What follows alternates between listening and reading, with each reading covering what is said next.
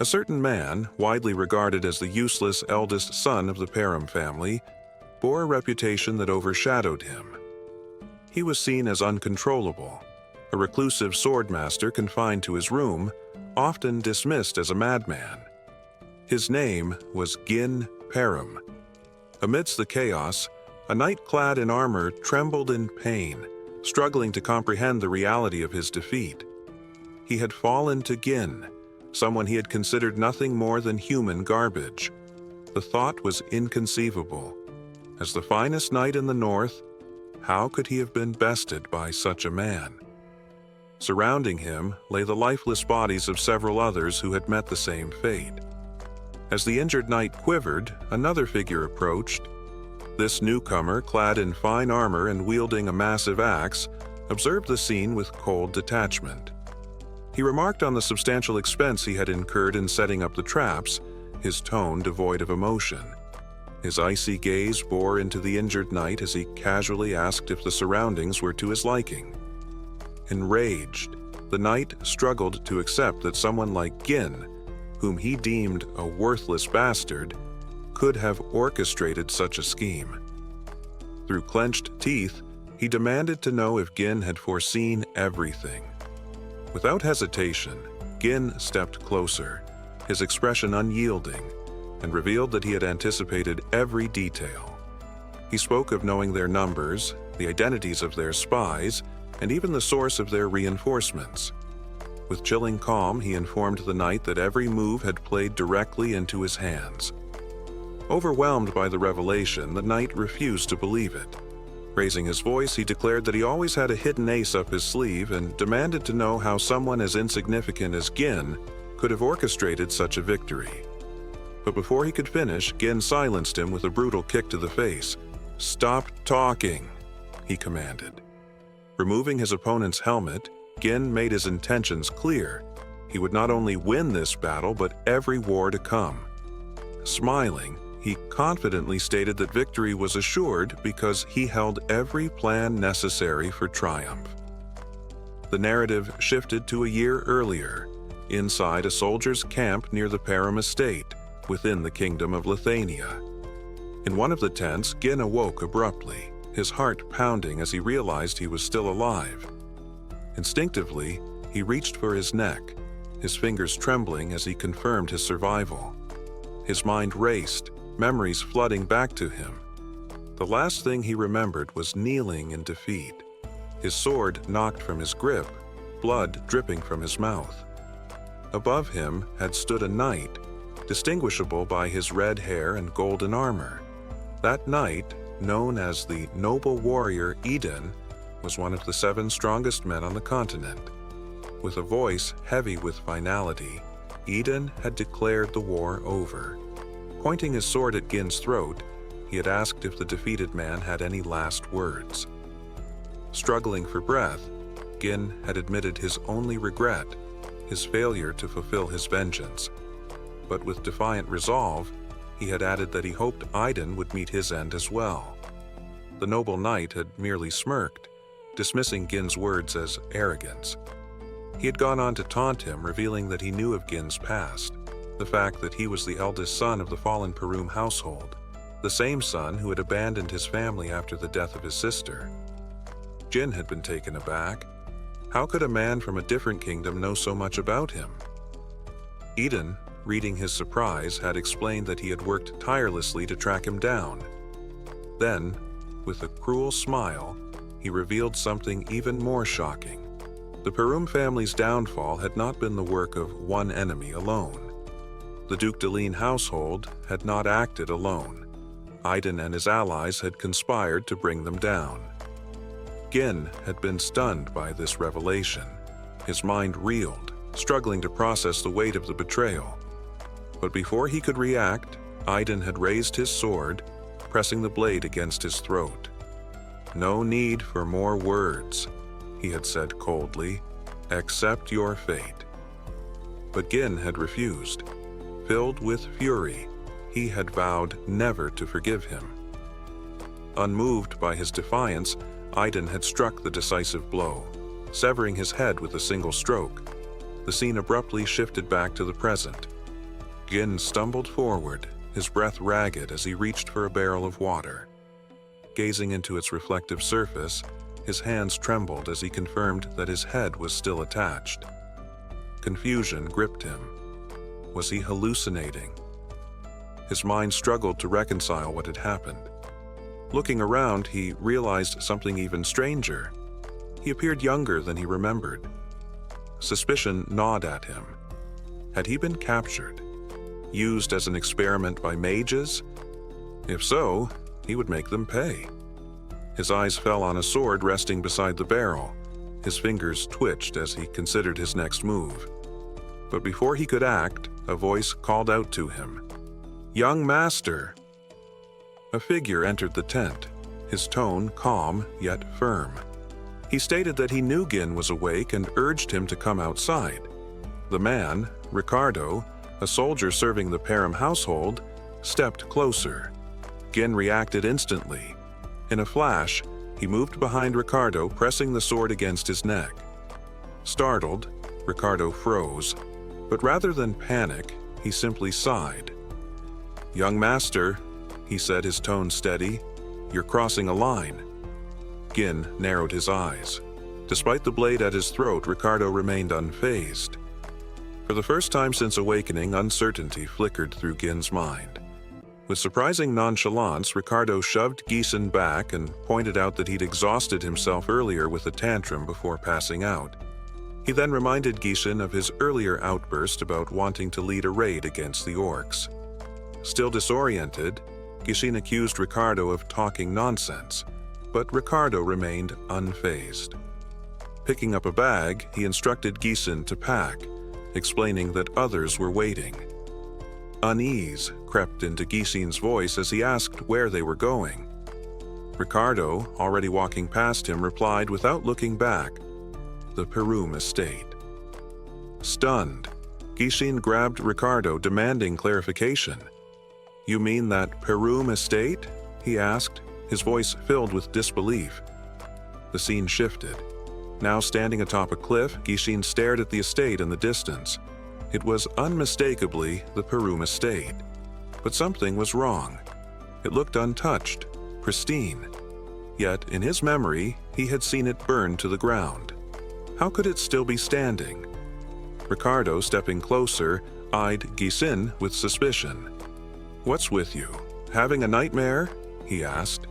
He scoffed at the idea of calling the Perum estate fallen, warning that the Count would have him thrown out for such words. But Gieson barely heard him. His mind reeled. This had to be a dream. Pinching his cheek, he winced at the sharp pain. Reality sank in. It wasn't a dream. His reflection confirmed it. His face was younger, untouched by the scars of war. His estate was whole. And in that moment, the truth hit him. He had returned to the past. Memories of his younger self surged forward. Resentment toward his family, his immaturity fueled by inferiority, the constant criticism that drove him away.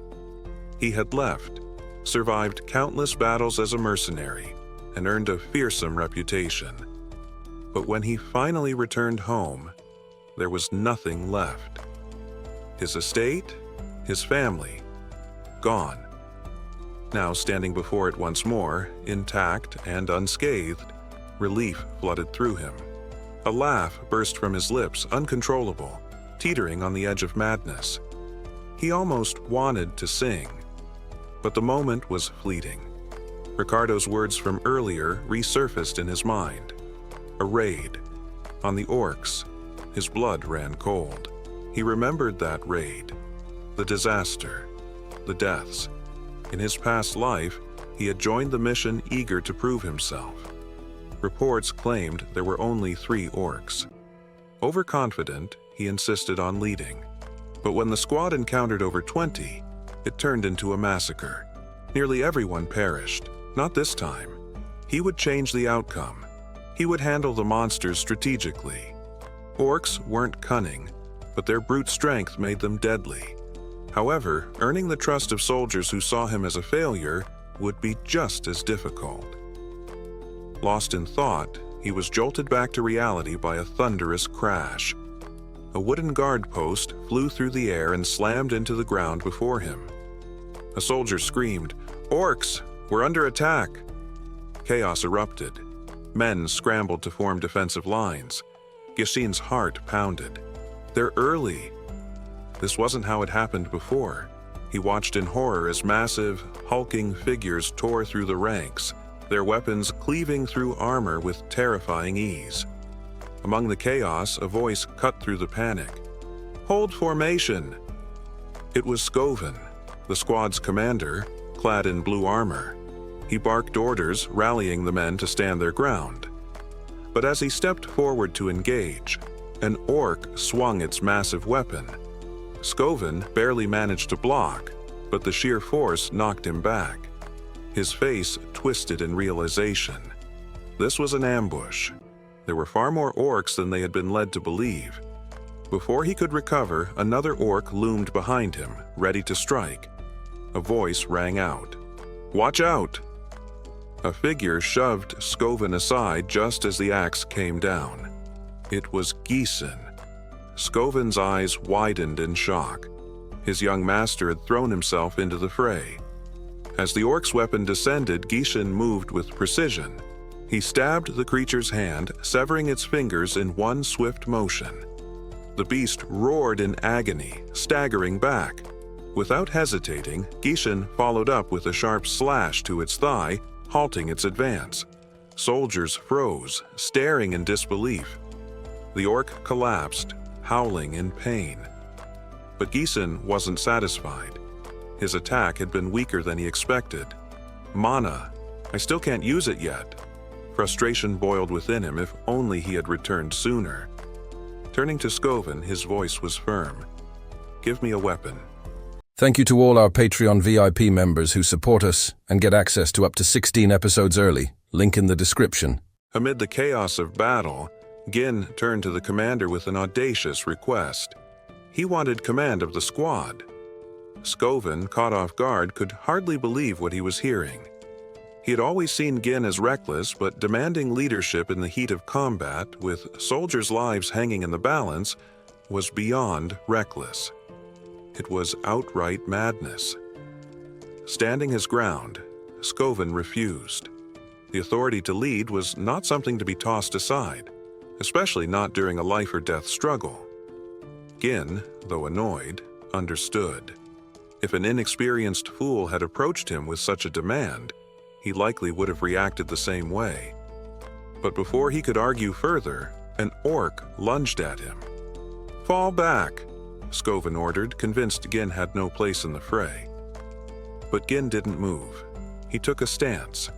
Then, to everyone's shock, he hurled his sword. Skoven instinctively dodged, spinning to demand an explanation, but before he could speak, a sickening sound behind him made him freeze. He turned to see Gin's blade lodged deep in the orc's skull. The beast crumpled, lifeless. The commander stared at the fallen creature, then at Gin. "How?" Gin didn't bother answering. Instead, he addressed Skoven directly. "Victory on the battlefield isn't just about skill. It's about morale. If the soldiers are paralyzed by fear, they've already lost." Skoven glanced at his men, shaken, hesitant, on the verge of breaking. Gin smirked and seized the moment. Without waiting for permission, he sprinted forward, yanked his sword from the orc's skull, and launched himself into the heart of the enemy. Gasps rang out as he landed atop another orc, driving his blade straight through its head. Standing on its corpse, he bellowed, taunting the remaining orcs, daring them to face him. "Come on, you pathetic beasts! I'll kill every last one of you," the orcs snarled, their fury ignited. They turned their attention to Gin, rushing him in a frenzied charge. Unfazed, he danced between them with deadly precision, slicing open the stomachs of two, severing the arm of another, cutting through them with efficiency no one expected. Blood sprayed, heads rolled, and in mere moments, he had turned the tide. From the sidelines, Skoven watched in stunned silence. Even with his mastery of mana, he found it difficult to take on orcs with such ease. Yet here was Gin, a young man who, as far as anyone knew, lacked mana entirely, cutting them down like a seasoned warrior. But Skovin noticed something else. Gin was tiring. His movements, once sharp and fluid, became smaller, more calculated. He wasn't just swinging wildly. Every strike targeted weak points with surgical accuracy. That's when Skovin realized the truth. Gin wasn't fighting like an amateur desperately trying to survive. He was fighting like a master, a swordsman who had perfected his craft without ever relying on mana. Even as exhaustion set in, Gin didn't stop. He taunted the orcs, laughing, claiming he wasn't even warmed up yet. From the sidelines, Ricardo watched in horror as the orcs, now enraged, charged at Gin in full force. A soldier beside him pointed out what seemed obvious.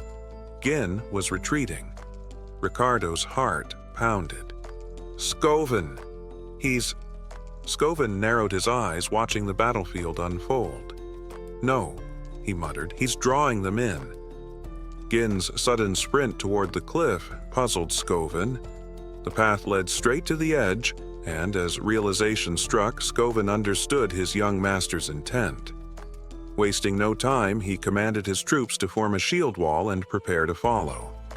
At the cliff's edge, Gin braced himself against the relentless assault of the orcs, silently hoping that Skovin, with his keen strategic mind, would discern his plan.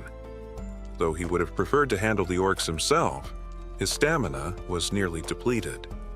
With a faint smile, he reassured himself that he had done enough. As if on cue, the orcs turned at the sound of advancing soldiers. Skovin and his men, spears raised, their shield wall unyielding, charged forward. The sight caused the orcs to hesitate. Seizing the moment, Gin grinned and declared the timing perfect. Without hesitation, he leapt off the cliff. The instant Gin vanished from sight, Skovin shouted the order. His troops surged forward, driving their spears into the monsters and forcing them back. Overwhelmed, the orcs tumbled one by one over the edge, their massive bodies crashing to the ground below, staining the earth with blood. As the dust settled, the soldiers stood in stunned silence, marveling at their victory. They had triumphed against overwhelming odds. But Skovin wasted no time in celebration. He rushed to the cliff's edge, calling out for Gin. Relief flooded him when he spotted his young master clinging to the rock face, his sword embedded deep to hold him steady. Gin, breathing heavily, managed a weak smile. Skovin stretched out his hand to help him up, but Gin's strength had run dry. His fingers slipped before he could grasp Skovin's hand. The sword came loose, and Gin plummeted into the abyss. Skovin and his soldiers could do nothing but watch in horror. Darkness swallowed him, and then a hazy memory surfaced. A familiar voice called his name. He knew it at once. It was Elena. Visions of his sister flooded his mind, her tear-streaked face when their mother died, her gratitude for his care, the bitter words she once hurled at him claiming she hated him. The memories blurred, and suddenly he saw a much younger Elena, tugging at his sleeve, begging to go with him. Gin's eyes snapped open. He was lying in a room, a damp cloth resting on his forehead. The realization dawned. His soldiers had managed to save him. Relief washed over him, but the dream's lingering presence unsettled him. Attempting to sit up, a sharp pain shot through him, his body trembling from the toll of battle. The door creaked open and a white-haired maid entered. Belinda. Her face lit up with relief as she spotted him awake. Setting a bucket down, she scolded him gently, reminding him that she had warned him to leave the battle to the soldiers. Before she could say more, Gin suddenly lurched forward, pulling her into a tight embrace. Belinda froze, startled by her master's uncharacteristic display of affection. Confused, she asked if she had done something to offend him, but Gin only tightened his grip, assuring her that he was simply happy to see her.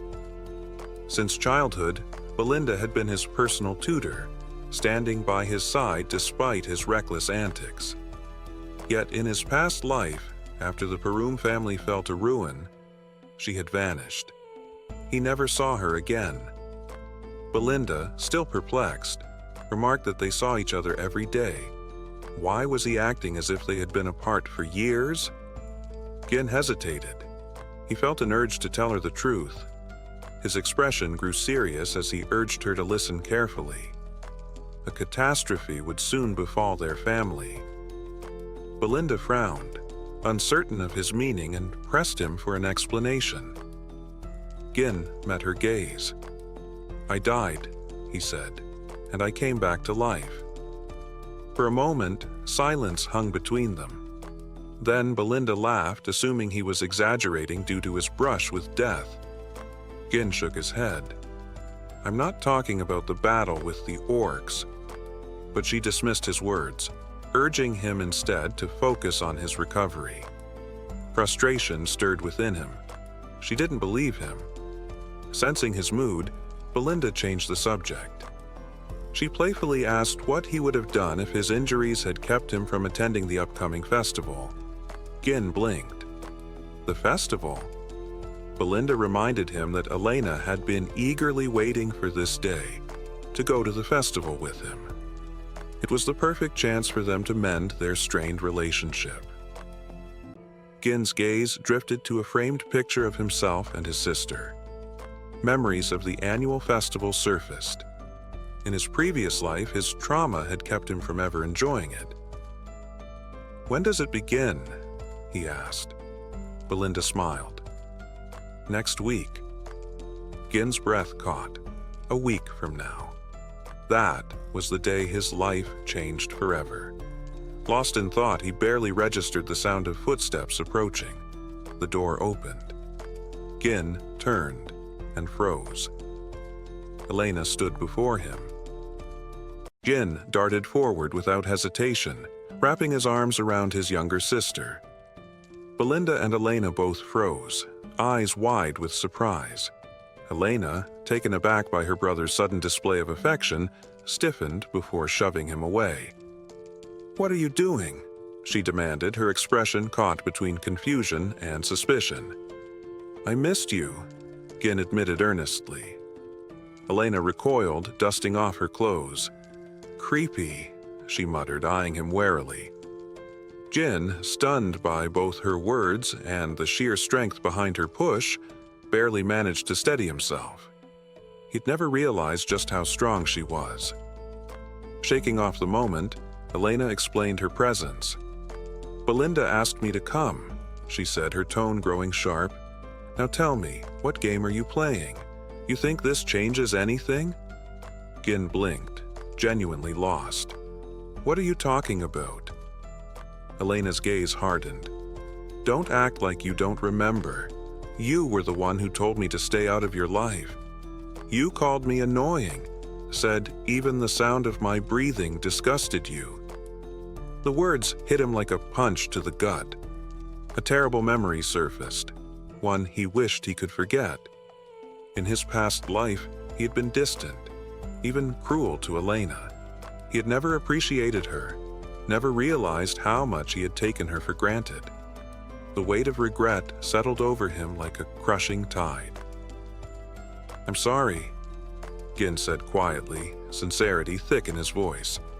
Belinda's mouth fell open.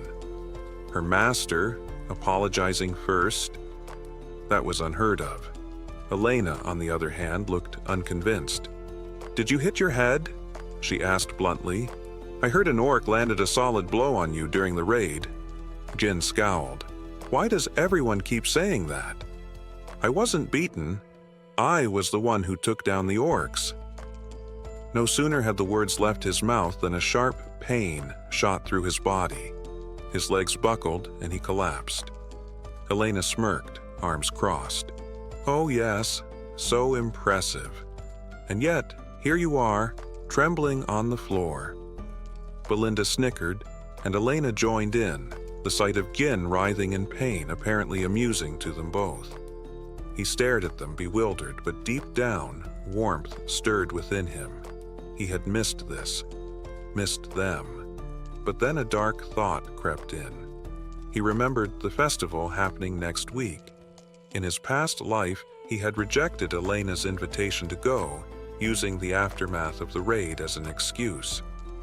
That had been the last time he ever saw her. Days later, her body had been found, torn apart along with her guards. The memory haunted him. Before he could dwell on it further, a knock at the door shattered his thoughts. 2 armored men entered, Jamal and Philip, Elena's bodyguards. Jamal inclined his head. "Lady Elena, we're ready whenever you are." Elena sighed, rubbing her temple. "I told you to wait outside." Jamal looked sheepish. "Apologies, my lady, but the servants have asked for your help overseeing the festival preparations." Gin's brows furrowed. "Why are the maids asking you to do that?" Belinda rolled her eyes. "Because you're useless," she said flatly. "You spend all your time lazing around while the estate struggles. There's a workers' shortage. Genius." Gin stiffened. A shortage? That was news to him. But thinking back, it made sense. He had never once paid attention to the affairs of the estate before. Elena exhaled. "I need to go." She turned to leave, but Gin took a step forward. "I'll help," he said. Both Elena and Belinda stared at him as if he had just grown a second head. "You must have been hit really hard," Elena muttered. Later, as the town bustled with festival preparations, Gin trailed behind Elena despite her repeated protests. "You're just going to scare everyone," she huffed. He shrugged. "Is that really how you treat someone offering to help? If you really want to help, go back to the manor and stay out of the way," she snapped. Gin barely listened, his mind elsewhere. In his previous life, Elena's body had been discovered near the slums, far from the festival grounds. Someone had lured her there. But who? And why? If he wanted to prevent history from repeating itself, he needed to know every inch of the estate, every potential danger. His thoughts were interrupted when a soldier sprinted toward them, his voice carrying through the crowd. "My lord!" Gin turned, immediately recognizing the man. "Fergus!" The old soldier skidded to a stop, panting heavily. Sweat dripped from his brow, but his relief was evident. "Thank the heavens," he breathed. "You're alive." Fergus grabbed Gin's hands, his grip firm. "Forgive me, my lord. I came the moment I heard about the orcs. I am your loyal servant, always." Gin stared at him, his chest tightening. Fergus had been loyal even in his past life, yet Gin had never truly appreciated it. This time, things would be different. Gin, growing weary of the endless mentions of the raid, brushed off the conversation with an impatient wave. Elena, ever the opportunist, turned to Fergus with a knowing grin. She praised his prompt arrival before slyly adding that her brother had been acting strangely since regaining consciousness. With exaggerated concern, she pleaded with Fergus to escort Gin back to his quarters. The old soldier, seeing no reason to refuse, nodded in agreement. Gin, however, clenched his jaw in frustration. His reputation as a reckless troublemaker was proving to be more of a curse than he had anticipated. Even now, it hindered him from making decisions without interference. Realizing that pushing back would only deepen their suspicions, he chose a different approach. He would postpone his investigation of the castle for now. Instead, he turned to Fergus with a request of his own. "Take me to the old training grounds," he said firmly. Fergus hesitated, clearly taken aback. "The training grounds? Why?" Gin's expression was unwavering. "I want to train." The veteran soldier stared at him, scanning his face for any signs of deception. After a long pause, he finally exhaled and gestured for Gin to follow. Upon arrival, Gin found himself unexpectedly impressed. The training ground was in pristine condition, far better maintained than he had expected. Weapons were neatly arranged, the soil was firm but well kept, and not a single speck of dust marred the equipment. It was a stark contrast to the crude and worn-out facilities he had used during his mercenary years. Fergus watched Jin take in his surroundings before explaining, "It's always been ready, in case you ever decided to use it." His voice carried an air of quiet conviction. "I always believed you'd grow out of that reckless phase." Gin was momentarily at a loss for words. The old soldier's unwavering faith in him, despite everything, struck a chord deep within him. Smiling faintly, he reached out and tapped Fergus's armor. "I don't plan on dying anytime soon," he said, his tone lighter than before. Then his expression darkened slightly as he added, "Death is an experience I never want to go through again."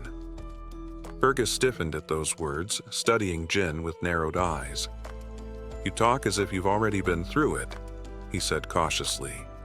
Jin smirked, sharp as ever.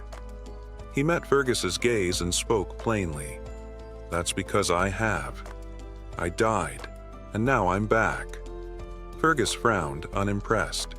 "I don't have time for nonsense, boy," Jin chuckled. "Then don't waste your time arguing with me. Just leave. I'm going to train." Though clearly skeptical, Fergus knew better than to push the matter. Bowing slightly, he took his leave. Once alone, Gin finally allowed himself a moment of reflection. His past life had been riddled with mistakes. He had treated those around him like obstacles or nuisances, failing to see the allies he had cast aside. That ignorance had cost him dearly. He remembered it all too well. Helena's murder had been orchestrated by a rival territory, a calculated move to provoke Perim into a war. That war had led to the downfall of their entire household. Her death had been the spark that set everything ablaze. But this time would be different. Determined to change fate, Gin steeled himself. Strength was the key. His body was still weak, but he had the knowledge and the experience to rebuild it. Time was limited, but he wasn't one to back down from a challenge. Settling into a lotus position, he focused inward. Mana, the mystical energy that allowed humans to transcend their natural limits, was notoriously difficult to sense, let alone control. But for Gin, it was as natural as breathing. Even in the heat of battle, he had always been able to weave mana as effortlessly as spinning thread. In his previous life, forming a single mana core had been a feat in itself, but Gin had gone beyond that. He had uncovered a forgotten technique, a method described in a half-burned grimoire. By forging multiple interconnected cores, he had pushed his strength to new heights. 2, 3, even 5 cores, all linked together in a network, had granted him an explosive edge in battle. He clenched his teeth as he forced the mana through his body, attempting to recreate the process. Agony ripped through him. Blood trickled from his nose and mouth, his vision blurring from the strain. When the pain finally subsided, he let out a bitter laugh. 3 cores. That was all he could manage. In his past life, he had reached 5.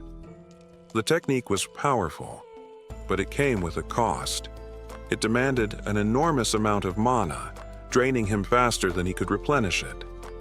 It had been his downfall in his final battle. He could still remember it vividly. His duel with Iden, the noble knight. Iden had arrived with an entire order of warriors at his back. Gin had fought like a demon, but when his mana reserves finally ran dry, he had been overwhelmed. He had always believed he would have won if the battle had been fought on equal footing. His fists clenched. It didn't matter anymore. He was young again, stronger than before. This time, he would perfect the technique, refine it until it was flawless. A slow, smoldering rage burned in his chest as he vowed to take revenge, not just on Aiden, but on the traitors who had orchestrated the destruction of House Delhi. This time, they would be the ones to fall. He swore that this time it would be him who delivered the final blow. The scene shifted to the day of the festival. Gin donned his gear and made his way to the bustling grounds, his mind focused. Elena, spotting her brother among the crowd, was visibly shocked to see him there. "Is something wrong?" she asked, concern coloring her voice as she approached him. "You've never shown any interest in these events before." Gin gave a calm, measured response. "As a member of the Parum household, it's important to attend gatherings like this from time to time." Elena eyed him with suspicion. "You've been acting strange lately," she remarked, her gaze narrowing. "I heard about your week-long training regimen. That's not like you." Gin hesitated for a moment, then explained with a nervous smile, "There's nothing odd about the air of a noble family training hard. It's just what's expected." Elena's eyes widened as she reminded him, "But you've never cared about any of this before. You even called Father annoying and said you couldn't wait to take his place." Gin's jaw dropped as he heard his own words echoed back to him. A bright smile spread across Elena's face as she continued, "I think I like the changes in you. It feels like you're becoming the brother I used to know." As Gin processed her words, he reflected on the past week. His actions had indeed begun to change the way people saw him, shaping not only how others perceived him, but also what the future might hold. While Gin was lost in thought, he noticed Belinda giving orders to Elena's bodyguards. She told them to handle any potential problems caused by Gin themselves, stressing the need to avoid trouble, especially with so many visitors around. The two guards nodded, assuring her that they could manage. Despite the smooth flow of the festival, Gin found it difficult to gauge how his actions affected the smaller details. For him, it became essential to respond to each situation appropriately, using the information at hand to make the right choices. He stayed close to his sister throughout the festival, keeping an eye out for anything suspicious. Eventually, Elena took a seat, a thoughtful look on her face. "I've enjoyed the festival a little," she mused, "but it feels so repetitive. Is there anything new this year?" Gin couldn't shake the feeling that nothing unexpected had happened. He wondered if his mere presence had deterred any incidents. As he pondered this, a soldier approached Elena, suggesting they visit other parts of the festival where new events were reportedly taking place. His friend had mentioned them, and he invited Elena to join him. Surprised but intrigued, Elena took the soldier's hand, her excitement palpable at the prospect of exploring more activities. Gin, however, noticed something unsettling. The two soldiers accompanying them, Jamal and Philip, were traitors. Gin couldn't believe what he was seeing. The men who had once been his sister's most trusted knights, the ones who swore to protect her for as long as they lived, had now turned their backs on her. They'd been her defenders, ready to lay down their lives for her. But now, they were enemies. Jamal, with a grin plastered on his face, ushered Elena forward as though nothing were amiss. But the venue before them was deserted. No guests, no decorations, nothing. It was an empty stretch of road. "What's going on? There's no one here," Elena asked, her tone suspicious. Jamal brushed it off with a nervous chuckle. "The event's a bit delayed, but everyone will be here soon." Elena didn't buy it. "A performance in a place like this?" she mocked. Gin, his instincts on high alert, scanned the area. Everything about the situation felt wrong. The exits were blocked. This wasn't an accident. It was all planned. Elena tugged on his arm. "We need to go," she said. Jamal stopped her with an urgent gesture. "Just wait. It's worth it," he urged. But Elena wasn't convinced. "I'm not staying here," she replied firmly. Gin, trying to ease the tension, teased, "You've been hitting the gym. You look stronger today." Just as she was about to respond, Philip appeared, his face grim. "Hold on." Philip ordered, his voice sharp. Elena froze. "What's going on?" she demanded, voice shaking. Jamal, now visibly uneasy, offered a half-hearted apology. "Sorry for scaring you. We just had to bring you here." Before she could react, 3 men entered the scene. 2 wore black, while the leader stood apart, dressed in blue with a matching hat. Frank, the leader, looked at Jamal with a smug smile. "Well done," he said approvingly. "You've brought her, just as we agreed." Jamal puffed out his chest. "Our part's done. The deal's done." But Frank's eyes landed on Gin, his face darkening. "What's he doing here?" he growled. Elena stepped forward, fear creeping into her voice. "What's going on? What are you two planning?" Jamal's smile faltered. "We didn't plan for him to follow," he said. "But now he's here, he's walking into his death." Gin stepped forward, eyes narrowed. "You think you can escape this?" His voice was deadly calm. Jamal smirked. "We're leaving this place. You know, we've had enough of it. All the raids, the poverty. We're going somewhere far away." Gin's sword was out in a flash. He didn't hesitate. In an instant, he struck, slicing through Jamal's armor as if it were paper. Jamal collapsed, dead before he hit the ground. Gin stood over him, voice cold. "Those who run away don't get to betray their own." Gin turned to Philip, who was already moving to grab Elena. Philip's face twisted with rage as he spat at Jamal's corpse. "Idiot," he muttered, disbelief and anger mixing in his voice. "A knight brought down by an amateur?" Before Philip could draw his sword, Gin was already on him. A single, clean strike ended his life, and he crumpled to the ground. Elena rushed to Gin's side, her eyes wide in horror. She glanced at the lifeless bodies of the 2 men who once pledged to protect her. One of the men in black turned to Frank, disbelief in his voice. "Is this really Gin?" Another man, still reeling from the shock, added, "But he's never trained? How can he? This isn't possible." Frank, though, wasn't fazed. "I don't know how he's doing it, but he's not your average fighter. His mana..." He glanced at Gin, impressed but wary. "This is no coincidence." Elena, trembling, turned to Gin. "What's happening? What are you doing?"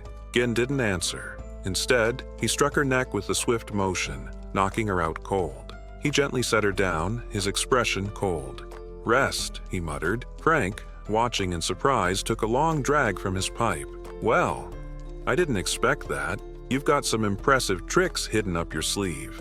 Gin wiped the blood off his sword, his eyes narrowing. "Why do you care about my abilities?" Frank smirked, his eyes gleaming with curiosity. "I'm just wondering how you've been hiding this power all this time." Gin's eyes flicked to the remaining men. The 2 in black were nothing compared to Frank. Gin could feel Frank's power radiating. It was on a whole different level. This wasn't going to be an easy fight. Gin released his own mana, preparing himself. He couldn't afford to hold back. One of Frank's men, still stunned, asked if they should kill Gin. Frank, shaking his head, said, "No, alive. Capture him alive and break him. We want him to suffer." Frank's grin widened. "His screams will be beautiful." The 2 men rushed at Gin. He was ready. A firecracker appeared in his hand, distracting one of them just long enough for Gin to close the gap and strike. The man fell, dead before he knew what hit him. The last man charged, calling Gin's previous attack a cheap move. Gin blocked his sword with ease, then decapitated him in one swift motion. Frank, undeterred, charged at Gin. Gin was ready. He used his second sword to deflect Frank's attack, then shoved Frank's sword to the side, delivering a blow that made Frank stumble. Frank, caught off guard, reinforced his neck with mana to avoid the fatal strike. "I'll give you credit," he said with a grin. "You're faster than I expected. If it weren't for my mana, you'd have killed me." Gin didn't respond. His sword was already raised. Frank's eyes narrowed, and he charged once again. Gin wasn't backing down. This was far from over. Shoving Gin back, Frank sneered at his feeble mana, arrogantly confident in his inevitable victory. However, Gin's smile in response unsettled him, causing Frank to hesitate in confusion. Seizing the moment, Gin parried Frank's sword and threw off his balance. He followed up with a swift kick to Frank's face, sending him stumbling backward. Wiping the blood from his mouth, Frank smirked and reminded Gin that his attacks were futile against his reinforced mana. Yet, Moments later, Frank coughed violently and collapsed to his knees, stunned by the unexpected strength of Gin's blow. He struggled to comprehend how Gin's seemingly weak mana had bypassed his defenses. Gin slowly closed in, revealing that he had suspected someone of orchestrating his sister's death, but never imagined the true culprit. With a piercing gaze, Gin unleashed his third core, dramatically boosting his mana. Frank, visibly shaken, couldn't react in time before Gin appeared right in front of him, moving faster than Frank's eyes could follow. Gin's strikes came relentlessly, each one heavier than the last. Despite his best efforts, Frank's arms went numb under the assault, and his sword was close to breaking. Frank tried to regain his composure, reminding himself that excessive mana surges usually had limited effects, but Gin's burst defied all logic. It was as though Gin had completely transformed. Seeing Frank faltering, Gin shattered the assassin's weapon with a decisive strike. Without hesitation, he drove his sword deep into Frank's torso, causing Frank to cry out in agony. Gin silenced him by grabbing his throat and pinning him against the wall, his sword still embedded. He demanded answers, insisting that Frank reveal who had ordered the assassination. Frank refused, instead producing a hidden blade and swearing to take Elena with him, determined to inflict more harm before his death. Before he could act, strings wrapped around his wrist, halting his movement. Gin, controlling the strings with cold precision, warned Frank not to make any rash moves. Gin then proposed a deal, offering to sheath his sword if Frank complied and refrained from further resistance. Frank, stunned, realized the threads binding him were made of mana, something he couldn't fathom how Gin had created with such precision. Gin drove his sword deeper into Frank's body and remarked that someone of Frank's skill should be able to patch up the injury. His voice was cold as he warned that once Frank's mana core was destroyed, no amount of healing would matter. Panic flashed in Frank's eyes as he looked down and saw Gin's sword glowing ominously. The assassin screamed in pain, accusing Gin of madness and claiming the backflow of mana could cause a catastrophic explosion, wiping out the entire area. He questioned whether Gin intended to self-destruct. Gin, with unflinching calm, replied that only the unskilled made such mistakes and assured Frank that he had complete control over the situation. Frank, realizing Gin wasn't bluffing, accepted his impending death and screamed, revealing that Count Desmond had orchestrated the assassination. The Count, Frank explained, sought to ignite a war between the Perum and Deard families. Gin was taken aback by this revelation. Such schemes were usually carried out by families allied with Duke Deline. The fact that the Duke was pulling strings from the shadows, remaining uninvolved, infuriated him. Gin demanded to know if this was the reason Frank had targeted his sister, to which Frank confirmed with a grim smile. Without hesitation, Gin drove his sword through Frank's body, causing Frank to cough up blood. Frank, with his last breath, reminded Gin of his earlier promise to put the sword away. Gin smirked and asked why Frank, who had taken so many lives, was now afraid of death. Frank laughed, catching Gin off guard, and moved closer. He declared that his death would change nothing. The Deard family's mission was accomplished and Perum was doomed to ruin. He sneered, questioning whether anyone would listen to someone like Gin. As Frank taunted him, Gin grabbed his head and slammed it against the wall with a sinister smile. Gin declared that his rebirth after death meant everything would be different this time. His sword began to glow brighter, and Frank's screams filled the air. A burst of energy erupted from Frank's mouth, and the explosion lit up the sky like fireworks. Moments later, Frank's lifeless body crumpled to the ground. Gin, breathing heavily, surveyed the scene. Bodies scattered, his sister unconscious and safe. Satisfied that no one else was nearby, he discarded his sword, took a deep breath, and collapsed to his knees, coughing up blood. Wiping his mouth, Gin muttered that detonating 3 mana cores had once been effortless for him. Steeling himself, he rose, vowing not to fall here. Heading to a nearby building, he kicked open the door and found 2 bodies inside. In his previous life, a 3rd body had been discovered here alongside Elena's. This time, based on Frank's earlier words, Gin identified one of the bodies as the son of the Degard family. The boy had been murdered alongside his escort knight, their deaths staged to frame Elena. Gin moved the bodies, knowing that revealing them would undoubtedly spark a war.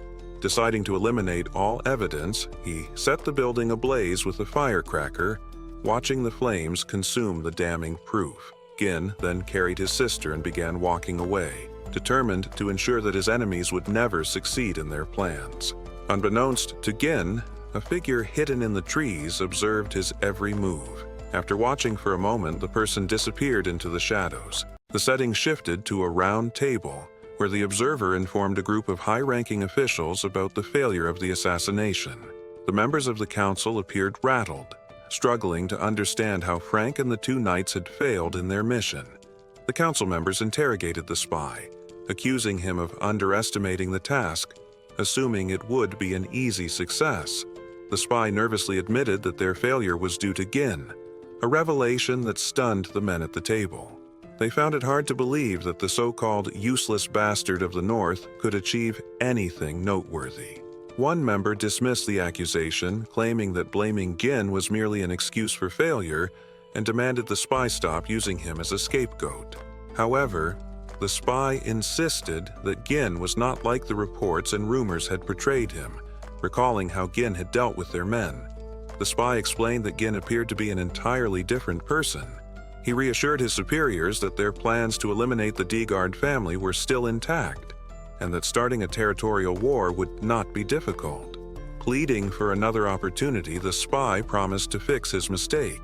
The council, unimpressed, silenced him, scolding him for his failure to gather sufficient intelligence on a single individual.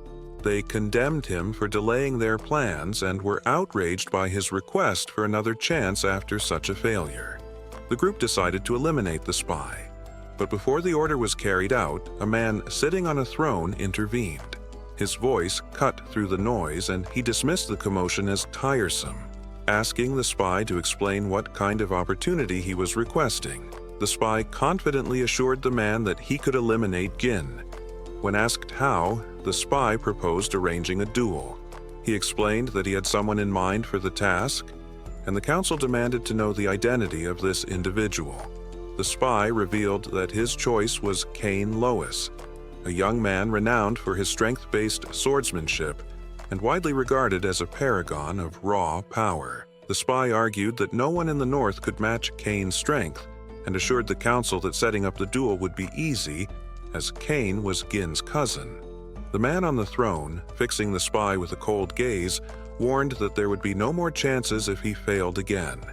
The spy swore not to disappoint. The scene then shifted to the training hall of the Perham household, where Fergus entered the room to inform his master that it was time for a meal. As soon as he spoke, something flew toward him. Gin, practicing with his mana thread, had wrapped the thread around the sword near the entrance and pulled it toward himself. He carefully observed his own movements, testing the thread's handling as he swung the sword, fine-tuning his control. Fergus approached, apologizing for interrupting the training session, and asked how his master had managed to pull the sword. Gin showed him the mana thread and explained that it was a technique for manipulating mana as a string. He recounted that in his past life, he had relied on this method extensively, but in his current state, his limited mana reserves required him to implode his core to use the technique effectively. Gazan noted that Gin's lack of mana now restricted him to creating fewer threads. Fergus, visibly impressed, admitted that he had never seen such a technique before. Despite believing himself to be well-trained in mana manipulation, he was puzzled by how Gin, whom he had considered unskilled and untrained, could master such an advanced method. Noticing Fergus's lingering presence, Gin asked if he needed something. Fergus replied that he had stopped by to deliver some news and bowed his head, expressing his gratitude to Gin for protecting his younger sister. Gin, surprised by the old man's gesture, replied that he had merely done what was necessary and invited Fergus to join him for a meal.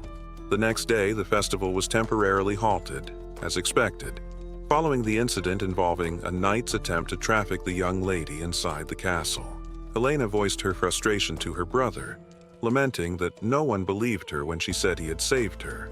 She urged Gin to speak up and set the record straight.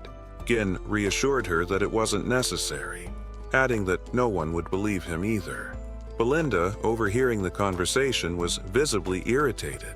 She expressed her disgust at Jamal and Philly, declaring that she had always suspected the two knights were perverts and accusing them of trying to take Elena for their own gain. Jin, meanwhile, felt a sense of relief knowing his sister had survived the ordeal and that he had managed to avert the potential war. Despite that, he was acutely aware that their enemies would not let up easily. Realizing that he couldn't confront these threats on his own for much longer, Gin concluded that it was essential to create his own military force. As he contemplated his next course of action, a maid entered the room with a food cart. She set a plate before him, and when Gin uncovered it, he was startled to find just a single slice of bread. Surprised, he turned to Belinda and inquired when they would have dessert. The maid, shocked by his question, asked if he was truly unaware of their dire situation. Before Gin could respond, loud shouting from outside caught his attention. Stunned by the noise coming from the castle gates, he paused for a moment. A plump man with a beard was demanding compensation from the Perum household for the losses incurred by the sudden cancellation of the festival. He wasn't alone. Other angry men joined him, holding pitchforks and shouting similar demands. They called out for Gin and Elena to appear, accusing them of wasting the county's money. The guards attempted to calm the crowd. Gin peered out the window to assess the situation, struggling to understand the source of the unrest. Belinda, standing beside him, explained the situation. She told him that the county's economy heavily relied on merchants, whose prosperity depended on the profits generated by the festival.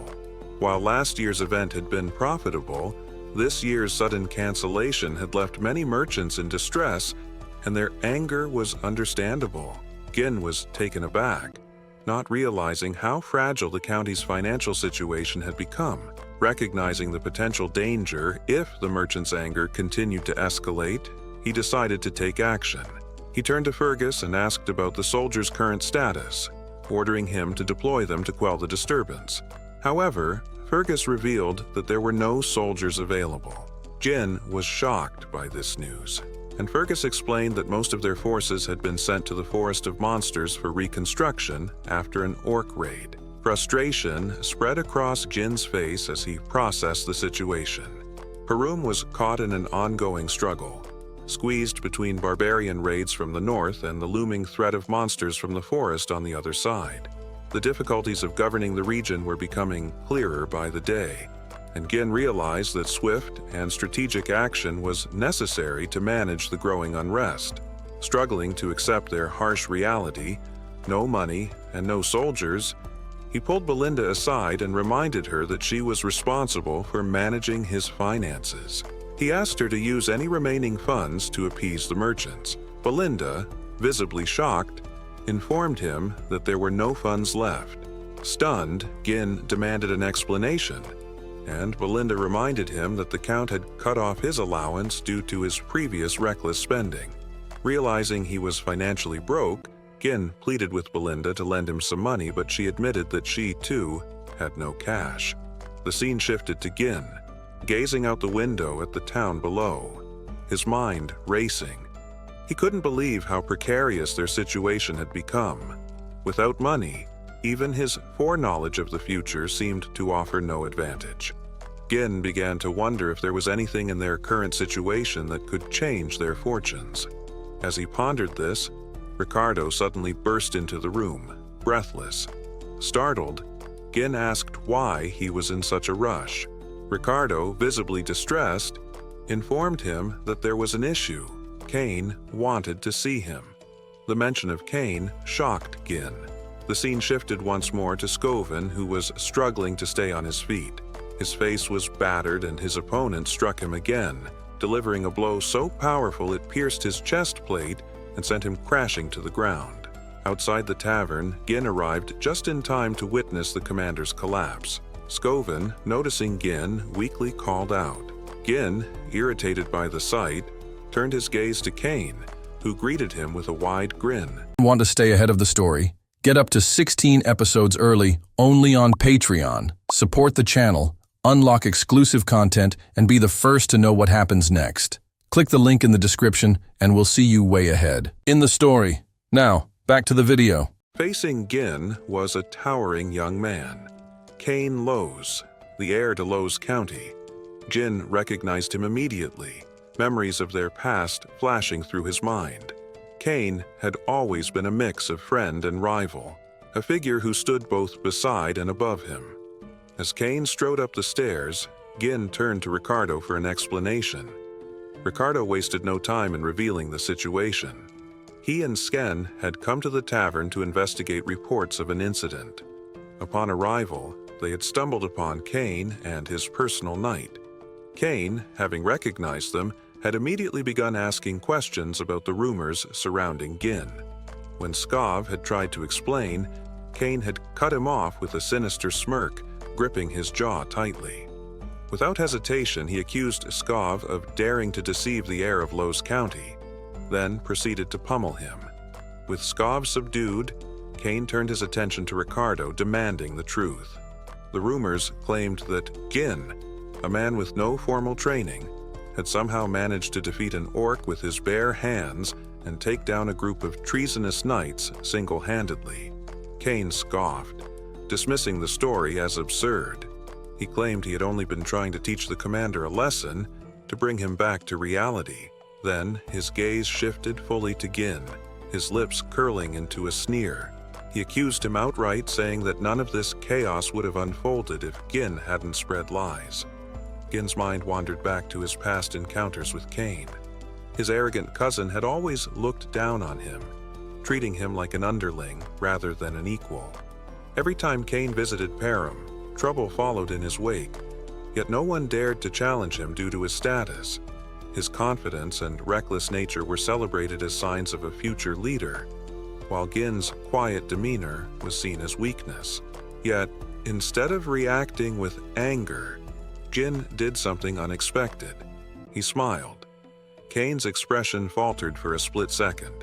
He had been expecting fury, perhaps even an impulsive attack, but certainly not this. Hours earlier in Lowes County, a spy had approached Cain with an intriguing proposition: eliminate Gin. Initially, Cain had been taken aback, but curiosity kept him listening. The spy assured him that if he succeeded, those in power, the ones who truly mattered, would back his family. Cain had considered the request. Defeating Gin wasn't a challenge, but outright killing the heir of another noble house was no simple matter. He had questioned how such an act could be pulled off without causing an uproar. The spy had reassured him with a simple plan. They would lure Gin into a duel and orchestrate his death to appear as an unfortunate accident. The fight would seem like a mere dispute between noble heirs, nothing more. Cain had listened carefully, weighing the opportunity. Then, with a slow, wicked grin, he had realized the truth. This wasn't just a chance to defeat his cousin, it was a chance to end him. At this very moment, Cain found himself wondering why the shadowy organization wanted Gin eliminated. He had a strong suspicion that something about his cousin had changed. A smirk tugged at his lips as he turned to Gin and asked why he was just standing there so casually on the stairs. His tone shifted, becoming more demanding. He insisted that Gin bring whatever he had prepared. Gin, confused, tilted his head and asked Cain what he meant. With an amused chuckle, Cain reminded him of the festival's interruption and insisted they should make up for it by having some fun. He spoke as if they were still partners in crime, bringing chaos wherever they went. With a dark gleam in his eyes, Cain asked if he was wrong. Unfazed by his cousin's imposing presence, Gin took a moment to think. Then, it clicked. Cain was referring to alcohol and women, the same indulgences he had forced Gin to provide for him during his past visits. Back then, Gin had obeyed without question, fearing the consequences of refusal. He had drained his own funds to meet Cain's demands, which suddenly made Belinda's earlier warning make sense. His father had cut him off due to reckless spending. As the realization settled in, Gin couldn't help but smile. The solution to his financial troubles had been in front of him all along. Kane's voice snapped him back to reality. Growing impatient, he called out again, demanding what was owed. Gin met his gaze and assured him he'd have what he wanted soon, but there was another matter to settle first. His eyes sharpened as he spoke, making even the spy observing from the shadows flinch. Kane frowned, clearly caught off guard. He asked what Gin was getting at. With an eerily calm smile, Gin explained that all the lavish entertainment Kane had enjoyed in the past hadn't come for free. Every luxury had been funded from Gin's own pocket, and now it was time for repayment. A hefty sum of 1,000 gold. Kane's expression twisted with disbelief. He scoffed, arguing that the costs couldn't have exceeded 100 gold. Laughing, he dismissed the demand, calling it nothing more than a token of friendship. Gin's smirk widened. "You really are an idiot," he remarked. "You've always treated me like a doormat." The mood in the tavern shifted as Gin leaned in slightly. "I'll give you a choice," he said coldly. "Pay up now, or I'll take it out of you another way." The entire room fell silent. Onlookers gawked at the audacity of Gin's words. Kane's companions bristled, one of them stepping forward and accusing Gin of acting out simply because Kane had been lenient with him. The noble heir himself scoffed at the idea that Gin had truly gotten stronger. He called him a fraud, claiming he had spread false rumors about defeating knights in battle. With a sneer, Kane went further, labeling Gin a parasite, a disgrace to the north. Then, with a clenched fist, he barked at Gin to pull himself together. Without warning, Kane swung. Gin moved like a shadow, easily sidestepping the blow. The bystanders, including Ricardo and the spy, looked on in shock. Kane, frustrated, adjusted his stance and aimed for Gin's head this time. But once again, Gin avoided it, ducking low before delivering a sharp counterstrike to Kane's ribs.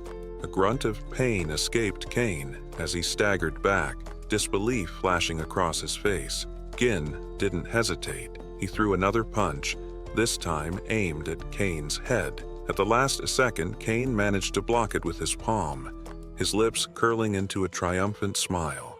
The moment was short-lived. Kane's expression twisted in agony as he collapsed to his knees, clutching his hand. A scream tore from his throat. The spy rushed to his side, alarmed. "Kane, are you all right?" Gin, unimpressed, rolled his eyes. "Quit whining. You blocked the hit, didn't you?" The spy's gaze snapped toward Gin, his expression darkening. "Stay away from him," he warned. The tavern remained deathly silent. No one could believe what they had just witnessed. Kane, once seen as an untouchable force, had been brought low before their very eyes. Kane, however, had no intention of letting this humiliation go unanswered. He shot a subtle glance at the spy and whispered under his breath, "Was that convincing?" The spy's lips curled into a sly grin. "Perfect," he murmured. "Everything is in place." With that, Kane steadied himself and reached into his coat. From his pocket, he pulled out a blue glove, a symbol of noble duels. He raised it high, voice steady despite the pain. "Gin, you've disgraced the nobility. You struck without provocation. You." Before he could finish, Gin's own glove smacked him in the face. The tavern gasped. Gin tilted his head, his smile unshaken. "Kane Lowe's," he said smoothly. "You just insulted an heir and attacked my knight. In doing so, you've tarnished the dignity of the nobility." His eyes gleamed. "Do you intend to deny it?" Kane clenched his jaw, taking a deep breath before letting out a laugh. He had always thought Gin was a fool, but he hadn't expected him to dig his own grave this thoroughly. With a slow, deliberate motion, Kane drew his sword. "Fine," he said, his voice dripping with menace. "If you want a duel, I'll give you one." His eyes darkened with promise. "And I'll make sure you regret it." His grip tightened on his blade. "Even if it costs me my life." Gin called out to Ricardo, who immediately responded to his command. Gin instructed him to bring the merchants who were protesting outside the castle, though Ricardo hesitated, clearly taken aback. Gin, now wearing a smile tinged with madness, reassured Ricardo that the merchants would make a substantial profit from this arrangement. Gin had realized that the cancellation of the festival had left both merchants and tourists frustrated, but he was confident that an event like this would reignite their excitement and ease the tension that had built up in the town. The scene shifted to a makeshift stage where Gin and Khan stood poised for a duel. The crowd around them buzzed with anticipation, eager to witness the confrontation. Many of them were eager to see Gin humiliated, and the atmosphere was charged with excitement. Merchants had reopened their stalls, selling goods to the eager tourists who had returned for the spectacle. Among the crowd, a rotund merchant loudly encouraged people to place bets, certain that Khan would emerge victorious. Confident in Khan's superiority, the merchants placed heavy wagers in his favor. Khan, resting his enormous sword on the ground, looked at Gin and questioned why he had turned a sacred duel into some kind of marketplace display. With a sinister grin, he warned Gin that his sword would not stop, even if Gin surrendered. Gin, unfazed, simply pointed out that enough people had gathered, signaling the beginning of the duel. Just as the fight was about to begin, a spy stepped forward, halting the proceedings. He argued that the bets couldn't proceed without a proper wager on Gin's side. The chubby merchant revealed to the crowd that no one had placed a bet on Gin, a fact that didn't surprise anyone. After all, most believed it would be foolish to wager on Gin considering the odds. Khan mocked Gin, laughing that even his own people didn't trust him. Undeterred, the chubby merchant suggested a different type of bet. They could wager on how long Gin would last against Khan.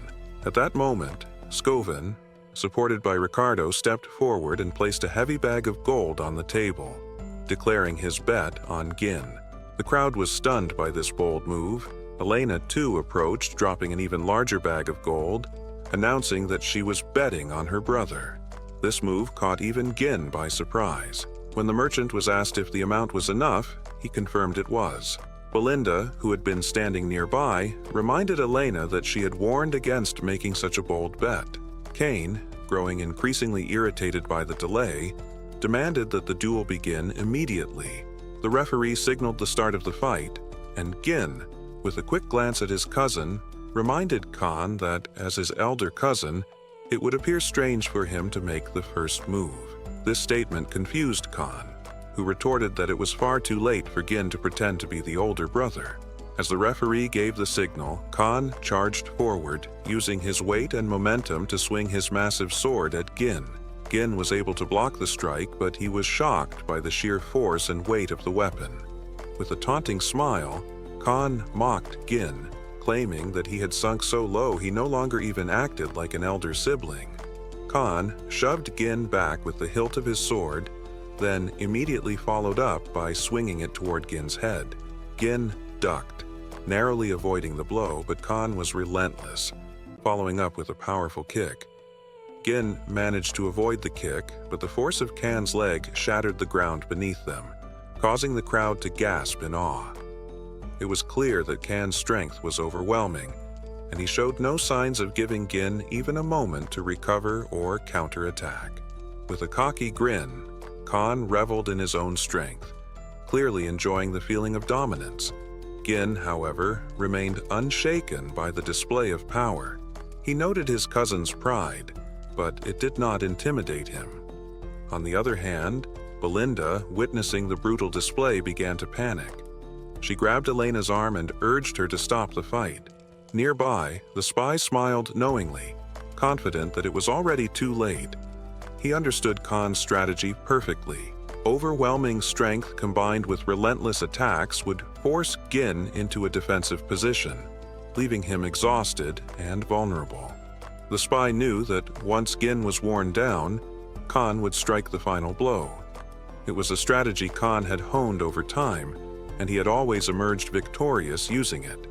As Khan's attacks grew more intense, it seemed that Gin was running out of options.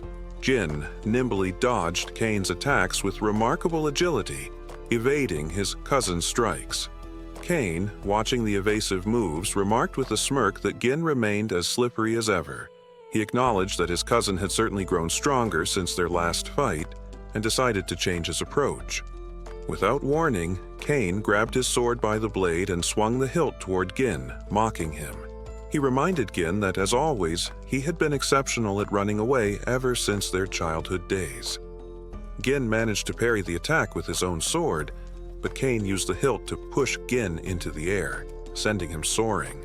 The crowd gasped in collective disbelief, expecting this to be the end of the duel. The spy, watching intently, allowed himself a smug grin, sure that victory was already in Cain's grasp. As Gin descended, however, he muttered under his breath that he had intended to go easy on his cousin. But Cain had crossed the line. Gathering his energy, Gin focused his mana into his legs, steadying himself as he landed with precision. He immediately surged toward Cain, catching his cousin off guard with a sudden burst of speed. Cain gasped in pain as Gin's blade sank into his stomach. The spy, stunned by the turn of events, realized that Gin had cleverly used his mana to regain his footing and move with incredible speed. Gin taunted Cain, accusing him of being foolish and ignorant in his swordplay. He pointed out that Cain had grown arrogant, believing himself invincible simply because his opponents feared his strength. Taking a more solid stance, Gin vowed to show his cousin the error of his ways. Furious, Cain charged at Gin, swinging his sword with fury, but Gin swiftly countered by kicking Cain's blade to knock him back. Before Cain could recover, Gin leapt aside, narrowly avoiding another strike. He then delivered a precise blow to Cain's shoulder, striking the hand that held the sword. Cain, struggling to retaliate, thrust his sword forward in a desperate attempt to recover, but Gin anticipated the move. With a graceful sidestep, Gin pressed the blade down with his foot, and in a single, fluid motion, landed a cut close to Cain's neck. Blood began to trickle from the shallow wound Gin had left, leaving the audience in stunned silence. Then, as if on cue, cheers erupted. No one had expected Gin to display such expertise, and many in the crowd began to regret betting on Cain. Elena, pleased by the unexpected turn of events, pointed it out to Belinda, who smiled knowingly. Meanwhile, Cain, noticing the wound on his neck, realized it was a shallow cut. He deduced that Gin had held back, knowing that he could have inflicted far worse damage if he had wanted to. Confusion clouded Cain's thoughts. How had Gin become so skilled? He couldn't understand it. Gin locked eyes with his cousin, throwing his sword aside in a bold move that shocked the crowd. He declared that the difference in their skills was too vast for the duel to continue with swords. Turning to Cain, Gin informed him that they would now fight without weapons. Cain, visibly irked by Gin's challenge, demanded an explanation. Gin, maintaining his calm demeanor, explained that he saw this duel as a chance to teach his cousin a lesson. Rolling up his sleeves, he declared that the lesson would be delivered with his bare hands. Cain, taken aback, was momentarily speechless. Gin clarified further, telling Cain that his swordsmanship was far superior, and if Cain wanted a real challenge, he would need to fight without a weapon.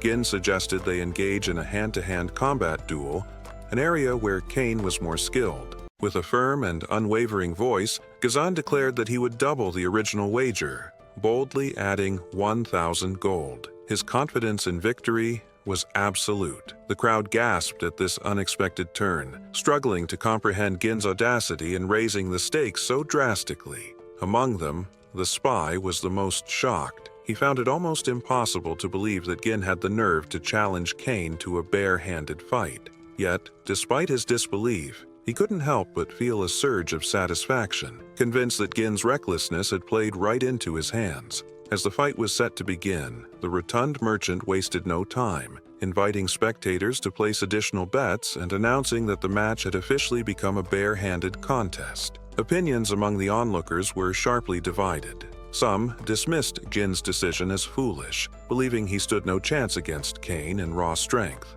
Others suspected he had a plan and placed their wagers on him instead. Cain, meanwhile, was stunned by his cousin's choice. After a brief hesitation, he simply shrugged and allowed Gin to do as he pleased.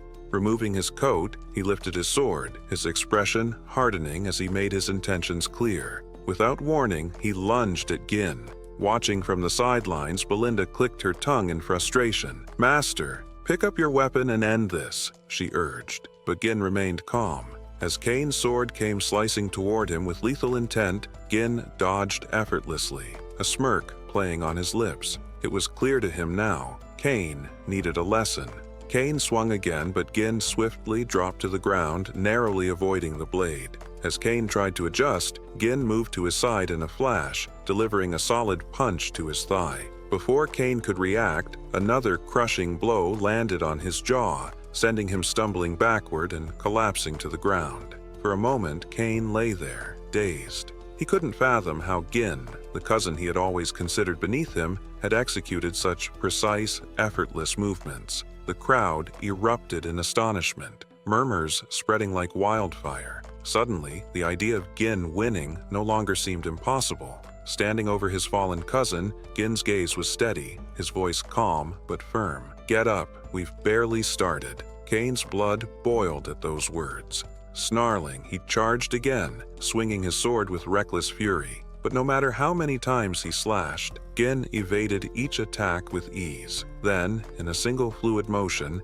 Gin caught Kane's arm, twisted it sharply, and locked him in place. Before Kane could counter, Gin drove his knee into his ribs, forcing a gasp of pain from his lips. Blood splattered from Kane's mouth as he staggered, disoriented. He couldn't process it. Gin, the cousin who had always bowed to him, always stayed in his shadow, was now dominating him with ease. It was humiliating, yet Kane refused to accept it. He had been certain that this fight would be an easy victory, one that would secure his family's standing. But Gin showed no mercy. He pressed his advantage relentlessly, unleashing blow after blow with no pause, no chance for Kane to recover. By the time Gin finally stepped back, Kane's face was swollen, his entire body bruised. Trembling, he looked up at his cousin, who now towered over him with an air of quiet dominance. Gin grabbed Kane by the hair, his voice low. "Your father was a man of honor. Count Lowe's stood by my father through ruin and hardship, all because of loyalty and friendship. But you," his grip tightened, "you chose a different path." A memory surfaced, a moment from years ago. He had stood before his father, seething with frustration as they argued. "Why?" he had demanded. "Why do you keep sending aid to Perum? Our own county is struggling." His father had met his anger with quiet resolve. "Because Count Perum is my friend," he had said simply. The memory faded as Kane returned to the present, just in time to see Gin's fist flying toward his face. Instinctively, he shut his eyes, but the blow never came. When he dared to look, Gin was standing before him, hand extended. "It's over," he said. Kane stared at him for a long moment. Then, head bowed, he exhaled shakily. "I lost." The crowd erupted in disbelief. Gin's name was chanted over and over, his victory sending shockwaves through the gathered spectators. Those who had bet on Kane cursed their misfortune, while those who had believed in Gin cheered in triumph. Among them, Elena beamed with pride at her brother's unexpected success. Meanwhile, Belinda and the two soldiers beside her stood frozen, unable to comprehend what they had just witnessed. Then, in the midst of the celebration, the spy stormed onto the stage, his face contorted with rage. He approached Kane, his voice a furious snarl. "Why did you surrender?" he demanded. "You were barely at a disadvantage." Kane didn't even lift his head. "I'm done," he said simply. "Let's go." The spy fumed, his fists clenching, but before he could say more, Gin's voice cut through the tension. With a confident smirk, Gin turned to the crowd. "A round of meat and drinks for everyone," he announced. "Courtesy of our generous friend here." The crowd erupted in cheers, celebrating their young master's generosity. The spy's eyes widened in horror. "What? I never agreed to that." Gin clapped a firm hand on the man's shoulder, his grip tightening just enough to send a message. "Consider it the price of losing," he said smoothly. "And don't worry, this isn't coming out of the betting pot. This is an additional contribution." His voice turned cold. "And if you try to run, you won't like the consequences." A shudder ran through the spy. He hesitated for only a moment before dropping to his knees. "Fine," he muttered. "I'll pay." The following day, in the quiet of his room, Gin placed a large box on the table. As he lifted the lid, his breath hitched slightly at the sight. Stacks of gold coins, his winnings from the bet. The sheer amount was staggering. This could fund an entire mercenary corps, he murmured to himself. Yet he knew the difficulty of amassing such wealth again. His enemies wouldn't wait. He had to act, and he had to act fast. As he sat in contemplation, Elena and Belinda entered, exchanging glances before hesitantly stepping forward. Jin noticed their nervous expressions and raised an eyebrow. Something wrong? Elena's lips curled into a bright smile. Brother, what are you going to do with all that money? Jin chuckled. Why? Do you want some? Elena shook her head. Just curious. Belinda, however, smirked knowingly. I already know what you're planning, she teased. Lady Amelia's birthday is coming up, isn't it? This whole grand display. You did it just to buy her an extravagant gift, didn't you? Jin blinked, taken aback. Elena gasped. Wait, you're working this hard just to impress your fiancé? Jin froze. Fiancé? For a moment, he looked completely lost, as if he had no idea what they were talking about.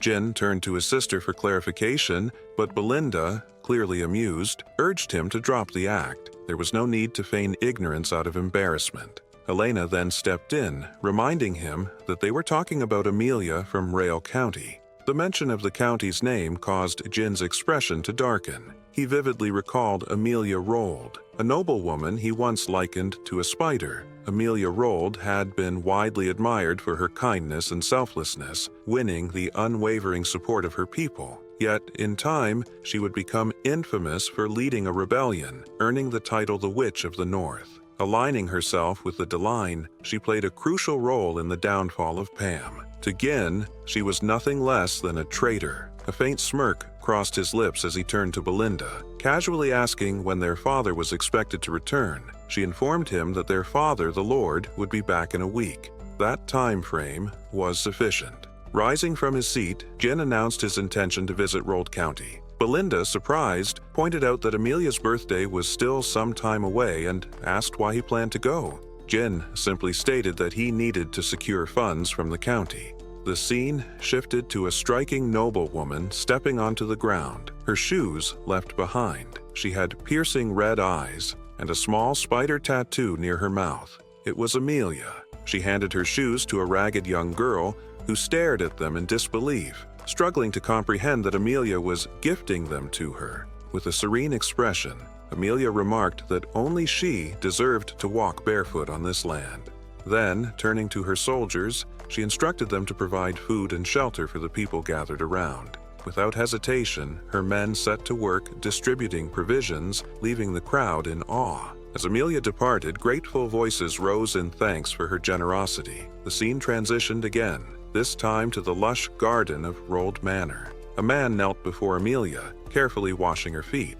This was Bernard, her loyal escort knight. As she idly stroked a cat lounging on the table, Amelia recalled her father's strict philosophy, absolute obedience from their people. She noted that commoners would follow anyone who kept them warm and well-fed. Bernard acknowledged her wisdom, praising her strategy. Winning the hearts of the people, he assured her, would be crucial in the battle to determine her father's successor. In response, Amelia playfully struck Bernard's face with her foot, though her tone remained commanding. She then inquired about a duel between the North's greatest swordsmen. Bernard, bowing his head, explained that he had deliberately avoided participating. Drawing attention too soon could disrupt their plans. He reminded her that the time had not yet come for her to reveal her true strength. With unwavering devotion, Bernard pressed his lips to her foot, pledging his blade to her cause. Amelia, calm yet imposing, reminded him that he was already her blade.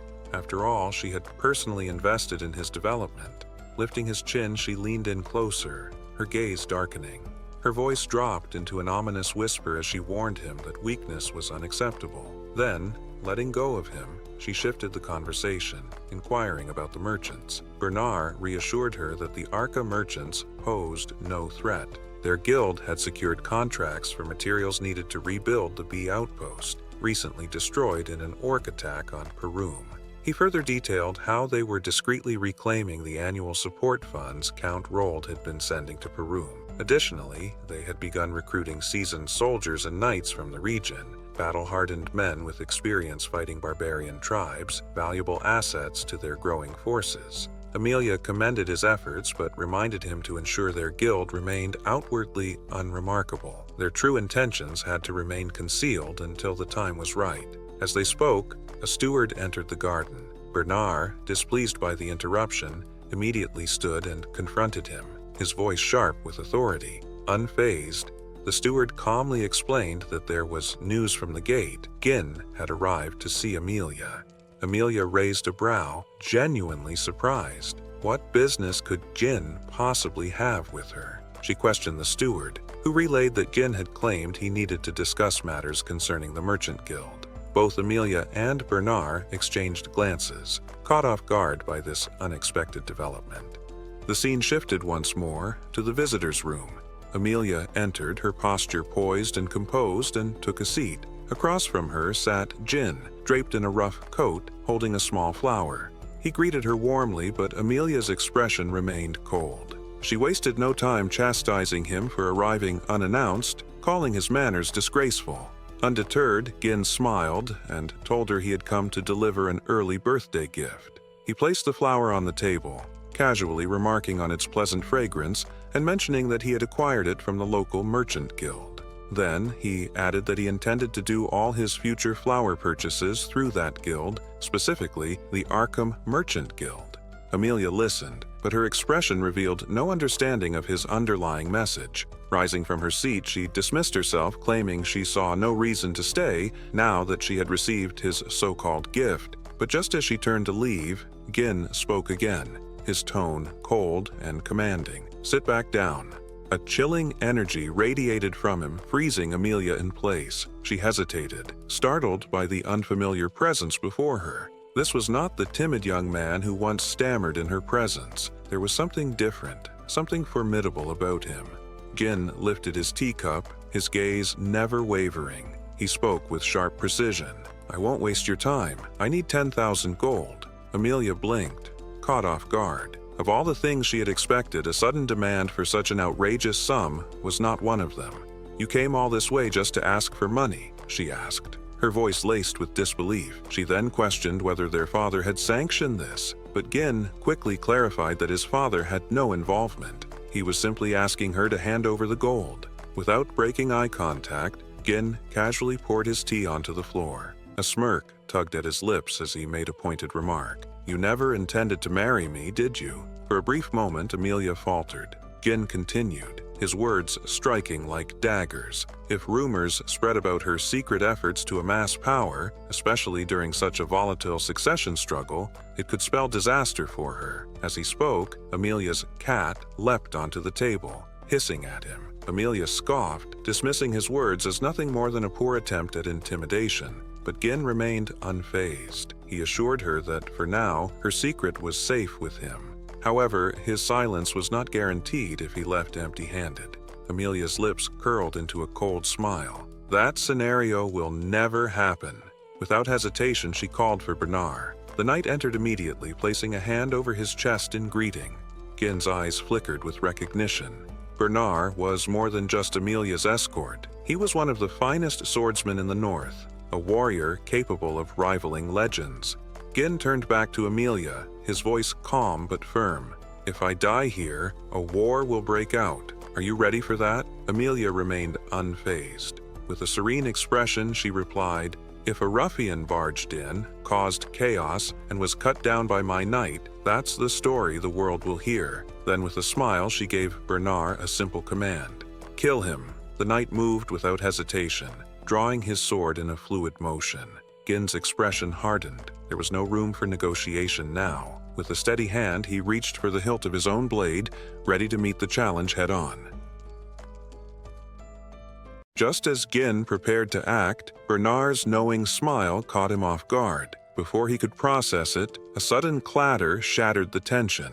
An assassin burst from the hollowed-out armor of a knight stationed behind him. The intruder lunged, aiming for Gin's chair, but Gin reacted instantly, leaping out of harm's way. As the assassin struggled to free his lodged weapon, Gin delivered a crushing kick to his chest, sending him hurtling through the window. The crash left both Amelia and Bernard momentarily stunned. Gin, unfazed, turned to his hosts, his disbelief evident. He scoffed at Amelia's feigned politeness while scheming an ambush, his words dripping with sarcasm as he retrieved his sword. Without another word, he lunged at Bernard, his blade slicing through the air. Bernard met the strike with a steady block, his cold gaze locking onto Jin's. "Has Rold County abandoned the principles of chivalry?" Gin asked, his voice laced with contempt. Bernard remained unmoved, responding with a mocking apology. He pointed out that it was Gin who had first shown disrespect, arriving uninvited and disturbing his mistress. With a sharp twist, Bernard trapped Gin's sword within his arms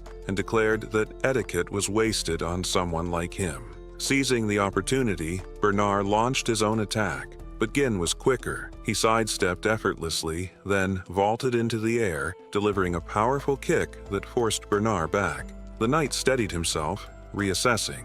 Rumors had painted Gin as a braggart with little actual skill, but the man before him told a different story. Watching intently, Amelia's expression darkened. "Why are you holding back?" she snapped at Bernard. Frustration bled into her voice as she commanded, "Bring me his head. You know what that means." At her order, Bernard exhaled, his stance shifting as he released his mana. The air grew heavy with his presence. "Step forward if you dare," he challenged. Gin chuckled at the absurdity of it, a mere escort knight issuing commands. "Bold," he remarked. But Bernard wasn't posturing. In a blink, he closed the gap, his sword a blur. Though Gin narrowly dodged, the knight's blade still grazed his cheek, drawing a thin line of blood. Stunned by Bernard's speed, Gin found himself forced on the defensive as a relentless barrage followed. Each strike came faster, heavier, testing Gin's limits. Amelia, watching from her perch, clenched her fists. This wasn't the battle she had expected. Gin, the so-called weakling, was holding his own. Yet, her confidence in Bernard didn't waver. In a swift counter, Gin locked blades with Bernard, pressing his sword dangerously close to the knight's throat. But before he could deliver the final strike, Bernard twisted away, ensnaring Gin's weapon with his arm in a seamless maneuver. He countered with the same technique Gin had used earlier. Gin smirked, thinking he could disarm Bernard again. But this time the outcome was different. The knight's body pulsed with mana reinforcement, his grip unbreakable. With a chilling calm, Bernard declared, "Your trick won't work twice." Then, with sheer force, he slammed Gin to the ground. Wasting no time, he surged forward to capitalize on his advantage. Gin, however, recovered swiftly. He deflected the incoming strike and leapt back, putting distance between them. His mind raced. Bernard's mana infusion was giving him an undeniable physical edge. Bernard, too, was reevaluating. "You're not the man the rumors spoke of," he admitted. One couldn't truly know an opponent's strength until clashing blades with them. He studied Gin's movements, noting the lack of formal technique. "Your swordsmanship, it's not polished, not trained, more like refined through bloodshed, barbaric even." He tossed Gin's sword aside, shaking his head. "This wild style may work on the battlefield, but here it ends now." Gin, breathing heavily, remained silent. He knew the tide was turning against him. Bernard's precise thrusts disrupted his rhythm, targeting vital points with uncanny accuracy. The knight's larger frame, combined with his honed skill, created a suffocating advantage. Realizing he was up against someone beyond his current level, Gin made his move. Raising his hand, he revealed a thin mana thread wrapped around his wrist. "Your time's running out too," he murmured. He yanked the thread. Bernard, unfamiliar with the technique, hesitated. A mere fraction of a second, but enough. Gin exploited the opening, smashing the hilt of his sword against the back of Bernard's head. The knight staggered, his stance breaking. Gin followed up with a brutal knee to Bernard's face, leaving him momentarily dazed. Bernard's mind reeled. How had Gin positioned his weapon so perfectly? Amelia shouted his name, but before he could respond, Gin pressed forward, sword poised for the final blow. Yet, to his surprise, Bernard blocked the strike at the last second. With a powerful counter, he shoved Gin back. Their duel, fierce and unrelenting, reached a tipping point. Bernard turned to Amelia, his voice steady. "Leave the room," he instructed. "I can't guarantee your safety anymore." Determination burned in his eyes as he tightened his grip on his weapon. "Now, I'll fight at my best." Gin, unshaken, grinned. "That's exactly what I was hoping for," he said, eyes gleaming. "It's been a long time since I had this much fun." The scene shifted to Amelia, storming out of the room with her cat in tow. Humiliation burned within her as she replayed the encounter with Gin. How had he uncovered the truth about the Merchant Guild? It had to be an inside leak. There was no other way he could have known such details. Frustration gnawed at her, but as she ran, she begrudgingly admitted that the rumors of Gin slaying orcs and rescuing his younger sister from assassins were likely true. Even so, she remained convinced that much of his reputation was built on luck and exaggeration. As she turned a corner expecting to see her stationed guards, she instead froze in shock. The guards lay unconscious on the ground, and standing amid them was a hooded woman. The stranger turned, a faint smile playing on her lips. "It's been a while, hasn't it?" The hood fell back, revealing Belinda. Startled, Amelia demanded an explanation, but before she could react, Belinda moved with lightning speed. In an instant, she was beside Amelia, a blade pressing against her throat. "Silence," Belinda commanded, her tone calm but unyielding. Amelia stiffened, unable to believe what was happening. Belinda's gaze flickered to the spider clinging to Amelia's lips. With practiced ease, she plucked it away, her expression unreadable. "I overheard Count Perum and Count Rold during the engagement ceremony," she mused. "Your siblings always mocked your love for spiders, didn't they? You raised them to get revenge, yet you still wear one.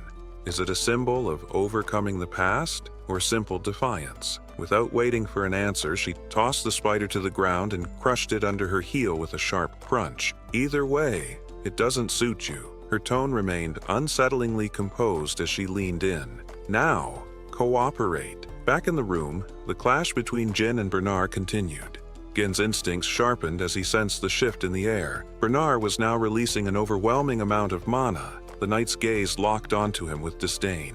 "You called me entertaining," Bernard sneered. "Only a lowly mercenary would speak like that." He tightened his grip on his weapon. "You are unworthy of calling yourself a noble, let alone one who serves a mistress." Gin's eyes narrowed. "You're an escort knight, Bernard. Don't overstep."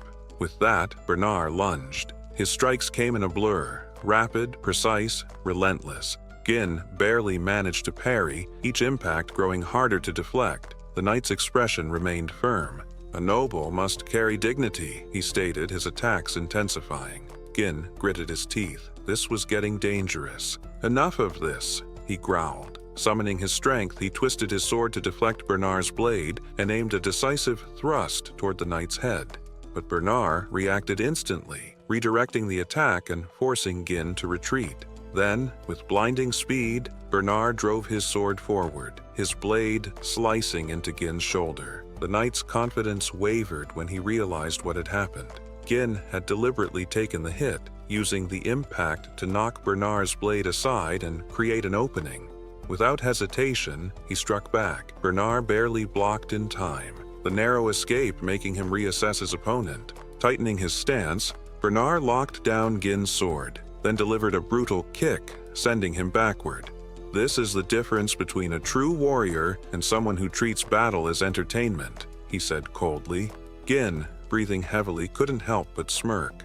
Despite the pressure, the fight exhilarated him. Bernard had the upper hand. His speed, reach, and relentless strikes kept Gin on the defensive. Every attempt to counter was shut down. Then, in a deceptive maneuver, Bernard locked their swords together. On the surface, it appeared they were evenly matched, but Gin knew the truth. His current mana reserves weren't enough to overpower Bernard's superior strength. The situation was dire. As Bernard surged forward again, Gin made his decision. This fight needed to end. Bernard had accounted for nearly every variable, except one. Drawing upon his third mana core, Gin unleashed an explosive surge of energy. The room trembled as his strength skyrocketed. When their blades met again, the force of his strike sent Bernard's sword crashing downward, wrenching it from his grip.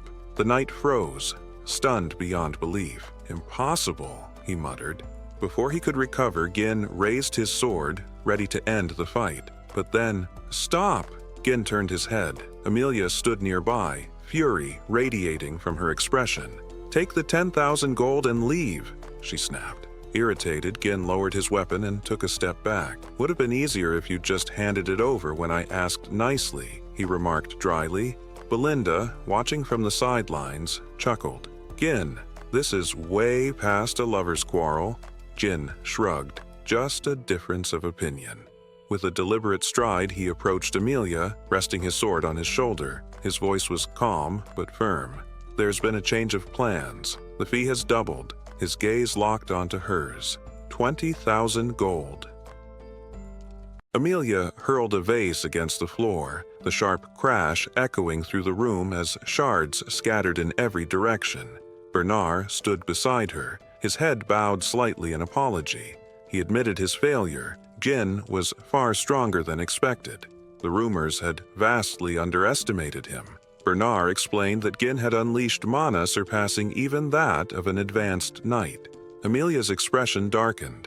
"He's changed," she said grimly. When Bernard cautiously suggested reporting this to Duke Deli's faction for development, Amelia reacted instantly. A sharp slap landed across his face. Grabbing his collar, she pulled him close, eyes blazing with fury. "Do you have any idea what kind of terror the Duke inspires?" she snapped. Exposing this incident would mean their doom. The alliance with Duke Deli was a dangerous, secret pact, one her father knew nothing about. The Duke had pledged his support for her rebellion, but only in return for her help in toppling Param.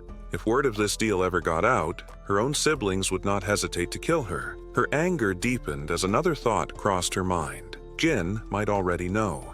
He had inside knowledge of the Merchant Guild's secrets. If he had even a hint about her arrangement with the Duke, no, she couldn't take that risk.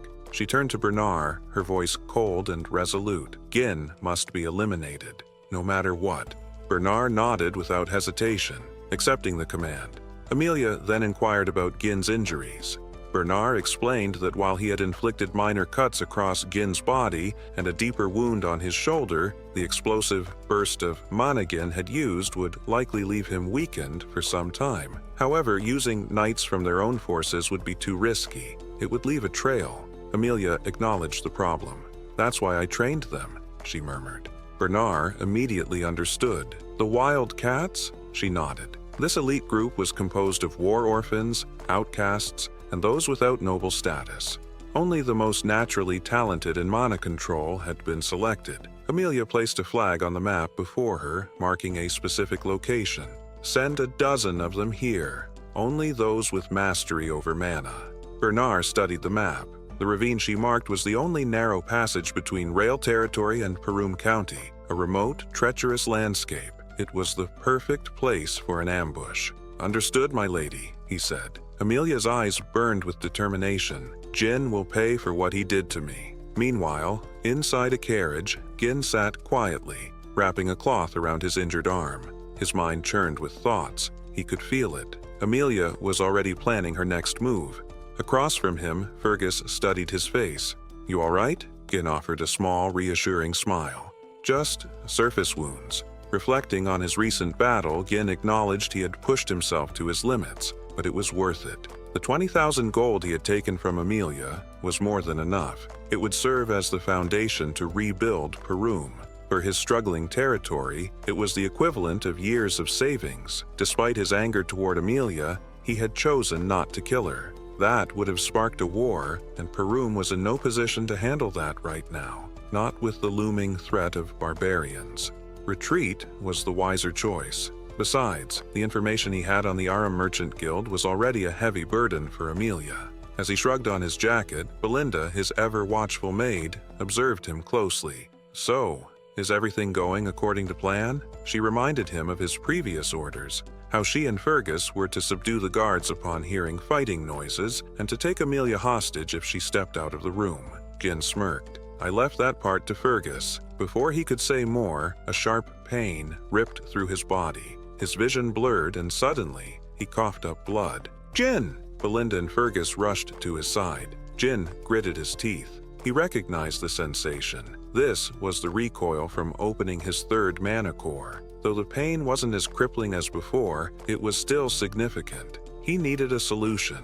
He couldn't afford to be incapacitated every time he accessed his full power. Belinda wasted no time. Grabbing his hand, she pulled out a long mana-infused needle. "Your mana flow is chaotic," she observed, her tone sharp with concern. Without hesitation, she began pressing the needle into precise points on his palm. Gin stiffened, startled by the odd sensation. He felt something being released from his body. A sharp exhale left his lips as his tangled mana pathways started to untangle. This technique. It required an advanced understanding of mana control. He studied Belinda with renewed curiosity. He had always known she wasn't just an ordinary maid.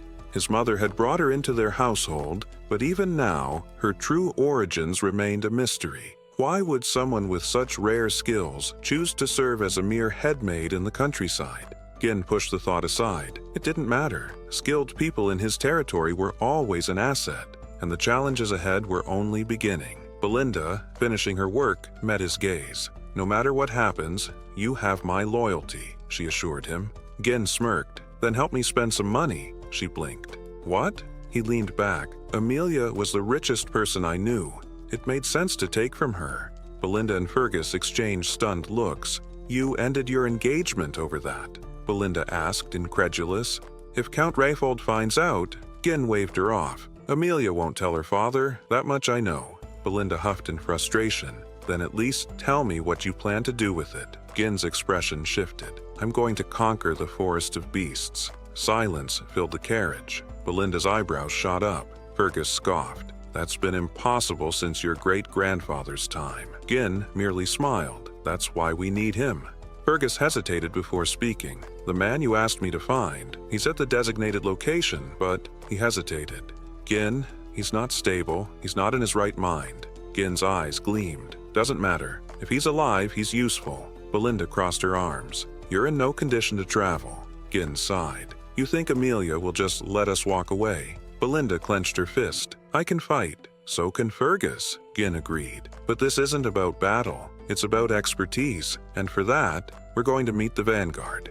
Their journey led them deep into the forest, where an old wooden house stood, abandoned and decayed. Belinda frowned. "Are you sure this is the place?" Fergus gave a firm nod. "This is the address."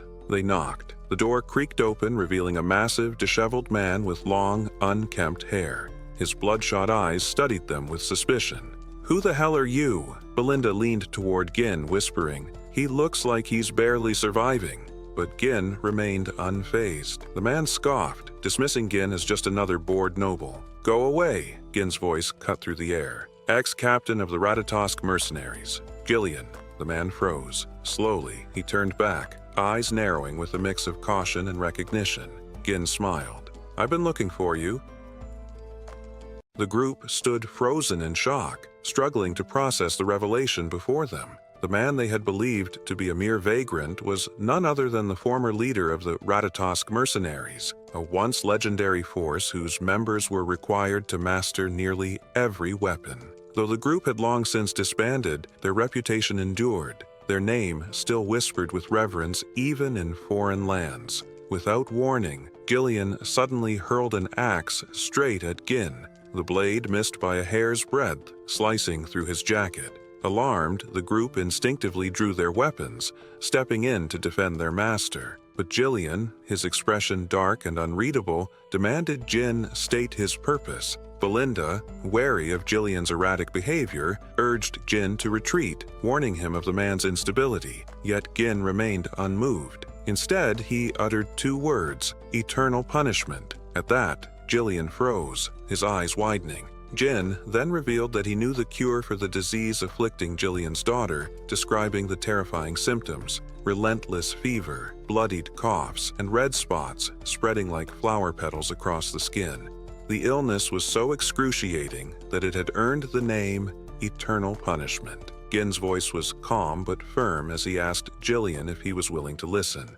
After a long pause, Gillian grudgingly stepped aside, allowing the group entry. Inside, agonized screams filled the air. Rachel, Gillian's daughter, writhed in pain upon her bed. As Gin observed her condition, he quickly determined that there was still time to act. Memories from his past life surfaced. He had once sought out Gillian to recruit him, but by the time he found him, it was too late. Rachel had died. Gillian had sold everything in a desperate bid to save her, and in his grief, he had ultimately taken his own life. The near-barren house, stripped of all but weapons, was proof that history was repeating itself. Rachel, sobbing, begged her father to end her suffering.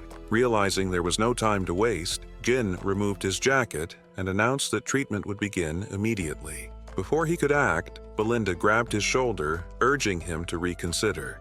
She admitted she had no idea what he intended, but reminded him that priests had failed, declaring the disease a divine curse. How could he possibly succeed where holy power had failed? Gin brushed her hand aside, unwavering. He assured her he could save Rachel. Belinda remained skeptical, calling out once more. Gin turned to face her, reminding her of the promise she had made to trust him. The reminder silenced her hesitation.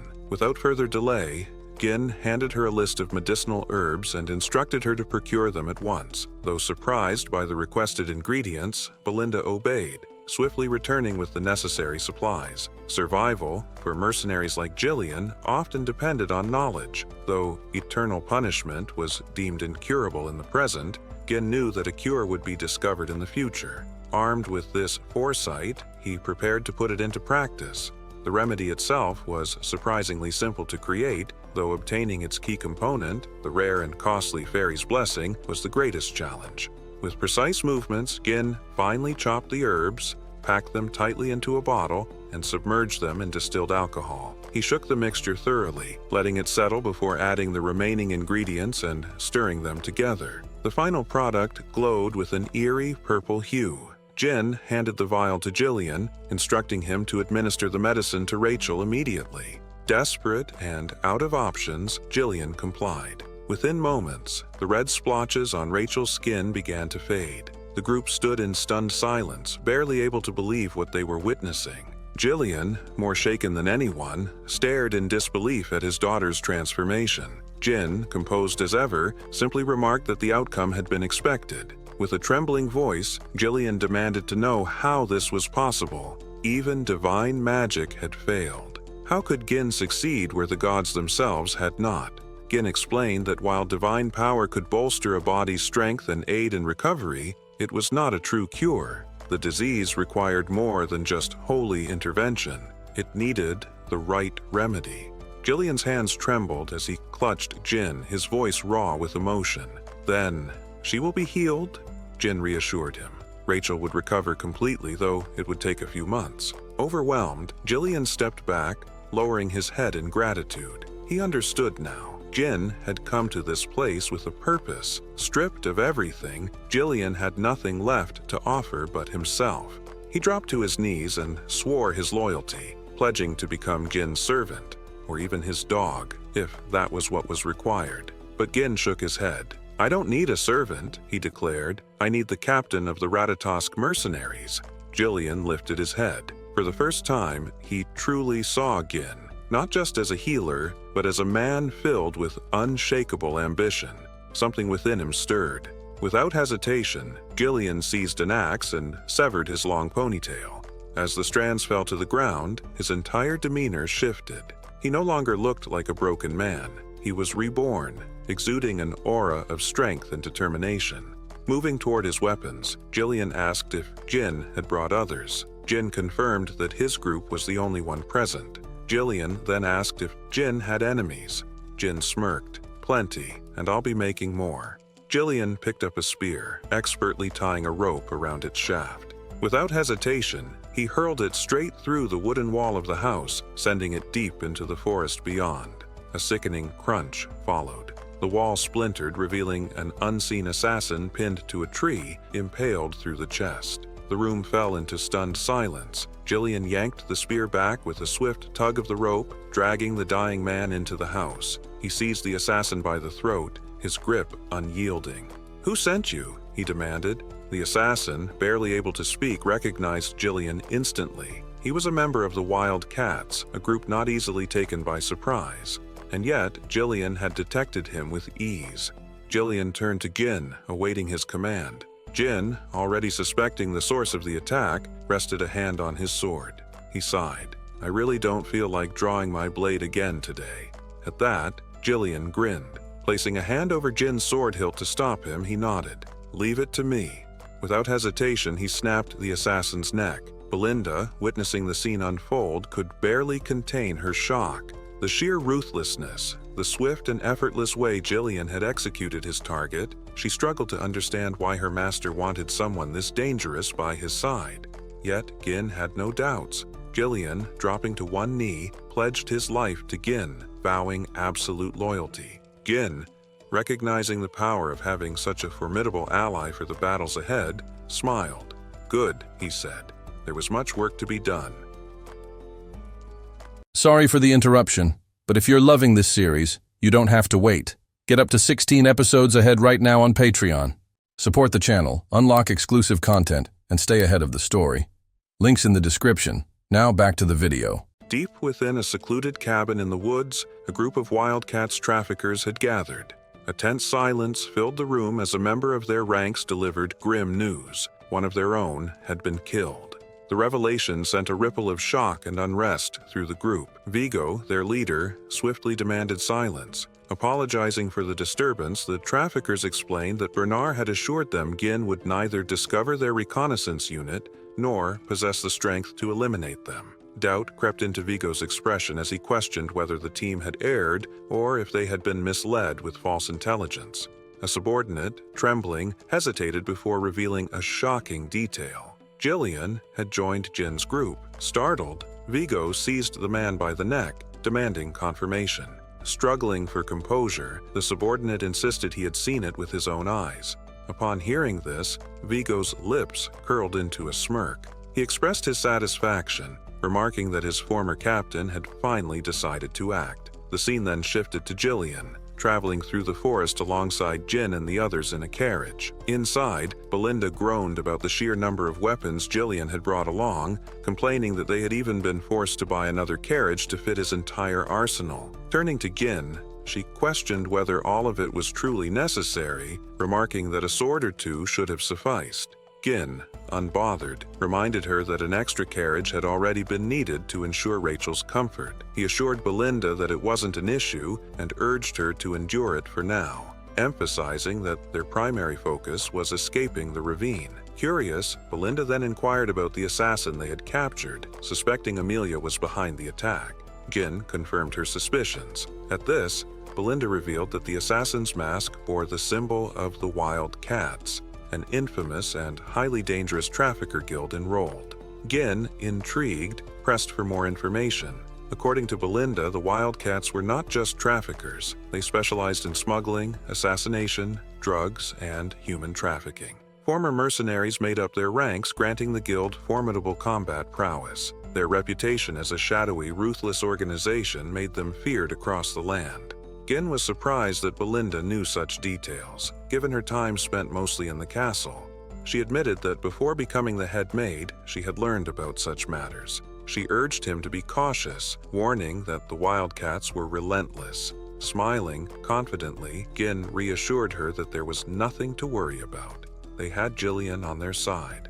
Just as the words left his mouth, something stirred beneath the ground. As their carriage rolled forward, figures emerged from the earth, swiftly closing in on them. Jillian immediately sensed their presence. In an instant, the Wildcats attacked, launching a surprise ambush. Jillian reacted swiftly, drawing both an axe and a sword to parry their strikes. With precision, he severed one assailant's hand before driving his axe into another's chest. Before the wounded attacker could retaliate, Jillian ruthlessly tore his head apart, leaving both bodies crumpled lifelessly to the ground. Before he could recover, more Wildcats sprang into action. Ropes were released, triggering massive trees to topple onto the carriage. Belinda shouted a warning. If the trees landed, they would be crushed. Thinking fast, Jillian seized the reins, slowing the horses just in time to avoid catastrophe. However, the road ahead was now blocked. Jin, unfazed, remarked that he had anticipated an ambush. From the shadows, more traffickers closed in, and one of them stepped forward, Vigo. His gaze locked onto Jillian as he addressed him directly, calling him by a title that made Jillian's expression shift, the former captain of the Ratatosk mercenaries. Vigo accused Jillian of cowardice, blaming him for disbanding their group, all for the sake of his daughter. Stepping down from the carriage, Jillian denied any knowledge of what Vigo was claiming. Vigo's irritation flared. He scoffed, insisting that Jillian had forced him into the life he now led. He questioned whether Jillian had grown senile or was simply pretending not to remember his past comrades. Jillian remained silent. Vigo's smirk widened. If Jillian refused to remember, then he would make him remember. With that declaration, he commanded his men to attack. The wildcat surged forward, but before Gin could step in, Jillian held up a hand, declining his help. He assured Jin that this was personal and that he could handle it alone. Before the attackers could reach him, Jillian infused his axe with mana and swung with devastating force, instantly cutting down 4 enemies in a single strike. The sight stunned the remaining attackers, but they quickly regained their resolve and rushed him. Drawing his short sword, Jillian swiftly dispatched the first enemy who lunged at him. He then spun, plunging his axe into the neck of another before cleaving a third assailant in half. Vigo watched the carnage unfold, unimpressed. It was clear that Jillian had lost none of his strength. Still, he had a plan. Ordering his men to split into 2 groups, he commanded them to encircle Jillian. As they moved into position, Jillian leaped onto a horse, wielding a larger axe. With a mighty swing, he unleashed a mana-infused strike that cut through several foes in a single blow. The remaining wildcats hesitated, realizing their direct approach would be suicide. Instead, they shifted their focus to Jillian's horse, hoping to take away his mobility. But before they could act, Jillian secured a rope to his axe and swung it in a deadly arc, carving through their ranks. Belinda watched in astonishment as Jillian tore through his enemies like a force of nature. With his forces nearly wiped out, Vigo made his move. Lunging forward, he launched a direct attack. Sensing it, Jillian swiftly equipped a shield, blocking the strike. Vigo's eyes burned with fury as he accused Jillian of ruining his life, vowing to kill him. With 3 blades in hand, Vigo hurled them at Jillian's horse, bringing the beast crashing down. Jillian dismounted just before impact, landing on his feet, only to be met with an incoming blade. With lightning reflexes, he blocked the attack with a smaller axe, his voice firm as he once again denied being the captain of the Ratatosk mercenaries. Then, with brutal force, he bashed Vigo's ribs with his shield, sending him stumbling backward. Breathing heavily, Vigo demanded answers. If Jillian was not their former captain, then who was he? Jillian's response was resolute. He had abandoned his past. Now, he served as Jin's subordinate. The words ignited a fresh wave of rage in Vigo. Snarling, he charged forward, vowing to kill Jillian at any cost. Jillian skillfully parried Vigo's attacks as the 2 men clashed, with Vigo pushing his sword into Jillian's shield. He revealed the disheartening truth. After Jillian had left, the mercenary company had disbanded. Vigo lamented how he had lost his purpose, descending into a disgraceful existence, just struggling to survive. With a swift motion, Jillian deflected the sword and countered with a powerful swing of his axe. Vigo dropped low to avoid the strike, then quickly retaliated with a kick. Jillian blocked it with his wooden shield, but the shield shattered under the force. Vigo, frustration evident in his voice, explained how he had dedicated his life to making the Ratatosk mercenaries the greatest force in history. He could hardly believe that his former captain had abandoned everything to become a mere pawn for a spoiled noble. Drawing several blades, Vigo imbued them with mana and threw them at Jillian. Jillian intercepted with his axe, but Vigo, closing the gap, tried to stab him. Jillian narrowly dodged and countered with an overhead swing. Vigo blocked the strike with his sword, smiling as the intensity of their fight escalated. Vigo believed Jillian hadn't changed much from the captain he once admired, though he now saw him as weakened by his years spent searching for a cure for his daughter. Vigo, on the other hand, claimed to have grown stronger through countless battles, convinced that Jillian was no longer his equal. Jillian unleashed a massive swing, but Vigo dodged it by flipping over him, using his sword to leverage himself. Landing behind Jillian, Vigo kicked the blades that Jillian had previously blocked, sending them hurtling back toward him. Jillian used his armor to deflect the projectiles, and as Vigo charged forward, Jillian anticipated the attack. He swung his axe, but Vigo avoided it once more, taunting that the fight was over. In response, Jillian channeled mana into his hand and caught Vigo's strike, stunning Vigo in the process. He realized Jillian had been holding back.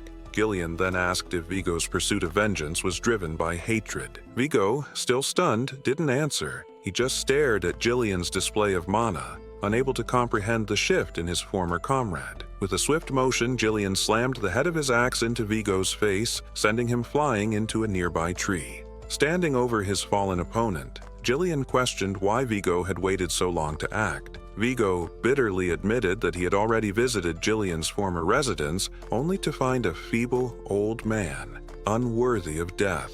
Anger filled Vigo's voice as he demanded to know what had become of the Jillian he once revered. Jillian threw Vigo's dagger to the ground and ordered him to pick it up. He explained that he was now just a body bound to another's will. Unsheathing his sword, Jillian promised to give Vigo the highest respect, even in their confrontation. He declared he would act as the captain of the Ratatosk mercenaries. Vigo, visibly pleased, picked up his dagger and charged at Jillian, excited to finally experience the fight he had long desired. The battle intensified as Vigo attacked more fiercely. Jillian stood firm, blocking Vigo's strikes with his axe. He then aimed to end the fight with a powerful swing, but Vigo dropped low, countering with a swift strike. Jillian parried the attack with his axe, forcing Vigo's dagger downward, and then drove his sword into Vigo's ribs. Despite the injury, Vigo gritted his teeth and retaliated. Jillian evaded, raised his axe high, and paused for a moment to acknowledge Vigo as the 5th unit commander of the Ratatosk mercenaries, calling him by his full name, Vigo Volos. Vigo smiled, but it was fleeting. Jillian plunged his blade into him, ending his life. With Vigo's lifeless body at his feet, Jillian picked up the dagger and stood silently, gazing at his fallen comrade. Ghislain commended Jillian's effort, and Belinda remarked that looting the wildcats could be quite profitable. Jillian, apologizing to Gin for the delay, was reassured by Gin, who expressed admiration for Jillian's skill. Reflecting on his early days as a mercenary, Gin admitted that stories about Jillian had inspired him and helped lay the foundation for his rise to becoming the mercenary king. This encounter confirmed that recruiting Jillian had been the right choice, as he had gained a reliable ally. Gin then asked Jillian if he remembered who Vigo had been. Raising Vigo's sword, Jillian replied that Vigo had been an old comrade. These words resonated deeply with Gin, prompting him to reflect on his own former comrades. He wondered where they were now and what their lives had become, knowing that their paths had long diverged before meeting him. Gin resolved to reconnect with them one day. Turning to the group, Gin instructed them to follow Belinda's suggestion and gather any valuables from the wildcats.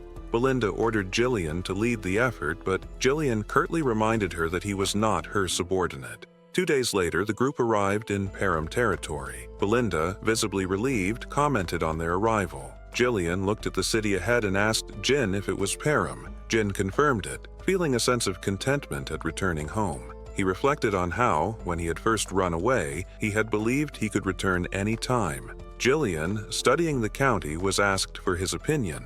Startled, he nervously responded that it seemed great, but Gin disagreed. He pointed out that the houses were outdated and renovations were impossible. He revealed that the fields lay uncultivated because the farmers had been conscripted into the military, leaving the land barren. Jillian remarked that he had heard of Param's perpetual conflict with the northern barbarians, but admitted that the situation was worse than expected. Gin affirmed the dire circumstances but expressed determination to fix the issues. Turning to Jillian, he declared that he needed his strength to make it happen. Both Belinda and Jillian were surprised by this sudden appeal. Gin understood that the upcoming battle would be long and arduous, a fight to eradicate everything tied to Duke Deline and to safeguard what had been taken for granted. Resolute, he vowed to restore the land no matter the cost. As the group entered the county, Belinda noticed something unusual and urged her master to look ahead. When Gin lifted his gaze, he saw an unexpected figure, a man in armor with a coat draped over his shoulder. It was his father. At Param Castle, a tense discussion unfolded as a group of men gathered before the Count. The topic at hand was a surprising one. He proposed reducing their forces. Shock rippled through the room. One man immediately objected, arguing that maintaining the front lines would become nearly impossible with fewer troops. Another suggested seeking aid from the Rold family, but the general administrator delivered grim news. The Rolds had not only cut financial support, but were also amassing soldiers and stockpiling supplies instead. This revelation left the knights visibly unsettled. Another pressing issue was raised. the need for funds to rebuild the Forest of Beast garrison, recently ravaged in battle against the orcs. One knight pointed out that reducing their military strength wouldn't ease their financial burdens enough to justify the risks. Jin observed the heated debate, unsurprised by the tension. Among those present were Randolph, the stern and commanding knight captain, Albert, the bearded and ever-serious treasurer, and Homer, the composed but pragmatic general administrator. As the debate raged on, Gin's thoughts drifted to his father. Though only a few months had passed since they last met, for Gin, who had lived decades as the mercenary king, it felt far longer. When Count Zual Perum, Gin's father, finally arrived, his son's words of welcome caught him off guard. Their interactions had always been formal, and the unexpected warmth in Gin's tone was unusual. As a child, Gin had found his father's strict nature suffocating, but now he could see the weight of responsibility pressing down on the Count's shoulders, etched into every weary line on his face. Sipping his tea, Zual Perum noted Gin's week-long absence from the castle. Gin explained that he had been visiting the Rolds. The Count, wary, asked if he had caused trouble. Gin reassured him that he had not. Albert, the treasurer, interjected, bringing up rumors of a duel. Gin had supposedly bested Canaan and walked away with a sizable sum of money. Skeptical, Albert questioned whether Gin had gone to Rayfold to gamble. Irritated, Gin clarified that his trip was an investment-related visit, specifically for business with Amelia. Homer, ever the voice of caution, reminded Gin of his responsibilities as Perum's future ruler, urging him to conduct himself with care. Gin, maintaining his composure, acknowledged the advice but dismissed any need for concern. Homer, however, grew more frustrated, sensing that Gin was disregarding his words entirely. At that moment, Zual set down his tea, instructing his subordinates to drop the subject. He then turned to Gin and, with a curious expression, mentioned hearing about some good trouble his son had caused. Gin, puzzled, waited for an explanation. Zual then asked if it was true that he had executed Jamal and Philip for attempting to sell Elena. The mention of those disloyal knights surprised Gin. Before he could respond, Randolph, the knight captain, scoffed at the idea that Gin could have single-handedly defeated them. He speculated that they must have turned on each other, and Gin had simply delivered the final blow. Gin recognized Randolph's disapproval. Despite the knight's treachery, their deaths at Gin's hands unsettled the captain. To avoid unnecessary conflict, Gin chose not to argue and allowed Randolph's assumption to stand. With a smug expression, Randolph declared his theory correct. However, Zual Perum had a different reaction. Much to Gin's astonishment, his father praised him. The Aichi details of how the traitors were dealt with didn't concern him. Elena's safety was what mattered. It was the first time Gin had ever received such a genuine compliment from his father. Encouraged, Gin took the opportunity to make a request. Zual, surprised, listened as Homer swiftly cut in, warning Gin not to ask for money. Randolph, irritated, joined in, citing the numerous reckless incidents from Gin's past, selling military provisions for gambling, setting fire to the castle gates just to grill an army horse, and melting down armor to forge a useless, legendary sword. Gin couldn't deny these accusations. He didn't recall all the incidents clearly, but he knew he was likely responsible. However, he clarified that he wasn't asking for money. Instead, he needed his father's permission. Zual raised an eyebrow. "For what?" Gin answered without hesitation. "I want to pioneer the Forest of Beasts." Silence fell over the room. Shocked expressions surrounded him. Later that evening, Gin reclined in his quarters, recounting the scene with amusement. Unsurprisingly, his father had denied his request, reacting with alarm and shouting at him. Belinda, unfazed, remarked that such a response was inevitable. The forest was infamous, teeming with monsters and offering nothing of value in return. Turning to Jillian, Gin asked if he had heard the plan. Jillian nodded, recalling that Gin intended to use the money from Amelia to fund the venture. However, he warned that the Forest of Beasts was no ordinary danger zone. It was a death trap. No one who entered had ever returned alive. Its terrifying reputation stretched far beyond Perum, but Gin was unfazed. With a calm smile, he assured his guard that he knew exactly what he was getting into. "Then why risk it?" Belinda pressed. Gin merely smirked, because waiting any longer would be a waste of time. Rising to his feet, he walked toward the door, signaling that it was time to depart. Belinda, arms crossed, reminded him that the Count hadn't granted permission. Gin glanced over his shoulder, his eyes unwavering. "That was just a courtesy. I don't need his permission." Belinda frowned. "Then, what are you hoping to find in that forest?" Gin didn't answer right away. The truth, if revealed too soon, could be disastrous. Buried near the entrance of the forest lay something invaluable, a hidden vein of runestone. When infused with mana, it produced runestones, an extremely rare mineral sought after by mages for crafting magical tools, barriers, alchemy devices, and powerful enchantments. In his previous life, Duke Deline had discovered this treasure trove, but in this lifetime, only Gin knew of its existence. Belinda, still unable to understand her master's determination, sighed and chose to trust him. Fine, she relented. You must have a plan. Jillian, ever loyal, reassured Gin of his commitment. Gin nodded. Belinda, head to the nearest guild and hire 200 mercenaries. Belinda's eyes widened. 200? You're willing to spend that much after nearly dying to earn it? Jillian, frowning, warned of the dangers of hiring mercenaries in large numbers. They were notoriously unruly and known for betraying their employers if the opportunity arose. Jin acknowledged the risks, but explained that he and Jillian would personally select the most reliable fighters. Jillian hesitated. Where exactly? Do you plan to find such mercenaries? A knowing smirk spread across Gin's lips. We're heading north to find the best small-scale mercenary group. Realization dawned on Jillian. His expression darkened. The Mad Dogs? He asked warily. Jin nodded. Jillian grimaced. The Mad Dogs, also known as the Curious Mercenaries, were notorious. Skilled, yes, but they had a reputation for turning on their employers the moment things went south. Yet Gin remained confident. We're going to put a leash on the Mad Dogs. Soon after, Jillian led Gin's horse toward the outskirts of Zimbar territory, where the Curious Mercenaries were based. From a distance, a mercenary spotted them approaching and alerted his companion. The second man laughed. Poor bastards. They have no idea what they're walking into. He took a second look through his spyglass and realized one of the approaching figures was a noble. His grin widened. A noble, huh? This'll be easy money. His amusement was cut short as a hand suddenly grabbed him. A scream of pain erupted, startling the camp. Jillian had seized the mercenary, lifting him effortlessly with one hand. The man cursed, demanding to know what was happening, until Jillian hurled him into the ground with bone-crushing force. Remaining mercenaries erupted in outrage. One stepped forward, swinging a spiked chain. You must be feeling brave with a noble behind you, he sneered, but you won't be leaving here alive. At that moment, another voice cut through the commotion. Jin, still seated on his horse, gazed down at them with cold authority. Shut up and fetch your captain. The mercenary scoffed at the demand, spinning his chain in a show of defiance. With a sneer, he taunted Gin, calling him a pampered noble brat who needed a lesson in responsibility. Without hesitation, he hurled the spiked chain toward Gin, only for something to intercept it midair. A dagger struck the chain, halting its momentum and sending the spiked ball crashing to the ground. The one responsible was Jillian, his blade lodged firmly between the links. The mercenary's eyes widened in shock as Jillian twisted the dagger, further entangling the weapon. Jin smirked at the display.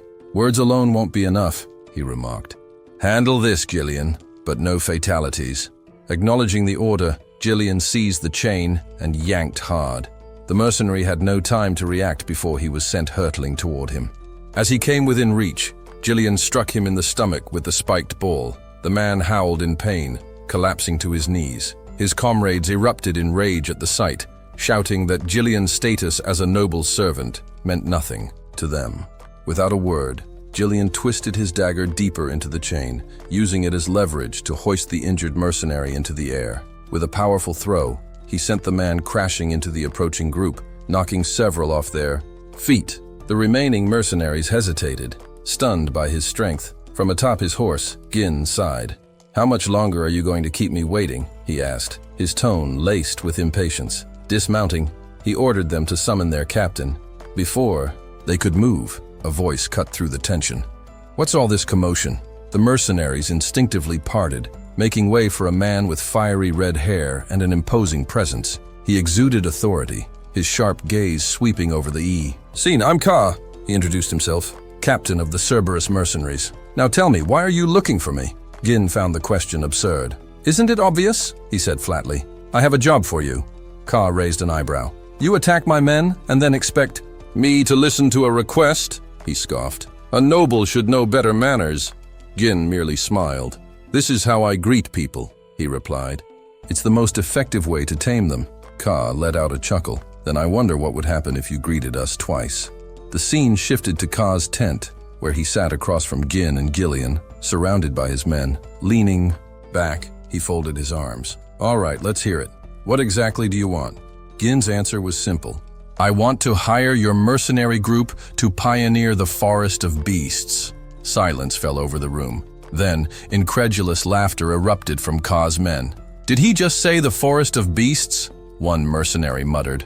"That place is suicide," another added. They exchanged uneasy glances. The forest was infamous, teeming with deadly creatures and bordering Perim territory. No sane man would willingly venture there. Ka, however, remained composed. "Tell me," he said, his voice measured, "what kind of person must you be to even consider disturbing such a place?" Gin leaned forward, his expression unchanging. "The young lord of Perum." The tent burst into laughter. Ka and his men could hardly believe it. The infamous young lord from the rumors was sitting before them, calmly asking for their help with a suicidal mission. Wiping a tear from his eye, Ka smirked. "You really have no idea what that forest is like, do you?" He shook his head. "Sheltered nobles like you don't belong there." He gestured to his men, who immediately raised their weapons. Jillian tightened his grip on his axe, ready to fight. But Gin remained unbothered. Instead, he fixed his gaze on Ka. "Are you afraid?" he asked. The question caught Ka off guard. Then, his smirk returned. "Disappointed," he corrected. "I've heard stories about the Cerberus mercenaries' skills, but now I see they were nothing but exaggerations." Ka placed a boot on the table between them. "Listen, noble brat. Mercenaries don't take jobs without worthwhile rewards." Gin's expression darkened. "The weak always make excuses." Ka's amusement faded. "You're really ruining the mood," he muttered. "But since I'm in a good mood, I'll let you walk away. You just need to compensate us for this little disturbance." Gin's demeanor turned sharp. "No." Ka's eyes narrowed. "Instead," Gin continued, his voice unwavering, "I want a Marana recognition." The tent fell silent. Jillian stiffened, while the mercenaries exchanged stunned glances. Ka's eyes flickered with interest. "You know what you're asking for, don't you?" Ka said, voice low. Jin's confident smirk returned. "Of course." Marana recognition was a brutal mercenary duel, bound by strict rules. Each fighter wielded a single dagger, their arms tied together. No mana was allowed. Stepping out of the designated circle meant instant loss, and most of the time, the duel didn't just claim the loser's life, but sometimes even the victor's. The stakes were absolute. The loser admitted total defeat and became the winner's subordinate, a mere dog at their command. Jin leaned forward. "So, Captain, do you accept the bet?" Ka let out a low chuckle, then threw his head back in laughter. "You hear that, boys?" he called, grinning. "This noble thinks he can prove himself by our standards." His men laughed along, amused by the absurdity of the situation. Outside, the two fighters stood ready. Their arms were bound, daggers placed in their hands. Ka removed his jacket, revealing his battle-hardened physique. His men cheered for him, roaring for their captain to put the noble in his place. Ka gave Gin a condescending look. "You've got nowhere to run now, brat," he sneered. "I've fought in 5 of these duels. You?" Gin pulled him closer, with the binding, his eyes cold and unwavering. "Over 100. Ka's smirk disappeared. For the first time, his confidence wavered. At the signal, both men lunged at each other, daggers flashing. Their opening strikes barely missed, each narrowly dodging before launching into another precise exchange. Despite the rapid blows, neither managed to land a hit. Jin pressed forward, with sheer force, forcing Kerr onto the defensive. Spotting an opening, Kerr yanked Gin toward him, twisting to stab him from behind. Gin, unable to see the blade clearly, relied on instinct and skill to block each attempt. As Kerr overextended on a missed strike, Gin ducked low to evade and countered swiftly. But Kerr was just as quick, sidestepping and yanking Gin closer before slamming a powerful kick into his leg. The impact was brutal, but Gin gritted his teeth and endured. Kerr, momentarily surprised by Gin's resilience, scoffed. He doubted Gin's claim of having participated in over 100 Moriana recognitions. Most mercenaries never even experienced one. Charging again, he sneered, mocking Gin for making such an outlandish bluff. This time, he refused to give his opponent a chance to counter. The Cerberus mercenaries cheered for their captain, urging him to end it. But their enthusiasm died under Jillian's sharp glare. silencing them instantly. From the sidelines, Jillian watched closely, aware of the duel's harsh conditions.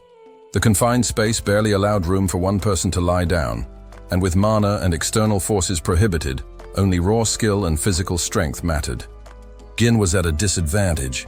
His bound hands restricted his movements, limiting his ability to evade or defend, while Kerr had the upper hand in both size and control.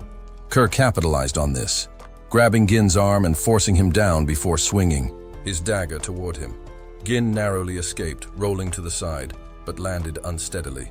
A sharp pain shot through his leg, the same one that had absorbed Kerr's earlier kick.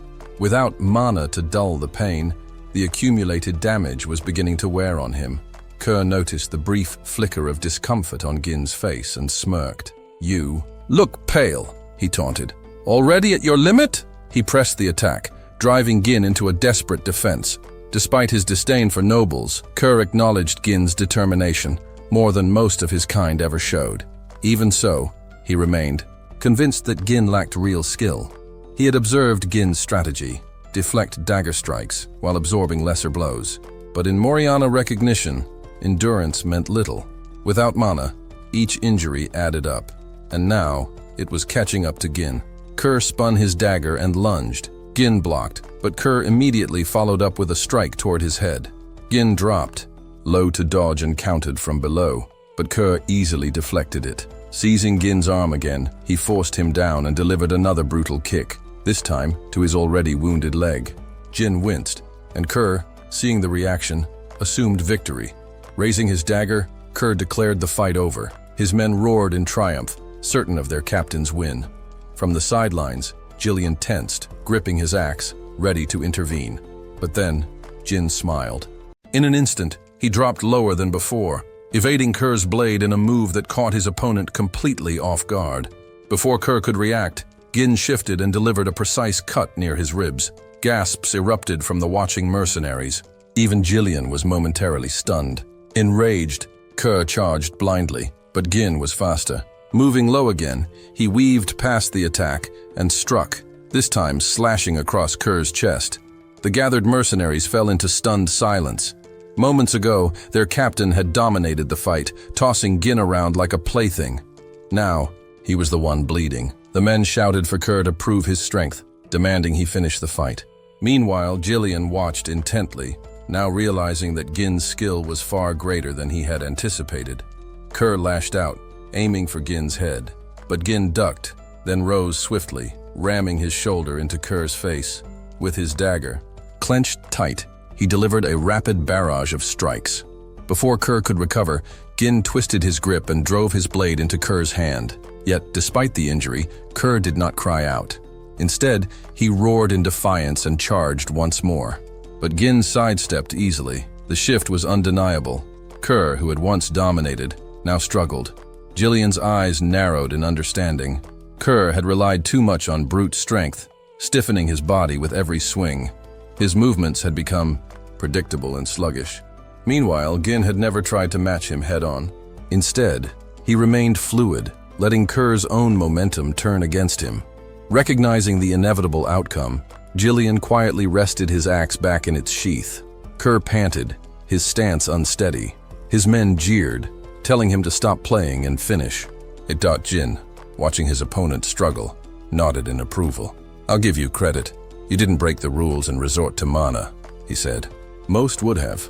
Kerr, smirking despite his exhaustion, replied, "You talk like someone who's actually fought in 100 Moriana recognitions."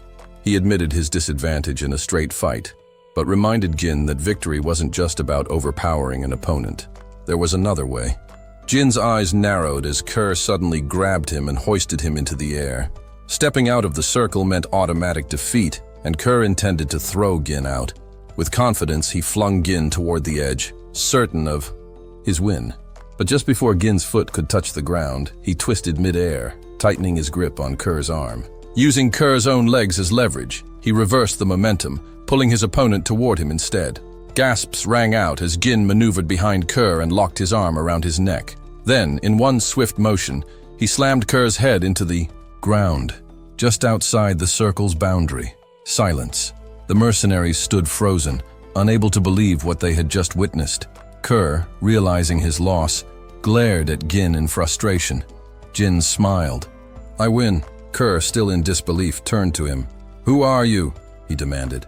The skill Jin had displayed didn't match the image of a noble. Jin's expression turned cold.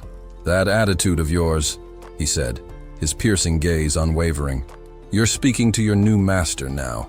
Pulling Kerr to his feet, Gin looked him straight in the eye. "So, what now?" Kerr assumed the fight was over, but Gin, calmly clenching his fist, corrected him. "I haven't stepped out of the circle yet." The realization hit, and Kerr's breath hitched. Jin smirked. "It's time to discipline my subordinate." Gin's actions made it clear. The fight was far from over. He drove a powerful punch into Kerr's face, sending him sprawling to the ground. Dazed, Kerr quickly raised a hand, signaling for a pause. He reminded Gin that the duel was decided the moment a fighter stepped outside the designated circle. Rather than acknowledging his words, Gin struck him again, coldly demanding to know if Kerr truly intended to follow battlefield etiquette. Seething with anger, Kerr spat out a curse, calling Gin a bastard and insisting that nobles weren't supposed to behave this way. His outburst was met with a stern command from Jillian, who warned him not to speak disrespectfully to his master. Kerr, undeterred, scoffed and branded Gin a madman.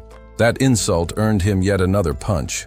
Blow after blow followed, until Gin's knuckles were slick with Kerr's blood. Watching from the sidelines, the mercenaries shifted uneasily. They had assumed their captain would be spared after losing the duel, but Gin showed no signs of stopping. Kerr, his face swollen beyond recognition, finally begged for mercy.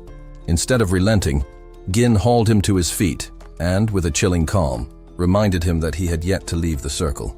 Panic seized Kerr as he turned to his men, shouting for them to intervene and kill Gin. The mercenaries hesitated, hands tightening around their sword hilts. But before they could move, Jillian unsheathed his axe. His voice rang with lethal authority as he warned them. Anyone who interfered would be executed on the spot. Seeing the deadly resolve in Jillian's eyes, the mercenaries froze. Kerr, trembling like a beaten stray, turned back to Gin. The noble met his gaze and asked if he was done. Instead of answering, Kerr let out a shaky, almost hysterical laugh. He had miscalculated. For the first time, the overconfidence that had always served him so well had betrayed him. He had long believed nobles were nothing but entitled weaklings, easy to manipulate with the right amount of pressure and intimidation. That belief had earned him the nickname Mad Dog, a title he had worn with pride. Yet now, the so-called Mad Dog was at the mercy of the noble he had foolishly underestimated. The watching mercenaries exchanged uneasy glances. Their captain was battered, his strength drained, and his usual defiance all but shattered. Gin, assessing Kerr's injuries, finally turned to them. Breaking the tense silence, he ordered them to bring water, bandages, and a towel. Caught off guard, the men hesitated. But when Gin coldly warned that their captain would die if they didn't act fast, they sprang into motion. Jillian observed carefully. Moments ago, these mercenaries had been wild and unruly, loyal only to their own interests. Now, without hesitation, they obeyed Gin's command. In a world where power mattered more than rules, Gin had asserted himself in the most direct and undeniable way by proving he was the one in control. Later, Kerr sat slumped in a chair, his body wrapped in fresh bandages. Gin placed a document on the table before him and instructed him to sign. Defeat weighed heavily in Kerr's eyes as he picked up the pen, knowing he had no other choice. He signed, his movements slow and reluctant. As he handed the paper over, he muttered a nervous request for Gin to take it. Gin, his gaze icy, ordered him to repeat himself. Visibly shaken, Kerr swallowed hard and forced out a trembling declaration. He looked forward to working together. Gin gripped his hand, causing him to flinch. His tone was calm but firm, as he stated that they were now family. Whether Kerr liked it or not, this was their new reality. A few days later, on the outskirts of Perum's territory, a group of mercenaries had gathered in the early morning light. One of them, rubbing sleep from his eyes, asked why they had been summoned so early. A bald man with a shield chimed in, mentioning a rumor that their new employer was none other than the young lord of Perum. The news was met with disbelief. One mercenary scoffed, calling Gin nothing more than a brat. incapable of leading seasoned fighters. He was certain this job would be easy. At that moment, a towering, muscular mercenary clapped his hands to draw their attention. Known as Gordon, the Muscle, he grinned and addressed the group. If their employer was just a rich kid, then they needed a representative to deal with him properly. His imposing presence made it clear he saw himself as the best choice. The others murmured in agreement, nodding along. Gordon smirked, praising them for their quick thinking in finding ways to profit with minimal effort. But he warned them that if they wanted to succeed, they needed a unified front. The mercenaries agreed, recalling past failures caused by poor coordination. The bald man asked how Gordon planned to handle things, and Gordon explained that knowing one's boundaries was key. He opened a bag of coins and declared that he would act as their spokesperson, pressuring their employer as needed. In exchange for his efforts, he expected contributions from the group. Impressed by his confidence and size, the mercenaries saw no reason to argue. They tossed coins into the bag, believing Gordon was the perfect man for the job. But their scheming was interrupted when one of them spotted someone approaching. They turned to see Jin riding toward them alone. Surprised, one mercenary remarked that the noble might turn tail and flee once he laid eyes on Gordon. Smirking, Gordon instructed the group to move forward as one, creating an intimidating presence. It was time, he declared, to teach the young lord a lesson about how the real world worked. But as Gin drew closer, Gordon's confidence wavered. Behind the noble, another group emerged from the distance. As they approached, the mercenaries recognized the newcomers instantly, the infamous Cuss mercenaries, distinguishable by their signature dog-snouted helmets. A wave of shock rippled through the group. Gordon, his smirk faltering, muttered a stunned question. How had Gin managed to recruit the feared mad dogs? Jin finally reached them, his expression unreadable. Instinctively, the mercenaries stepped back. He turned his gaze to Gordon. "Are you their representative?" he asked. Gordon, suddenly less certain of himself, nodded stiffly. Jin studied him for a moment before continuing. "Your name?" Swallowing, Gordon answered, "Gordon the Muscle." Jin smiled faintly. "Interesting name," he remarked, tapping Gordon's broad chest. "Pretty cool." Then his expression hardened. "I am Gin, young lord of Perum," he declared. His voice left no room for argument. "Gather the mercenaries. We begin the pioneering of the Forest of Beasts today."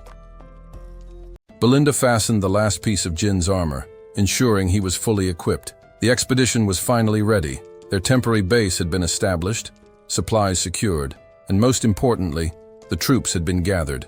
Before moving out, Gin instructed Belinda to conduct a final head count. She promptly reported the numbers. 148 mercenaries contracted through the office, and an additional 41 he had personally recruited. Their total force stood at 192. Gin nodded in approval, commending her efforts, then asked if Skav had been properly informed. Belinda reassured him. Skav had not only been notified, but had also taken an unexpected initiative. Despite her concerns that he might resist, the knight had stepped in to ensure their passage through the Forest of Beasts remained undetected. As the commander of the forest post, Skav's involvement put her at ease. She urged Gin not to worry, and her confidence brought a slight smile to his face. Without further delay, Gin summoned the mercenaries and addressed them. "The land ahead is ours to claim," he declared. "I know you've heard the rumors about this forest. It's a place of unknown dangers, filled with creatures beyond imagination. But I refuse to let fear stop us. We will conquer it." A murmur spread through the ranks. The mention of the Forest of Beasts unsettled the mercenaries. Whispers of dread filled the air. Some claimed they hadn't been warned about such dangers. Others feared for their lives. Belinda stepped forward and silenced them with a sharp glare. "Do not interrupt your leader," she commanded. Jin, unfazed, offered an ultimatum. Anyone unwilling to proceed could withdraw, no questions asked. However, if they succeeded in this mission, he promised to pay them triple their current wages. A stunned silence followed. The offer was almost too good to be true. Belinda, stepping closer, leaned in and whispered, "Master, we've already spent everything on preparations. How do you plan to pay them?" Gin remained composed. "A promise like this is necessary to keep morale high," he said. He was confident in their success. The rewards would come in time. "Do you trust me?" he asked. She exhaled, knowing she had no choice. "I do." Nearby, Kerr turned to Jillian. "Our master's lost his mind," he muttered. "How does he expect to pay up?" Jillian smirked. "He always has a plan." With that, Gin officially named them the Forest of Beasts Expedition Team and ordered the march forward. As they advanced, the group wasted no time cutting through the dense foliage. Even Gin worked alongside them, wielding an axe with precision. When he finally felled a tree before him, sunlight broke through the thick canopy. Raising his hand, he directed the men. "Clear the path ahead," he commanded. "Chop the fallen trees into logs, load them onto the carriages, and dig out the stumps." Jin had prepared well. In his past life, he had obtained a Forest of Beasts developmental journal, a rare resource detailing the land's hidden potential. If properly managed, this forest could be transformed into a thriving region. But for now, his priority was clear: securing the quickest route to the Runestone Vin. The wealth from this expedition would be crucial in stopping the conspiracy surrounding Perum. As they worked, Kay observed their employer's unusual dedication. "Strange," he mused. "Why is he working so hard?" One mercenary shrugged. "Probably just putting on a show to maintain his noble dignity." Another scoffed. "Nah, he'll give up soon enough." Belinda overheard and shot them a withering glare. "Enough gossip, get back to work." Though they obeyed, their dismissive attitude irritated her. She approached Gin. "Master, you went through great trouble hiring these men. Why do this yourself?" Gin wiped sweat from his brow. "The faster we finish, the better. Staying here longer than necessary is a risk." She studied him for a moment before sighing. "You speak as if you already know what's ahead." Kay, watching their interaction, chuckled. "Imagine that. Our employer has someone worrying about him, while I'm willingly walking into danger. Like a loyal dog." Jillian, overhearing, smacked Kay with a log. "Hey, you trying to start something?" Kay grumbled. Their bickering continued, but the expedition pressed on. The Duchy of Deline had long sought to develop the Forest of Beasts, but Gin had never uncovered the Duke's true motivations. Still, he had managed to acquire invaluable records, maps, pinpointing key resources, and detailing the monster ecosystem. This knowledge gave him an edge. Among the supplies, one mercenary noticed an unusual abundance of oil lamps. Why so many, he wondered. Wouldn't torches be cheaper? Guinea didn't answer. Something was off. The deeper they ventured, the more unsettling the atmosphere became. "Stay sharp," he warned. As the sky dimmed unnaturally, a mercenary paused mid-swing and frowned. "Is it night already?" Another smirked. "Still no monsters. Maybe the rumors were just that, rumors." His companion chuckled.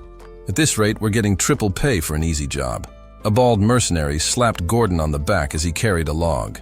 "Hey, maybe you should give the boss a refund." Gordon, however, wasn't laughing. Something felt wrong. Turning, he scanned their surroundings and spoke slowly. "We've cut down a lot of trees, right?" The others nodded. His face darkened. "Then why is the path behind us blocked?" Silence fell. The mercenaries turned in unison. Their escape route had vanished. Thick trees now stood where they had just cleared moments ago. Panic spread. Jin's voice rang out, firm and commanding. "Stay together. Weapons ready." Tension thickened as the realization sank in. The mercenaries who had mocked the dangers now gripped their swords, eyes darting through the eerie gloom. Jin turned to Gordon. "Move slowly. Come back toward us." Gordon obeyed, but his foot caught on a root, sending him sprawling. "Idiot," someone muttered. He turned back. Nothing happened. No monsters, no attack. Confused glances were exchanged. A bold mercenary let out a laugh. "All this panic for nothing. The trees just look similar, that's all." He scoffed at Gin. "You're overreacting, boss. This forest is nothing but dense trees and scary stories." Jin's expression remained unreadable. "Step forward," he ordered, "if you want to live." The mercenary sneered. "You're trying to scare us." And then, without warning, something coiled around his waist. His breath hitched, and in an instant, he was gone.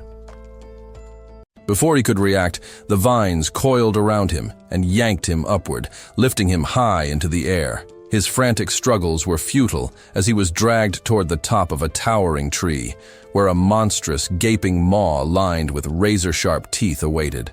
In a single horrifying instant, the colossal tree-like beast swallowed him whole. The creature had no discernible presence, making it impossible to detect before it struck. It was the perfect ambush predator, thriving on catching prey off guard. Suddenly an eerie eye opened amidst the bark, revealing its identity, Dirus Ant. Gin's eyes darted around and his stomach dropped. More of them. Countless Dirus Ants encircled the group.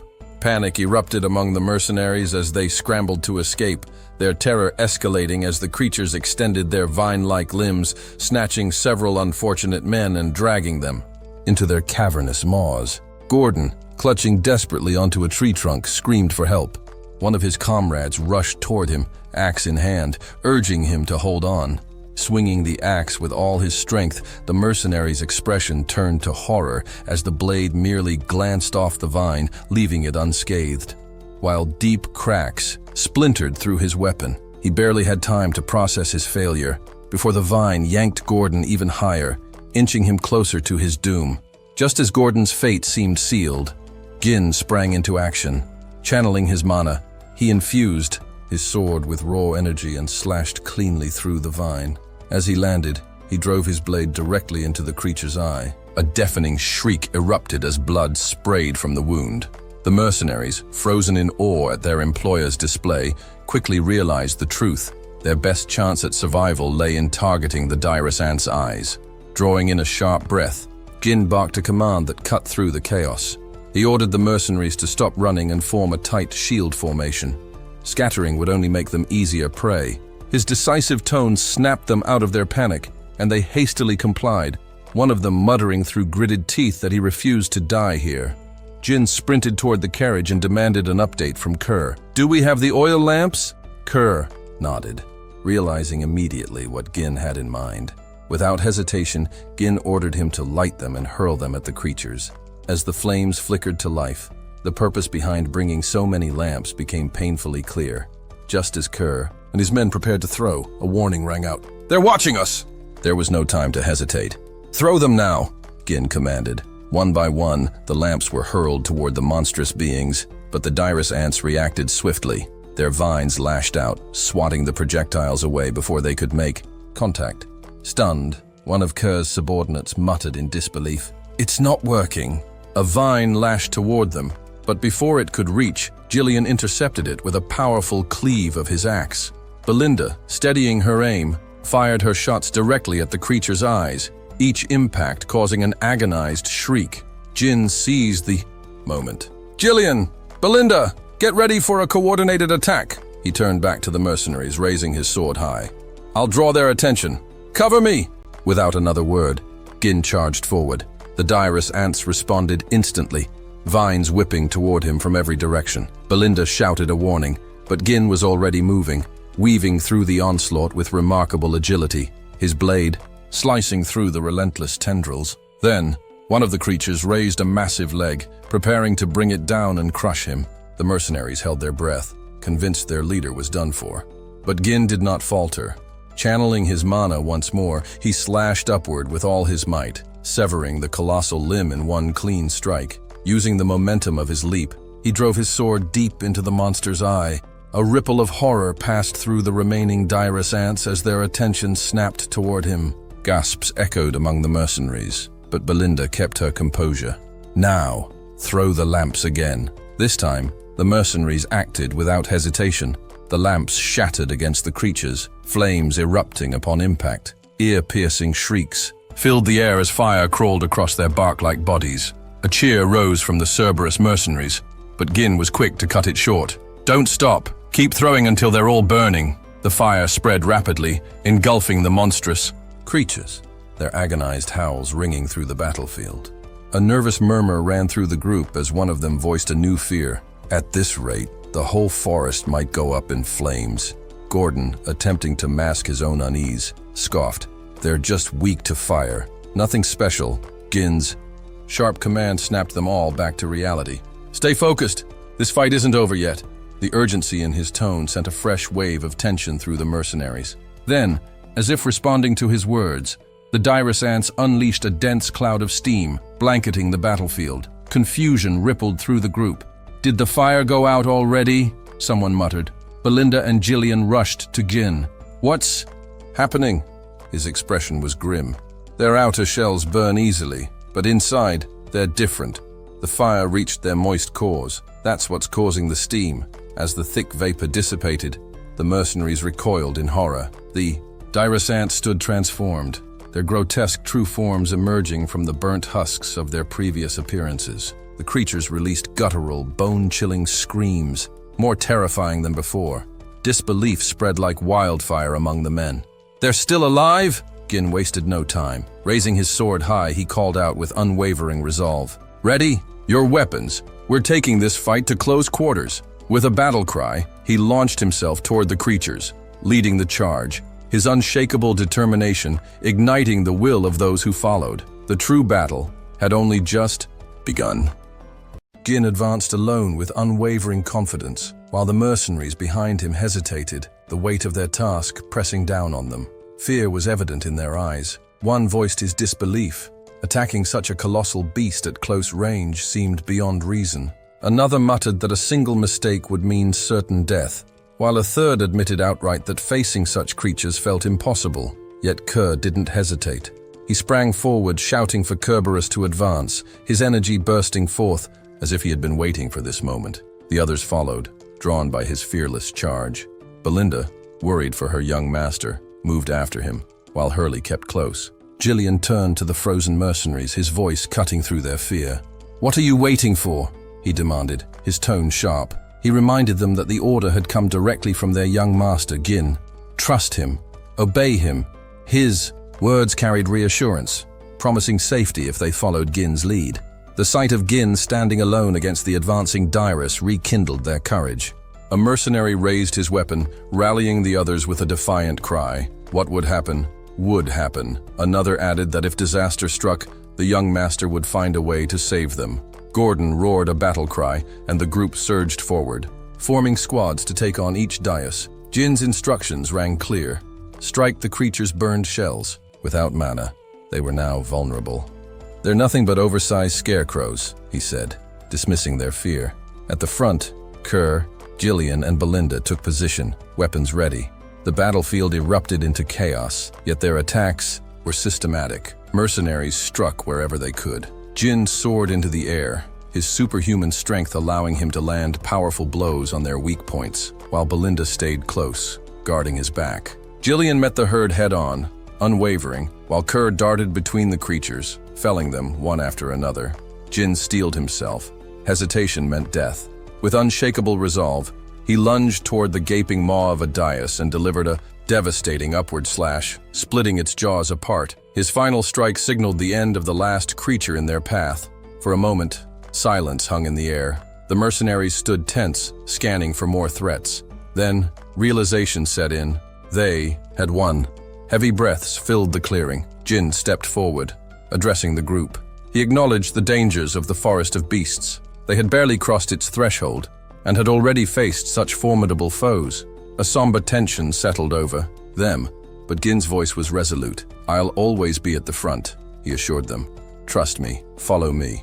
Their previous hesitation vanished, replaced with a unified affirmation. They pressed on. Not long after, they came across a massive boulder containing a runestone. Jin glanced at it but chose to ignore it for now. Clearing the path forward was the priority. Their journey brought them into battle once more, facing herds of orcs and swarms of flying monsters. Kerr fought with reckless enthusiasm, but even in the chaos, he felt a sting of jealousy at how Belinda fussed over Gin. Then, they encountered a new threat, a towering rat-like monster, 3 meters tall, its razor-sharp teeth gleaming as it screeched, eyes fixed on them as prey. Gordon stepped forward, taking the vanguard. Frustration rippled through the group. Another monster? How many more lay ahead? Before they could react, the beast lunged. Kerr and Gillian moved instantly. Kerr struck first, severing one of its legs with a powerful swing, but the creature still charged. Gillian stood his ground, an immovable force, intercepting the attack. Jin seized the moment, driving his blade into the monster's gaping mouth, silencing it for good. A quick head count confirmed no losses. As they moved forward, the mercenaries shared an unspoken understanding. Survival hinged on following their master's command. Together, they could overcome anything. Gillian noted their progress. "They're starting to look like a real unit," he observed. "Nothing teaches better than real combat," Kerr added. Jin nodded. Then let's move. Clear the path ahead. Without hesitation, the mercenaries got to work, chopping down trees and forging their way forward. Not all shared their resolve. One mercenary privately thought the forest had driven them mad. By nightfall, they reached a pristine lake. The exhausted mercenaries rushed to wash their faces and fill their water pouches. Ever watchful, Belinda stayed close to Gin, her worry clear. Gin surveyed the area and determined the lake would serve as a crucial waypoint. They would camp here for the night. As fires were lit and food was shared, tension simmered among the group. Some whispered doubts about the mission, wondering what greater horrors lay ahead. At one campfire, Manus voiced his misgivings outright. "This isn't worth our lives," he argued. "The young master is chasing glory through brute force." Gordon scoffed. "You were paid, weren't you?" A mercenary with a patch over one eye spoke calmly. "He saved us more than once." Manus wasn't convinced. Nobles see mercenaries as expendable. His words planted seeds of doubt, though Manus himself secretly planned to use the others as cannon fodder for his escape. But then the one-eyed mercenary gestured toward Gin. "Look." Manus turned and scowled. Jin was tending to an injured mercenary, carefully applying medicine. "Keep it dry," he advised. "It'll heal faster." The mercenary nodded gratefully. "Thank you." Belinda approached, frustration spilling over. "That medicine is too valuable to waste like this." Gin dismissed her concern. "Medicine, left unused, is worthless." Then he called the next injured soldier forward. The patch-eyed mercenary addressed the group again. "Would a man who sees us as expendable waste expensive medicine on us?" Silence. Another mercenary nodded. "He's nothing like our last master." Manus clenched his jaw, anger bubbling beneath his skin. His attempt to sow discord had failed. Muttering curses under his breath, he walked off. Jin, having noticed the exchange, addressed the group. "Finish eating. Rest." Then he called Kerr and Gillian aside. Kerr, ever direct, wasted no time. "Are we just going to let Manus do as he pleases?" Gin remained calm. "The forest will deal with him." He glanced toward the night-darkened trees. "There are bigger concerns." Belinda frowned. "Like what?" Gin's gaze darkened. "How many lamps do we have left?" Kerr answered instantly. 24. Jin's expression turned grim. Supplies were dwindling. And yet, something was off. "The monsters attack constantly," he murmured. "But the past 2 nights have been quiet." Realization dawned on them. Gillian's voice was serious. "We've entered a territory ruled by something stronger." Jin nodded. "And whatever it is, it's watching us." A hush fell over the group. They had survived the forest of beasts so far, but the real danger was still ahead. Wait, before we continue, did you know you can watch up to 16 episodes ahead right now? Join our Patreon to unlock exclusive early access and support the series. Don't miss out. The link's in the description. All right, back to the action. Jin carefully placed several lanterns around the camp, their warm glow flickering in the darkness. The mercenaries, unaware of his intentions, slept soundly, exhausted from the day's journey. Even Gordon, bare-chested and leaning against a tree, drifted into deep slumber. Then, a faint sound broke the silence. Gordon's eyes snapped open. His breath caught in his throat as he spotted a lantern floating in midair, as if gripped by an invisible force. Before he could react, the lantern vanished into the darkness. A strangled cry escaped his lips. Moments later, his alarm turned into sheer terror. From the shadows, 4 pairs of glowing red eyes emerged, burning like embers in the night. Gordon's scream shattered the stillness of the camp as he scrambled to his feet, swinging his weapon wildly at the unseen creatures. His frantic shouts urged the others to wake. The commotion stirred the mercenaries from their sleep. They rushed to Gordon's side, weapons drawn. One of them demanded an explanation. Still breathless, Gordon insisted that a monstrous presence had been right next to him. But his claims were met with skepticism. No one else had seen a thing.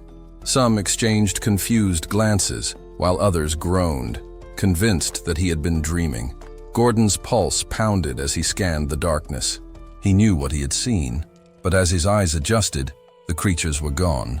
One mercenary grumbled about the needless panic, while another suggested cutting Gordon some slack. After all, their recent encounters with monsters had been unnerving. Then, a voice cut through the doubt. A third mercenary admitted waking up to see a lantern vanish before their eyes. Murmurs spread through the group. Someone mentioned hearing a chilling laugh. Unease tightened its grip on the camp as more mercenaries shared similar eerie experiences. A one-eyed veteran finally spoke, his tone grave. "Something is here," he said with certainty. His words, calm yet firm, steadied the rising panic. At that moment, Jin stepped forward. The mercenaries instinctively parted to let him through, their respect for him evident. At his side stood Jillian and Kerr. Without hesitation, Gin issued a command. "Regroup." The mercenaries obeyed, forming a defensive circle. The high-ranking members gathered inside a tent to hear Gin's explanation. Gordon, still shaken, demanded to know if they were truly surrounded by monsters. The one-eyed mercenary voiced his concern. The creatures were invisible, and if they couldn't see them, how could they fight? Jin nodded grimly. "They're shadow hunters," he explained. "Powerful beings that thrive in darkness. Physical attacks won't harm them. They steal light, turning it into a hunting ground where they control the fight." A heavy silence fell over the group. Gordon swallowed hard. "How many are there?" Jin's gaze darkened. "Hundreds." Gasps rippled through the tent.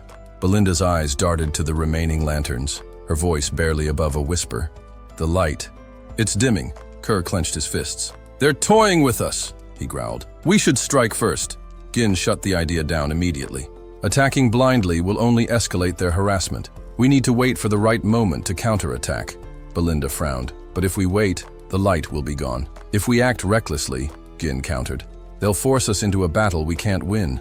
We need to strike all at once, and decisively." Skepticism flickered in Jillian's eyes. "How do you fight something you can't see?" Jin's expression remained steady. "With these," he reached into his pack and produced several magic scrolls. "Belinda, you've prepared them," she nodded, distributing the scrolls to each mercenary. As Gin knelt, he drew a plan in the dirt. The mercenaries crowded around, listening intently. "The creatures are circling us from 3 sides, using stolen light to tighten their grip," he explained. "We can't defend the entire camp. We'll be flanked, but the lake at our backs keeps them from surrounding us completely." Jillian nodded, grasping the tactical advantage. "So we use that to our benefit?" Gin's lips curled into a smirk. "Exactly. We hold the initiative." Belinda hesitated. "How?" "We'll divide into 3 units, Gin continued. "A shield unit to absorb their attacks, a crossbow unit for ranged suppression, and an elite assault unit, led by me. The shield and crossbow units will form a tight formation at the center, while the assault team will break through their left flank. Once we regroup, we'll encircle them and wipe them out in one decisive strike."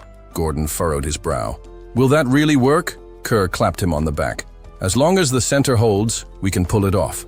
Belinda, ever sharp, raised a critical point. "But we can't even touch them in the dark." For once, Kerr had a reasonable suggestion. "What about mana?" Gin nodded approvingly. "That's where the magic scrolls come in." As night deepened, the mercenaries braced for battle, shields locked into formation. Crossbowmen took aim, ready to unleash a volley at a moment's notice. A voice rang out, a mercenary reporting the loss of the final lantern. Darkness closed in. Jin remained calm, recalling an entry from the pioneering journal of the Delini Ducal House. The shadow hunters had one weakness: light. He pulled a scroll from his belt. With a sharp motion, he tore it open. A surge of magic erupted. Light flooded the camp, turning night into day. A collective gasp followed. For the first time, the mercenaries saw their enemy. The shadow hunters, eel-like creatures with shifting, grotesque forms, screeched as they were exposed. Gordon's face twisted in a mix of horror and resolve. They were here all along!" The creatures, now fully visible, launched their attack. Chaos erupted. "Hold the line!" Gordon bellowed, rallying the shield unit as the first wave struck. The crossbowmen loosed their bolts, their projectiles slicing through the monsters now stripped of their camouflage. Jin's sword flashed in the artificial daylight. Assault. "Unit, with me!" Jillian charged at his side without hesitation. Kerr grinned, relishing the battle ahead. Belinda, ever vigilant, stayed close to Gin, ready to watch his back. With a single commanding motion, Jin raised his sword. "Now, we end." This! With a war cry, the mercenaries surged forward, determined to turn the tide.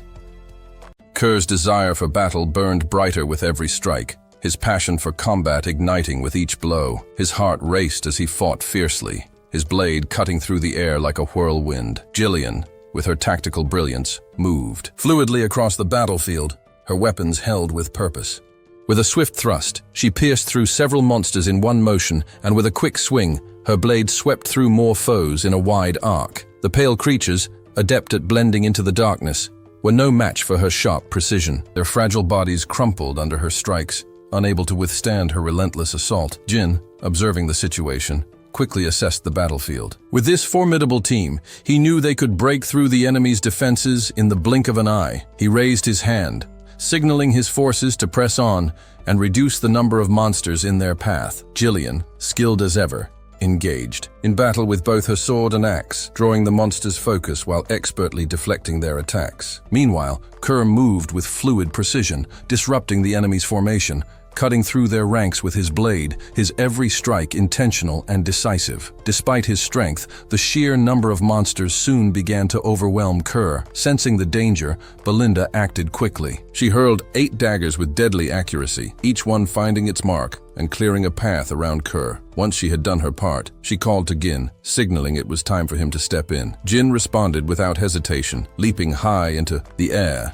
his sword moving in a dance of deadly grace. As he descended, his blade cut through the monsters with brutal efficiency, each strike leaving a trail of fallen foes. The strength of Pum's elite force was on full display as magical light illuminated the chaotic battlefield. The mercenaries, steadfast behind their shields, held firm, firing arrows without pause. The monsters had yet to break through their defenses, but the pressure was mounting. One mercenary cursed the overwhelming numbers, while another anxiously reported that they were running low on bolts. The situation grew more desperate with every passing moment, and the mercenaries began to fear the oncoming assault. Just as things seemed to take a turn for the worse, the assault squad arrived, charging in from the flank. Their weapons slashed through the masses of pale monsters with ruthless efficiency. Gin paused briefly, silently acknowledging the efforts of the shield and crossbow units who had held the line until now. The tide of battle was shifting in their favor. One of the mercenaries called out with relief, "The boss has arrived!" Another, equally relieved, shouted, "We're saved!" Gordon, observing the battlefield with satisfaction, nodded.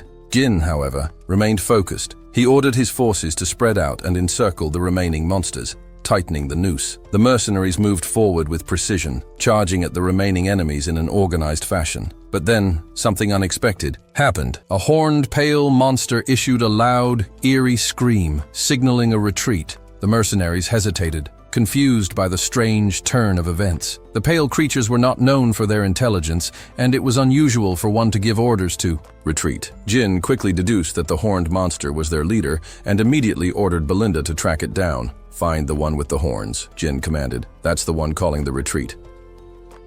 Kerr, watching the pale monsters begin to pull back, asked, "Should we continue the chase?" Belinda, ever the strategist, considered the situation before answering. "Wouldn't it be better to let them go?" Gin shook his head, his decision clear. "The pale monsters are relentless. Even if they retreat now, they will follow us for days. The only way to stop them from hounding us again is to take out their leader. If we break their command structure, the rest will fall apart." Belinda smiled, impressed by the growth of her young master. She swiftly retrieved a hook attached to a line, infused it with mana, and expertly threw it toward a nearby tree. Using the line, she propelled herself into the air, soaring over the retreating pale monsters and heading straight for their leader. She spotted the horned creature and, with a precise flick, launched the hook toward it. With a signal to Gin, Belinda called for him to join the pursuit. Gin, seeing the signal, knew the time had come. He gathered his strength, pouring mana into his legs, and launched himself forward. He tore through the ranks of the retreating pale monsters, his sword cutting through them as he made his way toward the leader. With a final, decisive thrust, Gin's blade drove deep into the heart of the horned creature,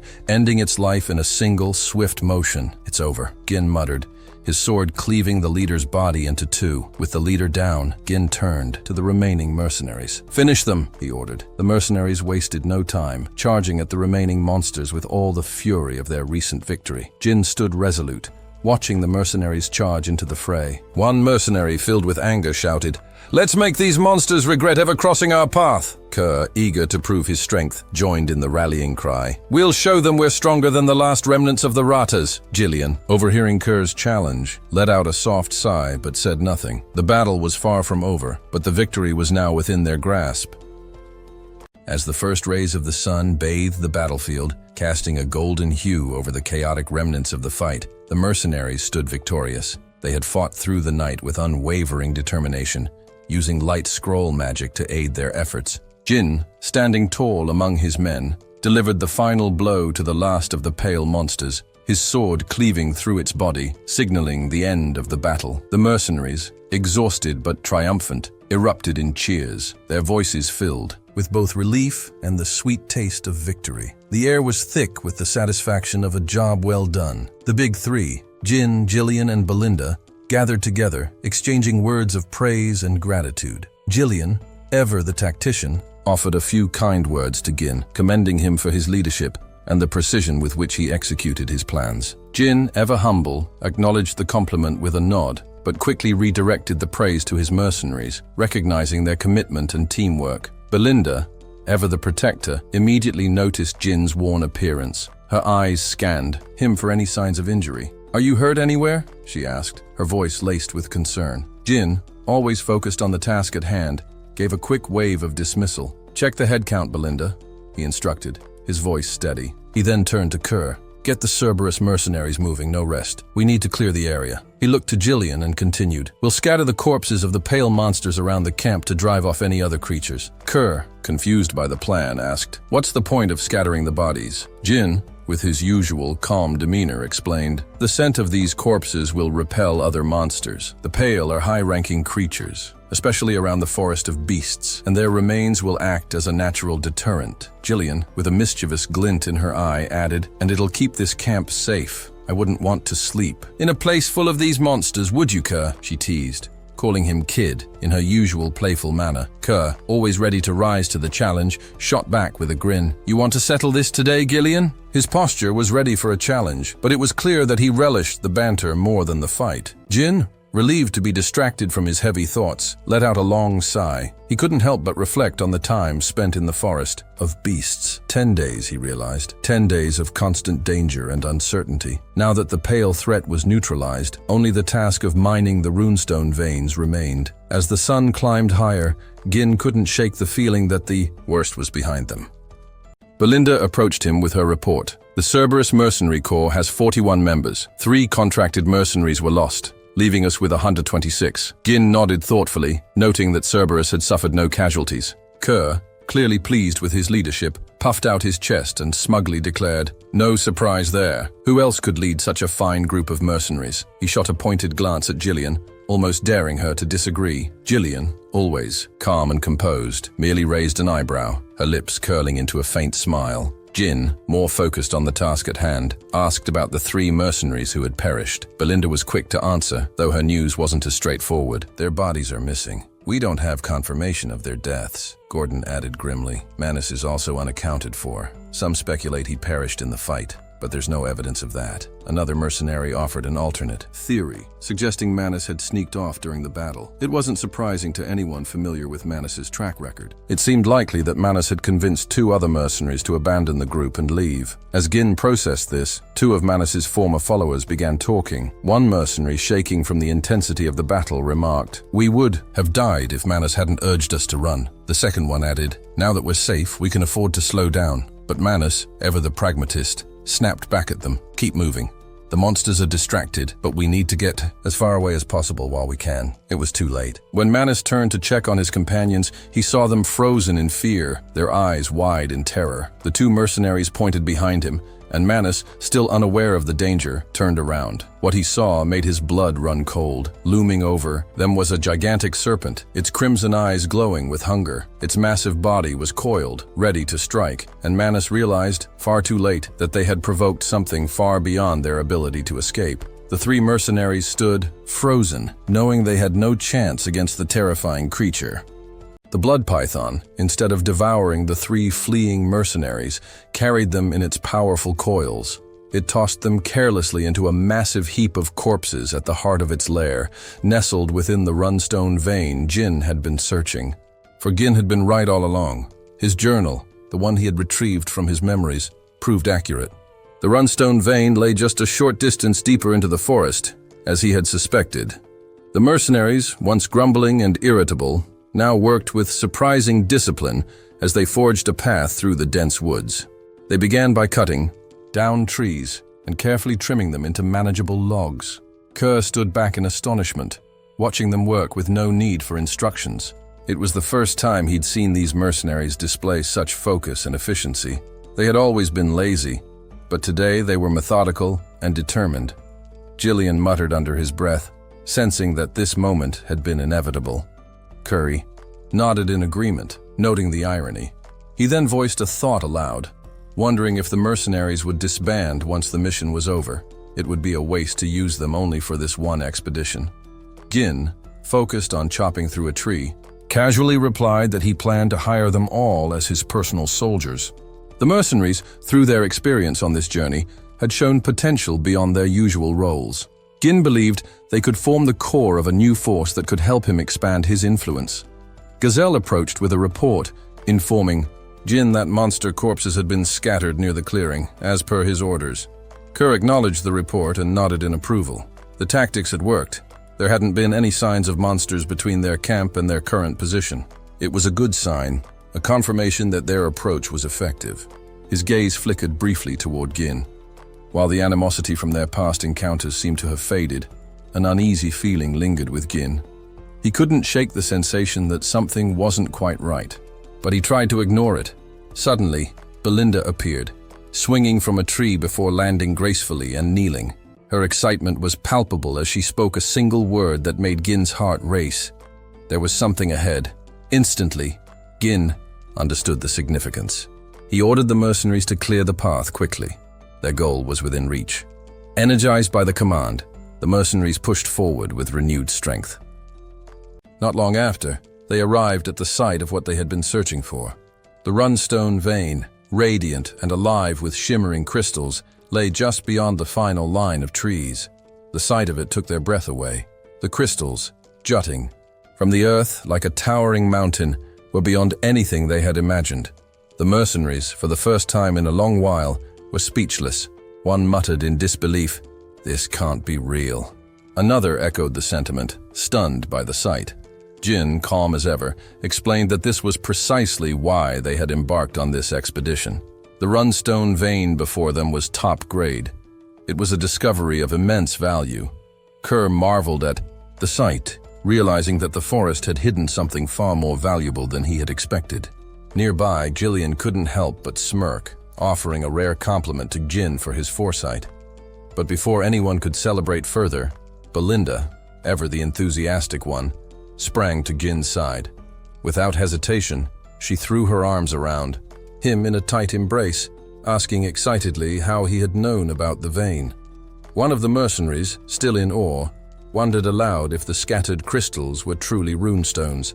Another mercenary, filled with excitement, shouted that they had stumbled upon something most people could only dream of finding once in a lifetime. Talk quickly turned to mining the crystals and the wealth they could bring. However, the moment of triumph was abruptly shattered by a harsh voice that cut through the thick fog. "None of you are going anywhere." The mercenaries froze. The voice was unmistakable. They turned to see Manus, standing unnaturally still, as if under some dark influence. Before anyone could act, Manus collapsed, engulfed in a thick mist. The mercenaries rushed to his side, shouting in frustration and confusion. Gin, with the authority that had become second nature to him, raised his sword and ordered them to fall back. Without hesitation, he drew back his broadsword, preparing for what was to come. With a single swing, the force of his strike sent a blast of wind that swept the mist away, revealing the scene that lay hidden beneath. The mercenaries were stunned. Before them was the blood python's lair, a massive mound of bones, littered with the remains of countless creatures. Horror spread across their faces. One mercenary shouted, horrified by the sheer number of corpses scattered across the ground. Another demanded to know what had happened here. As they examined the scene, they realized the truth. This was no abandoned lair. Among the monstrous bodies were human remains as well. The evidence was clear. This place had been home to something far more dangerous than they had anticipated. Belinda and Gillian immediately assumed defensive stances, awaiting Jin's orders.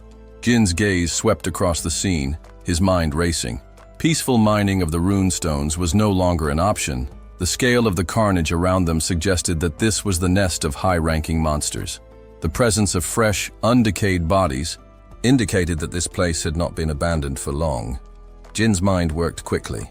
The discovery had shifted from an opportunity to mine valuable resources to a deadly confrontation. They were no longer the hunters, they were the hunted. The toxic gas from the scattered corpses had merged with the mist, clouding the area in an invisible danger that went unnoticed until it was almost too late. Gin cursed under his breath, remembering that no special threats had been recorded near the vein. Realizing the imminent danger, he quickly commanded everyone to be alert, his voice firm and steady as he sensed something drawing near. His instincts proved correct. The massive blood python materialized out of the mist like a nightmare come to life, its movements so quiet it was almost impossible to track. Without warning, the serpent opened its gaping maw, preparing to strike at Gin. His mind raced as he shouted for the mercenaries to scatter. Belinda, Kerr, and Jillian instantly positioned themselves, while Jin himself stepped forward as the vanguard. Unfazed by the looming threat, he leaped into the air, his sword raised high and ready for combat. As the python lunged toward him, Gin deftly dodged its strike, swinging his sword in a smooth arc. His momentum from the leap carried him closer to the serpent's body, and with a surge of mana, he thrust his sword toward its skull. Even with the power of 2 attacks, the sword only left a shallow mark on the python's scales. Watching from the sidelines, Jillian muttered in disbelief, astonished at how little effect the strikes had despite the mana infusion. Kerr, equally stunned, voiced his confusion, unable to understand how such a creature could withstand such powerful blows. As Gin attempted to retreat, the python immediately countered, opening its mouth wide and spraying venom from its fangs. Still in midair, Gin twisted his body and used his cape to shield himself from the poisonous spray. But the attack didn't end there. The serpent's tail came crashing down, aiming to strike Gin with a brutal force. Gin, anticipating the move, swung his sword with all his might, meeting the tail head-on. The impact was overwhelming, sending him crashing to the ground with a force that rattled his bones. Belinda's frantic voice cut through the chaos, filled with worry as she called out to her young lord. The ground trembled as the python's body writhed in fury, causing utter mayhem around them. One mercenary, caught in the chaos, screamed for everyone to watch out for the snake's rampage, while another demanded to know what kind of beast could possess such immense size. A third mercenary screamed in terror as the snake's overwhelming power began to tear through their ranks, crushing everything in its path. With the mercenaries in disarray, the experienced trio swiftly sprang into action. Jillian moved with precision, pulling 2 mercenaries out of harm's way. Belinda, with a swift motion, used a rope to help several others climb to safety, throwing them clear of the python's crushing force. Kerr, ever the leader, barked orders, commanding his group to scatter and avoid the destructive rampage of the serpent. The snake's fury seemed unrelenting. The mercenaries, overwhelmed by its monstrous strength, could do little but scream in terror as they fought to escape its crushing wrath. Still on the ground, Gin focused, forcing his body to circulate mana, preparing for his next strike as the python's deadly gaze remained locked on him. He knew this creature was the true master of the Runstone vein. Jin's mind raced as he assessed the situation. The blood python was one of the legendary creatures within the forest of beasts that were deemed nearly impossible to hunt. It resided deep within the forest, far from human reach. Yet here it was, and Gin had not expected to encounter it so soon. The chances of victory seemed slim. The option to retreat crossed his mind, but there was no time to waste.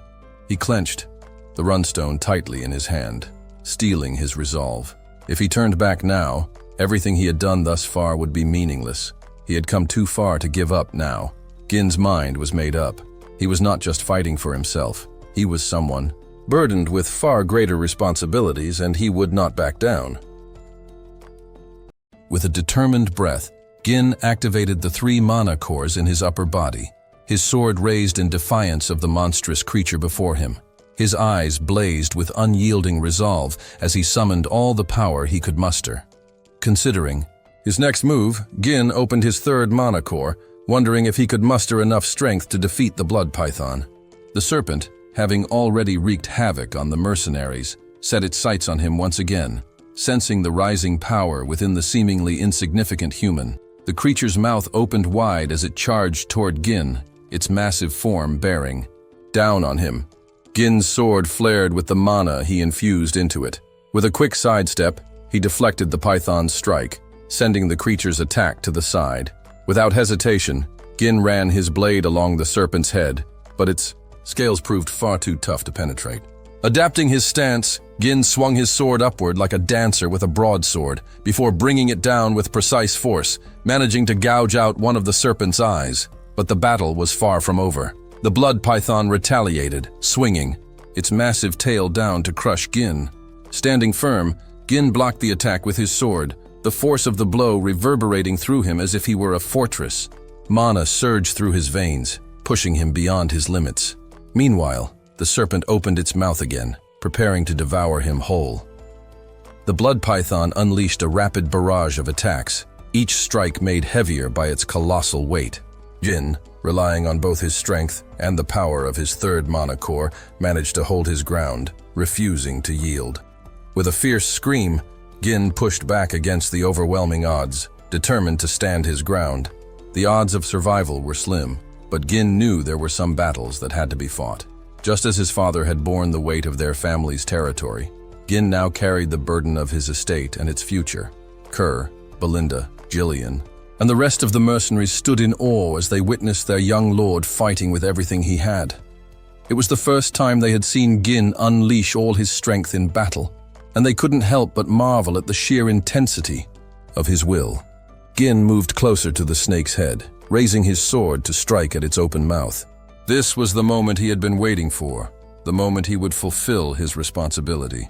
After putting some distance between himself and the python to catch his breath, Gin observed the creature closely.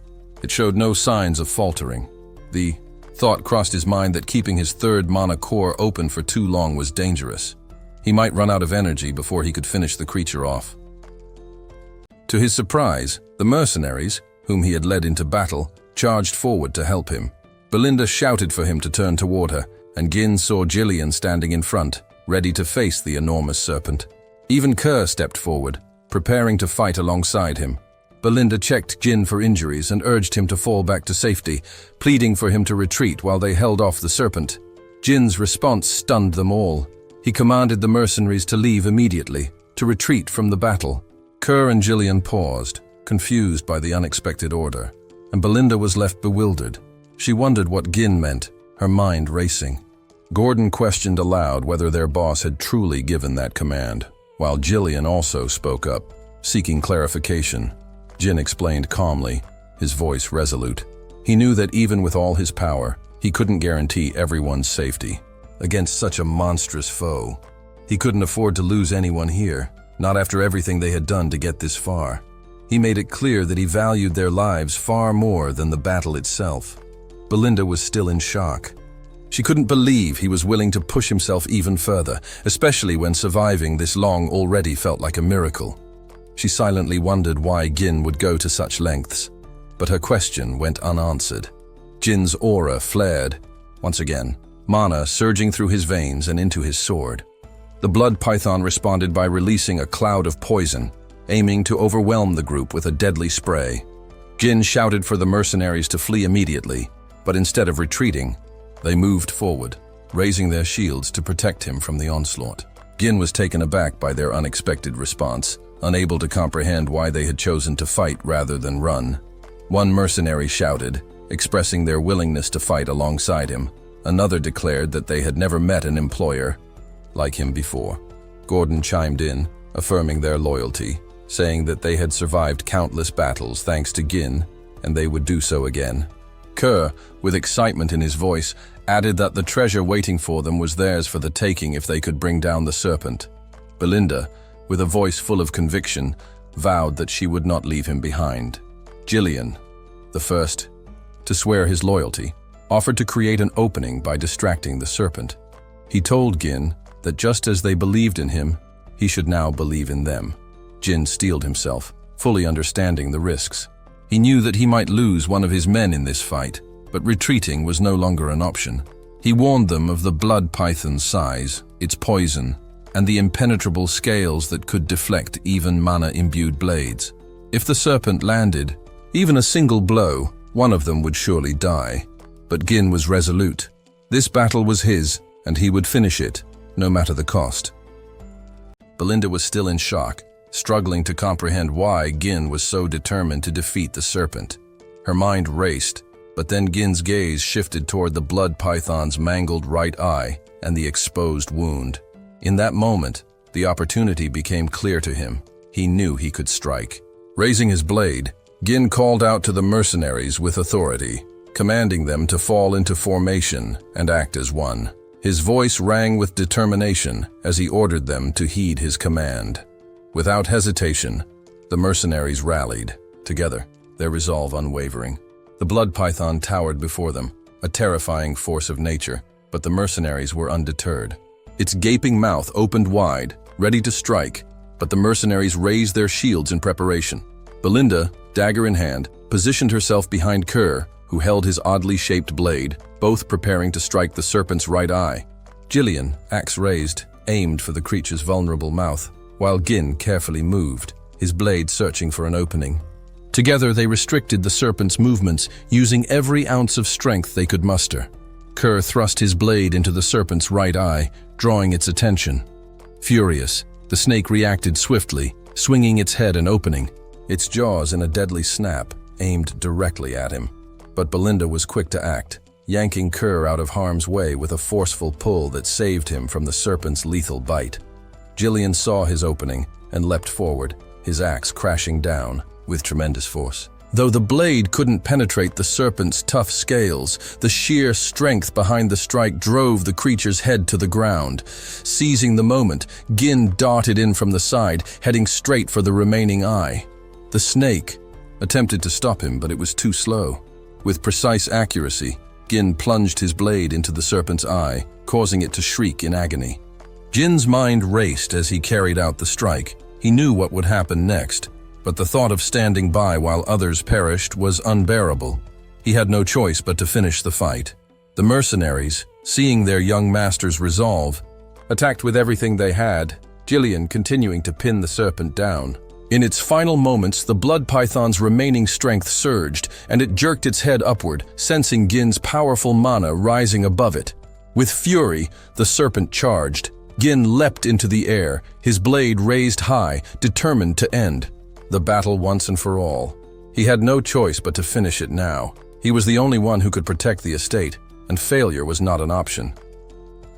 As the serpent's massive jaws opened wide, it surged toward Gin, ready to swallow him whole.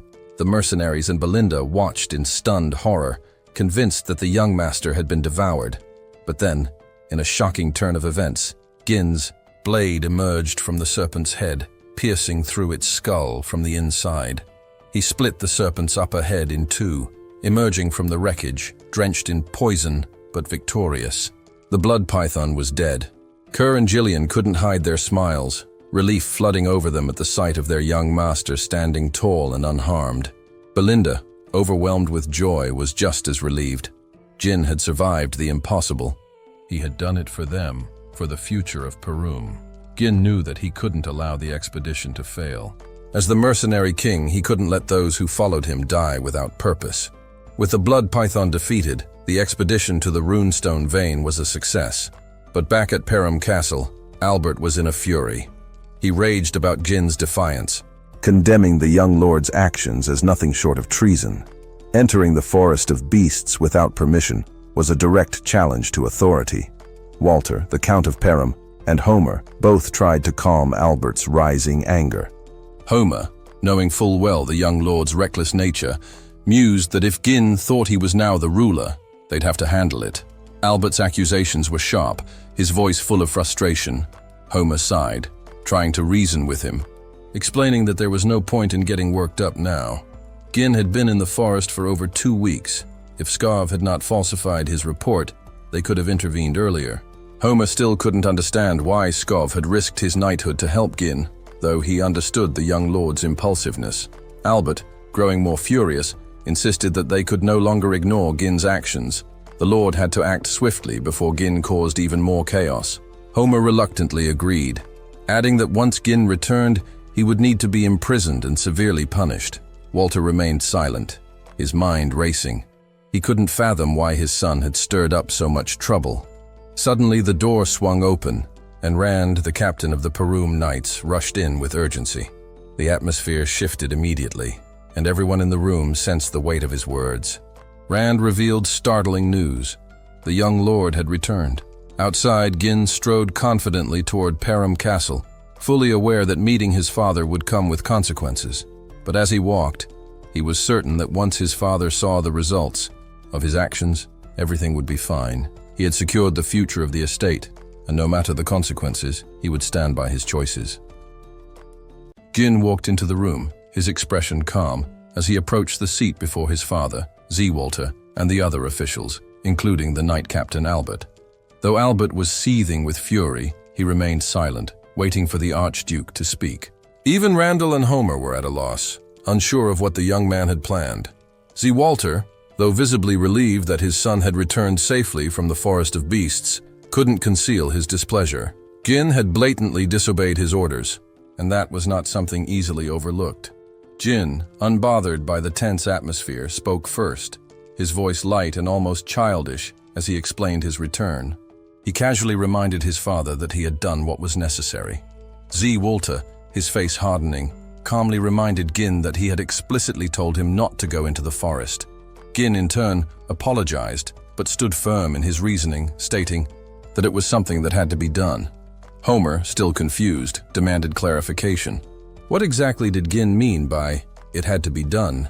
Randall quickly followed up, pointing out the gravity of the situation and questioning whether Gin truly believed it was worth disobeying orders. He reminded Gin of the perilous risk, not just to his own life but to the estate itself. If monsters had emerged from the forest and attacked the estate, it could have led to a catastrophic outcome. Gin, unfazed by their scolding, simply replied that he was still alive and that no monsters had attacked the estate. His calm response seemed to only fuel Homer's frustration, and Randall, his voice rising, demanded to know how Gin could be so reckless. Albert, who had been silent until now, spoke up, his voice tinged with frustration. He sarcastically asked if Gin found the situation amusing simply because no incidents had occurred in the forest. His tone suggested that, while angry, he might be willing to let this pass. However, Albert quickly put a letter on the table, signaling that this matter was far from over. Gin immediately recognized the letter as coming from Count Rayfold. Albert confirmed it, explaining that he had suspected something might go wrong when Gin visited Rayfold without warning. The situation was even worse than he had feared. Gin had extorted 20,000 gold from Lady Amelia, who had been sending support funds to Perum. This had enraged Count Rayfold, leading him to sever all ties with the estate and call off the engagement. Albert's words were harsh, underscoring the severity of the issue, which could shake the very foundations of the estate. Gin paused for a moment, contemplating. He wasn't troubled by the details of the report. Manipulating a greedy count was hardly a challenge, but he realized that Amelia's connections with the enemy had been her downfall, and her leverage over him had evaporated. The real issue, Gin understood, was that if he had delayed his mission any longer, he would have been trapped within the estate. As he processed this, Z. Walter placed the letter back on the table, urging Gin to speak. Albert questioned him coldly, demanding to know if Gin had anything to say in response. Homer, never one to hold back, suggested that the 20,000 gold should be returned immediately. Randall, equally displeased, remarked that the sum would have been enough to cover the knight's expenses for quite some time. Gin simply replied that he had already spent it all. The room fell silent as the others exchanged bewildered glances. Gin, unfazed, explained that the money had been used to develop the Forest of Beasts. Albert, unable to believe what he was hearing, demanded to know if Gin had truly spent the entire amount on a forest full of monsters. Gin, refusing to make excuses, simply apologized for the situation with Rayfold. The apology did little to calm Albert, who grabbed Gin by the collar, cursing him as a reckless fool. He reprimanded Gin for jeopardizing the future of the estate with his actions. Homer, growing even angrier, declared that Gin was no longer fit to be the Archduke of Perum. and insisted that he should be restrained and thrown into prison. Jin, however, remained calm and indifferent, responding in a nonchalant tone. He calmly assured them that he would personally provide the necessary support funds moving forward, including the 20,000 gold. Walter, clearly perplexed, asked his Yiba son what he meant by that. Without hesitation, Gin called out to Belinda, who had been waiting outside the room. She entered, holding a box in her hands. Gin explained that if his goal had merely been to enter the Forest of Beasts and return, he would never have started developing it in the first place. Belinda walked up to the table, placing a box gently down before opening it. The older men gathered around, their expressions puzzled as they gazed at the glowing crystal inside. Walter, however, recognized it instantly, his eyes widening with understanding. Gin explained calmly that it was a top-grade runstone. Those familiar with such rare treasures knew immediately of its value. Albert, seeing the crystal for the first time, was taken aback, his surprise evident. Homer, intrigued, picked it up and examined it closely, his voice full of curiosity as he asked Gin where he had found such a valuable item. Randall, still processing the discovery, quickly shot a skeptical look at Gin, accusing him of trading the 20,000 gold for it. Gin, unfazed, shrugged and explained with a casual tone that he had mined it himself from the Forest of Beasts. Belinda, standing nearby, shot an exasperated glance at the older men for doubting Gin's word.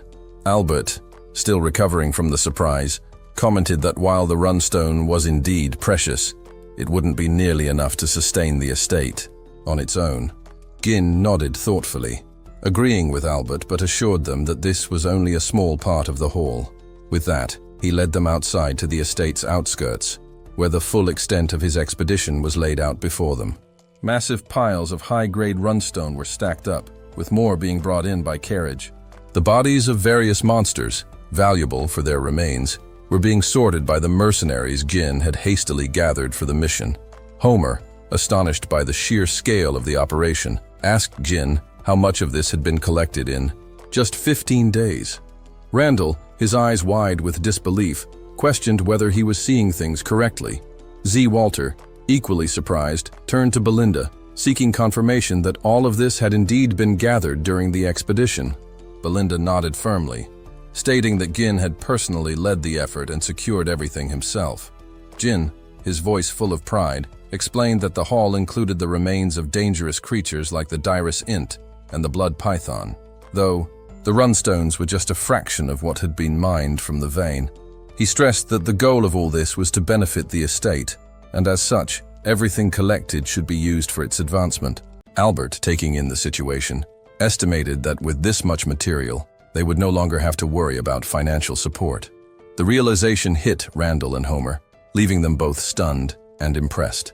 Their expressions softened, and they approached Gin, offering praise for his outstanding success.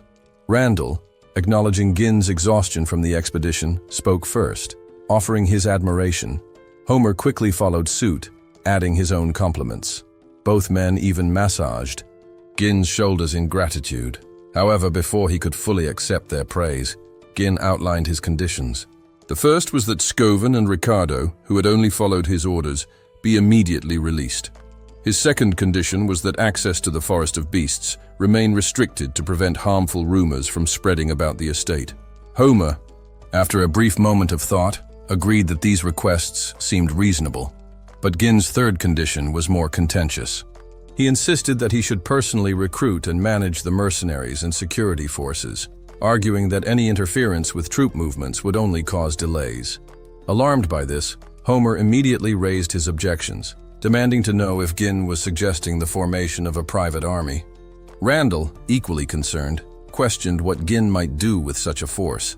Albert, maintaining a calm demeanor, intervened to clarify the situation. He reminded Gin that his current position required him to seek forgiveness, not make demands. Gin, however, remained unfazed, calmly explaining that his conditions were necessary to replace the financial support previously provided by Rayfold. He added that any delays in these operations would only hurt the estate's finances. Gin then turned to Albert, challenging him to consider whether he was truly willing to bear the consequences of any delays. Albert stood frozen for a moment, unsure of how to respond. The tension in the air was palpable. In that moment, Albert turned to Z. Walter, urging him to step in and take control before Gin's demands put the future of the estate at risk. However, Z. Walter remained silent, observing the situation unfold without intervening. Just as the atmosphere grew more tense, a voice broke through from behind, calling out to Gin. Everyone turned to see Jillian approaching, smiling warmly. Kerr, standing nearby, also greeted Gin with a smile. Jillian praised Gin for his efforts, and Gin responded with a nod, acknowledging the compliment. The mercenaries who had joined them on the expedition stood behind Jillian, clearly sharing in the respect and admiration for Gin.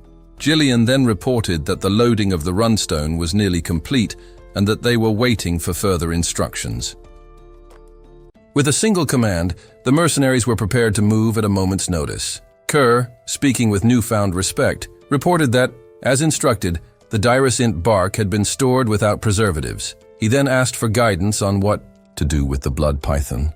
Gin, without hesitation, issued the necessary instructions, detailing how to dismantle the creature's body, separating the venom, blood, flesh, and hide in order to prevent decay. The mercenaries acknowledged his orders, ready to carry them out immediately. Z. Walter, observing the mercenaries, was visibly impressed by their presence. However, he couldn't quite grasp how Gin had managed to command such an elite group. He commented on their formidable appearance, prompting Gin to turn and acknowledge the remark. Gin explained that while the mercenaries were indeed impressive, their assistance had been crucial to the success of the expedition. Without them, the mission would have been nearly impossible.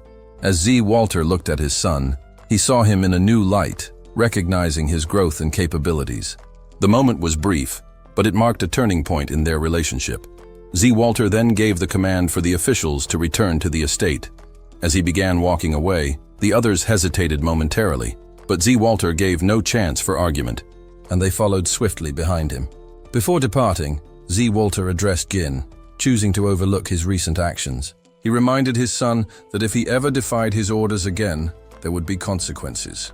Gin, both grateful and resolute, responded with a firm yet respectful tone, thanking his father while also expressing that one day he would inherit the estate as its rightful successor. As he walked away, Z. Walter remarked that Gin had the spirit of the Northern Wolf, a title given to the Count of Perum, who had long defended the northern frontier of Lithania. Gin's father had led a lonely life, managing an estate in poverty and defending the northernmost boundary of the kingdom with a weak military force. He had dedicated his entire life to safeguarding the estate, even without the company of his wife, Elena, or his son. In the end, Z. Walter had passed away, his death solitary and largely forgotten, a stark contrast to the legacy he had hoped to leave behind. With the immediate tension fading, Kerr let out a relieved sigh, remarking that they could finally afford a moment of rest. However, Belinda, still concerned for Gin, asked if he was planning to head straight back to the castle. Gin shook his head, explaining that he couldn't rest yet. He instructed Belinda to prepare everything for departure, as they needed to be ready to leave at any moment. Surprised, Belinda asked if he wasn't going to rest after everything he had just endured.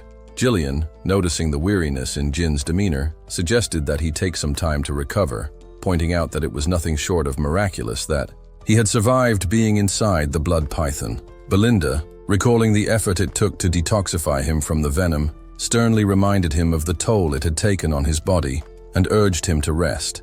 Despite the exhaustion weighing on him, Gin placed a reassuring hand on Belinda's shoulder, expressing his gratitude for her support. He also assured her that he was relying on her, but deep down, he knew he couldn't afford to waste any time.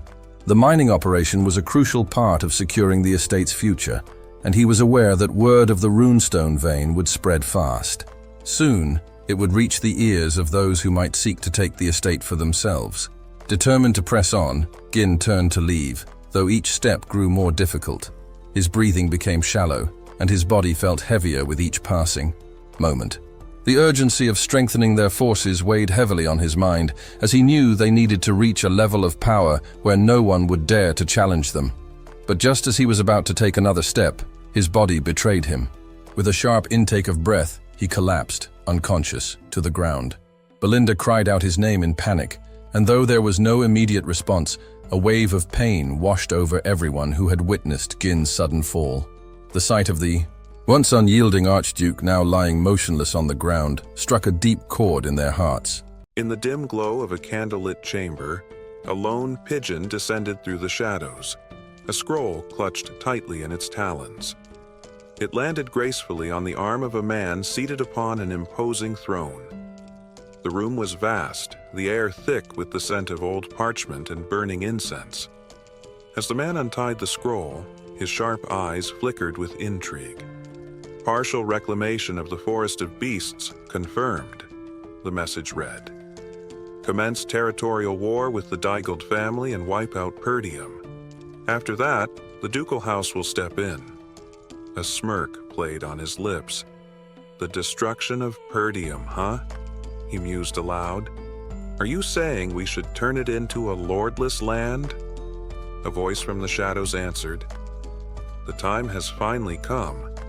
This means the ducal house intends to appoint a new ruler for Perdium. His gaze shifted toward the round table before him, where his most trusted retainers sat in silent anticipation. How many of our people remain in Perdium? He inquired. A man with graying hair leaned forward. 2 retainers and 1 knight, my lord. Send the retainers to Digald's territory, he commanded. The death of Digald's missing heir in Perdium will be justification enough for war. The room fell into murmurs until another voice spoke, tinged with hesitation. And who shall lead the campaign, my lord? The man on the throne leaned back, his fingers tapping against the armrest. Victor will take full command of this operation. A hushed silence followed, then a scoff from one of the men. Victor? I can't believe we're bringing out Desmond's strongest card this soon. Another man, younger and more cautious, interjected. If Frank had done his job properly, Perdium would have collapsed on its own. One of the older retainers spoke next, his tone laced with concern. My lord, Victor will undoubtedly succeed, but isn't it premature to reveal our strongest asset? We've played our hand cautiously until now. This move feels rushed. The man on the throne studied him for a long moment before responding. Why does the ducal house, which has always operated in the shadows, now interfere directly in Perdium? No one spoke. Because of the Forest of Beasts. The tension in the room shifted immediately. The Forest of Beasts, one man echoed, his voice carrying a hint of alarm. Every decision follows Duke Belfine's will. Do not question any orders. Prepare for war. The figure in the throne rose, his dark cloak billowing. At last, his identity was clear. Count Desmond. The murmurs in the chamber ceased. This was no ordinary territorial dispute. This was a calculated maneuver orchestrated by a far greater force. Harold Desmond, he continued, addressing one of his closest advisors. Does anyone else know about this situation? Meanwhile, in another location, a piercing scream shattered the stillness of an opulent chamber. A woman, clad in a deep crimson gown, clutched the fabric of her dress as if to steady herself. Giselle Perdium, she screamed, her voice laced with fury and anguish. A man hurried forward, placing a firm yet gentle hand on her shoulder. My lady, he said softly, trying to console her. Her breath came in ragged gasps. That bastard secured the runestone mine, using the 20,000 gold he took from me. The man's expression darkened. Even after sending the wildcats, they failed to kill him. I even bowed my head to that damn father to cut off Perdium's funding, and still, he lives. She clenched her fists, her nails digging into her palms. This makes me look like a fool. The man beside her didn't flinch. This isn't like you, my lady. Her chest rose and fell with measured breaths. You're right, she admitted, forcing herself to calm. I let my emotions take over. What's done is done. Then give the order, the man urged. Now that Perdium has found the runestone mine, they'll soon escape their financial troubles. She turned to him, eyes alight with calculation. It might seem like a victory for them, but the key detail is that they haven't sold the runestones yet. Haven't sold them yet? He echoed. A smirk curled her lips. According to our latest intel, they secured the runestones no earlier than 2 days ago. That's not nearly enough time to establish a supply chain. The realization dawned on him. We'll exploit that weakness. Exactly, we know where they'll try to sell them. His brow furrowed. And where is that? Her voice was sharp, precise. There's only one place in the north where they can sell runestones. She stepped toward the window, gazing out over the moonlit expanse. The Northern Tower, ruled by the 7th Circle Archmage Delmud. A pause. Then, with a slow, satisfied breath, she spoke the name that would determine the next battle. The Tower of Advancement. Runestones are the lifeblood of magical research, a resource so vital that the great magic towers guard their supply chains with ruthless efficiency. In the depths of a candlelit chamber, a cloaked figure laid out the plan before his gathered allies. The Tower of Advancement is our target, he declared, not Giselle. Our focus is on the workers transporting the runestones. Another figure, draped in a dark hood, nodded in understanding. We strike swiftly, hit and run, disrupt their supply lines, cut them off before they reach the tower. And in the chaos, a third voice added, we seize the runestones for ourselves. Yet, a murmur of uncertainty arose. But what about the Crimson Tower in Brivant territory? A man questioned. Shouldn't we consider splitting our efforts? A woman stepped forward, her expression unwavering. That was the past. Things have changed, she said firmly. The Crimson Tower has been in decline ever since it lost its top position. No mage in their right mind would choose it over the Tower of Advancement, not even Giselle Perdium. Her eyes darkened with cold determination. This time, I will take everything from you, Giselle, she vowed. Want to stay ahead of the story? Get up to 16 episodes early, only on Patreon. Support the channel, unlock exclusive content, and be the first to know what happens next. Click the link in the description, and we'll see you way ahead. In the story. Now, back to the video. Far away, within the silence of his chambers, Giselle was lost in the depths of a dream. A dream that soon turned into a nightmare. A monstrous creature loomed before him, its jaws widening as it swallowed him whole. Darkness engulfed him, and then came the venom, oozing from its insides, a corrosive force meant to break him down before he even reached the creature's stomach. But Giselle's body burned with defiance. His third mana core flared to life, incinerating the venom upon contact. The resulting fumes, however, were a new kind of torment, a poisonous haze that threatened to steal his breath, to pull him into unconsciousness. Endure, a voice echoed in his mind. If you lose consciousness here, it's over. His expedition, his future, everything he had worked for, it would all be lost. His grip on reality tightened. If I can't avoid the poison, he resolved, then I'll make it mine. The venom that had infiltrated his body, he wouldn't fight it. He would absorb it. Drawing it into his mana core, he spun it with fierce control, neutralizing the toxins in a process only a superhuman could achieve. Then, a realization struck. Could this be used as an alternative fuel? A new method to withstand mana explosions? His eyes snapped open, breath steady, body refreshed. He sat up, disoriented. Is this my room? He muttered. What happened?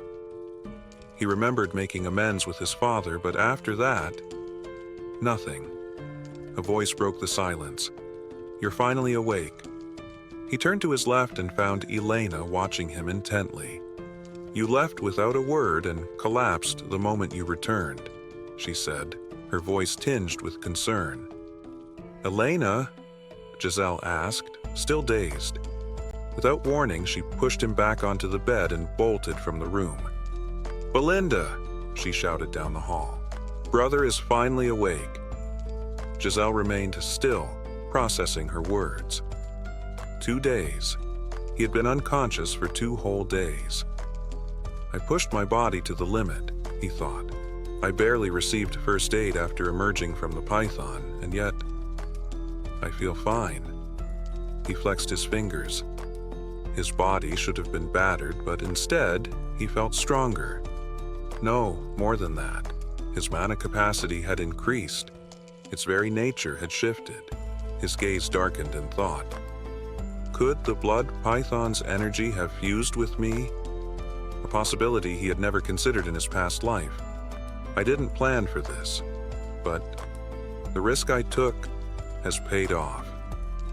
Excitement stirred in his chest. If this method worked, he could grow stronger, faster, by unimaginable leaps. He needed to run tests, but there was no time for that now. For now, there was only one priority: the runestones. 2 days had passed. By now, word had already spread. He swung open his cabinet. I need to gather the mercenaries immediately. A knock at the door interrupted his thoughts. You don't need to knock, he called. Come in. The door swung open, revealing not just Belinda, but also his father, Zwalter Perdium. A rare sight. Father, Giselle said, momentarily caught off guard. Zwalter studied him for a long moment before speaking.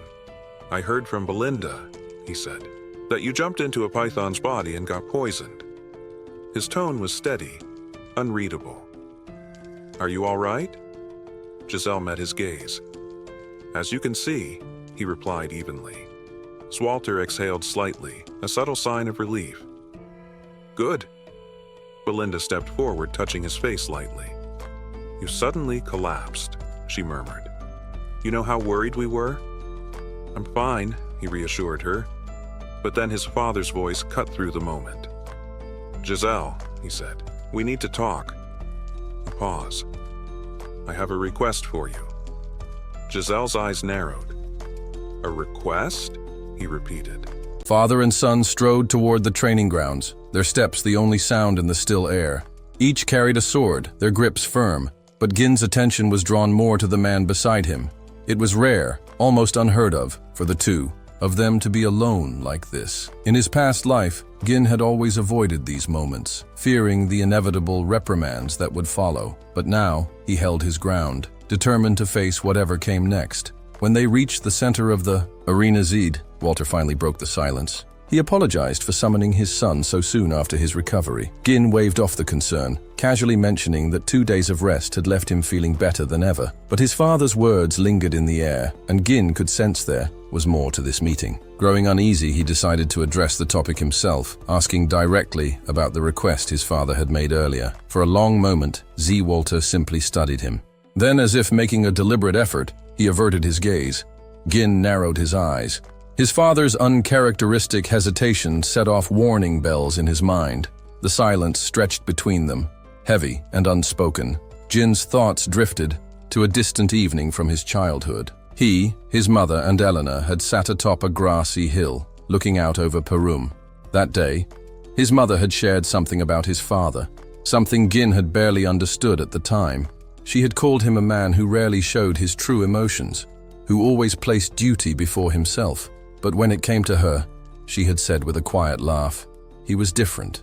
Gin had dismissed her words back then, but standing before his father, now the memory carried new meaning. Without warning, Z. Walter shifted into position, raising his sword. He instructed Gin to do the same. Suppressing his nerves, Gin complied, gripping his weapon tightly. Beads of sweat formed on his brow, but he locked eyes with his father, bracing for what was to come. Then, in a flash, Z. Walter lunged. His blade shot forward, swift and precise. Gin barely had time to react, turning his sword just in time to deflect the attack. But the reprieve was brief. His father pulled back, spinning his sword before swinging downward with staggering force. Gin gritted his teeth and planted his feet, blocking near the hilt to absorb the impact. He retaliated with a swift counterattack, striking from behind. Zed Walter was faster. He brought his sword down to block, then retaliated in a single, fluid, motion, his movements as sharp and deliberate as a striking viper. Gin barely managed to parry in time. Their duel intensified, each exchange coming harder and faster than the last. Walter's technique was effortless, a mix of power and grace, but Gin held his own. He thrust with deadly precision, forcing his father to evade and counter in quick succession. With each clash, Gin became more aware of the nature of his father's swordplay. It wasn't just a weapon meant to overpower enemies, it was a blade that could both protect and destroy. As they fought, something shifted in Gin's understanding. He could feel the weight of the blade in his hands, not just as an instrument of battle, but as an extension of himself. His father had mastered the delicate balance between strength and restraint, and now Gin could sense it too. Then, in one final exchange, Walter came at him with overwhelming force. Gin braced himself, blocking with the hilt before twisting to strike from the side. His father responded instantly, raising his sword in defense. For a fleeting moment, they both saw it, an opening. They moved as one, their blades finding each other's throats. Locked in place, their gazes met. The match had ended in a draw. Gin studied his father, searching for any sign of emotion in his expression. Meanwhile, Walter looked upon his son with newfound wariness, as if seeing him in an entirely new light. Breaking the silence, Walter offered a rare word of praise, acknowledging how much Gin had grown. Gin, caught off guard, muttered a quiet thanks. But before he could dwell on it, his father continued, offering him advice. He pointed out that while Gin possessed the strength and reflexes to take down even monsters in the wild, his movements were too easily telegraphed. A skilled opponent would be able to read his intent. Gin frowned, considering the critique. He had always relied on analyzing his enemies in battle, but perhaps his father was right. There was more to combat than raw strength and speed. He would need to refine not just his body but his mind as well. As Gin reflected on his father's words, a revelation struck him. Until now, he had relied solely on instinct and experience, his swordsmanship shaped by survival rather than structured training. He had never been formally instructed, never had a mentor to refine his skills or correct his flaws. There were undoubtedly gaps in his technique, flaws he had compensated for in battle, but had never consciously addressed. Yet now, standing before his father, he realized that learning from someone else was not a weakness, but a strength. A newfound sense of gratitude settled within him. Turning to Walter, he sincerely thanked him for the lesson. His father, however, remained silent, his expression unreadable. After a long pause, he finally spoke, admitting that his initial intention had not been to instruct Gin, but to reprimand him. This revelation caught Gin off guard. Walter explained that no matter how skilled or capable a person was, breaking the rules had consequences. If merit alone justified disobedience, order would collapse and chaos would reign. Gin listened, without protest. He was no longer the reckless youth he had once been, blindly challenging authority. He was evolving, and his father saw it too. "You've changed," Walter remarked. Unlike others who sought personal gain or recognition, Gin's motivations ran deeper. He wasn't merely chasing accolades, he was preparing for something greater. With a measured tone, Walter urged him to stay the course, to consider not only himself, but the people of Perum. His role as the estate's successor came with responsibilities that could not be ignored. The weight of that word, responsibility, settled heavily on Gin. Though he did not say it aloud, his resolve had been set the moment he had woken in the barracks. Before his father departed, Gin remembered the request Walter had alluded to earlier. Pressing for an answer, he was met with uncharacteristic hesitation. Finally, his father turned and asked, almost reluctantly, if Gin had any money. The funds were needed for the reconstruction of the northern fortress. Later, draped in his cape, Gin strode toward the Forest of Beasts encampment. His mercenary force awaited him, the strongest of them standing at the front in silent acknowledgement of his arrival. As he approached, the ranks straightened, and a chorus of voices greeted him with practiced unity. A rare smile crossed his lips at the sight of them. He asked how they had fared in his absence, and the mercenaries responded with fervent energy, their admiration evident. Kerr noted how well Gin appeared, while Gillian, his voice tinged with concern, inquired about his condition. Gin reassured them, apologizing for the delay in his return. His next question was about Rachel. Jillian's daughter. The answer pleased him. She had recovered beyond all expectations. With a grateful bow, Jillian expressed his heartfelt thanks. With pleasantries exchanged, Gin's expression hardened. His voice carried an undeniable authority as he addressed his closest subordinates. "The estate is in danger," he declared. His words cut through the air, and his men immediately understood the gravity of the situation. They had fought beside him in the Forest of Beasts, had witnessed firsthand the battles he waged. If Gin was warning them of an impending threat, it was not to be taken lightly. Inside the confines of a tent, he laid everything bare. He recounted the attack on Elena, the forces conspiring in the shadows, the sinister plot aimed at igniting war. No detail was withheld. His subordinates listened with unwavering attention, knowing that whatever came next, they would stand at his side, prepared to fight. Jin's mind churned as he processed the grim reality before him. The corpse of the Dal Prince, the encroaching threats upon Perum, and the unsettling realization that spies had likely infiltrated the estate long ago. His pulse quickened. If enemies had been lurking in the shadows for so long, then how much had they already seen? How much had they already planned? Belinda, sharp as ever, finally understood why Gin had been in such a rush. She had assumed that uncovering the runestones would bring a rare moment of peace, but it was clear now, there was no time for respite. Perum had always been a place of turmoil, and now its newfound wealth made it an even greater target. Kerr, ever eager for conflict, smirked. After the mess in the Forest of Beasts, war seems like the only logical next step. Jillian nodded grimly. With the runestones discovered, our enemies won't just sit back and watch. They'll move fast. We've only delayed the inevitable. Jinai confirmed their fears with a firm nod. They won't let Perum be. Belinda, practical as always, suggested alerting the retainers and the Lord immediately. But Gin's expression darkened. "No," he said, shaking his head.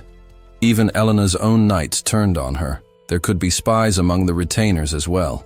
If we revealed too much, we might be handing our enemies the advantage they need. A heavy silence settled over the group. They had bought some time by saving Elena, but the discovery of the runestones had likely forced their enemies to act even faster. A storm was coming. Kerr was the first to break the silence. "Say the word, and I'll follow." His usual reckless demeanor had disappeared, replaced by unwavering resolve. Jillian followed. "I pledged my loyalty long ago. I'll see this through to the end." Belinda crossed her arms. "If anyone's guarding you, it'll be me." Ginny exhaled slowly, a rare smile forming at the edges of his lips. Their loyalty wasn't in question. These three had proven themselves countless times. But now, they would need to be more than just loyal. They would need to be ruthless. His voice turned steely as he laid out the stakes. The greatest threat to Perum wasn't just a faceless enemy. It was the Duke of Delini, a man who had long sought to bring Perum under his control. Count Desmond and Amelia, two cunning manipulators under the Duke's command, were already making their moves. Gin had no intention of letting them succeed. "The next step," he revealed, "is to head south to the Scarlet Flame Tower." Kerr's grin widened. "So it's time to sell the runestones?" The thought of the fortune they'd rake in clearly excited him.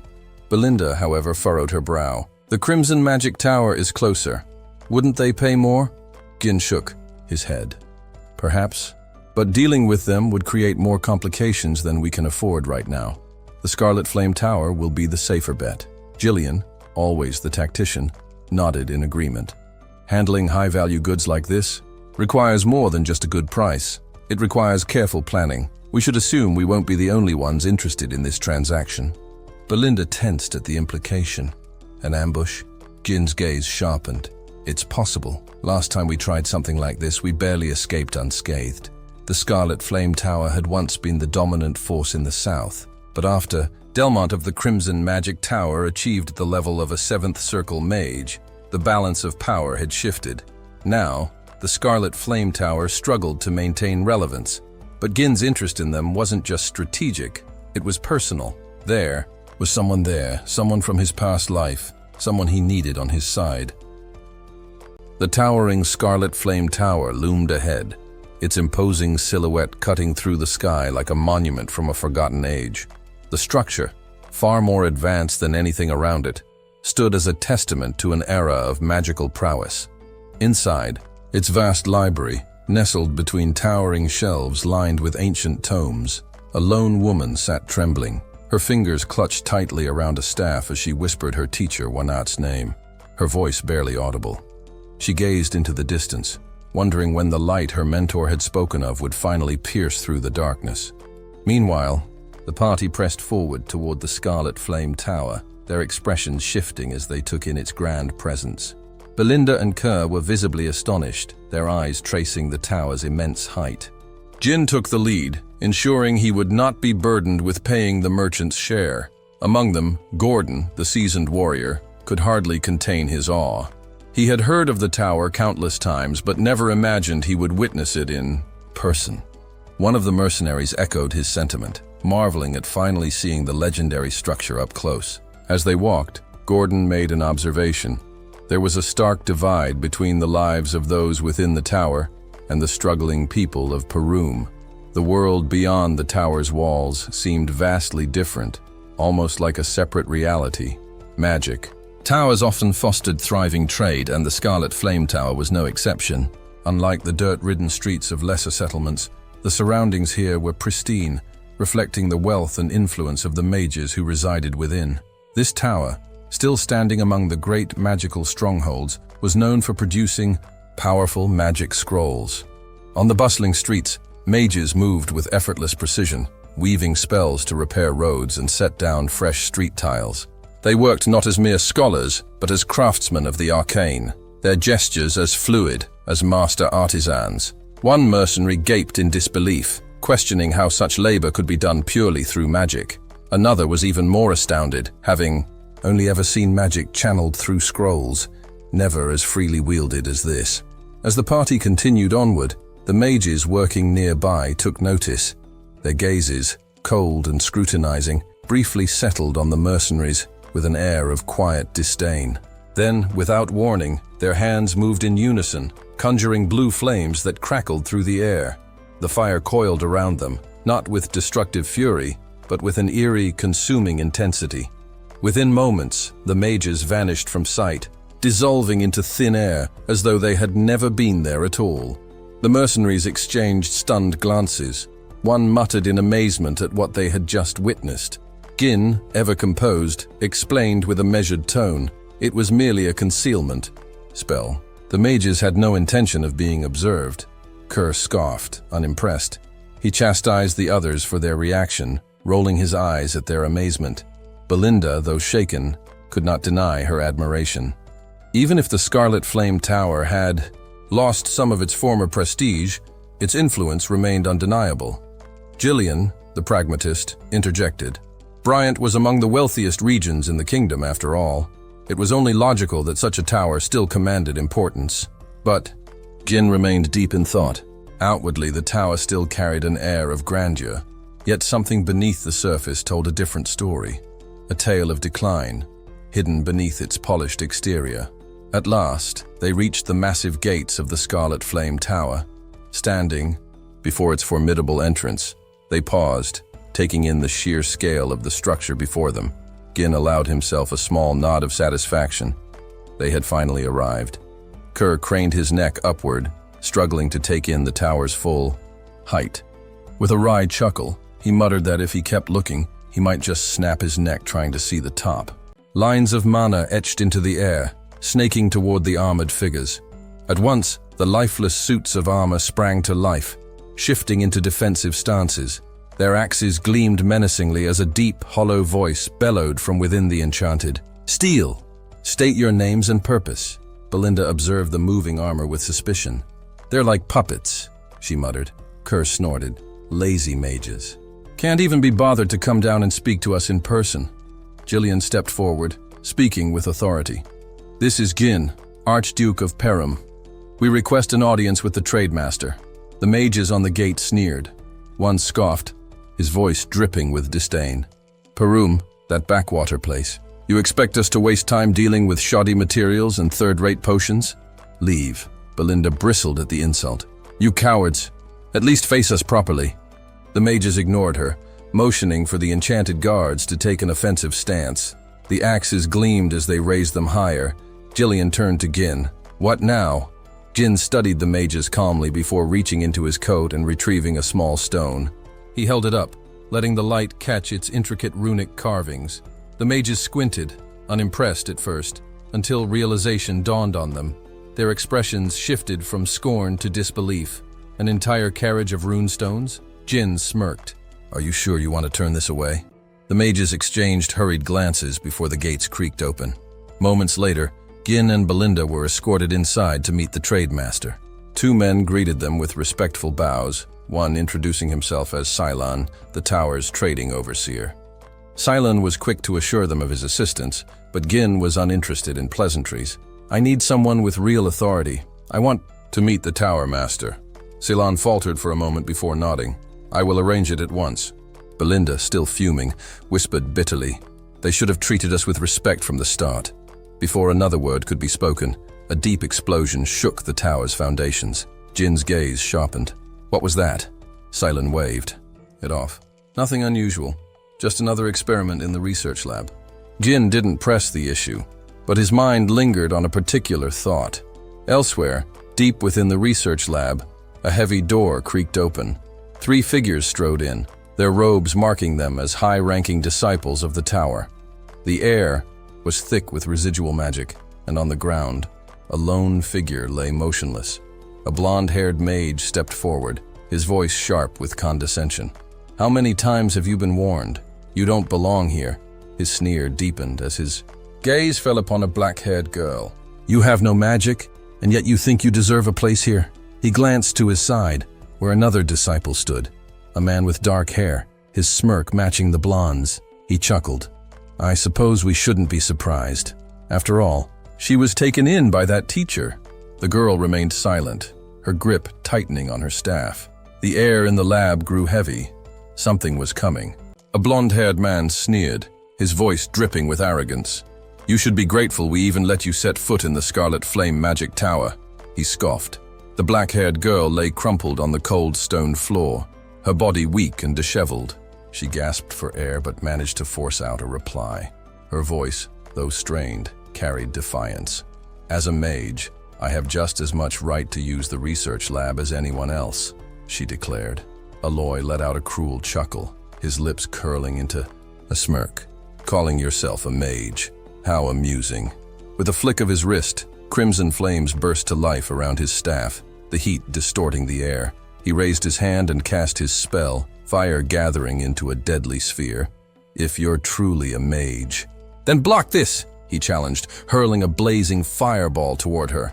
The girl struggled to steady herself, raising her trembling hand in a desperate attempt to cast a defensive spell. But as the fireball hurtled closer, her strength wavered. She wasn't going to make it. Then, in an instant, a caped figure appeared between them. A flash of steel cut through the haze of flames. Jin moved like the wind, his sword slashing cleanly through the fireball, dispersing it before it could touch the girl. His presence alone shifted the energy in the room, the oppressive tension melting into stunned silence. He turned to the gathered mages, his expression unreadable. "Is this what passes for research in the Scarlet Flame Tower?" he mused, his tone laced with quiet disdain. "Bullying the weak instead of advancing magic?" Meanwhile, in the Tower Master's conference room, chaos of a different kind was unfolding. Hubert, the master of the Scarlet Flame Magic Tower, clenched his fists, his frustration barely contained. "Our supply of runestones is nearly depleted," he repeated, his voice rising with every word. "How could this happen?"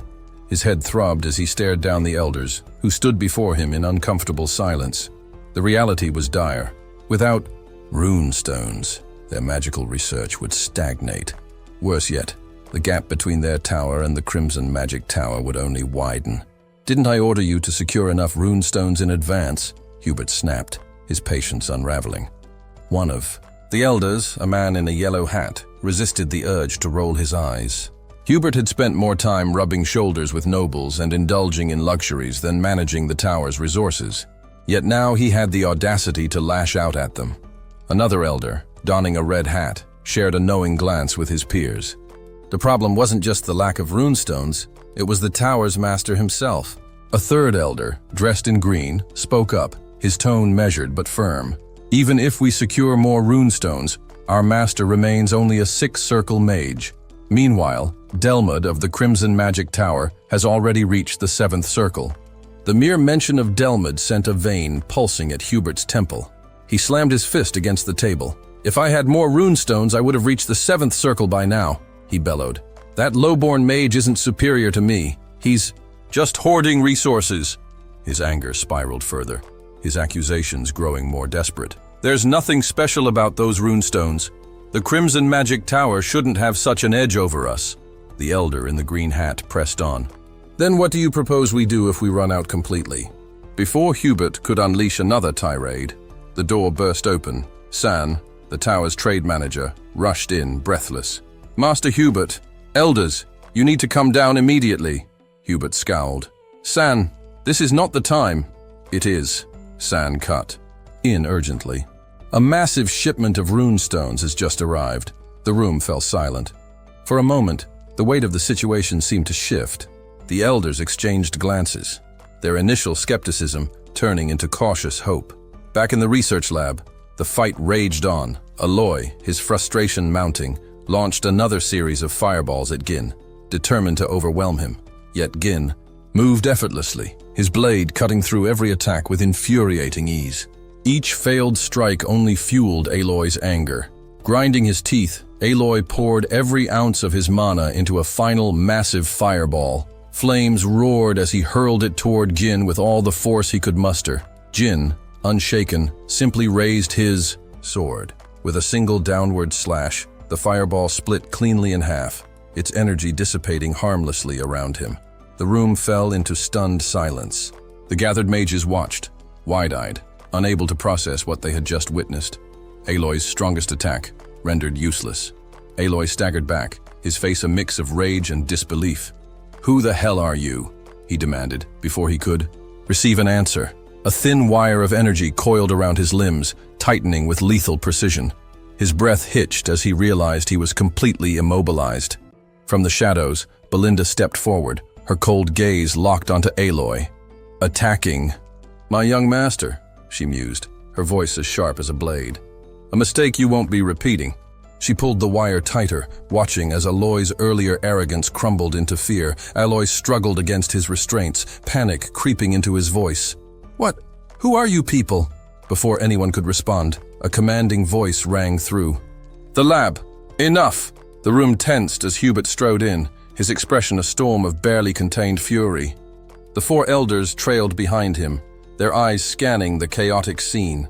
Aloy, helplessly bound, Gin standing tall with his sword drawn, and the black-haired girl still recovering from the ordeal. The air crackled with tension as all eyes turned to the Tower Master. This was far from over. The arrival of the Tower Master sent a ripple through the tense atmosphere. Vanessa let out a startled gasp, struggling to collect her thoughts. Standing beside her, Gin remained unmoved, his expression unreadable despite the presence of the most powerful mage in the tower. At his command, Belinda loosened the bindings around Aloy, allowing him to collapse onto the floor, breathless and shaken. Scrambling to his feet, Aloy clung to his master's robes, his voice frantic as he pleaded his case. He insisted that intruders had breached the tower, and that he had only been trying to stop Vanessa from entering the lab when the young man had assaulted him.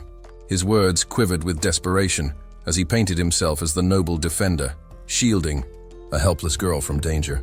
Belinda scoffed, her sharp gaze filled with mockery. "You sound like a frightened little girl," she sneered. Aloy's face turned red with indignation. "I am not a girl," he snapped, his pride stinging more than his injuries.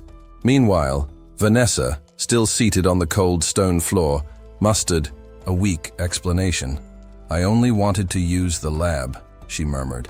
Her words stirred something deep within Gin, an old memory from a past life. He recalled a name that once sent tremors through the magical world, the Red Nightmare, a seventh circle mage known for her insanity and unpredictability, a force of nature. And yet, here she was, reduced to this state. Even legends had their vulnerable moments. Hubert's patience snapped. His voice boomed through the hall as he condemned the intruder. "Not only have you forced your way into my tower, but you dared to lay a hand on my disciple." Flames sparked at his fingertips, his magic surging as he prepared to unleash a fiery assault. The threat was clear. He would burn this insolent youth to nothing but ash. But Gin did not flinch. Belinda turned to him with a quiet but knowing look. "What are your orders, young master?" Despite the tension crackling in the air, Gin remained composed. With effortless confidence, he stepped forward and introduced himself, his voice steady and unwavering. "I am Gin Perum, Archduke of the Perum territory. I've come here to trade runestones." A stunned silence fell over the room. For a long moment, Hubert did not react, struggling to process what had just been said. A noble? Trading runestones? The absurdity of it all left him momentarily speechless. Aloy, his earlier indignation forgotten, gaped at Gin. You actually brought runestones here?" Gin smiled, as if the answer was obvious. "Would you like to see them?" Without waiting for a response, he led the group outside. The sight that greeted them left even the most seasoned mages dumbfounded. 10 wagons, overflowing with runestones, stood lined up before the tower gates. The elders, who only moments ago had been locked in a bitter debate over their dwindling resources, were now struck speechless. The sheer quantity of the magical stones was staggering, far beyond what they had dared to hope for. The first to break the silence was the Blue Hat Elder. This can't be real," he muttered in disbelief. The Red Hat Elder was equally shaken. Where in the world did someone so young acquire this many runestones? The Yellow Hat Elder turned to Hubert, awaiting his decision. "Tower Master, what should we do?" Hubert, however, did not answer immediately. He stood motionless, his face unreadable, but behind his composed exterior, his mind was whirling. This was no mere trade opportunity. This was power. If he secured these runestones, he could finally crush the Crimson Magic Tower once and for all. The mere thought of it sent an uncontrollable thrill through him. A slow, maniacal laugh threatened to escape, but he forced himself to remain calm. Outwardly, he maintained his dignified demeanor, but within, his ambition burned hotter than ever. From the sidelines, Kerr's grip tightened around his sword. The audacity. They had risked everything to deliver this cargo, and now Hubert had the gall to act unimpressed. Vanessa, hesitant but earnest, spoke up. Even just one of these wagons would be enough to sustain the tower for weeks. But Hubert cut her off with a sharp glare. Silence. His voice dripped with disdain. "You've already caused enough trouble." His gaze flicked toward Ma, her with cold indifference. "Your late master left behind nothing but a burden," Gin observed silently, his expression unreadable. "So this is how they treat her." Hubert turned to the elders. "Well?" The elder in blue, catching on to Hubert's game, plucked a stone from the nearest wagon and inspected it with an exaggerated frown. It's not quite what I imagined." The elder in yellow followed suit. "Considering the source, there's a chance these might be counterfeit." Belinda's eyes flashed with anger. "Are you seriously suggesting that our Lord brought fake runestones?" Jin remained unshaken, watching their performance unfold. The elder in green shrugged. "We must be cautious. Scams are everywhere these days." Jin, finally speaking, let his words cut through the tension like a blade. "So you're saying you won't buy them?" The elder stiffened. Hubert's smug expression faltered. Jin turned on his heel. "We're leaving." Belinda, her lips curling into a smirk, shot the elders a look of pure mockery before following Jin's lead. Hubert's mind raced. No. If they walked away now, this unprecedented opportunity would slip through his fingers. "Hold." He forced a chuckle, signaling to the Blue Hat Elder, who quickly fell into step with his charade. Now, the elder said smoothly. "Perhaps we spoke too soon. Out of respect for your efforts, we might be willing to negotiate." Hubert, regaining his composure, nodded. "Yes, perhaps we were too hasty. As a gesture of generosity, we will purchase all of your runestones, at a slightly reduced price, of course." Jin barely reacted, his expression calm. "Ah, I see the misunderstanding now." He turned to Kerr. "Leave one wagon. The rest, take them back." Kerr hesitated for only a second before smirking. "Understood." Hubert's face paled, the elders stiffened. Jin crossed his arms.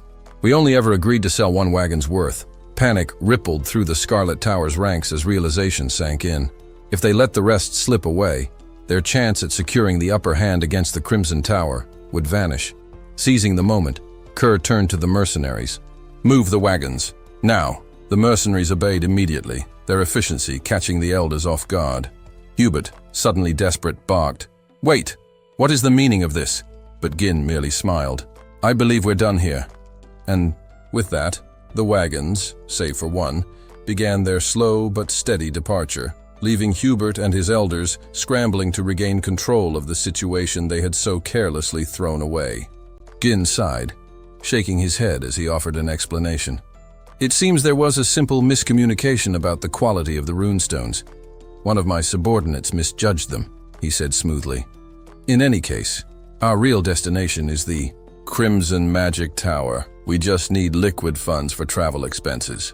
Hubert's heart clenched. The thought of those runestones slipping away, right into the hands of his competitors, was enough to send a chill down his spine. If the Crimson Magic Tower got their hands on such a resource, his own position within the Scarlet Magic Tower would be in jeopardy. He couldn't allow that to happen.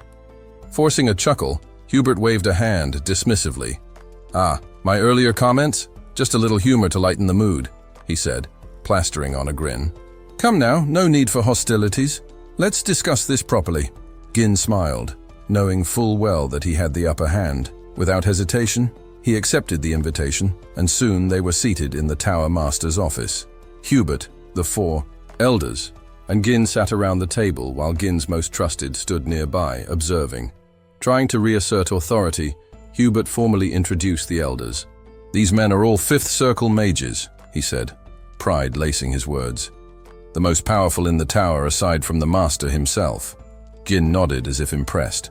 Fifth Circle mages. That's certainly noteworthy. His tone remained neutral, but there was an unmistakable undercurrent of amusement. "The Scarlet Magic Tower is indeed formidable. The second strongest tower in the north, after all." A nerve twitched in Hubert's jaw. "You must have heard wrong," he said hastily. "The Scarlet Magic Tower is still at the very top. The rumors about the Crimson Magic Tower surpassing us are exaggerated." Gin merely shrugged. "If you say so." Belinda leaned toward Jillian, whispering her unease. Is he trying to provoke them? Jillian, however, remained unbothered. "Gin knows what he's doing," he assured her. Meanwhile, Kerr watched with barely contained excitement, relishing how easily Gin was manipulating the elders. Wanting to regain control of the conversation, Hubert cleared his throat. "All right, let's talk business. How much are you selling the runestones for?" He smirked. "If you tried taking them elsewhere, I guarantee you won't get a better deal." Gin lifted a hand, silencing him before calmly naming his price. "Double the market value." The room fell into stunned silence. "Double?" Hubert barked, leaning forward with a scowl. "That's outrageous!" Gasps and murmurs rippled through the elders. Hubert's face twisted with irritation. "Do you have any idea how business works, boy? Negotiation is about fair trade, not daylight robbery. Whoever taught you these methods has done you a great disservice." Gin remained unruffled. "I simply believe that the Scarlet Magic Tower should pay double for these runestones." The blue-hatted elder scoffed. "Unbelievable! Do you take us for fools?" Another elder snapped. Hubert slammed a fist onto the table. "You have a lot of nerve speaking so boldly at your age," he said through gritted teeth. "Do you even understand the consequences of what you're saying?" Yet, despite the raw fury in the room, Gin remained composed. He met Hubert's glare without so much as flinching. The power difference between them was undeniable, but it did nothing to shake Gin's confidence. Hubert exhaled sharply, forcing himself to calm down. "Look, I understand that you're young. Mistakes are bound to happen," he said, trying a more measured approach. But deep down, he knew Gin was no fool, and this so-called mistake was anything but accidental. Realizing that a direct confrontation wouldn't work, Hubert changed tactics. He softened his tone and offered a compromise, paying slightly over market price in exchange for the entire batch of runestones. Gin didn't answer. Instead, he stood up. "Where are you going?" Hubert demanded. Without missing a beat, Gin replied, "You don't seem interested in the deal." He turned toward the door. "If double is too much, I'll just take these to the Crimson Magic Tower instead." Panic flashed across Hubert's face. "Wait!" he called out hastily. Gin paused. Hubert forced a smile, swallowing his pride. I didn't mean to reject your offer outright. Sit back down. We can negotiate. Gin turned back, his expression amused. The big three, who had been silently observing, exchanged glances. It was clear now. Hubert and the elders were being played, and there was nothing they could do about it. Grinding his teeth, Hubert sighed in frustration before conceding. Fine, we'll pay double. Jin nodded, pleased. Good, but I'll only sell 1 wagon load. Hubert's patience finally snapped. Are you joking? Sell everything! Jin remained unfazed. If word gets out that the Scarlet Magic Tower paid double, the Crimson Magic Tower might offer triple, he explained coolly. Why should I sell everything for just double? Hubert's face twisted with rage. You're pushing your luck! Gin simply stood up again. Fine, Hubert shouted. Triple! We'll buy everything for triple. A small smile played on Gin's lips. He turned back and settled into his chair once more. Now we're speaking the same language, he said smoothly. He threw in a half-hearted compliment. I suppose the Scarlet Magic Tower does deserve its reputation as the strongest magic tower in the north. That flattery was enough for Hubert to rise, eager to retrieve the money and finalize the deal. But as he moved toward the door, Gin's voice stopped him. One more thing. Hubert froze. His shoulders stiffened before he turned back, his patience hanging by a thread. What now? Gin leaned back in his chair, his expression unreadable. I want Vanessa handed over to me. The room fell into a stunned silence. With no seasoned negotiator present, the room remained still. No one dared take the lead. Then, without warning, Ghislain broke the silence with a request that stunned everyone. He wanted Vanessa. The words hung in the air like smoke. All eyes turned to him. Hubert was the first to react. His voice cut through the tension. You're serious? You want Vanessa? Ghislain didn't flinch. He turned to the Tower Master and nodded. Yes, I'll take her as my personal mage. As he spoke, flashes of a distant life stirred in his mind, visions of smoke and laughter under the stars. Back when he commanded a mercenary band, he'd once used a sword as a makeshift grill. They were camped for the night between campaigns, stealing rare moments of peace. Beside him sat Claude, a trusted companion, more than a soldier, his favorite slave. Claude's right hand was a hook, the mark of countless battles. The meat on the blade had started to blacken, and Ghislain had scoffed at the mess. With a mix of irritation and sarcasm, Claude shot back. You expect a one-handed man to cook dinner? Properly? Ghislain answered with a raised fist, silent and deliberate. Claude chuckled and waved it off as a joke. Then, shifting the topic, Claude had mentioned a name that made Ghislain pause. There's a new rumor going around about someone called the Red Nightmare. Ever heard of her? Vanessa. Ghislain had shaken his head, and Claude had gone on, lowering his voice. They say she's a mage who torched half of northern Lithuania, 7th circle level, supposedly mad as a hatter but terrifyingly strong. 7th circle? Ghislain raised a brow, intrigued. That title's a bit theatrical, don't you think? Claude nodded. Maybe, but the reports are consistent. She didn't use the usual mana circle path. Instead, she took up mana cultivation, like a warrior. That's not just rare, it's unheard of. Why would a mage abandon the circle method? Ghislain asked. Claude answered without hesitation. Because she lost her mind. They say she left scorched cities, dead nobles, and economic ruin in her wake. She's the reason behind the latest extermination mission. Even then, sitting by firelight with the sound of crackling wood in his ears, Ghislain had smiled. She sounded more like a force of nature than a person. We should find her, he had said to Claude. Claude had stared at him like he'd lost his mind. That plan never bore fruit. By the time Ghislain located Vanessa, her magic had spiraled out of control. She was barely alive. But something in her hadn't faded. Even broken, she still had the capacity of a 7th circle mage, perhaps even more if given guidance. Now, with the wisdom of another life and a seat in Pertium's hierarchy, Ghislain had made a quiet vow. He would protect and refine her. Under his care, she would reach her true potential. Back in the present, the group surrounding him began to murmur. Gillian frowned. "You mean that girl from earlier? She didn't exactly look powerful." Carr scoffed. "She seemed average at best." Belinda leaned closer and whispered, "Please, just let me know ahead of time next time you bring someone in. Some warning would be nice." Whispers rippled through the gathered mages. In a far corner, an elder wearing the red hat smirked. "Perfect outcome," he whispered. "She's been a liability for ages." The yellow hat elder gave a slow nod. "We've done our duty to Leonardo. Caring for her until now should be enough to repay that debt." With a deep breath, Hubert stepped forward. "Vanessa is one of our tower's most exceptional mages," he began formally. "She represents—" "Spare me," Ghislain interrupted, his tone suddenly harder. "You're not just giving me Vanessa. I want third circle or higher combat mages sent to Perdium as well." Hubert froze. The words struck him like a slap. His chest tightened. What is he planning? A fortress? A war? "You need them for construction?" he asked bitterly. "No," Ghislain said plainly. "For territorial defense. Battles are coming." That statement sent a chill through the room. The elders stiffened, eyes darting to one another in alarm. Whatever peace they thought they had, Ghislain had just rewritten the terms.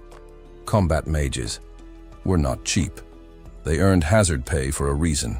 Battlefield deployment of their kind was no small matter. And now the Scarlet Flame Tower was being asked to provide them for free. Ghislain stood firm, his voice cold and unwavering as he laid out his demands. Triple the market rate. Third circle or higher mages stationed in Pertium for a full year. Vanessa, assigned to him personally. Not one of these terms was negotiable. The trio of elders across from him stiffened. Just the demand for triple price was outrageous, but Ghislain hadn't stopped there. He'd piled on. On the other side of the chamber, a slow burn of fury spread through the elder mages. Their glares sharpened. Hubert's thoughts swirled. Sure, the runestones were urgently needed, but this felt like outright extortion. With a sharp intake of breath, Hubert summoned a rush of mana. The entire chamber seemed to tremble under the weight of his magic. The other elders joined him, unleashing their power in unison, a tide of invisible force crashing toward Ghislain like a silent storm. Yet the young lord remained seated, calm, untouched. Hubert's voice cracked through the charged air, thick, with anger. He accused Ghislain of treating him like a fool, invoking an ancient law. Mages affiliated with a tower were forbidden to take part in territorial conflict. Calling for core mages to deploy in Perdium was not only illegal, it was insulting. To demand such a thing, Hubert snarled, is worthy of execution. I should turn you to ash where you sit.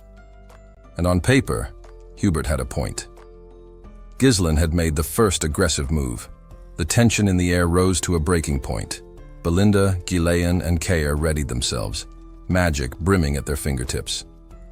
Their opponents were 5th and 6th circle mages, powerful beyond easy measure. Even united, the odds weren't in their favor. Still, Ghislain didn't flinch. Instead, he calmly asked the question that gave Hubert just enough pause. Are you absolutely sure you won't regret? That? The room held its breath. Then, without theatrics, Ghislain dropped his ace. A massive runestone vein had been found within Pertium. What he'd brought today was only a sample. The real deposit was dozens of times larger. Shock rippled across the chamber. The elder's mana began to retreat, like a tide slowly withdrawing.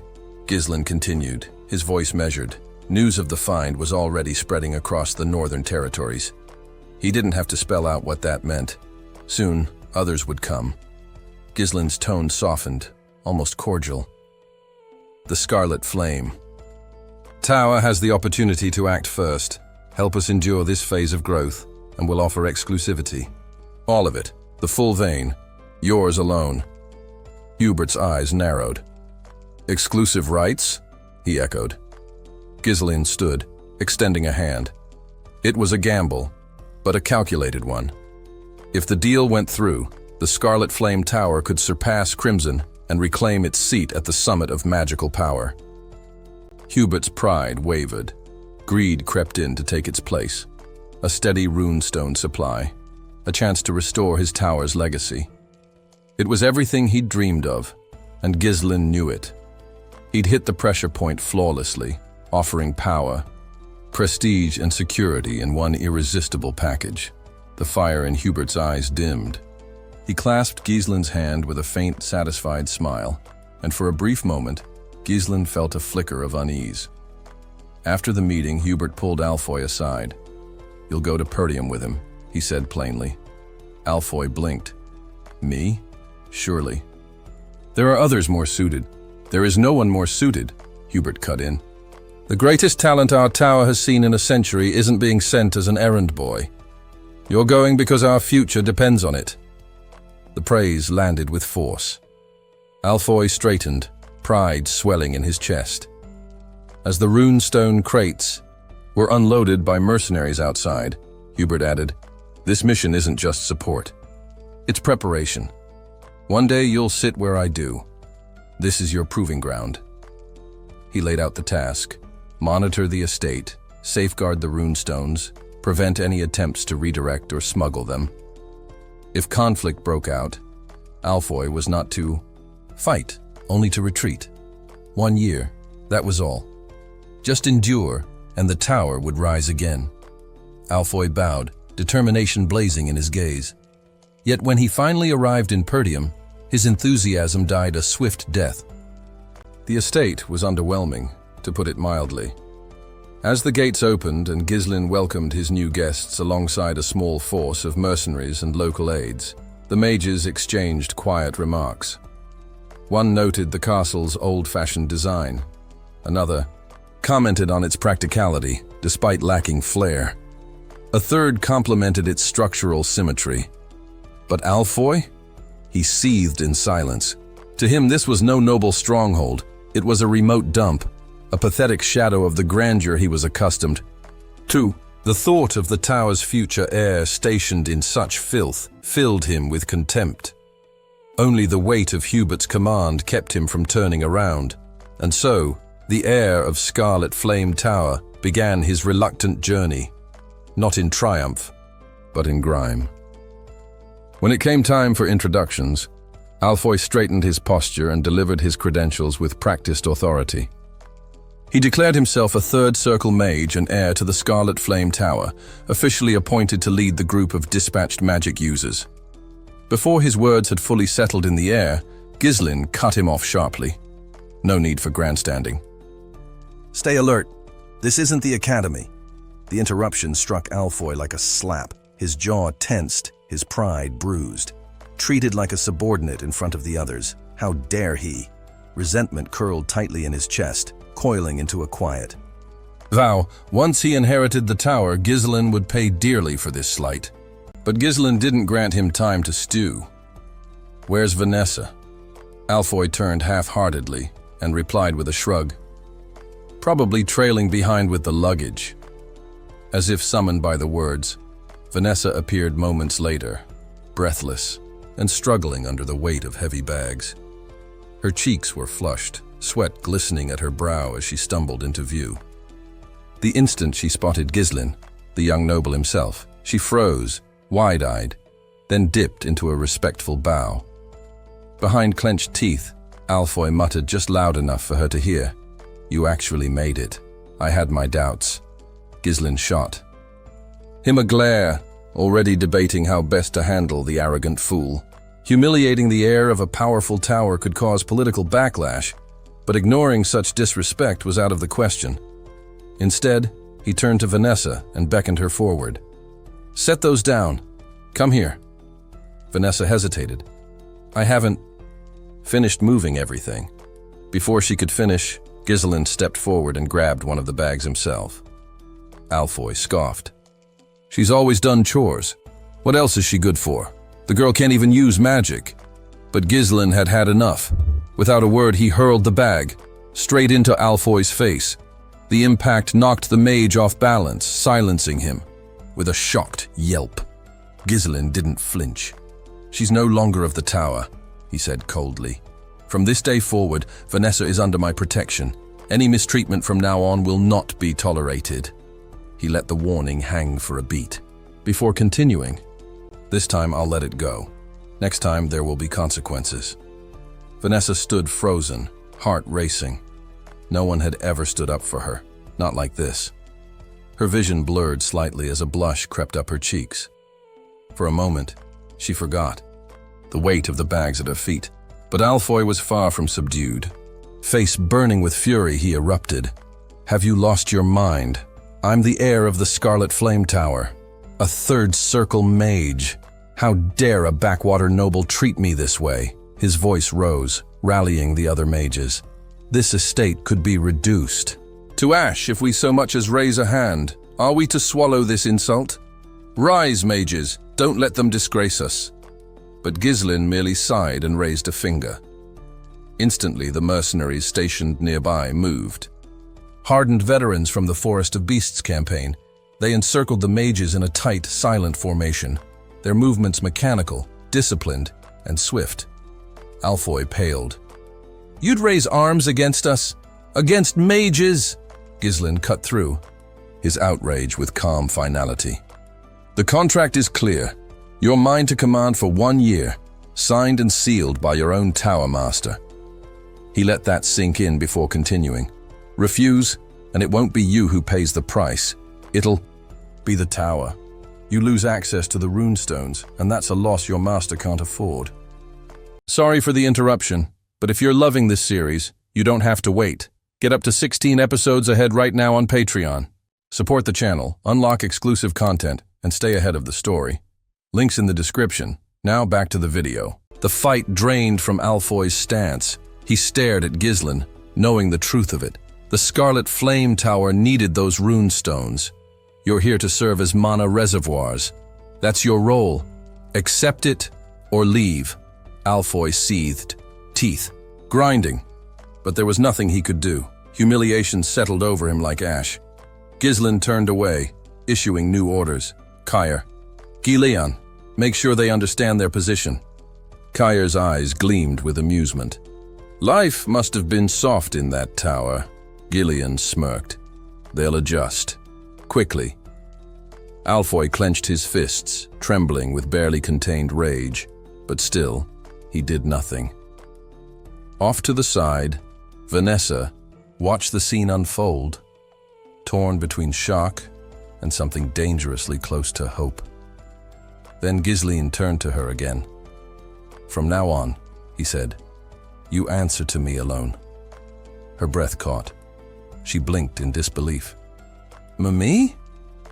But I can't. Even use magic. How could I be your personal mage?" Ghislain extended his hand toward her, firm and unwavering. "That's something I intend to change." His voice was quiet, but sure. "You have potential. I'll help you unlock it." Vanessa stared at his hand, unsure whether to cry or laugh. Since the death of her old master, she'd been ignored, overlooked, and discarded. No one had offered her anything more than scraps, until now. Vanessa had once clung to the cold stone walls of the tower like a lifeline. Even if she had to endure the humiliations of a servant's life, it still meant access to the arcane texts, to her pursuit of magic. Leaving that sanctuary behind felt like cutting ties with her only purpose. But fate had other plans. Now bound to follow Ghislain, the young lord of House Pertium, she accepted his offer of help with quiet reluctance. His promise to assist with her magical progress stirred more suspicion than hope. After all, what could a swordsman know of the mysteries of mana? She was deep in thought when Ghislain's voice called her back to the present. "Yes, my lord," she answered, straightening. His tone was gentle, almost curious. "Tell me, how far did you advance in your magical training?" With a hint of hesitation, Vanessa admitted she had reached the 5th circle, on paper. Her understanding, she added quickly, was largely academic. theory and formulas, not actual spell work. To her surprise, Ghislaine smiled approvingly. "That's no small feat," he said sincerely. "You've already climbed higher than most." Vanessa blinked, caught off guard by the praise. Praise wasn't something she'd heard much in the tower. There, she'd been an outsider, tolerated but never respected. She lowered her eyes. "It doesn't mean much. I've never been able to cast a single spell." Ghislaine already knew this, but he still asked, "Is there a reason? Something blocking you?" Her reply came softly, a fragile truth she barely dared to speak. "I've never felt mana, not once. Not since I was a child. I studied harder than anyone, hoping that if I just learned enough, maybe something would change. But it never did." Her mentor, Leonardo, had been the only one who believed in her. He had since passed away, and after his death, so too had any remaining patience the tower had for her. She wondered aloud if that loss had sealed her fate. Ghislaine listened quietly, then nodded with conviction. "That ends now. From this day on, I'll teach you how to cultivate mana properly. With your existing knowledge, that alone could push you to the level of the tower's elders." Vanessa blinked, uncertain whether to feel hope or doubt. Ghislaine's certainty unsettled her, but also intrigued her. He remembered her from another life. In that world, she had become a formidable mage, not by rote memorization, but by unlocking her own understanding of magic's deeper structure, its patterns, its purpose. She had once reached brilliance, though it had come at great cost. Magic wasn't just about formulas. It demanded intuition, discipline, and relentless testing of one's limits. She had the intellect, but lacked the inner spark, until now. Ghislaine believed she'd simply walked the long road, but she hadn't failed. A memory echoed in his mind. Claude, muttering about a formidable maid from his previous life.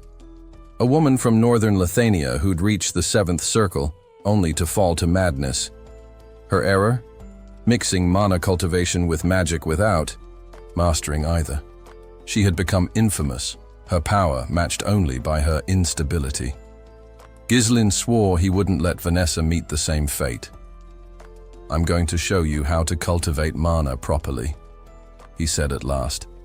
Vanessa stiffened. Her body tensed like a bowstring. The very idea made her uncomfortable. Her old teacher had tried to guide her through a cultivation technique once. It had gone poorly. The memory of that failure still haunted her. She frowned. Why would a mage need such a method? "Because both cultivation and spellcasting are rooted in the same source," Ghislaine explained calmly. "Mana." She stared at him.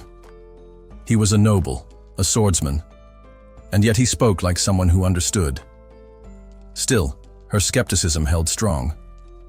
She had studied these techniques before, but always under rigid, inflexible instruction. The idea of receiving this kind of training from someone without a formal magical background seemed absurd.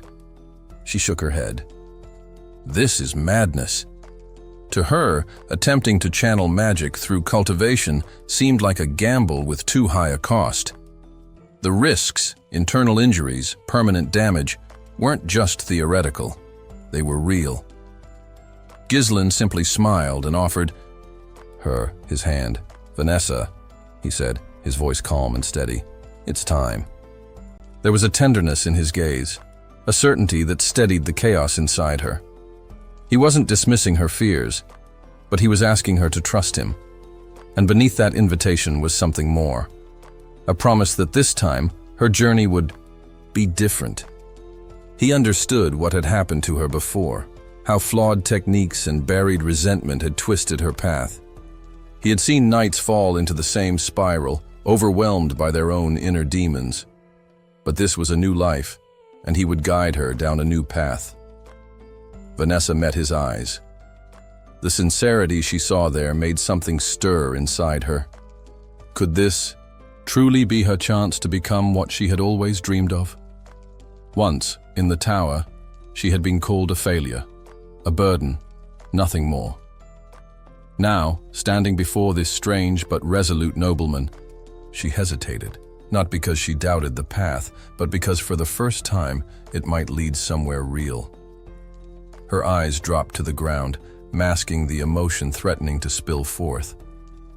The decision was hers to make, but maybe, just maybe, she didn't have to walk alone anymore. Ghislaine could have forced her. She knew that. Refusing meant surrendering to the slow collapse of her mind, the descent into despair, and finally, death.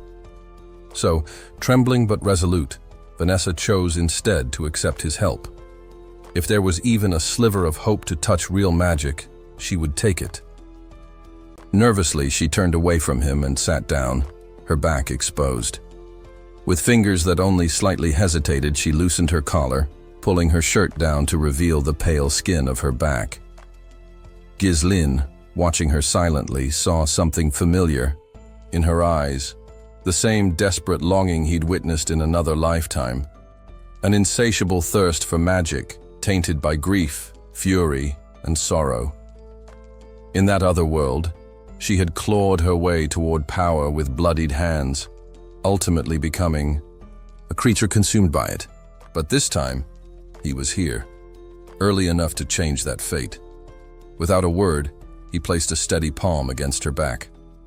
The procedure was dangerous, precise, and excruciating.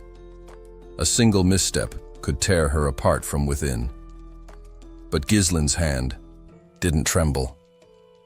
Mana pulsed from him in a steady stream, humming low as it flowed into her. Vanessa gasped. The burning pain was immediate and immense, as if her very nerves were being scorched.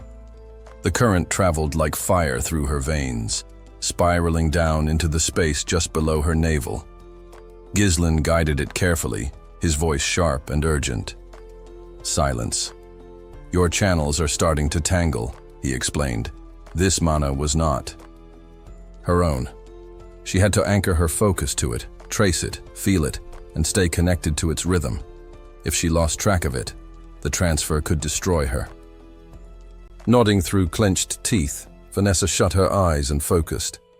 She had to surrender completely to the sensation, to become one with the flow now threading through her. Normally, a novice would be eased into the process, taught the feel of mana slowly before attempting core formation. But Ghislaine knew time was not a luxury they had. Instead, he immersed her directly in the full force of mana, pushing her beyond the edge. Her task was to circulate that torrent through her internal pathways and begin compressing it into a core. And then something incredible happened. Her eyes flickered open, glowing faintly with recognition. She felt it. Mana. For the first time, it was real. Alive. Present. Now came the test. The temporary core Ghislaine had planted would soon fade, unless she managed to birth her own from it. Her future as a mage depended entirely on what she could do next. As the sensation deepened, Vanessa's mind drifted backward. She saw herself as a child, an orphan plucked from obscurity.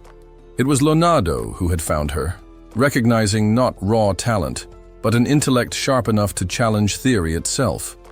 He had argued her case to the esteemed mage Hubert, insisting she had the potential to understand mana at its roots and reshape spellcraft from the ground up. Hubert hadn't been convinced. She can't cast a single spell, he had scoffed. All the brains in the world mean nothing without magic. A mage who can't use magic. Is she a mage at all? Vanessa, just a child then, had overheard it all through a cracked door. She'd sat in silence as Leonardo pleaded for her. And when Hubert delivered his final judgment, that no amount of training or resources would bear fruit, she had wept in secret, apologizing to the one man who had believed in her. In her heart, she blamed herself. If only she had been gifted, if only she could feel mana, then maybe Leonardo would never have had to leave the tower. But he had left. Not out of disappointment, but in search of a miracle. Before departing, he had looked her in the eye and said, "Lift your head, child. Look to the sky. Darkness does not last forever. You too will see the dawn." And now, Ghislain had become that dawn. Inside her soul, Vanessa finally understood. The light her master spoke of wasn't just hope. It was real, tangible, warm. Far from her inner world, chaos erupted elsewhere.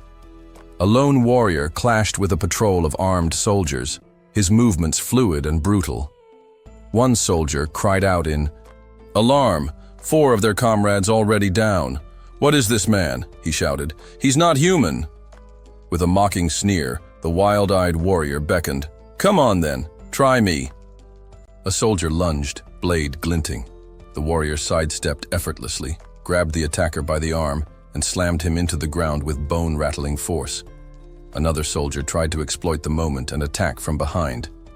But the warrior moved like lightning, swinging the first body like a weapon, crashing both of them through the barracks wall. Standing over them, unscathed and amused, the warrior cracked his neck. "Haven't even broken a sweat." Inside the same barracks, Victor sat at a small table, eating quietly, entirely unfazed by the mayhem just outside. One wide-eyed soldier whispered, "That man, he's the strongest fighter of our time." Victor calmly set down his cup, his meal finished, his silence more formidable than any battle cry. In search of a moment's peace amidst the chaos of night, Victor lay stretched out on the grassy edge of a quiet riverbank. His fishing rod rested carelessly in the dirt nearby, its line forgotten in the current. The hush of flowing water filled the silence until footsteps approached. Another man emerged from the darkness, the flicker of torchlight catching the edge of his armor. "Did your training go well?" he asked casually. Victor didn't bother to answer. He remained reclined, eyes half-lidded, voice low and indifferent. "What did you come to tell me?" The man straightened. "Orders from Count Desmond." For a moment, Victor said nothing. The gentle hush of the river filled the air again. He closed his eyes briefly, letting the last threads of calm slip away. Count Desmond's summons were not the kind one refused at if you valued your life, your honor, or your station. With a sigh that carried no surprise, only resignation, Victor sat up and reached for his helmet. The cold metal met his hands like an old companion. He fastened it in place and stood, the calm in his chest replaced by something sharper, more purposeful.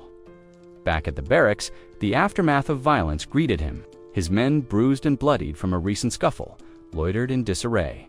Victor gave them no more than a passing glance. Discipline would come later. He had grown tired of waiting, tired of the stale routine that dulled his instincts and corroded his patience. But now at last there was movement, a mission, a name to chase. Victor didn't need to ask who the target was. If Count Desmond had chosen one, that alone gave it weight, and Victor intended to hunt. Count Dild's sudden declaration of war hit Perseum like a thunderclap. A royal messenger, breathless and dust-covered, delivered the sealed letter straight to Zwalter's estate. In his study, Zwalter stood reading it with a cold intensity. While his brother Randolph waited beside him, tense and silent, Zwalter's expression darkened with each line. The declaration was thick with lofty rhetoric, listing a cascade of justifications claims of betrayal, disrespect, and violations, of ancient accords, but at its heart, it was clear Count Dild was accusing the young Lord Ghislain Perseum of murdering Gilmore Diold, his heir, and for that, he demanded vengeance. ZW Alter didn't hesitate. "Call the vassals," he said to Randolph, his voice grim. "We must convene at once." Soon, the chamber was filled with the voices of Perseum's lords. Randolph paced the room, fuming. "Have the Diolds lost their senses?" he spat. "There's no way Ghislain killed that boy. This is madness." The others were no calmer. To declare war over a fabrication, one of them snapped, "This is more than an insult, it's treasonous," said another, disbelief in his tone. "And now Dield turns on us. What could they hope to gain?" asked a third. "This is suicide." While his council boiled with rage, Zwalter said nothing. He stood still, eyes focused on a distant thought. Unlike many lords, Zwalter had always ruled with honor. He'd refused to enslave his people and served as the bulwark between the north and the wild raiders who prowled the edges of the kingdom. War was not something he took lightly. His focus returned when his son Gislan stepped forward. "Father," Gislan said calmly, "do you remember the runist?" Zwalter frowned. "Two of our envoys visited Diold. While I was at the tower," Gislan continued, "those men betrayed you as if they leaked what they learned. Then this war may have begun with them." His words stirred the room into another storm. One vassal shot to his feet. "You're accusing our own envoys. What proof do you have?" But Gislan didn't flinch. His composure was unnerving, more like a seasoned veteran than a young heir. Zolta studied him in silence. There was something deeper in Gislan, now a strength not born of youth. Though the others didn't know it, his son had once lived another life, carrying the title of the Mercenary King. Now that soul stood before him, calm and prepared. Randolph slammed his fist against the table. "We're wasting time," he growled. "They want to fight. Let's give them one. We have the numbers and experience. We'll crush them." But before anyone could respond, a knight burst into the room, panting and mud-splattered news from the gates. The knight shouted, "Diold's army has arrived." A hush fell over the chamber.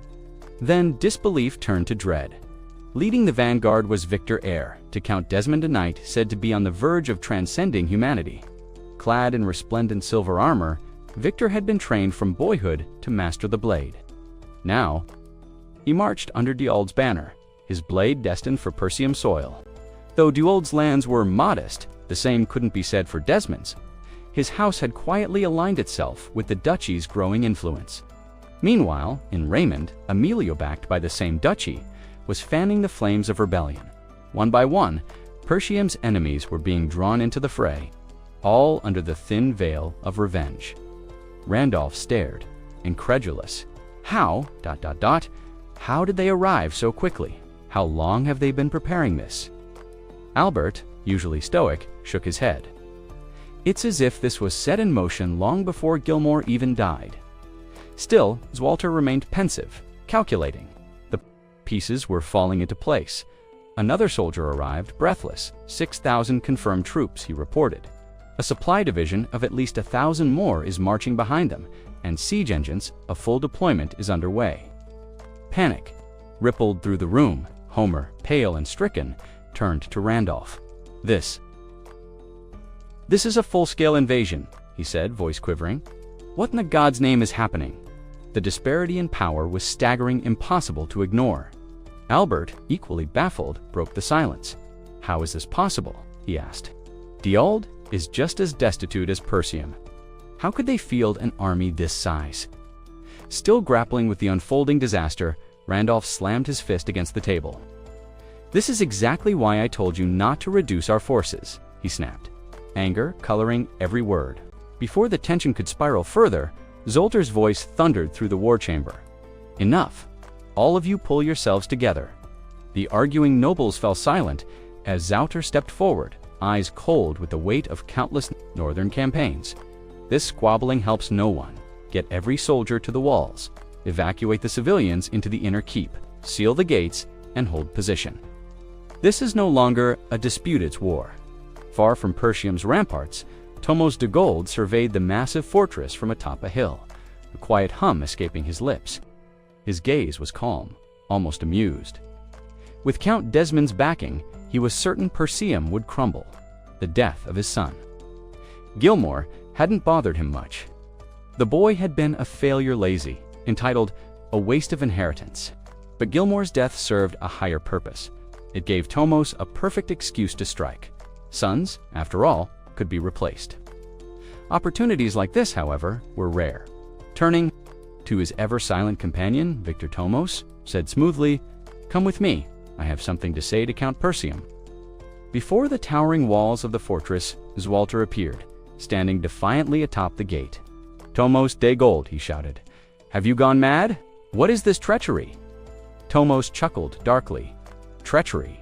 I am simply seeking justice. My beloved son, Gilmore, was murdered on these lands. I've come for retribution." by your own son's hand-gizzling Persium, no less. His voice carried the theatrical sorrow of a man playing to the crowd. Tell me, Zalter, what parent wouldn't be outraged? But I'm not unreasonable. Surrender your castle now, and I'll spare the rest. From behind, Zwalter Gislen watched silently.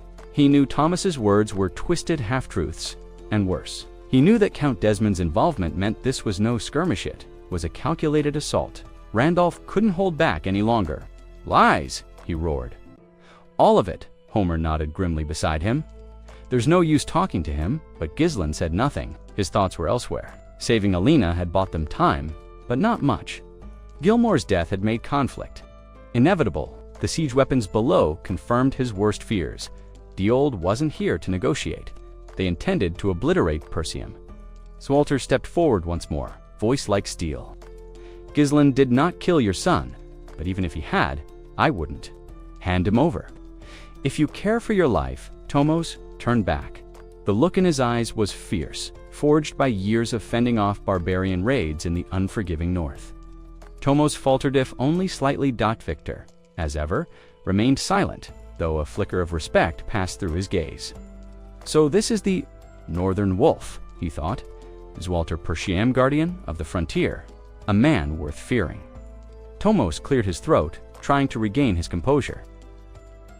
As expected of the famed Northern Wolf, but foolish nonetheless. You'll regret this decision. He turned and walked back to his army, leaving only the echo of threat behind. Inside the fortress walls, Zwalter's expression darkened. He knew exactly how grim the situation was. Persium was poor, its land barren, its supplies low, and its defenses thin. A siege could break them.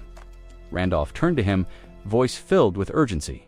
Let me command the troops, my lord. We don't need numbers, we need strategy. I'll cut through that rabble like butter. Albert shook his head. You're strong, Randolph, but this isn't a duel. Their numbers alone could bury us. Homer joined in, his voice low.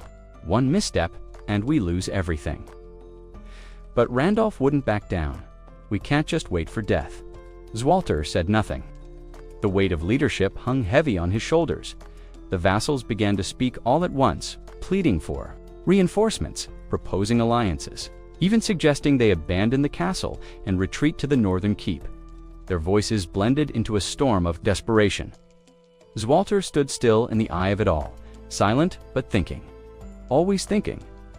The sudden outbreak of war had struck with terrifying precision and ambush, executed by an enemy that was not only prepared, but overwhelmingly so. The scale of Diggle's forces defied logic. No one should have been able to raise such a massive army in such a short time. Lord Zwalter, standing atop the battlements of his ancestral keep, stared grimly into the horizon and could not help but wonder who was backing them. As a noble honor bound him to remain, as a father, his instincts cried out for justice. Gislen, his son, had been accused of killing Gilmore, and accusations Zwalter did not believe for a second. Yet surrender, under these false charges, was unthinkable. His thoughts were interrupted as Gislen approached and calmly recommended they prepare. The castle for a siege, Zwalter turned slowly, surprised by his son's composure. Amid the swirling panic of the court and the chaos of impending war, Gislen stood still, focused, resolute. Like an island in a storm, Gislen broke down the numbers. Diold's army stood nearly 7,000 strong. Persium, at best, could rally 2,000. The odds were staggering. Diggle's forces were organized, well-supplied, and carried high morale. In 15 days, they would complete their siege equipment and mount a full assault. In 15 days, Diggle's forces, now rumored to have support from Desmond's territory, would descend upon Persium. But Gislen had no intention of playing by the rules. That same evening, Gislen donned his armor, a deep obsidian hue that shimmered faintly beneath torchlight. It was time to gather his closest allies, Jillian, Cor, and Belinda. Jillian, a former mercenary not yet knighted, fought with the precision and presence of a seasoned warrior. He would later earn the name White Lion of Fenris for the way he tore through enemy ranks. He was the first to swear loyalty to Gislen. Cor, known later across the Shadow Mountains as the King of Leather, had once been a wild, unruly blade, that is, until Gislen broke him down and rebuilt him through brutal training. Then there was Belinda. Shrouded in mystery, she had come to Persium through Gislin's mother, an assassin by trade.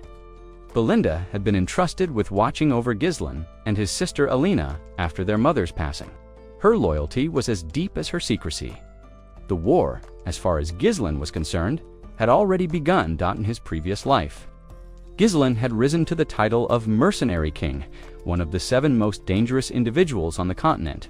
His raw power wasn't the strongest, but his tactical genius placed him among the top 3. If time permitted, he would have tracked down Claude, his most dangerous companion, the man who once brought kingdoms to ruin at Gislin's side. But there was no time now. He had to work with what he had donned, with a mind sharpened by memories from another life. That would be enough. Gathering his team, Gislin laid out the plan. Strike the supply lines. Without them, the old siege would collapse under its own. Wait, simple in theory, dangerous in execution. Belinda raised the obvious concern. The area outside the castle was crawling with enemy patrols. Any suspicious movement would be spotted instantly. Gislin turned to Kor and Gillian. Are our preparations complete? Kor nodded. We've already stationed a unit at the Forest of the Beast. They're deep enough in the trees to stay, hidden, just like you ordered. Gillian followed up. The ponchos made from Dyrasin bark are distributed.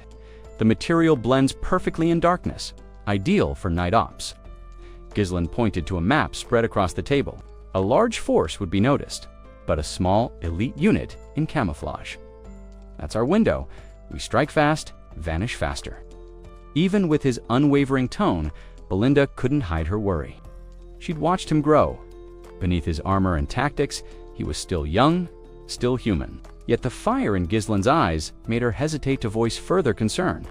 There was still one major unknown, the location of Diggle's supply unit. As Gislin laid his strategy bare, Lord Zwalter stood surrounded by his vassals, silent and grim. Despite the numbers, despite the enemy's advantage, he could feel something had shifted. The tides of war had begun to churn, and Gislin, reborn with memories of failure and a future no longer written, had just started to rewrite history. Gislin's voice cut through the stillness like a blade. Belinda, locate the D-Old supply unit. I want their position immediately. Belinda blinked, momentarily stunned by the sheer audacity of the order. Her breath caught as she processed what this mission truly meant, venturing into enemy territory, risking everything. She glanced at the young lord, her eyes narrowing with concern. He's willing to gamble this much just to end it all. But there was no room for doubt. Straightening, she gave a sharp nod. Understood. I'll handle it. As Belinda disappeared into the shadows to begin her reconnaissance, Gislin watched her go, a flicker of tension hidden behind his cold demeanor. He knew full well the risks behind enemy lines was no small feat, but if anyone could pull it off, it was her. His trust in Belinda was unwavering now. All that remained was his final move, the trump card he had kept hidden until the time was right. Vanessa, in his former life, she had been known as the Red Nightmare, a woman feared and revered across kingdoms. After ascending to the rare rank of 7th Circle Mage, she had crushed the kingdom of Lithania almost single-handedly. Her unique erratic mana cultivation had made her a living weapon, one now aligned with Persium, the last stronghold. Standing in Gislin's way, she had become the cornerstone of Persium's defenses. But Gislin had planned for this. Every step, every risk call for the chance to deliver the final blow. A few days later, far to the north at the Diggle supply encampment, night fell heavy across the land. Thick clouds choked the moonlight, leaving the camp in deep shadow. Inside a well-lit tent, Baron Foe laughed heartily, raising a golden goblet high into the air. Finally, he boomed. The war begins in earnest. I can already taste the land Desmond promised me. Around him, other retainers, former nobles of Persium, who had defected to Duel Agreement. One clapped him on the back. Best move we've ever made, he said. Desmond rewards loyalty. Unlike the old crown, with a wide grin, Foe toasted again. To the fall of Persium, may it be buried in dust, and may the spoils be ours to divide. Laughter echoed in the tent as wine flowed freely, the officers oblivious to the threat crawling ever closer in the darkness. In the forest that rimmed the supply camp, a quiet force stirred. Ghislain crouched low, scanning the campfire lights in the distance. Around him, his mercenary army, hardened, loyal, and silent, waited for his signal. The objective was clear: annihilate the DLD supply unit, severing the flow of resources to the enemy's main force before they reached Perseum Castle. Without supplies, the enemy would collapse. One strike, and the war would tilt. Belinda stood nearby, eyes on the sky. The weathers turned sour. "Can't see a damn thing in this darkness," muttered Seer, adjusting his cloak. Ghislain, helmet in hand, smirked. Perfect night for a massacre. With a practiced motion, he pulled down his visor and drew his blade. The steel caught the faintest glint of firelight from the camp. "No prisoners," he growled. "Cut them all down." With that, he surged forward like a shadow-given form, his army following behind like a tidal wave. There was no hesitation in Ghislain's eyes-only fire. The memory of Desmond County's betrayal burned in his blood, and the ducal forces that once exiled him would feel his wrath tonight. The time for words was long past. Anyone standing in his path would fall, and by morning, the D'Old supply line would be nothing more than ash. Disguised beneath the banners of D'Old, dressed as recruits and mercenaries, the massive force pressing into the region was unmistakable to anyone paying attention. It was outside interference, a hidden hand pushing into the bitter war between Perseum and Diggold. Under the thick veil of night, their approach was silent, concealed. No one in the Diggold camp noticed until it was far too late. The ambush descended like a shadow storm, and from within it, Ghislain's forces surged forward. From the darkness, Kay stormed ahead with a gleam in his eyes and a savage grin curling his lips. His sword sang as it cut down soldier after soldier, stationed near Diggold's supply line. On his flank, Gillian swung a long-handled axe with devastating precision. Each strike sent bodies flying, cleaving through armor and bone alike. Through the chaos, Ghislain moved like a phantom, his body brimming with mana, his blade infused with lethal energy. He tore through the enemy ranks with merciless force, each swing clean, deliberate, unstoppable.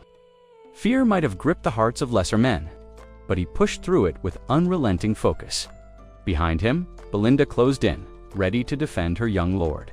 Her heart was heavy with concern. It was his first true battle against human foes, but she remained steady, her blade ready.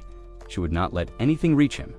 The D'Old soldiers faltered, caught unprepared and fragmented. They reeled under the assault. They had underestimated Perseum's capability, never imagining such a coordinated strike. Their tactical arrogance would cost them dearly. Ghislain and Gillian moved like avatars of war. No hesitation, no mercy. This wasn't a battle, it was a purge. Ghislain's past life as a knight commander guided his decisions, each move deliberate and deadly. Gillian's hardened experience, forged through countless battles, made him a wrecking force on the field. The outer perimeter fell swiftly at full gallop. Ghislain rode to the far end of the camp, reined his horse sharply, and shouted out orders. The plan remained unchanged: leave no DLD soldier alive. The battlefield became a slaughterhouse. Burning torches knocked loose and the chaos began to ignite tents. Flames crackled, spreading across the camp like wildfire. Panic set in. Soldiers screamed, scattered. High-ranking officers scrambled toward. Baron Foe's command tent, a breathless soldier burst inside, shouting that they were under attack. Foe stormed out, eyes wide at the sight of his camp in ruins. Fury boiling, he screamed at the guards. Where had they been? His hands trembled. His voice cracked as he bellowed orders to regroup, insisting they still held the numerical advantage. But reality soon crushed his bravado. A shaken scout returned moments later with a dire report. Over 70% of their force had already been eliminated. Just then, a thunderous presence followed close behind Ghislain Gordon the Muscle. A legend forged in the brutal forest of beasts, his sheer power was monstrous. He barreled into enemy lines like a juggernaut, tearing through soldiers as if they were made of straw. Noticing the tide and wanting to preserve strength, Gillian sheathed his axe and switched to a lighter weapon. It cost him some sheer destructive force, but allowed for faster movement, deadlier strikes with sharper aim. Meanwhile, Kerr remained a whirlwind of destruction. Every swing was calculated and cruel, cutting down any soldier in reach. Ghislain pressed forward, silent, focused. Mana pulsed through his limbs. His sword felt like an extension of his will, sharp, unerring, final, though weaker now than he had been in his previous life. He was still a reaper of men. Each strike was a promise fulfilled in blood. His mercenaries, well-trained and loyal, moved with him like an extension of his own mind. From afar, Baron Foe saw him and froze. Ghislain was like no soldier he'd ever seen. This was no mere battlefield skirmish. This was judgment. Sweat drenched Foe's face. He realized to light that his army stood no chance. His confidence cracked, then shattered. Spinning around, he screamed for a retreat. One of his aides looked at him in disbelief, stunned by the command. Foe didn't care. Pride wouldn't save his life. If he stayed, he'd lose more than just the battle, he'd lose his head. Before the aide could speak again, a blade flashed from the smoke and struck his neck cleanly. He dropped without a sound. Shock flickered across Fabro's face as he stood frozen, paralyzed by the brutal efficiency of the ambush. The precision, the sheer speed of it was unlike anything he had expected. Though untouched himself, his knees buckled from sheer terror, and he collapsed to the ground as the dull thud of his aide's lifeless body echoed beside him. Belinda had arrived, perched atop her horse. She surveyed the burning remnants of the camp with cold detachment. Her voice, calm and sharp like a blade, cut through the chaos. "Well, what an unexpected meeting," she said icily. "A vassal of Per Tium ... In such disgrace, Fabro's mind spun. His army, over 1,000 strong, was gone. He had relied too much on numbers, not enough on strategy. Smoke choked the sky. Tents smoldered, and the stench of blood filled the air. He'd waited too long to retreat, and now there was nothing left to retreat to. Dagold's supply lines had been annihilated. Fabro was the sole survivor, and a bound one at that, kneeling before Ghislain and his mercenaries. Fabro bore the weight of his defeat. Though a noble by birth, tradition dictated that captured lords were spared execution and held for ransom. There was a flicker of hope. Maybe he could still survive this. That flicker vanished when Belinda dismounted and slammed her boot onto his head, pressing his face into the dirt. "This man," she said to the gathered mercenaries, "was no mere soldier. He served as an envoy to Deald and doubled as their supply commander. He's been feeding them intel for months." Panic surged through Fabro. He turned to Ghislain, desperation rising like bile in his throat. "Please," he cried, "I surrender willingly. Spare me. I'll serve Persium again. I swear it." It hadn't occurred to him until now that the young lord of Persium, mocked as the northern scoundrel, could field such a terrifying force. He had miscalculated everything. Ghislain remained impassive. He calmly inquired whether Fabro had been bribed. Eager to preserve his life, Fabro confessed instantly. "It was Count Desmond. He forced my hand. I had no choice. He threatened me." Ghislain didn't react. His mind was already elsewhere, drifting to memories from a former life, to the demonic forces he had once faced. Fabro's confession confirmed what he suspected. Desmond's county had secretly funneled troops into Deald, igniting war with Persium. Still kneeling, Fabro sensed his moment slipping. He pushed harder, practically shouting, "I've been loyal to Persium for years. Count Dagold will pay handsomely for my release. You'll profit far more by keeping me alive." At that, Ghislain dismounted. His boots landed in the dirt with a finality that made Fabro shiver. "Raise your head," Ghislain ordered. Fabro's eyes widened with hope. Relief spread across his face as he lifted his head. "Thank you, my lord," he stammered. "Thank you for sparing me. I promise I will dedicate my life." The blade moved before the sentence finished. A clean, practiced stroke. Silence. Fabro's head hit the ground with a soft, wet thud. His eyes frozen in confusion, as if he never truly understood why death had come so swiftly. Ghislain stared at the body, not with anger, but with cold finality. "I've never heard of you in my last life," he said quietly. "You meant nothing then, and you mean nothing now." To him, Fabro was scum, a parasite who betrayed his banner for coin. Ghislain turned toward his troops. "I don't make deals with men like him. I don't honor cowards in the field." His voice hardened with conviction. "Anyone who raises a sword against Persium will find death at the end of mine." Without another word, he led his mercenaries away from the ruins of Dueld's supply camp. Despite having faced a full battalion, his forces had sustained little more than fatigue. No real losses, the victory had been absolute. Belinda remained quiet as they rode, her gaze lingered on Ghislain, troubled. This had been his first real battle end, yet he had waded through it with eerie ease, as if the killing of men came as naturally to him as drawing breath. She had seen warriors cleave through monsters, but slaughtering humans was different. It should have been harder. Cheer rode up beside Ghislain. "What's next?" he asked simply.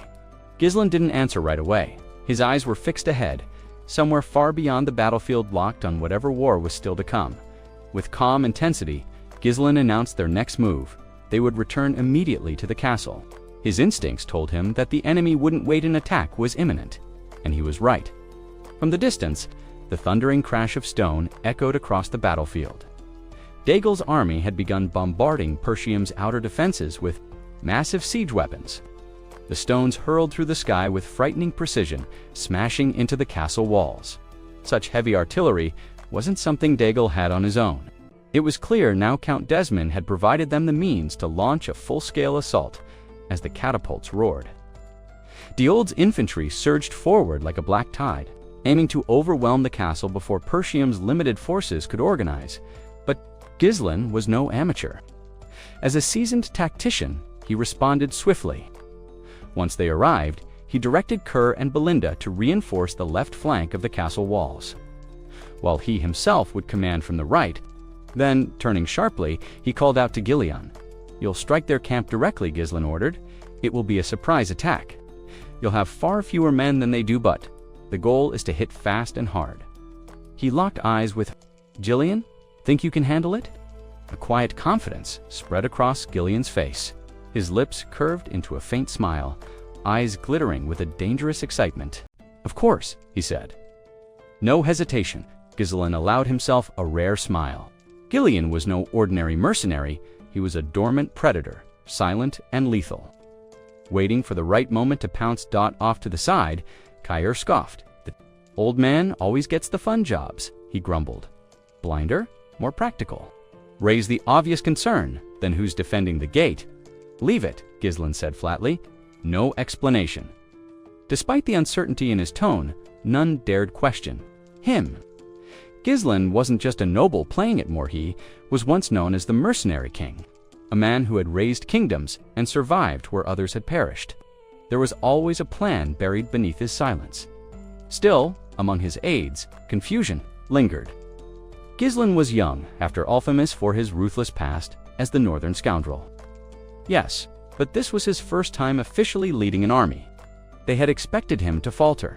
Instead, his cold composure and rapid orders hinted at something far more dangerous. He didn't elaborate. He simply said, "This battle will mark a turning point in Persium's legacy." Elsewhere, Zwalter, one of Persium's noble Heil knights, stood tall at the edge of the crumbling battlements. His voice rang out, commanding the defenders to brace for the next wave. Across the wall, Randolph, his brother and fellow knight, led the archers in relentless volleys, their arrows darkening the sky. But no matter how many fell, the enemy kept coming. Diold's forces were vast, and their determination unshakable. With ladders raised, the enemy began to scale the walls in droves. The sheer number of invaders was overwhelming. "Engage them," Zwalter roared, drawing his blade. He plunged into the fray just as the first attackers crested the battlements. Randolph followed, sword flashing beside his brothers. Together, they fought to stem the tide. Far from the chaos, the commander of Duald's forces looked on, laughter rising from his throat like smoke from fire. He clapped his hands with glee, drunk on the thrill of impending victory. "This is it," he declared. "Even without sending out our best knight, the walls will fall." But not everyone in Duald's camp shared his arrogance. Victor, a shadowed figure at the rear, remained silent, eyes locked on the battlefield. As the catapults prepared to fire again, he murmured to himself, "Time for the Northern Wolf to die." He had longed to cross blades with Zwalter, but now, watching from afar, it seemed he wouldn't even need to raise a sword. The battle was already leaning in Diold's favor. Within the walls, Zwalter the so-called Northern Wolf faced wave after wave of enemy fighters. These were not ordinary soldiers. Mercenaries disguised in Diold's colors surged toward him with bloodlust. In their eyes, with precise footwork, Zwalter sidestepped a thrust and countered with a clean strike across the ribs. Another enemy fell, but for every one he felled, 2 more took their place. Even with Randolph fighting fiercely at his side, the brothers were being surrounded. The enemy had breached the wall, and the defenders of Persium were about to face their most brutal test. Yet, Randolph kept his composure, but the frustration was evident in his tone. The castle walls were holding for now, but the gate wouldn't last much longer. With urgency growing, he turned and asked for the Lord's next move. Zwalter, placing his trust in Gislin's earlier orders, made a calculated decision. The gate, he commanded, hold the walls at all costs. Then, shifting his attention, he questioned Scoven about reinforcements. Scoven's expression darkened. The messengers returned, he reported grimly. None of the nearby territories will help. Zimbar and Rayfold both claim they're dealing with internal unrest. And as for Count Luz, every envoy we sent to him has vanished. No word, no answer. Not a single ally had stepped forward. Randolph clenched his fists, swearing under his breath. Ungrateful bastards, he muttered. Are we to stand alone then? Not one of them will lift a finger. Meanwhile, within the ranks of Diold's army, troubling news reached their command tent. A winded soldier arrived with a report that immediately unsettled both Diold and Victor. Our supply unit, the soldier began, catching his breath. Something's wrong. The troops we dispatched for resupply haven't returned. We fear the unit may have been attacked. Diold blinked, stunned. Impossible, he said flatly. That convoy had 1,000 men. How could they have been ambushed with Persium's entire force locked behind walls? But Victor wasn't so quick to dismiss it. His sharp eyes scanned the distant horizon where faint smoke spiraled into the sky. Something wasn't right. There's someone in Persium who still thinks like a tactician, he thought, impressed. A bold move for such a small force. His heart raced not with fear, but excitement. This siege had suddenly become far more interesting. Dagol, standing nearby, turned toward Victor. What now? He asked, worry creeping into his voice. Without supplies, we can't keep this siege going. Not with Persium still dug in behind those walls. Victor lifted a hand, silencing him. Then we don't wait, he said coolly. If we can't starve them out, we break through. Numbers alone will be enough. His confidence didn't waver. Persium will fall before nightfall. Diold looked at him, aghast. If we charge headlong, we'll overrun them.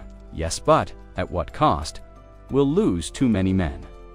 Victor's gaze turned cold. For a moment, he considered drawing his blade on Diold. A mouthpiece for Desmond, he thought with disdain. You're only still breathing because Persium hasn't fallen yet. But he let the moment pass. There would be time for that later. Instead, he surveyed the battlefield again. The left and right flanks had long since begun their assault, but the castle walls held firm. Likely, Persium's elite fighters, the famed Northern Wolf among them, were still resisting fiercely. Then something caught Victor's eye. The front gate, it was exposed, unmanned. He narrowed his eyes. Why would they leave the gate undefended? Unless, he smiled, raising his sword high. He shouted to the remaining soldiers with all the conviction of a man certain of victory. Charge! By dusk, this castle will be ours. Behind Victor, Desmond's army disguised in the armor and banners of Dagol's, soldiers advanced with grim precision. Towering siege engines rumbled across the field, their silhouettes casting long shadows over the land. The scale of the invasion was staggering far beyond anything the defenders of Persium could hope to match. Victor surveyed the unfolding battle from his position, eyes fixed on the mass of troops charging toward the castle gates. He gripped his reins tighter, the clamor of war echoing around him. Though he was already celebrated as one of the finest swordsmen in the northern realms, Victor yearned for something more enduring. Titles, recognition, perhaps even a noble lineage, something to carve his name into history resolved. He summoned one of his most trusted subordinates. Moments later, the thunder of hooves signaled Adon's approach. Adon was not a man of subtlety. In peacetime, he found pleasure in combat, for amusement's sake, using his brawn to dominate others. But on the battlefield, he was all discipline and steel. Towering and broad-shouldered, he carried a long-handled greatsword that few men could even lift. He dismounted and awaited Victor's command with unusual restraint. All traces of his usual arrogance vanished in the presence of his commander. Victor issued orders swiftly. He himself would lead the charge to the castle gate, while Adon would remain behind to anchor the formation. It was a precaution. Victor knew that, while one warrior might suffice to hold the rear, the Perchium defenders would not go down easily. They were holed up behind stone walls and would make any assault costly. As the army moved, Victor surged, ahead with the first wave, his cavalry and siege engines trailing closely behind. It was a display of overwhelming might, perhaps more than what was truly necessary. Yet in war, overkill often meant survival. Meanwhile, disguised Dagal infantry scrambled up wooden ladders, assaulting the high ramparts. Despite their numbers, the defenders proved formidable. Still, the attackers pressed on, undeterred by the arrows and blades awaiting them at the top. Their courage bordered on madness. On the castle walls, Zwalter and Randolph stood like sentinels of steel. Both were high-ranking knights, nearing mastery of their order. Every swing of their blades felled another enemy, and yet their resolve alone could not shift the tide. The enemy kept coming. The walls were shaking beneath the weight of the siege. Suddenly, a cry rang out. It was Scovin, a seasoned knight of Persium, his voice sharp with panic. Zwalter turned instinctively, scanning the field, and what he saw froze his blood. Dozens of siege towers now loomed at the edge of the battlefield, methodically moving into position. Their arrival, so coordinated and precise, hinted at long preparation far before Count Dild's son had fallen in battle. Jaw clenched. They knew the height of the walls, he muttered. How Randolph glanced back toward the ladders, where defenders struggled to hold against wave after wave, were already barely holding, he said grimly.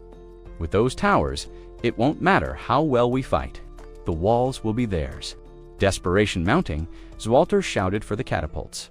One soldier responded. The first was ready, cobbled together in haste, but it might just serve. Within seconds, the crew loaded a massive stone, adjusted their aim, and launched it toward one of the siege towers. From the ranks of Diold's forces, a soldier swore loudly. Those damn Persium dogs. When did they build catapults? The boulder arced through the sky, its trajectory perfect. It would crash into the siege towers, frame, and send it crumbling. But Victor, now near the front line, wasn't about to let that happen. He seized a nearby spear, channeling a surge of mana into its shaft. The weapon gleamed with arcane power as he hurled it skyward.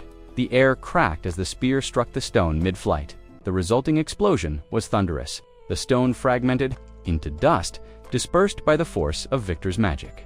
A hush fell over the field. For a heartbeat, then a roar of approval rose from Dagold's forces.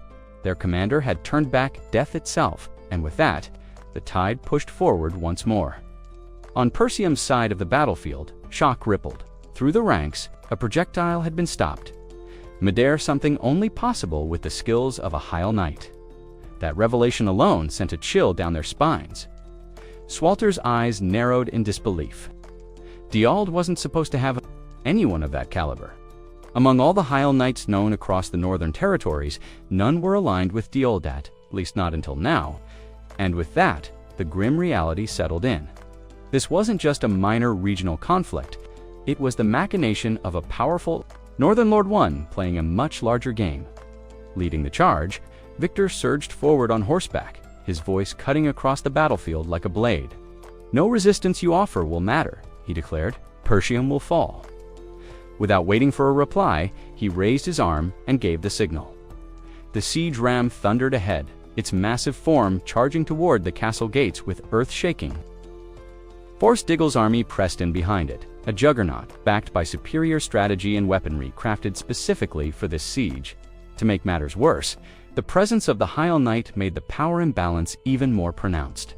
The siege tower locked into position against the castle walls, and within moments, waves of armored infantry poured out. They struck like a flood, overwhelming Persium's defenders. Whatever hope the defenders clung to began to fray. The stone walls, once hailed as unbreakable, were trembling under the relentless assault. The gate shuddered with every strike of the ram, and no reinforcements were close enough to intervene. At this rate, the gate wouldn't last much longer. Standing atop the battlements, Zwalter watched grimly. Thoughts of his son filled his mind had the plan worked. But with every blow against the gate, his confidence faded. It seemed inevitable that Persium would be overrun. He had once hoped that the mercenaries under Gislin's command might turn the tide. Now even that hope was growing dim. Most of Persium's remaining soldiers were scattered along the walls, fighting tooth and nail just to hold their lines. Only a small contingent remained to guard the inner gate. It's inside the castle, deep within. Its stone corridors, a different tension brewed.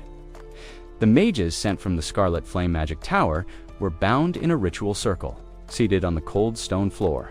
Magical symbols glowed faintly beneath them. Alfoy, red with fury, strained against his bindings. "This is absurd," he roared, glaring at the knights surrounding them. "We're mages, not some rabble to be tossed into your petty wars." Ferguson, his voice steady but tight, tried to calm him. "It's the young lord's command, Alfoy. We stay put," Alfoy snarled. "And you obey like a lapdog.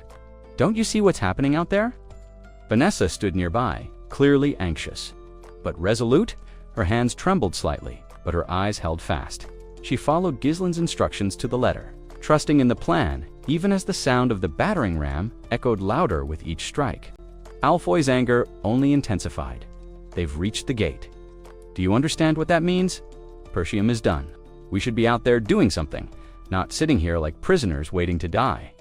Vanessa tried to calm him, her voice gentle but firm. "This is all part of Lord Gislin's strategy. We need to trust him. Everything's been thought through." He stared at her, incredulous. "Trust him. Don't make me laugh. That man has dragged us through Helland. Now you expect me to believe he has a plan that won't get us killed." Alfoy's glare Kudov cut steel. He hated being helpless, hated being bound physically and by orders. He turned on Vanessa.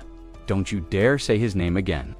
But even as she trembled, Vanessa didn't back down. Her faith in Gislin was unshaken. She believed in him not because of some naive loyalty, but because she had seen what he was capable of. She wasn't the same girl who had once swept the tower halls. She was a fifth circle mage now. Her journey had been shaped by Gislin's decisions. For better or worse, she wasn't the fragile servant he remembered. She had grown, but he didn't want to hear her reassurances. He barked. Silence. Vanessa obeyed, lips pressed together, but she didn't avert her gaze. The castle trembled under another thunderous blow from the ram outside, and yet she still believed. He questioned her with a sneer. Was she truly willing to obey the commands of a man he deemed nothing short of mad? Vanessa's expression tightened, her gaze sharpening with conviction. Her voice, calm but ironclad, rang out with quiet authority. "Gislin, Lord of Persium, is not insane." To her, Gislin was no reckless fool, but a visionary, a master of mana manipulation. The very man who had guided her to the edge of death and beyond it when she broke through her mana barrier. With his guidance, she had endured torment that pushed her to the brink, yet she emerged reborn, true mage. Only days ago, that breakthrough had nearly killed her. The pain of unlocking her mana path was searing, her body racked by agony. But she hadn't given up. She had endured it all to fulfill her lifelong dream, and she had succeeded. Still, even now, as a fifth circle mage, the first time she attempted to cast using the mana refinement techniques Gislin had taught her, all she could summon was a faint shimmer, barely a flicker of light. The result had been disheartening. Shame crept into her voice as she apologized to Gislin, embarrassed by her weak display. But Gislin hadn't flinched. "You've done enough," he had said simply. "Magic is not tamed in a day. The power will come." He had seen her potential. That alone was enough to keep her standing. Now, as the two walked together toward the castle's outer ring, the air carried the sound of grunting effort. Mages, proud men and women once cloaked in prestige were bent over, digging furiously into the earth. A bizarre sight, almost surreal, buried in those trenches were runestones rare, powerful, and priceless. Gislin had ordered them buried outside the fortress walls, and not by common laborers, but by the mages themselves. They had balked at first, insulted. Yet here they were, sleeves rolled up, dirt on their robes, stripped of their dignity, heart twisted at the sight. She understood the necessity, yet it pained her all the same. To see mages, once symbols of nobility, reduced to shoveling mudit was jarring. But it was the sight of the runestones themselves disappearing beneath, the soil that stung the most. Just then, a loud voice cut through the wind. "Have you lost your damn mind?" Vanessa flinched at the venom in his tone. The man who had once tormented her now looked like a shell of himself, disheveled, red-faced, and fuming. He stormed up to Ghislain, shouting furiously, "Why in the world are the mages doing this?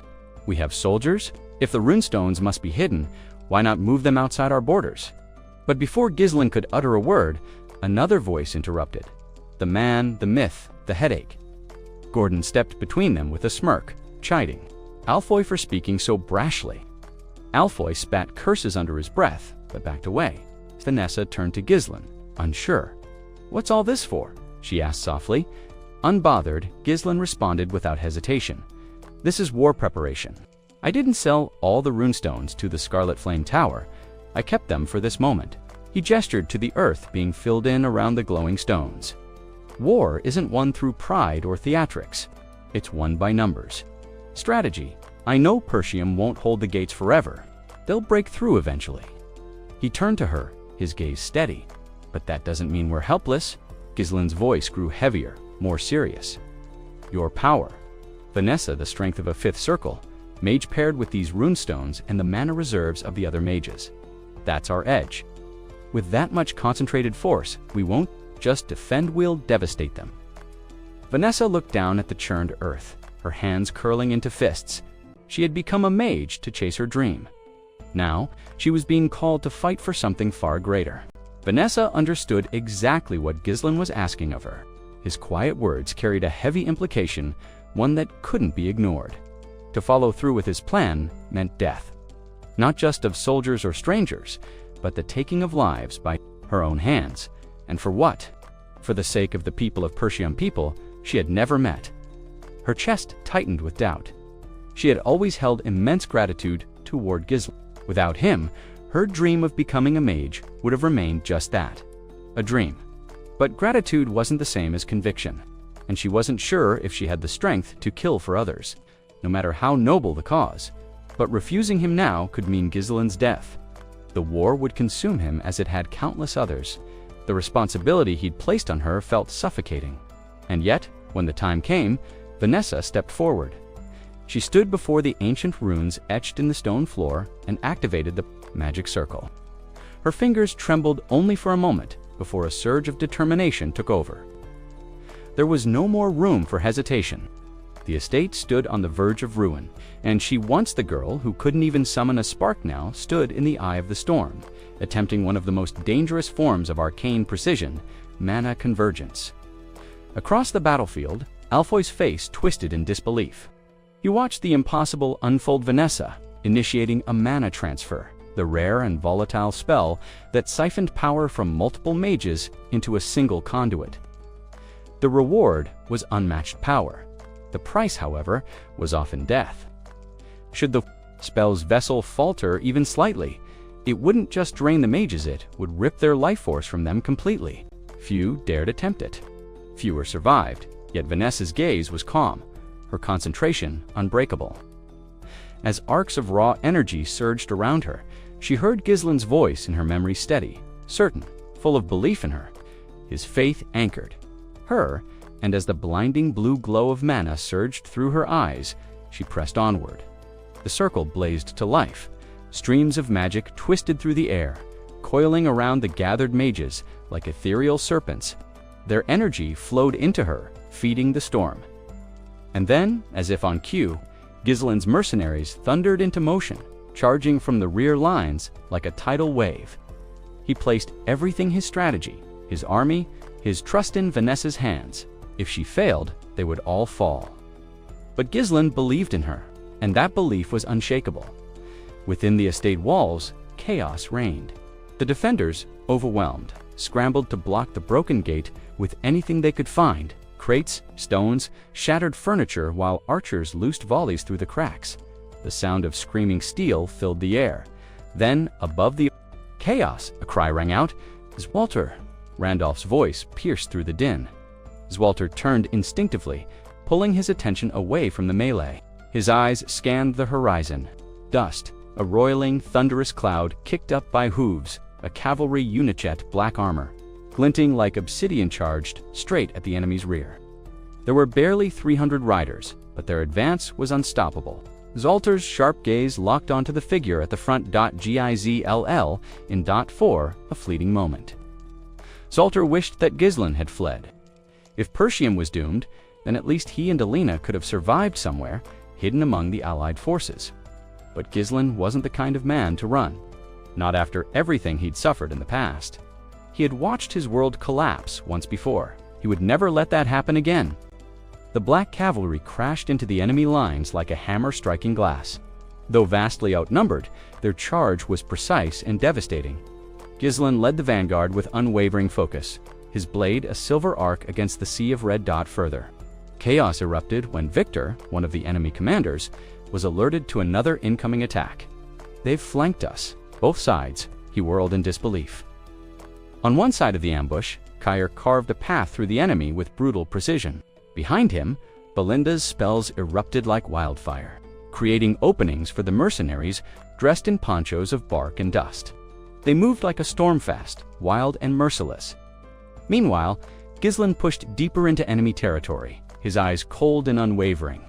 Every swing of his sword was fueled by something darker, something deeper and unrelenting, will-born of past. Failure and burning resolve. The air around him thickened as he summoned his mana, condensing it with frightening focus. Then came the release. His mana Korza radiant burst of raw elemental energy erupted outward in a shockwave. The battlefield bent under its force. Ghislain carved through the chaos of battle, like a storm made flesh. His mastery of horseback combat, swordplay, and mana channeling formed a breathtaking harmony, each element flowing into the next with practiced precision. Enemies crumbled wherever his blade fell. To the untrained eye, he looked like a wild force, reckless and unrestrained. But in truth, every strike, every movement, every shift of weight was calculated to perfection.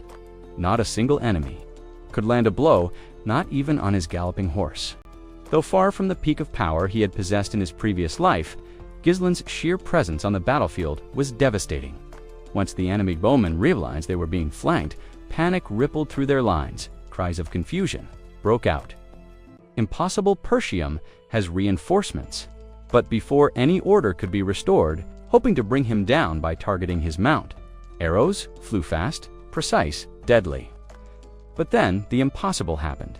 Ghislain's horse leaped into the air, had briefly bent to allow the horse and rider to soar like mythic creatures, and then they landed. Ghislain didn't pause. His blade came down in an arc of silver light, and with each swing, another soldier fell. Flesh, bone. Armenanovich slowed him. He moved through their formation like a reaper, his path marked with blood and broken steel. Even in his past life, this was his way, diving into the heart of danger and emerging as the embodiment of carnage. The surrounding infantry hesitated, unable to process what they were witnessing. One man on a horse, just one hand, yet he was dismantling an entire detachment. The air thickened with fear as the realization set in. This wasn't just a skilled warrior. To them, Ghislain had become a monster, breathing heavily, bloodstaining.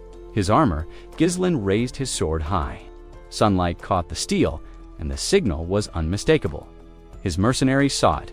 They remembered the battles they had fought. Alongside him, their brutal campaign through the beast-ridden forest, the victories carved out of desperation. They didn't wait for orders. As one, they surged forward with a unified cry, racing into the fray behind their commander. And then came Ghislain's voice. Outnumbered, outmatched, and surrounded, they would not cower. The counter-offensive had begun. Though they were vastly outnumbered, Ghislain's black cavalry rode with unshakable resolve. There was no fear in their eyes, no hesitation in their charge as they thundered toward the right flank of the enemy lines. The siege engines of had already anchored themselves against the walls of Persium, choking the defenders of air and space. Yet the city's defenders stood their ground, unmoved by the tightening noose of enemy infantry. While Victor launched a fierce assault on the main gate, Ghislain led a third of their mercenaries in a sweeping flanking maneuver. At the same time, Seer's detachment pressed in from another direction, with Belinda lending her crucial support.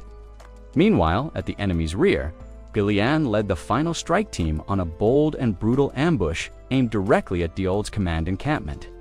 Massive Axe was a whirlwind of death. With each swing, enemy soldiers fell like wheat beneath a scythe. His assault was relentless, each movement backed by a hand-picked team of elite mercenaries who followed with flawless precision, reinforcing every step he took with deadly efficiency. As they cut a deep path into enemy territory, Gillian barked sharp orders to Gordon and Torrent. He would draw the enemy's eye, absorb their wrath, and act as bait. The others were to scatter, sabotage, and burn, crippling the enemy's command structure in the chaos without hesitation. Gordon and Torrent acknowledged the plan and vanished into the fray. Even in the thick of battle, the mercenaries traded clipped, breathless words. "They look rattled," Torrent observed, slicing through a soldier. "Can't believe so few of us came at them." Gordon chuckled grimly. "By the time we're done, they'll be lucky if their tents are still standing." The situation deteriorated rapidly for Commander Tomos of Diggold. He was unprepared, stunned by a counterattack that should have been impossible from a cornered foe. Paralyzed by indecision, he failed to rally his troops, even as his aides urged him to flee. That chance never came. Gillian stormed forward, carving a path of blood and ruin. His axe was soaked with the lives of those foolish enough to challenge him. He charged straight for the command center, shouting above the chaos that he would take Count Daygold alive. His axe glowed faintly with mana, the weapon humming with purpose as it gleamed under the midday sun. Tomos, frozen with dread, could only watch as this monster of a man bore down on him. And yet, just when all seemed lost, salvation arrived in a blur of steel. A sword strike, swift and lethal, slashed through the air toward Gillian. Reflex took over, he turned, and met the attack with a powerful swing of his own. The two weapons collided with a thunderous clang, sparks exploding from the impact. The sound rang out, loud even above the clamor of war. Both warriors stepped back, studying each other with sharp eyes. Gillian immediately recognized that this was no ordinary foe. Until now, Diold's forces had lacked any figure capable of turning the tide, and the morale of the enemy had been hanging by a thread. The arrival of this knight, someone who could rival titans like Walter and Randolph, shook the battlefield like a bolt of lightning. This man hadn't come from Diold's pitiful ranks. Count Daygold, a self-indulgent noble with no sense of leadership, had never possessed the charisma or clout to summon warriors of this caliber. With just one clash, Gillian understood. This opponent was deadly, and he was now trapped deep behind enemy lines with a serious threat standing in his path. The knight, astride a tall warhorse, regarded him calmly. He was Adon Frasso. Voice was steady, almost respectful. For Persium's forces to strike so deep into our camp with so few, that takes courage. He casually swung his blade through the air, testing its balance. Then, with knightly formality, he asked, "Your name?" "I would know the name of the man who meets me with such strength." But Gillian did not speak. His silence was like steel. His gaze remained locked on Adon, filled with cold fury and unwavering resolve. He studied the knight's posture, breathing, stance, measuring everything. Then, without a word, he lifted his axe high overhead, his body glowing with a torrent of unleashed mana. The battle between titans was about to begin, with a voice steady and solemn. Gillian declared himself nothing more than a blade sharpened, nameless, and wholly devoted to the young lord of Persium. His loyalty, unshakable and fierce, had been forged in a single life-defining moment, the day Ghislain saved his daughter from eternal torment. Since then, Gillian's allegiance had never wavered, bound not by duty, but by gratitude carved into his soul. Meanwhile, the left flank of Persium's castle wall trembled under a storm of enemy troops. Like an endless swarm of ants, Daygold's infantry surged forward, scaling ladders in relentless waves. But Persium's defenders held their ground not because they were the strongest, but because they were survivors. Battle-hardened from brutal clashes with the northern barbarians, they had learned to endure. Surrender was not in their blood. Among them, Belinda fought with the resolve of someone who knew the stakes. She moved with purpose, striking hard to buy the defenders time. If the wall fell, so would the city. Spotting 2 enemy soldiers climbing close, she lashed them together with a sweeping blow and flung them through the air straight toward Cheer, who rode the flank like a storm given form. Cheer's eyes lit up as the bound enemies spun toward him.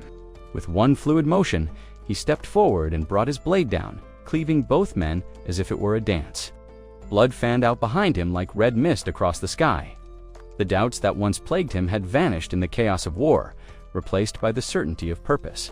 He charged ahead, blade flashing, each strike flowing into the next like the notes of a violent symphony. Even amid the carnage, the battlefield still allowed for moments of levity. "Cheer," Belinda shouted across the clamor. "That's the second time you've splashed blood on me." He let out a short laugh, flashing her a cocky grin. "Then maybe stop whining and try dodging." Her face flushed with anger, but Cheer was already gone, swallowed up again by the fight. Elsewhere on the battlefield, the right side of the wall became a slaughterhouse under Gislin's command. Leading a third of the Black Cavalry, he crashed into Dagold's flank like a vengeful god. Every swing of his blade shattered enemy lines. Even Dagold's elite infantry, clad in thick iron, crumpled beneath his attacks as if they wore nothing at all. Here was the mercenary king unveiled grim, unrelenting, magnificent. Fighting at the heart of danger, Gislin breathed in rhythm with the second mana core he'd long since mastered. Each breath fueled his power, conserved his strength. The enemy could see it, feel it the way he tore through their best, as if they were made of paper. No one wanted to face him head-on. Numbers meant nothing. And when the mercenaries finally punched through Dagold's front, confusion spread like wildfire. Gislin raised his sword high and shouted for the final push.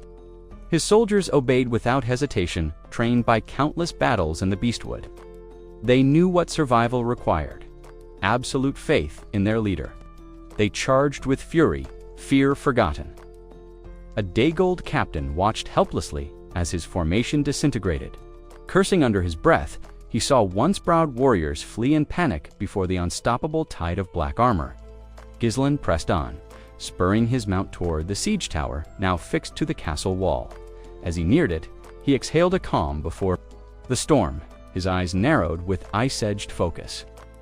What followed would be nothing short of devastation.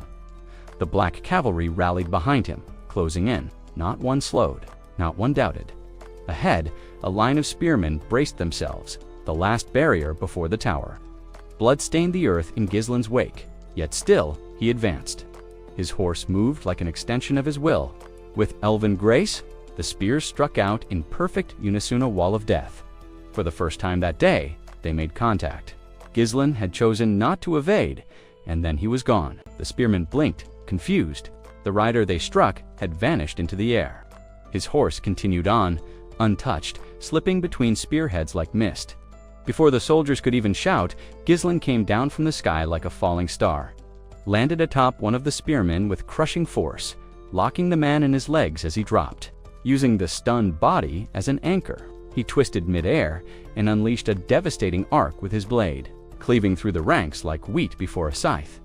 Steel screamed, blood splattered, and in the middle of it all stood Gisling the Storm. That would not be stopped. Gislin moved like a tempest, silent, smooth, and absolute. Each step was calculated, each motion honed by ruthless instinct. There was no time for indecision. In this blood-soaked chaos, even a moment's hesitation meant death. As his spinning momentum carried him through one final arc, he released the body of the spearman he had used as a fulcrum and sliced cleanly across another soldier's throat.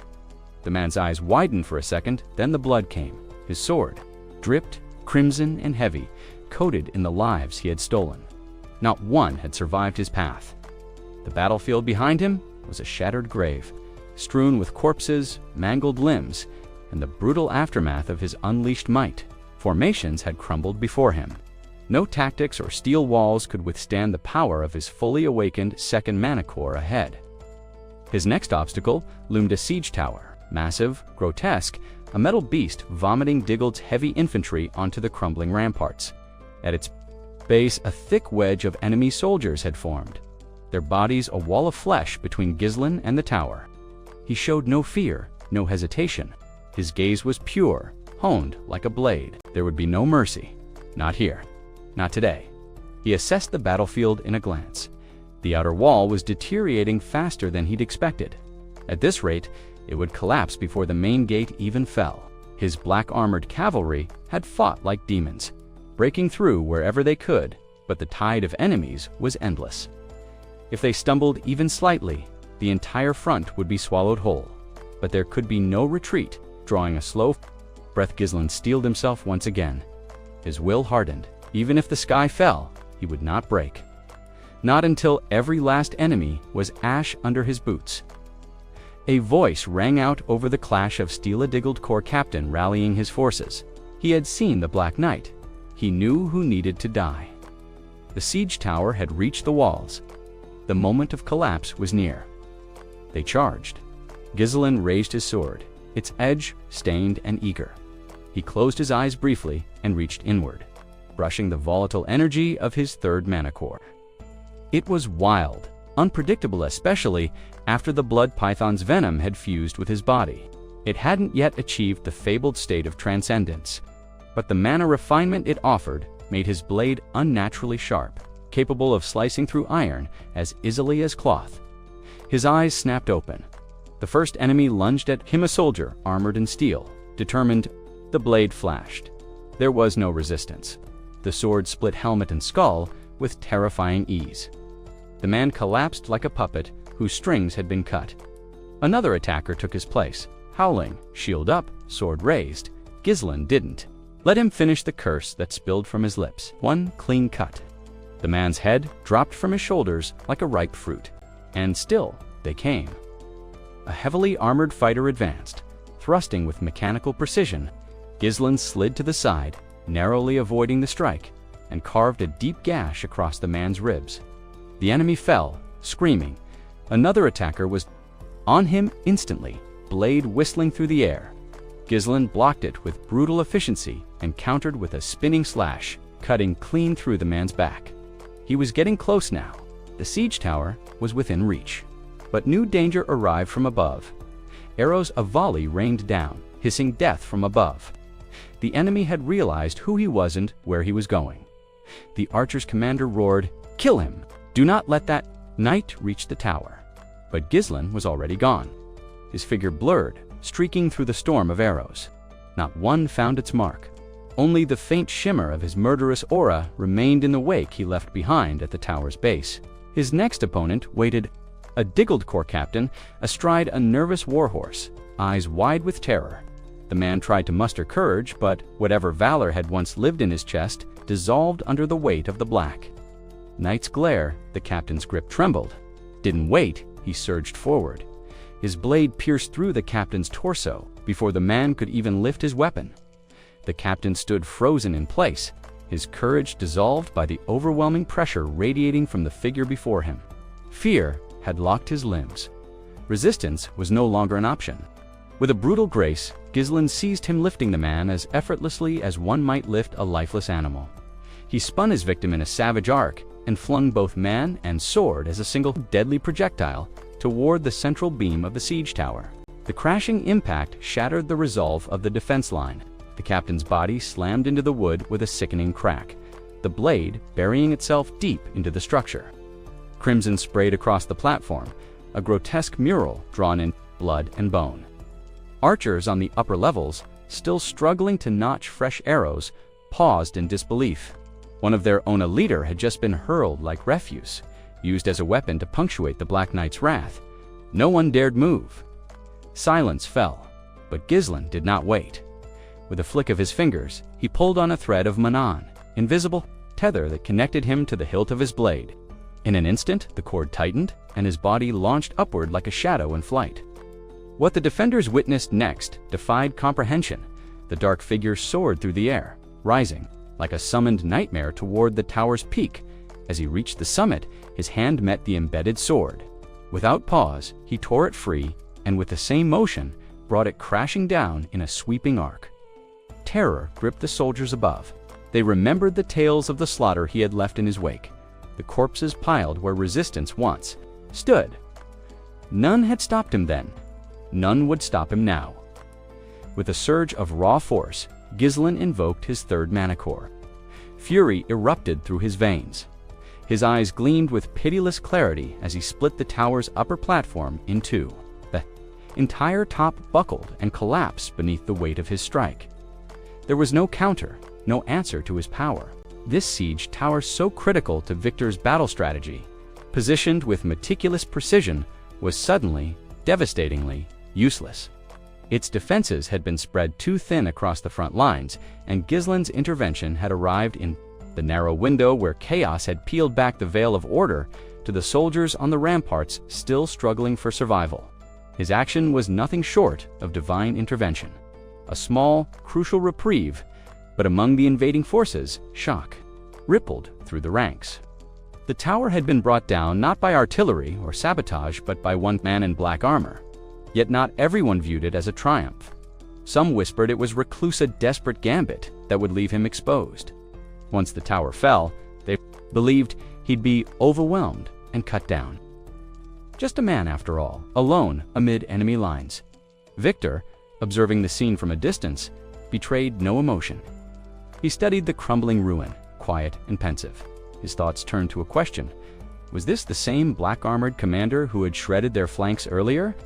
As dust billowed into the air, shrouding the battlefield in a ghostly haze, Ghislain emerged from the wreckage. His stride was steady, his resolve sharpened. He had not acted out of careful calculation, but from an instinct honed in countless battles, a sixth sense that had spotted the flaw in Victor's formation. He had read the tempo of the chaos, felt the enemy's heartbeat, and struck before hesitation could take root. Victor turned to one of his men. "Has the gate been breached yet?" the soldier stammered, clearly rattled. "Not yet, sir. It's more reinforced than expected. Internal resistance slowed us down. We estimate 10 more minutes." Victor narrowed his eyes, lips pressed into a thin line. 10 minutes. Enough time for the Black Knight to do serious damage. That delay was unacceptable. "I'll handle this myself," he said coldly. Without waiting for a reply, he stepped forward. Orders rang out in his wake. The gate must fall within 5 minutes. While they breached the walls, he would engage the enemy commander directly. Then, just before vanishing into the mist of war, Victor cast a chilling glance over his shoulder at the hesitant soldier. His eyes gleamed with silent fury, a promise of retribution if those 5 minutes were wasted. The message was clear as steel. Fail, and death would not come from the enemy. His voice trembled as he stammered out his confirmation of the grim command, eyes wide with fear. Just then, a figure broke through the haze of war. A lone rider emerged from the thick swirl of dust. Grime streaked across his armor, ash clinging to his cloak. He sneered as he approached, shouting taunts toward Victor and mockingly referring to him as a winged tin can. The mounted warrior made his presence known with theatrical flair, clearly in no hurry to back down. His horse stamped the scorched earth as he leveled his sword at Victor, issuing a challenge with unmistakable confidence. Victor's eyes narrowed. Slightly, he didn't flinch, but his gaze sharpened as he spoke. "Who are you?" The man grinned wider, his voice carrying through the chaos. "Name's Kair," he said, "commander of the Cerberus mercenaries." He pointed his blade directly at Victor. A rush of battle lust coursed through him. Kair had stormed through the crumbling front lines of Diold's forces to reach the Koran now. Standing face to face with the most formidable warrior on the field, he could no longer hold back the thrill of confrontation. He had found the strongest, and now he wanted nothing more than to test his strength against him. With a fiery gleam in his eye, Kor urged his horse into a full gallop, charging straight at Victor like a force of nature, though he knew his foe held the upper hand in power. There was not a trace of hesitation in Korra's expression, only the wild thrill of battle. Victor, unshaken and watchful, met the redhead's approach with quiet confidence, his sword already in hand, his stance unflinching. He nudged his mount subtly to the side, a smirk curling on his lips at the sight of the charging mercenary. As a knight of Hyel lineage, Victor was a master of mounted combat. His every movement was smooth, honed by years of disciplined training. His horse responded with uncanny precision, gliding effortlessly beneath him. As Kor closed in, Victor's steed lashed out with a sudden, powerful kick that connected with Kor's horse, throwing its balance into chaos. Kor, driven more by reflex than thought, missed his initial swing. The kick and Victor's fluid repositioning had disrupted his timing. Even with years of battlefield experience, Kor found himself struggling to adjust. Still, he wasn't one to fall, so easily he righted himself quickly.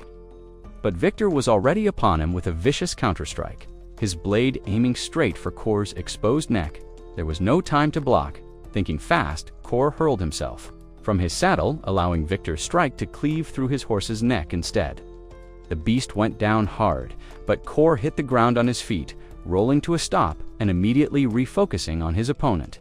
Though clearly disadvantaged in mounted combat, the fire in his spirit hadn't dimmed. He tightened his grip on his weapon. As he rose, then launched into a flurry of attacks. With a powerful shout, he brought his blade down twice in rapid succession, both swings charged with pulsing mana. Victor remained unmoved. He met each strike with almost lazy precision, his sword barely needing to shift to nullify the force behind Kor's blows. His ease made Kor grind his teeth, snarling with frustration. Kor unleashed a third, heavier swing, this one powered by raw strength and desperation. He poured every ounce of momentum and mana into it.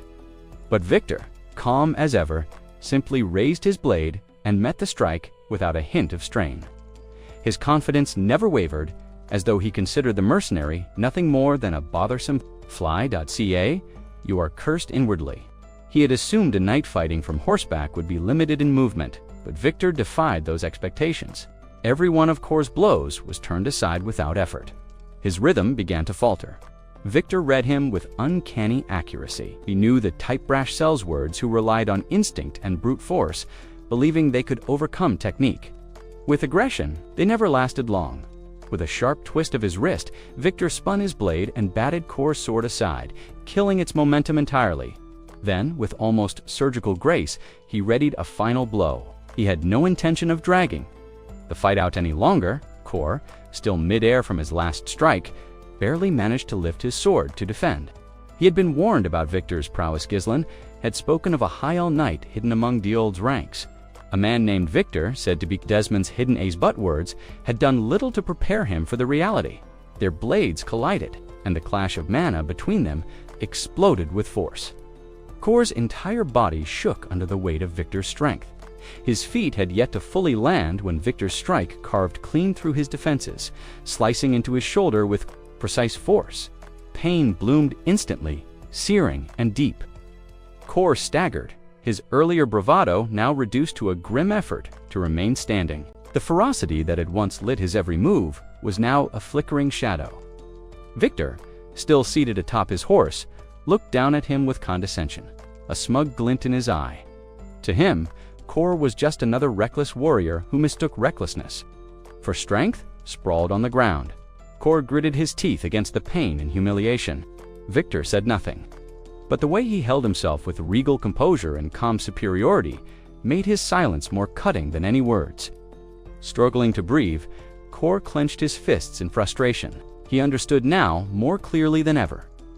What Ghislain had meant, Victor was not just another knight, he was a weapon, a monster, hidden behind noble bearing. And now, Kor realized with growing despair, he had charged straight into that monster's blade.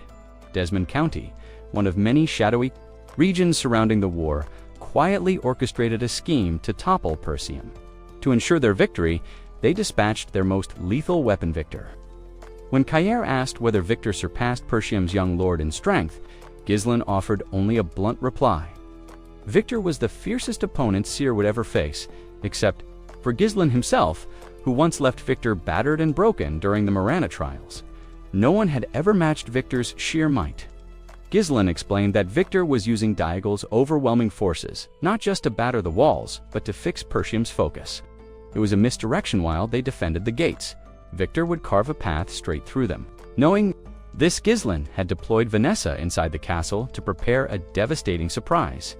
Yet he warned that if Victor breached the gate prematurely, their strategy would collapse. Ghislain left Kor with a critical task: hold Victor back until Vanessa was ready to unleash their hidden weapon. Now, blood oozing from a wound, Seer gripped the hilt of a shattered sword, using his other hand to stem the bleeding. He had accepted this role, knowing he stood no chance of winning, A mercenary with no promise of survival, Kor's resolve burned all the brighter.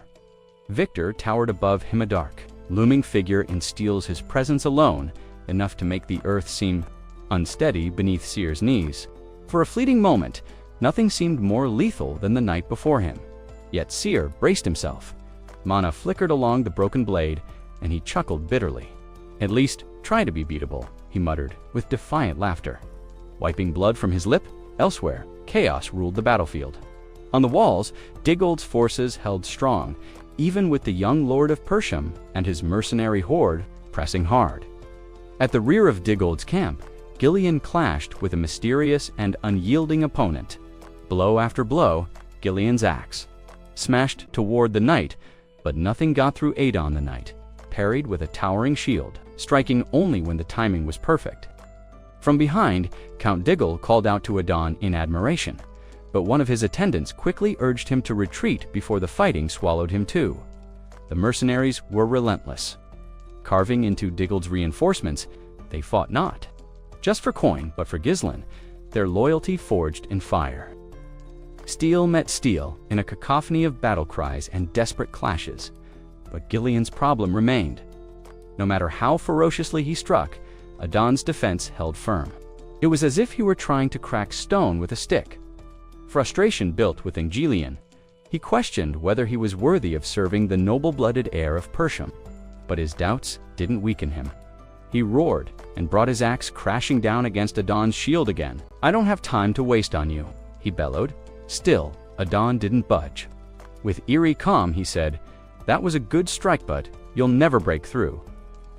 As Gillian prepared another swing, Adon twisted his stance, redirecting the blow and throwing Gillian off balance. The massive knight wasted no time. His sword was already in motion, arcing behind his shield in a deadly counterattack. Gillian barely managed to deflect it with his axe. Stumbling backward, Adon did not relent. From the side, his sword cut in a wide arcand, found the neck of Gillian's horse. The beast dropped with a lifeless thud, its head severed cleanly. Fighting a mounted knight was hard enough. Fighting Adona, master of sword and shield, was almost certain death. Gillian swore under his breath, realizing he was vulnerable. Adon raised his shield high, his horse rearing with it. The combined weight was about to come crashing down. Still, Gillian lifted his axe to meet it, even if it meant death. Adon's eyes glinted with finality. He had found the opening he needed. At this time, he would end it. Adon brought his shield down like a falling boulder. The impact was brutal. Horse and rider crashed into Gillian with unstoppable force, hurling him to the ground. Pain surged through his body, but he didn't release his grip on his weapon. He couldn't. If he fell here, the entire Persium estate would be at risk. His daughter Rachel was still within its walls, safe only as long as they held. She had found comfort in friendship with Alina, the young mistress of Persium. He would not let that safety vanish. Elsewhere, on the bloodied front lines, Cheer stood firm despite the deep wounds marking his body. His mission was different from Gillian's, but no less critical. He had sworn to the young Lord of Persium that he would hold the line no matter the cost. At the gate, the relentless pounding of Digold's battering ram reached its climax. With a thunderous crack, the gate burst open, torn from its hinges. The path to the heart of Persium now lay wide open. Panic rippled through the defenders, compared to the enemy forces pouring in. Persium's garrison was a shadow of what it once was. Zwalter, Randolph, and Scovin had already been pushed to their limits atop the ramparts. They were exhausted, barely clinging to the walls. No one else remained to hold off the fresh assault.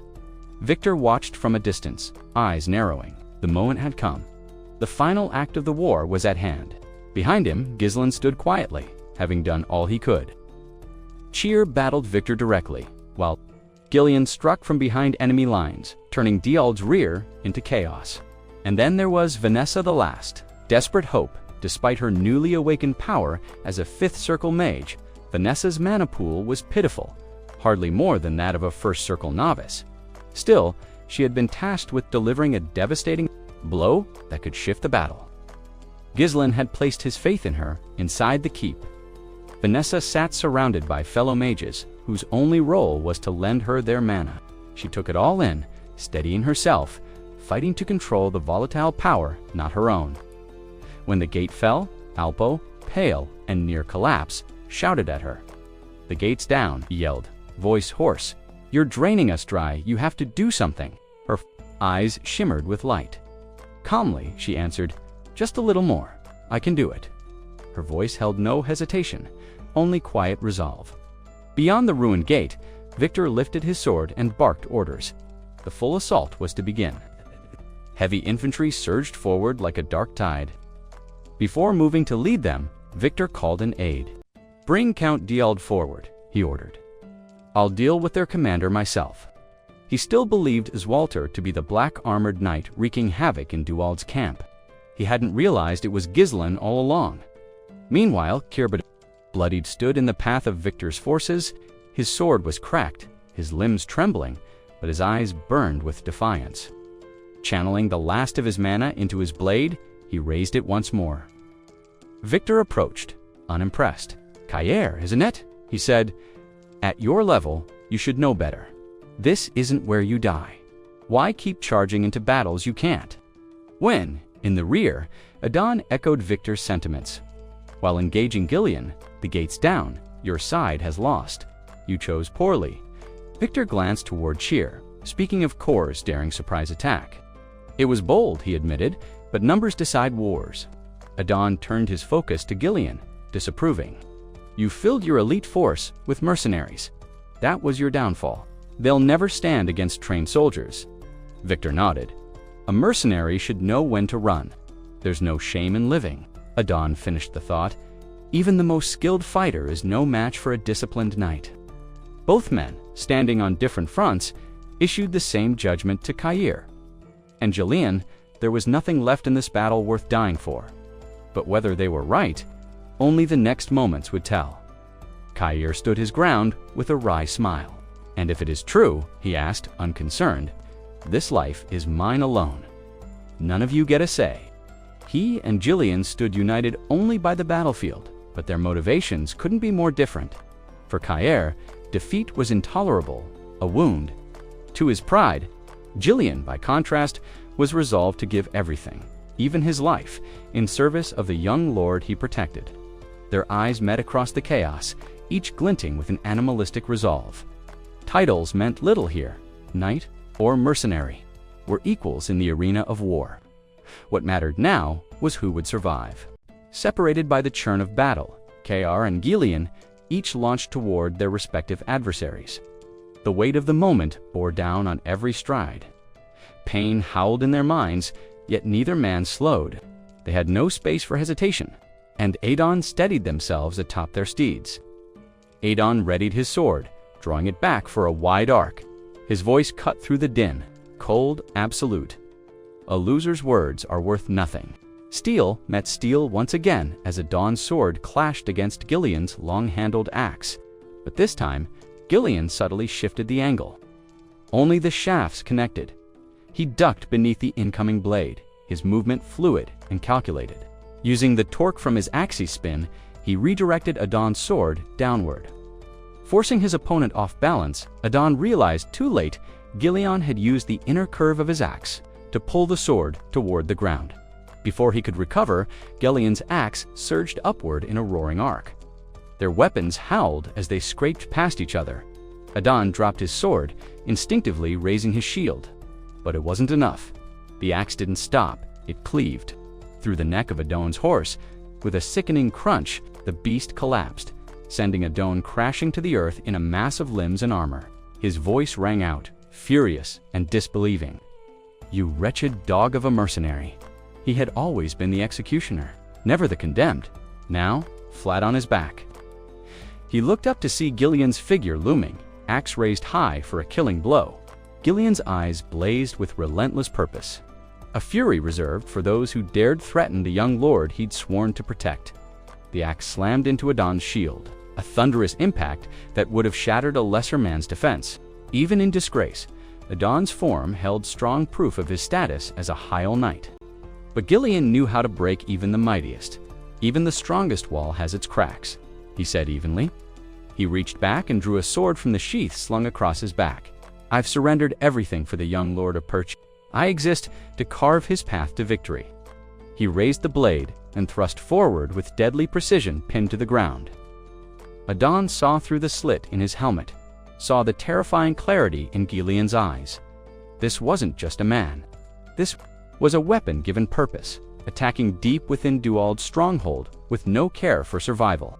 The sword found its mark. Blood sprayed violently, like a crushed fruit bursting in a clenched fist.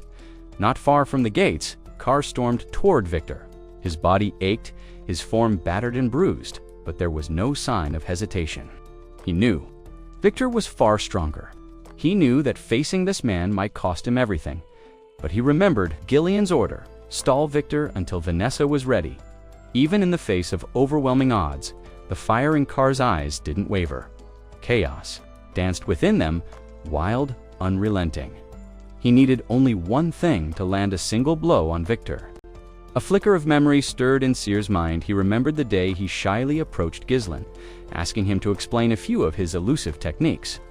Back then, despite Kair's usual bluster, Ghislain had listened seriously. It had taken no small effort for Kair to swallow his pride and ask how Ghislain managed to evade that one clean blow during their duel at Morena's recognition. He was especially fascinated by the sudden dodge, followed by that rapid, cutting advance. Despite the awkwardness written all over his face, Kair had gotten his point across, and Ghislain noticed. A faint smile touched his lips as he looked over his shoulder, acknowledging how much Kair had matured. Once, the younger man would have barked out challenges, not requests, but now, humbled, he sought guidance. Turning his gaze back ahead, Ghislain had told him something important. The actual mechanics of his movement weren't the key. It was the illusion he created. Most people, upon seeing him for the first time, assumed he was all brute strength, a wild brawler who charged head-on, and because of that false belief, they underestimated him. Now, on the battlefield, those words echoed in Kair's heart. He surged forward toward Victor, despite the blood on his body and the shattered remains of his sword. He knew full well he couldn't win, but he was determined to make his mark. Just one hit? That was all he wanted. Victor, just as Ghislain had described, sneered. He muttered something dismissive about Kair being nothing more than a charging red-headed beast. Raising his sword, Victor struck with practiced ease.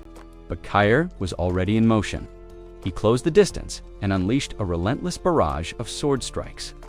Victor responded effortlessly, parrying each blow and retaliating with precision. The pattern continued, Kair attacking desperately, Victor coolly neutralizing every move. Then, in a last-ditch maneuver, Seer spun back and, with a burst of force, flung his broken sword like a spear. The Mon-infused weapon whistled through the air, aimed at Victor's throat. But Victor simply scoffed. He batted the sword aside with an upward slash, certain this was nothing more than the dying gasp of a beaten opponent. Seer had failed to land even one clean hit. His body was ravaged, his weapon lost. It looked like the end. Victor's tone turned patronizing. The desperate always throw everything away thinking they've got nothing left. Final mistake. He hadn't yet realized what Seer had truly planned. In that moment, Victor went for the killing blow. His blade spun and lunged toward Kair's head, meant to finish the fight for good. But then Ghislain's words came back to Kair again. Your true intent behind your fury, and you might just find your opening. The blade rushed toward him, but Kair didn't flinch.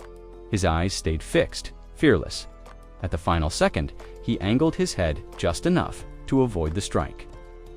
The blade slicing a thin line along his temple, but missing its mark, Kair reached out and gripped Victor's sword arm. As blood streaked down the side of his face, he twisted his body, yanked hard, and lunged toward the broken blade still spinning through the air.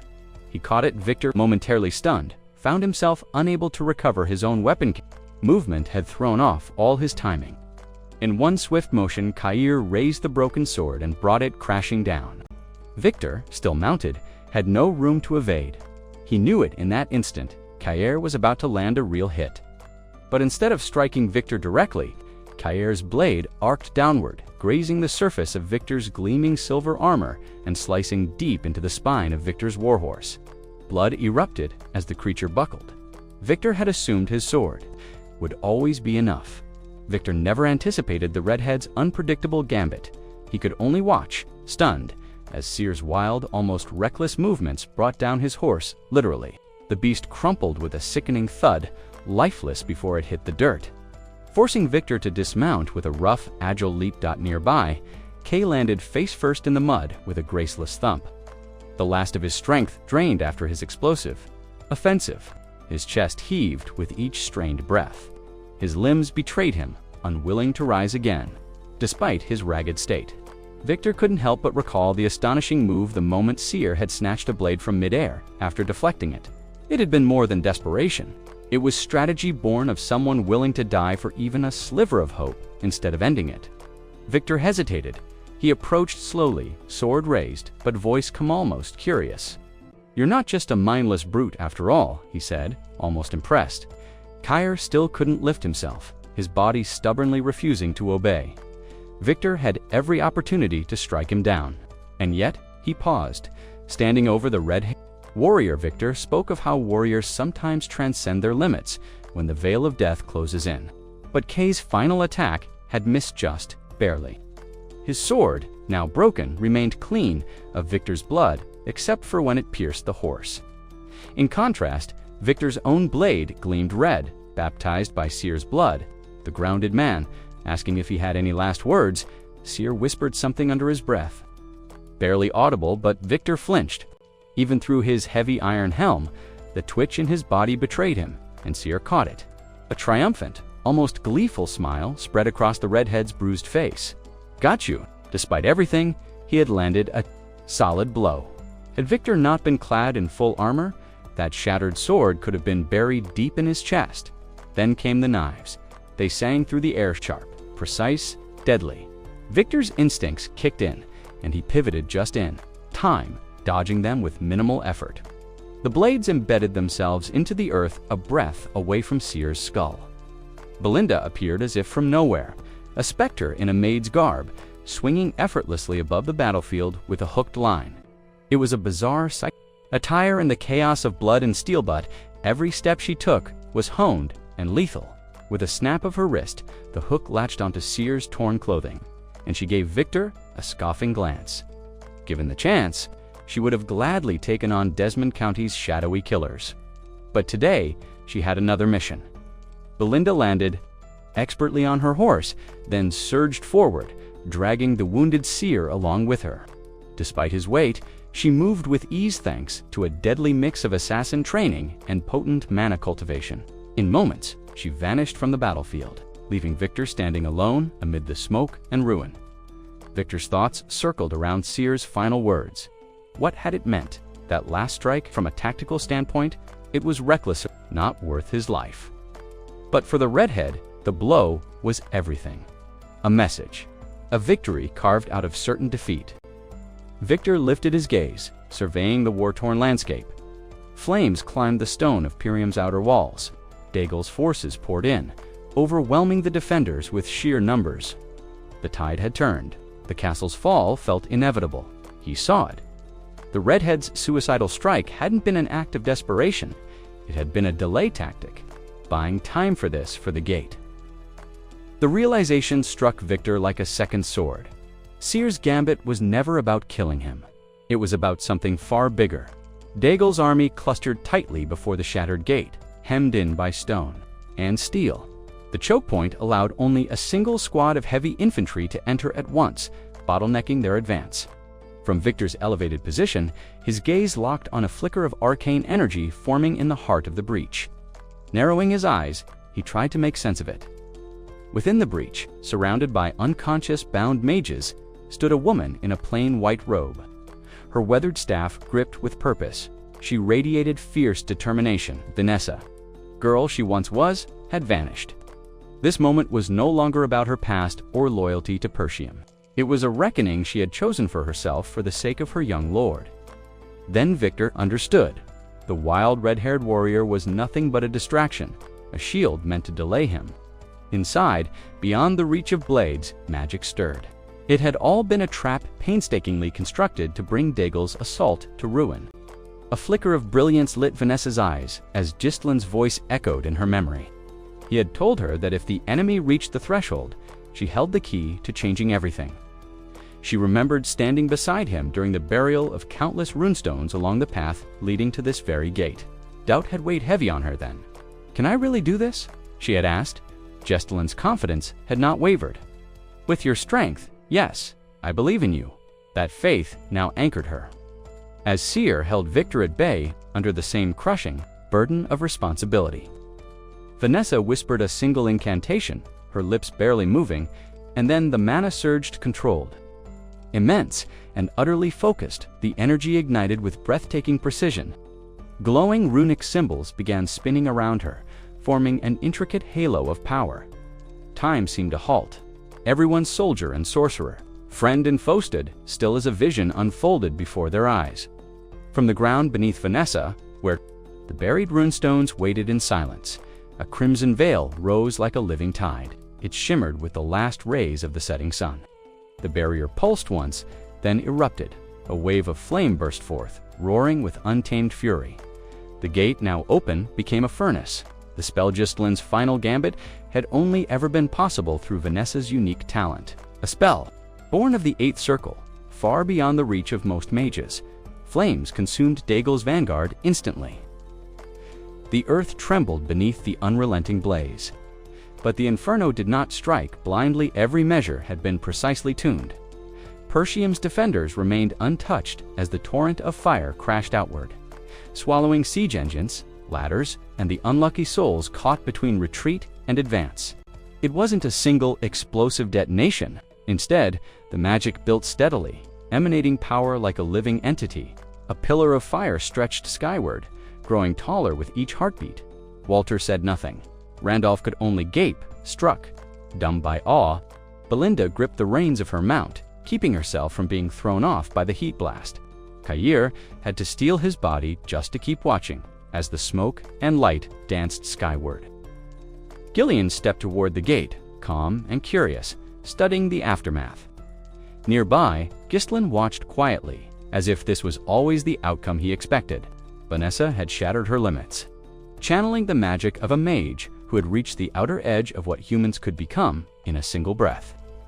Dagel's offensive crumbled. The soldiers at the front were pinned, unable to advance, yet unable to flee, and those behind. They ran, panicked, driven mad by the screams and searing heat.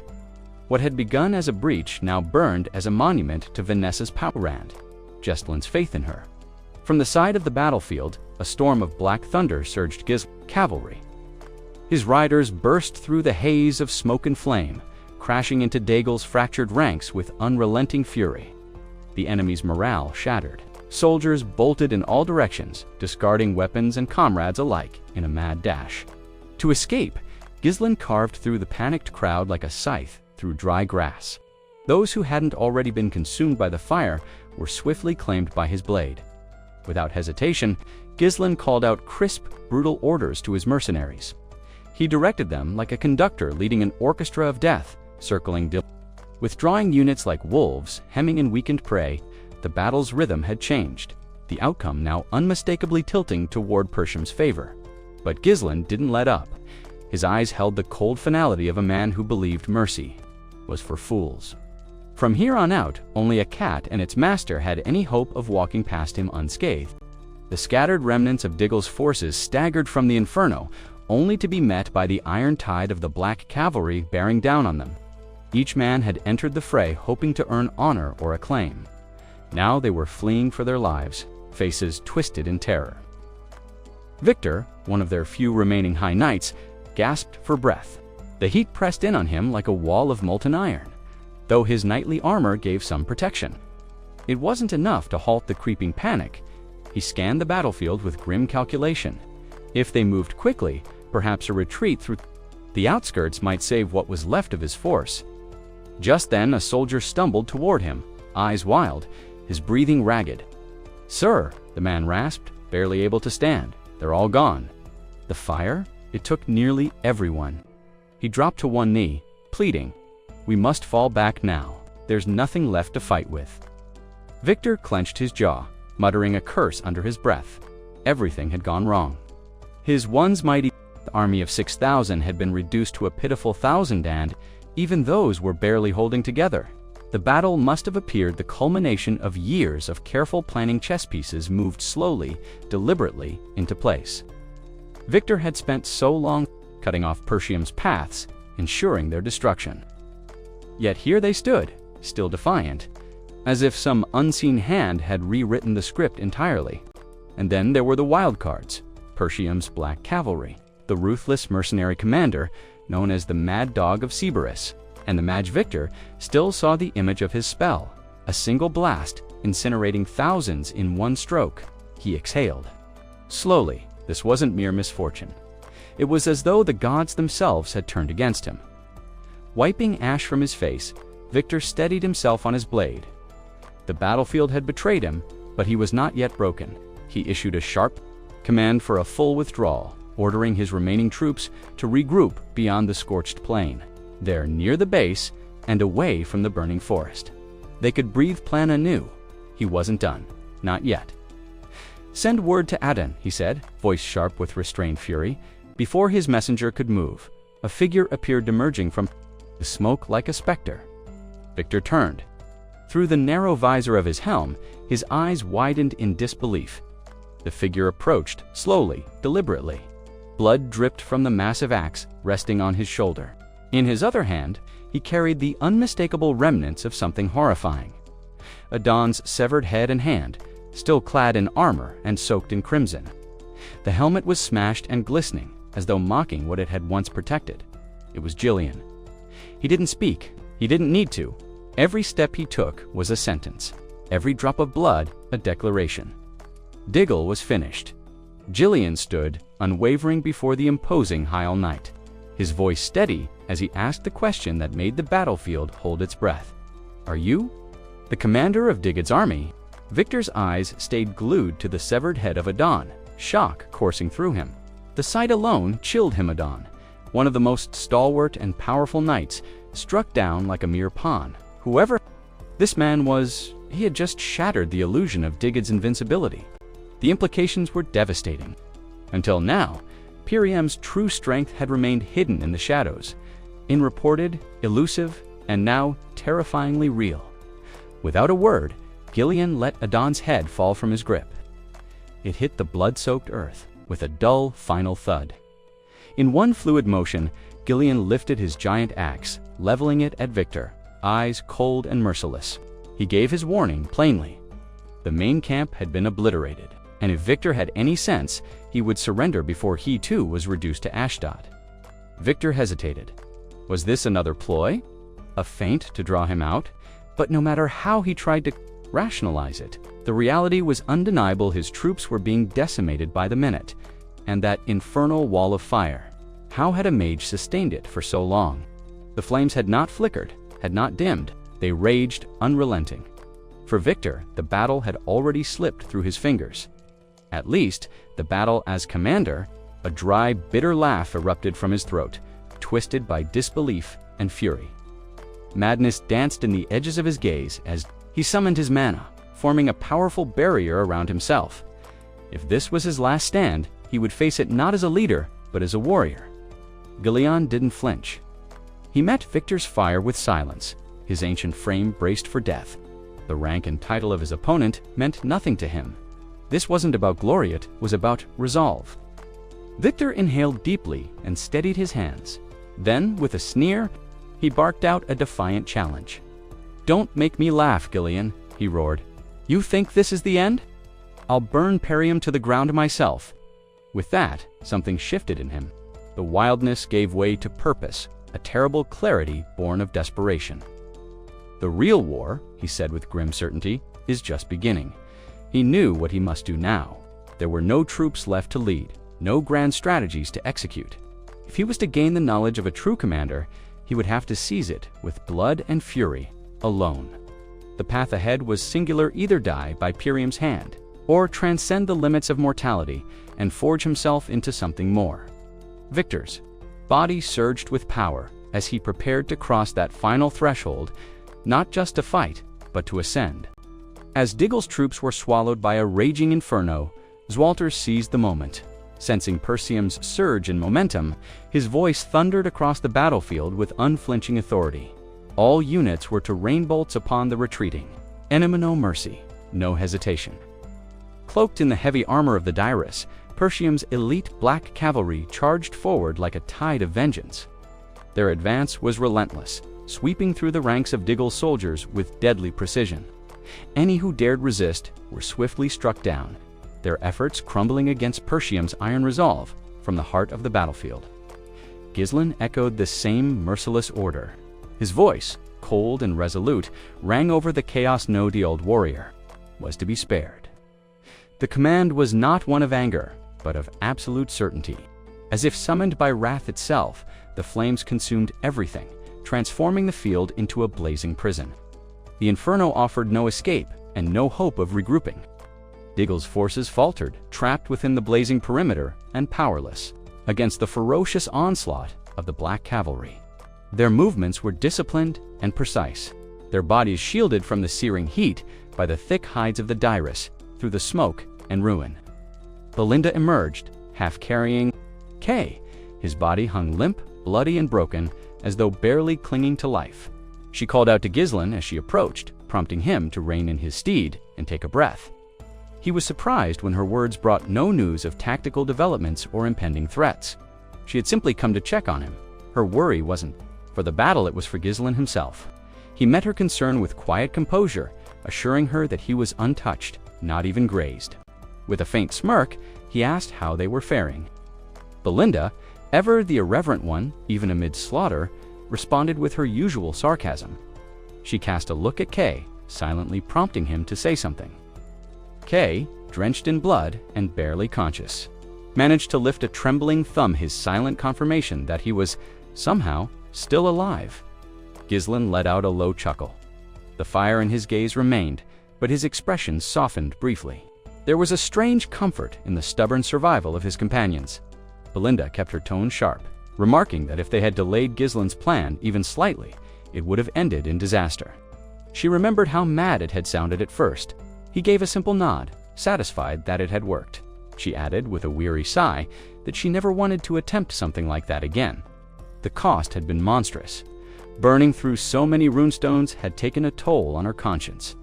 Still, she admitted, it had changed the course of the battle. With a crooked grin, she told Ghislain he should give Vanessa some credit for coming. Up with the idea, Ghislain had no objection. He had already planned to, but his mind was elsewhere.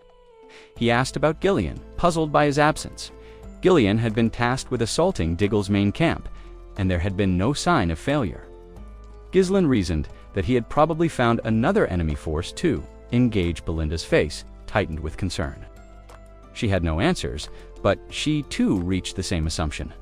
Without wasting another second, Ghislain turned his mount sharply, lowered his visor, and took off toward the gate. Kay was in good hands. With Belinda, and with no word from Victor, it was clear who remained on the battlefield. At the gate, Victor surged forward like a force of nature. His eyes burned with a cold fury, and his oath was clear: he would cut down every last enemy himself. In Gillian, he had found a rival worthy of that vow. As he closed the distance, Victor twisted his blade into a wide, sweeping arc. Gillian, standing tall even after slaying Adon behind enemy lines, met him head-on. He raised the long handle of his axe just in time to block the blow. But Victor wasn't done. His footwork flowed into a deadly spin, graceful and lethal as a falling star. Victor spun once more, channeling momentum through his limbs as he brought his blade down in a brutal arc. The execution was flawless heat strike, honed by years of relentless training. Gillian barely had a moment to react. He raised his axe just in time to absorb the impact, the shock of the blow rattling through his bones. There was disbelief in his eyes. Victor's power was far beyond anything he had anticipated.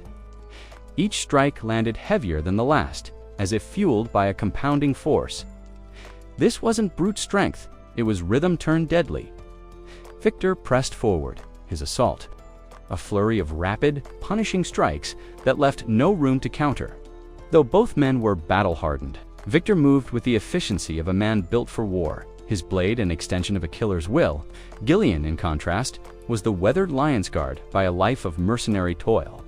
He stood firm, slower, but grounded, every stance a testament to years of survival.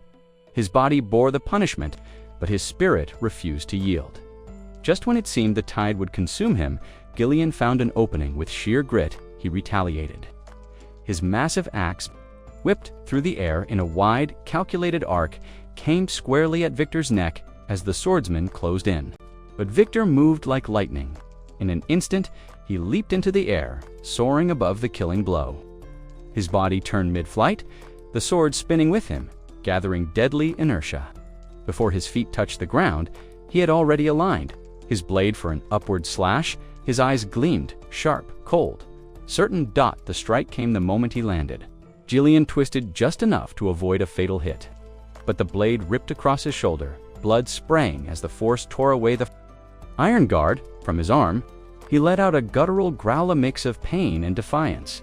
Even as his body screamed, his mind raced. Victor, this so-called hidden blade of Desmond County, was a monster cloaked in speed and precision. There were no openings, no pauses, no rest.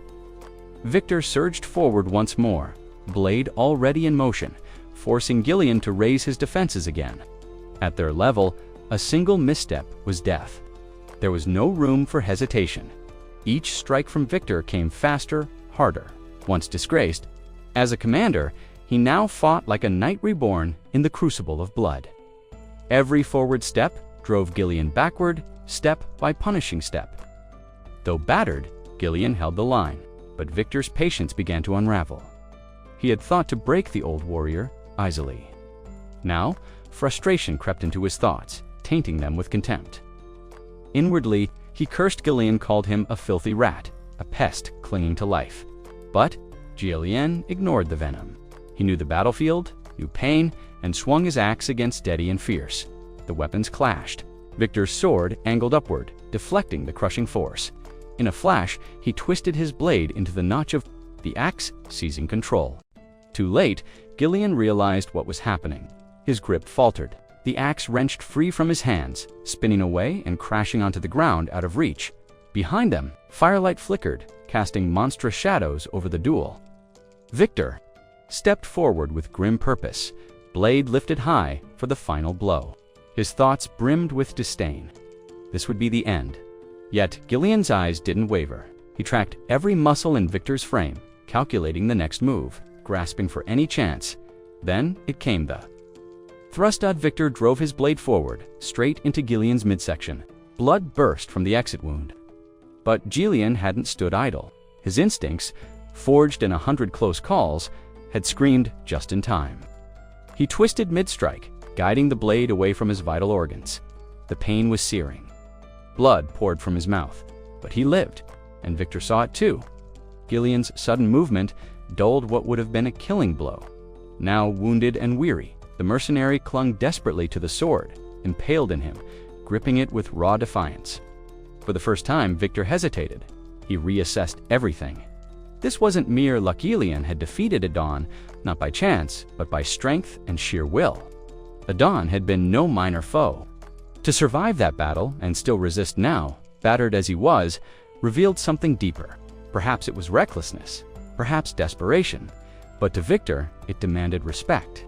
In that moment, he realized that even Adon would not have begrudged falling to a man like Gillian. Decision made, Victor didn't retreat. He pressed forward, driving the blade deeper into the mercenary's chest, pouring mana into the steel to finish the job with finality. He would not leave this to fate. The old lion would die here. But instinct flared a flash of danger. Without warning, a blade laced with mana cut through the air with terrifying speed, heading straight for Victor's skull. Abandoning the finishing blow, he acted on reflex.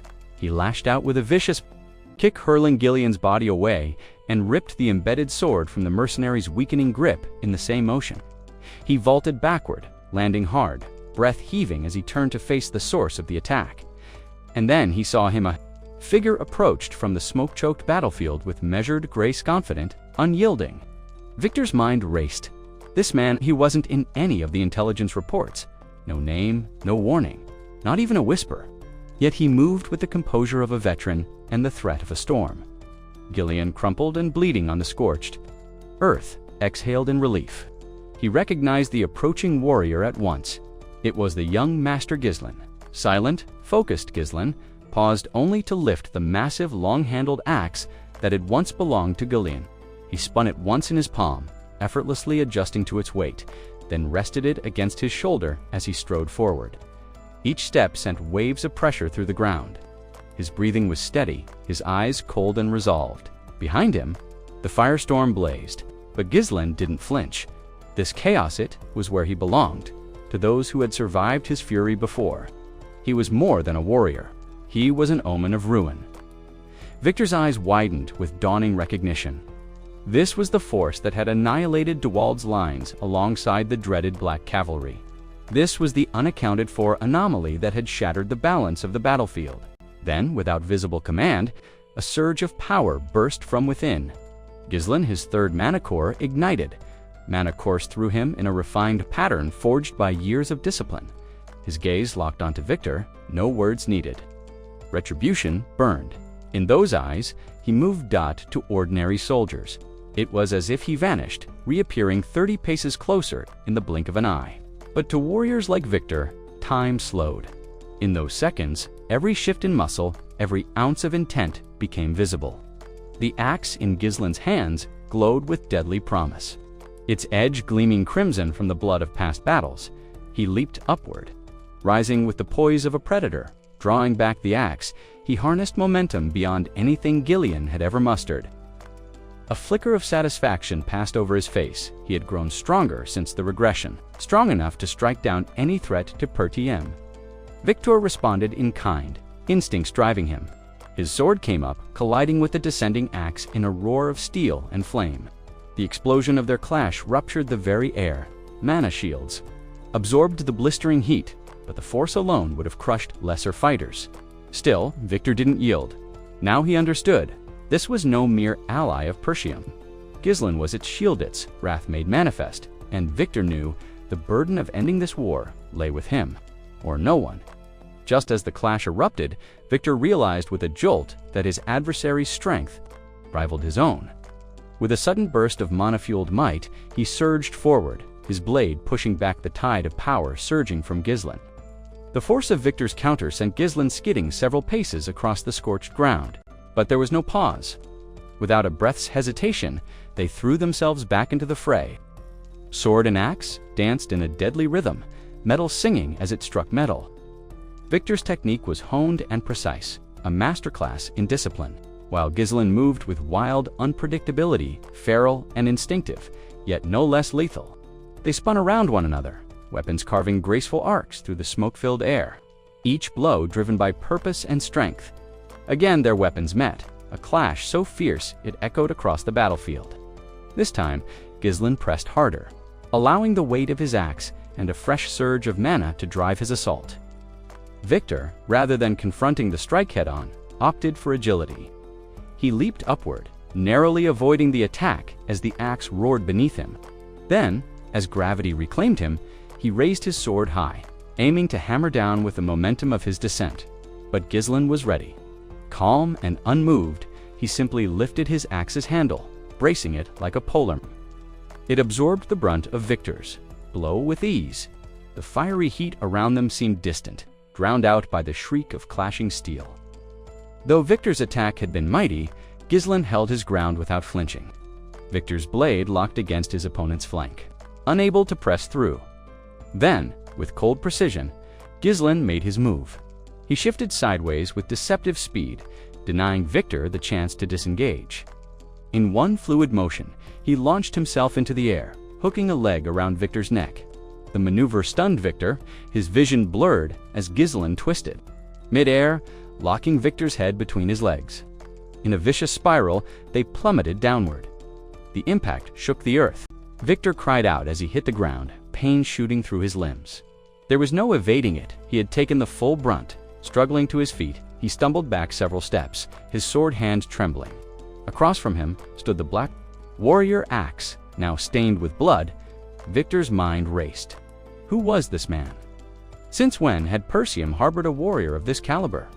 As he tried to decipher Gislin's erratic yet devastating technique, a chilling realization set in one wrong move could mean death. Then, for the first time, Gislin spoke. His voice was level, his gaze unwavering. He revealed that he knew exactly who Victor was. He spoke of the Diggle forces of their plans, even hinting at Desmond County's covert influence behind the military curtain. Gislin wasn't just a brute. He was informed, strategic, dangerous. He declared his intent. Plainly, Victor would not leave the battlefield alive. The word struck Victor like a blade. Gislin knew of the hidden sword of Desmond, knew of Victor's role in it all. Had Perseum truly unraveled such a deeply embedded secret? Doubt gnawed at him, but there was no time for hesitation. Steeling himself, Victor tightened his grip on his sword. He dismissed Gislin's claims as absurd lies. There was no way their mission had been compromised. With a defiant cry, he charged. Once more, steel met steel again, and the duel raged on. The clash reignited with renewed ferocity, and Victor's mind churned with disbelief. He was never meant to be so knownly whispered about in Desmond County's deepest circles, a phantom in steel. Yet here he was, locked in open combat. Across from him, Gislin remained stoic, drawing his axe back in a wide arc before pivoting and bringing it down like a falling mountain. Victor reacted on instinct, sword rising just in time to parry. The collision birthed a shockwave that scattered embers through the scorched air. Victor tried to dismiss the idea that Gislin actually recognized him. Surely, it was just a bluff battlefield. Mind games meant to unnerve. Steeling himself, he refused to be baited. They pressed in close, blades and bodies in constant motion, trading strikes with deadly precision. The firestorm around them faded into the periphery. Victor slashed wide and bellowed his defiance, his blade cutting a gleaming crescent through the chaos. Simultaneously, Gislin vaulted upward, twisting midair. His axe became a bar, his body a lever, spinning in perfect control. The counterstrike came from above, powered by momentum and raw intent. Victor rolled aside at the last second, narrowly avoiding the axe's bite as it smashed into the earth. Seeing his chance, Victor lunged, sword descending in a powerful overhead slash. But Gislin adapted instantly. Using the buried axe as an anchor, he twisted around the handle, fluid as a dancer. The motion propelled him just beyond Victor's reach, and as he spun, he gathered mana into his leg. The kick landed like a hammer, crashing into Victor's helm and launching him backwards. The force turned the world into a blur of sound and pain. Metal shrieked, his helmet caved under the blow, the ringing in his ears deafening. But Gislin didn't relent. Harnessing his remaining momentum, he whipped his axe free and swept it sideways in one fluid motion, drawing a brutal arc aimed straight at Victor's center. The blow was more than a technique, it was destruction incarnate, honed through fury and discipline. Victor barely got his sword up in time. The weapons met with a deafening clang that sent vibrations through the battlefield. Victor dropped to one knee under the pressure, every tendon straining. But the assault continued. It felt as though the axe had a will of its own, bearing down with relentless purpose. His defense finally shattered. Steel groaned. Then came the final. Earth-shaking strike mana exploded outward in a flash as the axe slammed onto Victor's helm. The helmet split. Blood sprayed the ash-covered ground. Gasping, Victor clung to his sword, still kneeling, his armor fractured and soaked. This war had devoured entire battalions. 10,000 lives lost in the blaze of 1,000 warriors. And now, in single combat. He was faltering before an enemy he didn't even recognize. Gislin strode forward with eerie calm, moving toward the greatsword he had cast aside earlier, his weapon of protection for Gillian. Smoke and flame licked at the edges of the field, but the knight walked through it undisturbed. His black armor shimmered ominously, a harsh counterpoint to Victor's silver. The sword and gave it a smooth spin, refamiliarizing himself with its weight. Though the axe had served him well, this was his true weapon. Crimson light danced along its edge, and in that moment, he ceased to be a knight. He became executioner. Even Victor Desmond's phantom blade had failed to shake him. Breathing shallowly, Victor finally asked the question that lingered heavy. In the air, who are you? Gislin already knew Victor's thoughts. He planned to retreat, to salvage what he could of his shattered army, but no such retreat would be allowed.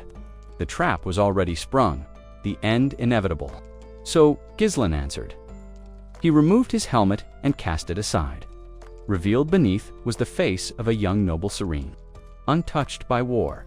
Not a drop of blood, not a flicker of weariness. His gaze cut through the smoke like a blade of its own.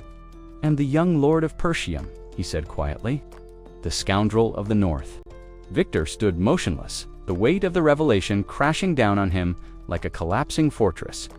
Gislen the rogue, long whispered about in tavern tales and soldiers gossiped, now radiated the terrifying presence of a High Knight.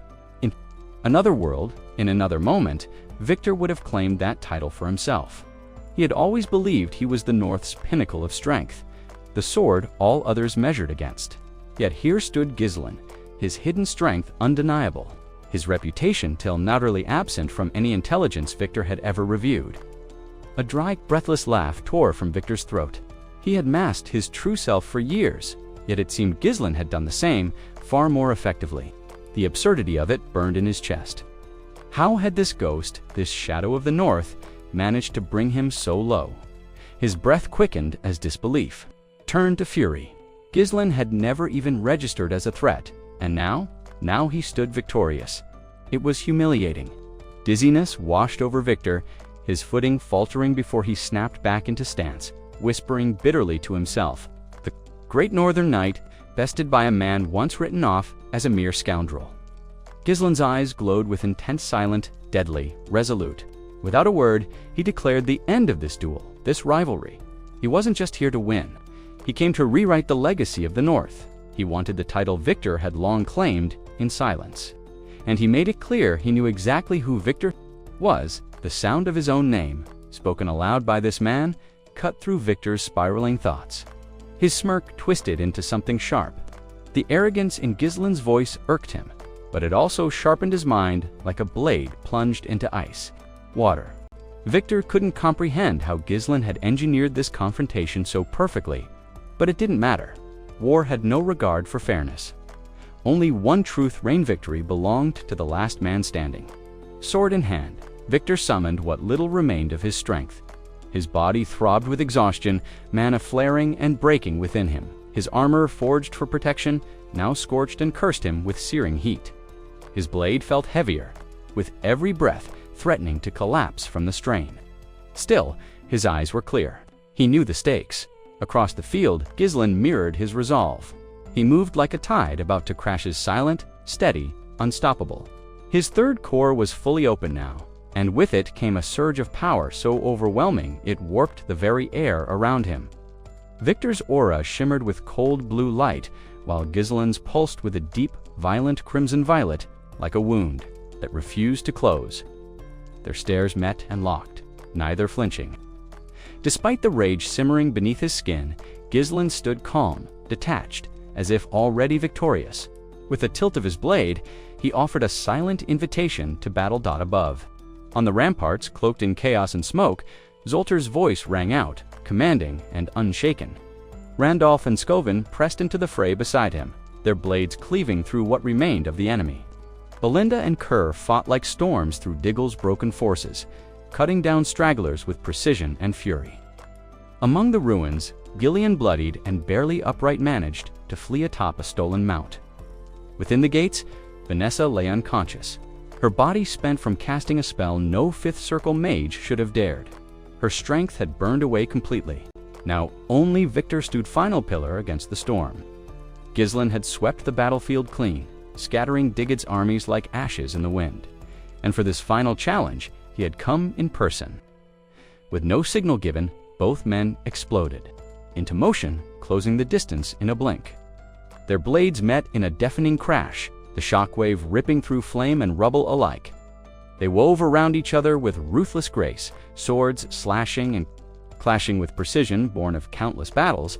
Though Gislen's power was immense, he lacked the endless reserves Victor still commanded, impervious to flame, letting him move through fire as though it were smoke.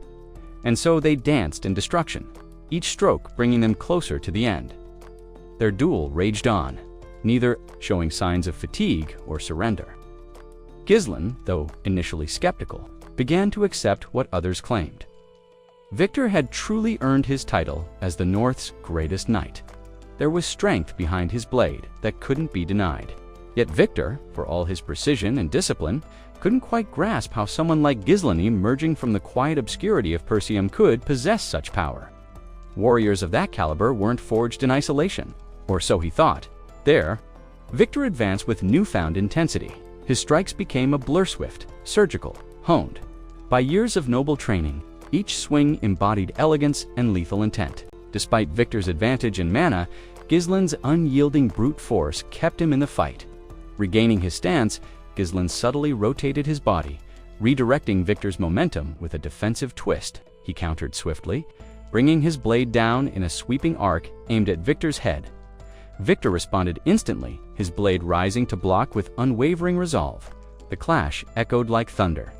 Victor's sword then pulsed with raw mana, as he pushed forward, attempting to overpower Gislen's weapon, but his technique, drilled into him by the legendary Herald himself, stood strong under pressure. Spotting a fleeting gap in Gislen's defense, Victor stepped into striking range, swinging horizontally. But Gislen was faster. He lifted one leg and halted Victor's arms mid-motion.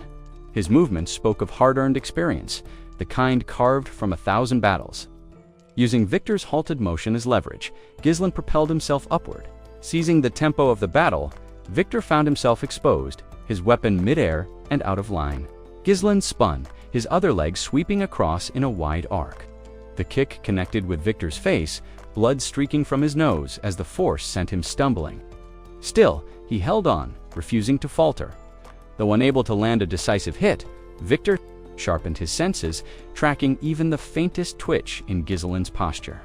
Gislen, now in rhythm, twisted into another attack, his sword launching upward with brutal elegance. Victor scrambled to raise his weapon in time, intercepting the strike just as it crashed against his blade. This time, Gislen pressed the advantage.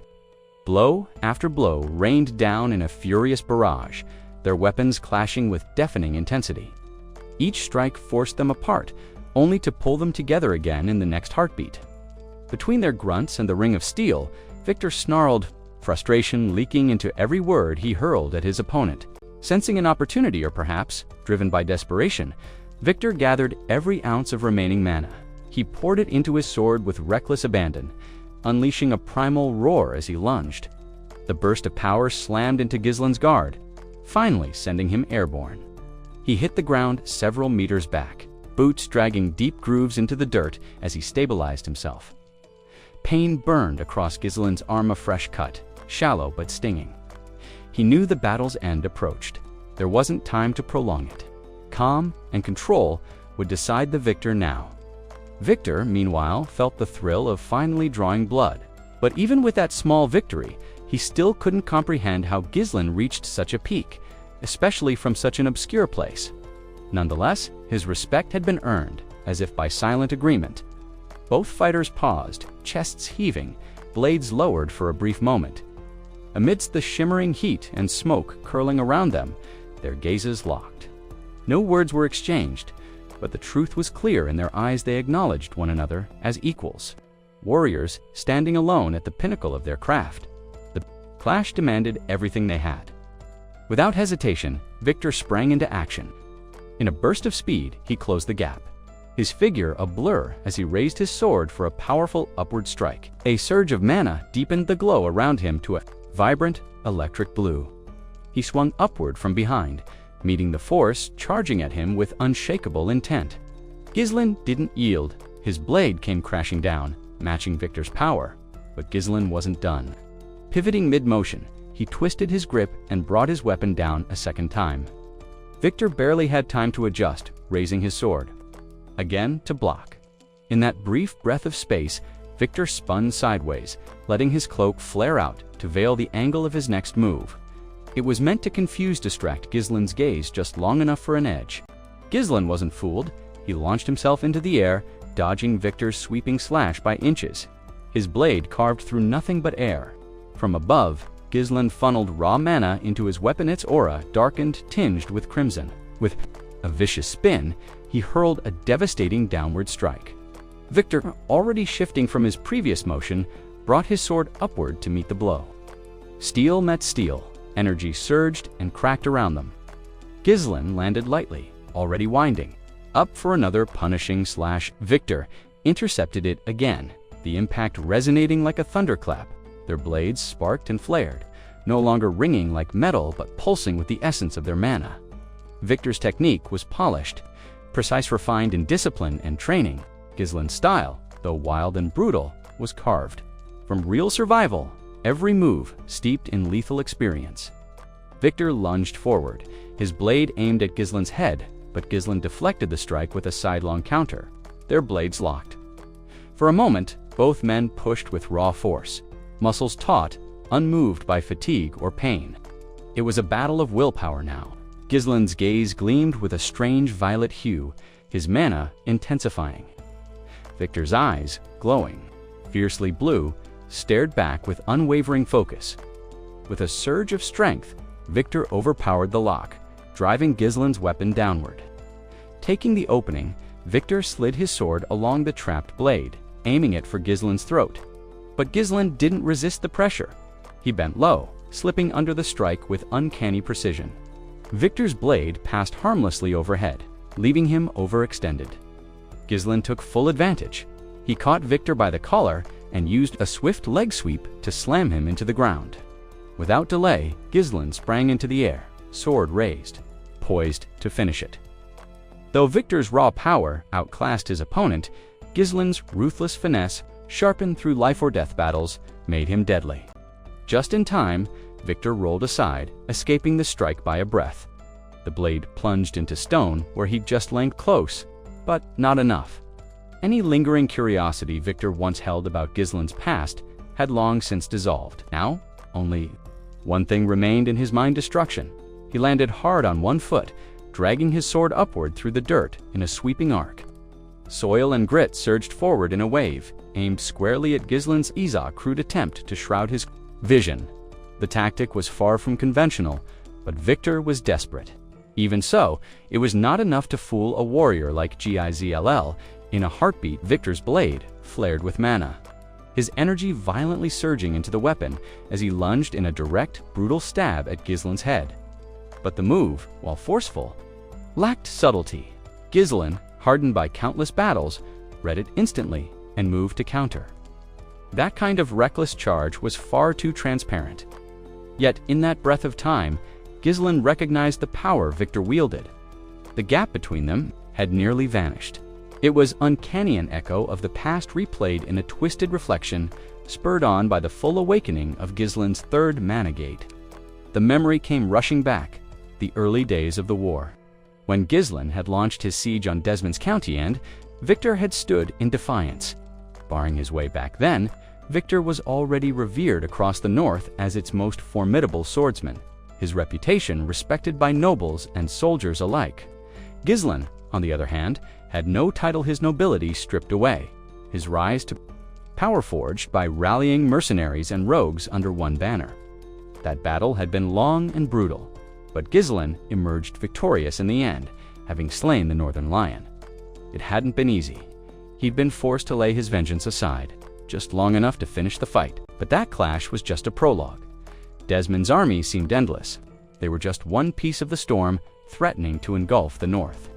By the time Ghislain lost everything: his father, his sister, his homeland, he made a vow among the ashes. Of his ancestral home, Persium, from that moment on, he swore to obliterate any who dared to threaten it. Victor was no exception. Neither was the mysterious force of regression, the arcane curse or blessing that had returned him to this timeline. None of it had dulled the inferno that burned within Ghislain. Even if the strength he now summoned was only a fraction of what he once held, his will was sharper than ever. No matter what, Persium's enemies would know only death. Victor, drained but unyielding, summoned the last dregs of his power. With a roar like crashing thunder, he launched his blade forward in a final furious strike. All three of his mana sources strained against the burden, but Ghislain didn't flinch. He anchored himself and prepared his counter. The two surged forward, blades poised for a mutual killing blow. Their weapons howled through the air, each aimed squarely at the other's heart. Then an explosion of mana split the space between them. Their clash shook the ground. In the aftermath, only a single crimson arc painted the result. Blood erupted from Victor's back as Gislin's blade pierced through his gut, cold and precise. Though the counterattack ravaged Gislin's own muscles and strained his bones, he twisted just enough to deflect Victor's fatal strike. Victor's eyes stretched wide, stunned. This wasn't a fluke. Desmond's forces had plotted every angle, every contingency. They had spies, strategies, and tactics for every known threat. But they hadn't accounted for this. A man equal to their strongest knight, Gislin of Persia. Victor choked out his master's name count. Desmond, a whispered question, or maybe a curse. But to Gislin, it made no difference. Every foe of Persium was etched in his memory. With no more hesitation, he yanked his blade free and cast Victor's. Body aside, the dying knight crashed into the scorched battlefield, limp and disbelieving. Flames roared all around, heat licking the battlefield like a furnace. And amid it all, Gislin stood alone, towering over the broken remains of his foe. A low, bitter chuckle escaped him. Victor's ambitions now seemed like a farce. He wouldn't die as a hero or even as a noble. He'd perish nameless, forgotten, a mere footnote among Diald's military ranks, though pain screamed from every inch of Gislin's body. Victory's sweetness dulled all suffering. This was the cost of crossing someone who bore the burden of regression, someone who could rewrite fate and kill his enemies not once, but twice. There was no triumph to be found in a single kill. Gislin's mission was far from complete. More foes loomed on the horizon, more trials awaited. Without another word, he turned from the fallen figure and began to walk away. But then, a voice fragile and worn-cut through the silence. Victor Gislin paused mid-step, his head tilting slightly in acknowledgement. That faint movement gave Victor the space he needed to speak one last time. Lying broken on the battlefield, Victor struggled to understand the truth. Gasping for air, he asked the question that had haunted him since their clash began. Who was this man who had defeated him so easily? The name Gislin didn't seem enough. How could he, once heralded as a proud knight of Desmond, be struck down by someone long dismissed as a footnote, a disgraced heir? He uttered those thoughts aloud, his voice thin but laced with disbelief. Gislin offered no reply, no correction, no satisfaction. He merely let Victor say his piece, leaving him to wrestle with the truth. A faint, almost wistful smile played across Victor's lips. "It doesn't matter anymore," he breathed. There was even a hint of amusement in his voice. It was a good fight. His final words settled like dust, and with them came a kind of peace. He looked up, eyes dimming, and saw not a myth, but a man. Gislin per Tium, as the sun crept above the jagged peaks beyond the field. Light spilled across the smoking remains of Desmond County's failed invasion. The flames had withered. The battle was over. Victor's body lay motionless amidst the ruin. Gislin turned, sliding his sword into the strap across his back. There would be no peace for him, not yet. Ahead lay more enemies like Victor, more darkness. His path pressed onward, and the war within him was still far from its end. As dawn broke across the war-torn expanse, the first rays of light revealed the grim conclusion of battle. The land was soaked in blood and strewn with the fallen soldiers of Diald, their bodies silent witnesses to a devastating defeat. Despite the horrors of the field, the Black Cavalry mercenaries held firm to their commander's orders. Not a single corpse was touched. The silence was heavy. Reverent Dot, through the haze of smoke and dust, Gislin approached the gates of Persium Castle. He moved slowly, burdened by the weight of Gillian. The old warrior slumped against him, barely conscious. Gillian had taken a vicious blow from Victor Desmond's most fearsome secret weapon and now clung to life by sheer will. As they neared the stronghold, the gates burst open and Persium's soldiers flooded out to meet them. Their young lord had returned. Against all odds, the defenders of Persium had triumphed. Their army, though outnumbered, had held its formation and suffered remarkably few casualties. Yet every face bore the weariness of men and women who had glimpsed death and stood firm. Gislin, though visibly drained, carried himself with pride. The victory had been earned not by luck, but through meticulous planning. the courage of his allies, and the unshakable foundation of Perseum itself. His gaze drifted across the battlefield to the familiar faces of his father, uncle, and the veteran. Warriors who had stood sentinel at the walls. Their bodies were battered, armor rent and bloodied, but they stood tall. The disbelief of survival, etched into their expressions, matched Gislin's own.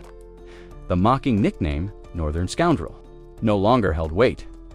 That title had died with the enemy. To his right, Belinda remained upright, her armor scratched, but her spirit undimmed. Keir, once leaning on others, now stood tall, ignoring the pain in his wounds. Behind them, the mercenaries stared, caught between awe and relief. Many had feared, the worst when Gislin charged alone into the heart of Duel's army. Now seeing him bloodied but breathing, their silence broke. Gislin offered a crooked smile, the kind only exhaustion could craft, and muttered a question to the wind. Did we all make it? Before the quiet could return, cheers erupted. Belinda, Keir, and the mercenary band surged toward him, voices raised in joyous uproar. They shouted his name, laughing, clapping him on the back, their disbelief turning to celebration. They had seen him become a storm in human form, tearing through the enemy like a legend born in fire and steel. One grizzled veteran called it the fiercest battle he'd ever witnessed. Another whispered about the inferno magic flames that had devoured thousands of Duel's men in moments. That memory would be carved into their souls forever. Amid their cries, Gislin took a moment to speak, thanking them truly, them for their courage and loyalty. Without them, there would have been no victory. Of course, the teasing wasn't far behind. Kay couldn't resist throwing a barb at Gillion for getting himself cut by Victor. The old warrior waved off the concern with a grunt, wearing a lopsided grin as though he'd merely stumbled during training. Belinda scolded him, frustrated by his cavalier attitude toward wounds that still bled. She demanded he stop pretending, to be invincible, and let her treat him properly. Shifting his focus, Gislin asked about Vanessa and the rest of the mages. He remembered the immense toll their spellcasting had taken, and concern crept into his voice. Belinda explained that Vanessa had collapsed from pure exhaustion, her strength drained.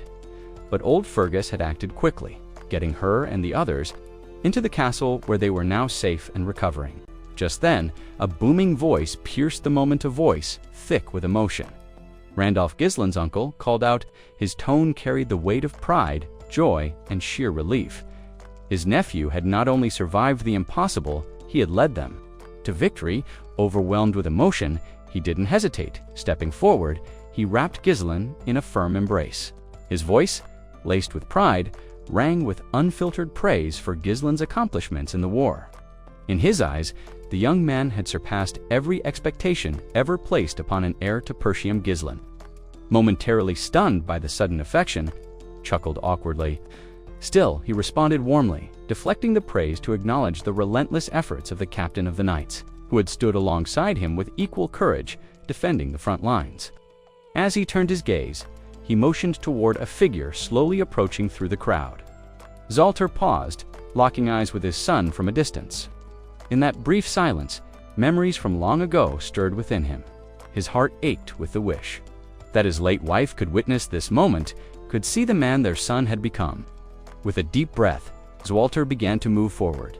Now face to face, he studied Gislin up close. It was difficult to align this hardened, resolute warrior with the impulsive, noble-hearted youth he once raised. This was a man who had cut off enemy supplies with surgical precision, who had physically dismantled siege towers, and who had changed the course of battle with a trap as brutal as it was brilliant. His hands worn and trembling whether from age, fatigue, or unspoken emotion reached out to draw his son into a second embrace. Gislin stiffened, caught off guard. A rare softness gleamed in Zalter's eyes, matched by a voice, hoarse but steady, that broke the moment's stillness. He spoke without filters, proclaiming that Gislin's actions had defied logic and earned glory. He reminisced about the moment Gislin first shared his battle plan, how unthinkable it had seemed. Now, standing in victory's shadow, couldn't help but marvel that his son had not only dared to believe in such a plan but had brought it to life flawlessly. He laughed a mix of disbelief and awe, shaking his head.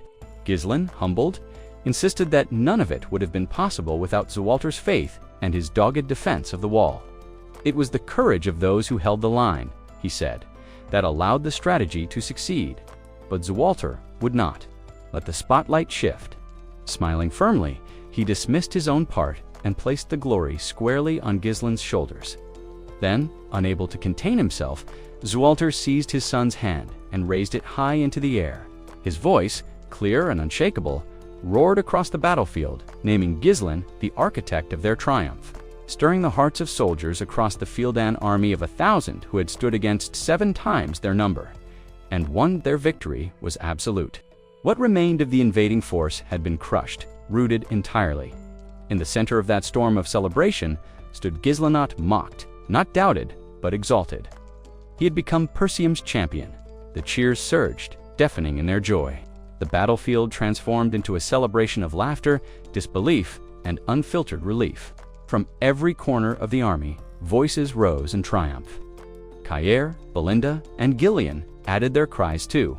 The chorus, their faces bright with elation. The warriors of the Black Cavalry, once scattered souls brought together by coin and contract, now stood united, blades raised, voices lifted in tribute to their indomitable leader.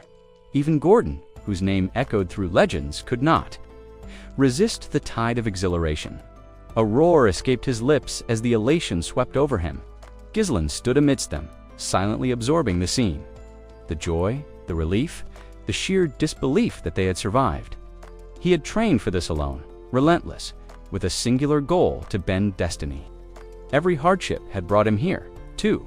This moment, the toll had been brutal, but seeing the men and women he'd fought beside Smile in triumph reminded him why he had endured. In another life, vengeance had carved his path, pushing him to ascend the ranks of the continent's fiercest.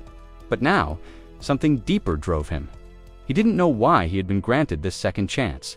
The mystery of his return lingered, unanswered, but his oath was certain Persium would endure. And for now, it had.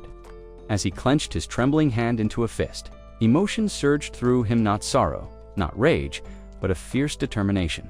This was only the prologue. Count Desmond, master tactician, and ever the opportunist, would no doubt be plotting his next move even now. And far behind Desmond, Duke Deliney's ambition remained coiled, eyeing the monster-ridden forests and the valuable territory beyond with cold hunger. With the king too weak to rule, the throne had become an empty symbol and invitation to conquest. As the victorious cheers slowly faded into the breeze, Randolph spoke up, suggesting they regroup the troops and tend to the wounded. Zwalter nodded and turned to his son, instructing Gislin to call the mercenaries back and take a moment to rest. But Gislin shook his head. His reply came swift and sharp, startling Zwalter into silence. "There's no time," Gislin said, firm and urgent. Zwalter frowned, but listened. The surrender of Count Daygold must be secured now. Before the sun sets, Gislin insisted. "Delay will cost us." Zwalter dismissed the urgency with a wave, assuring his son that it could wait until morning. Gislin's eyes hardened. "Tomorrow will be too late.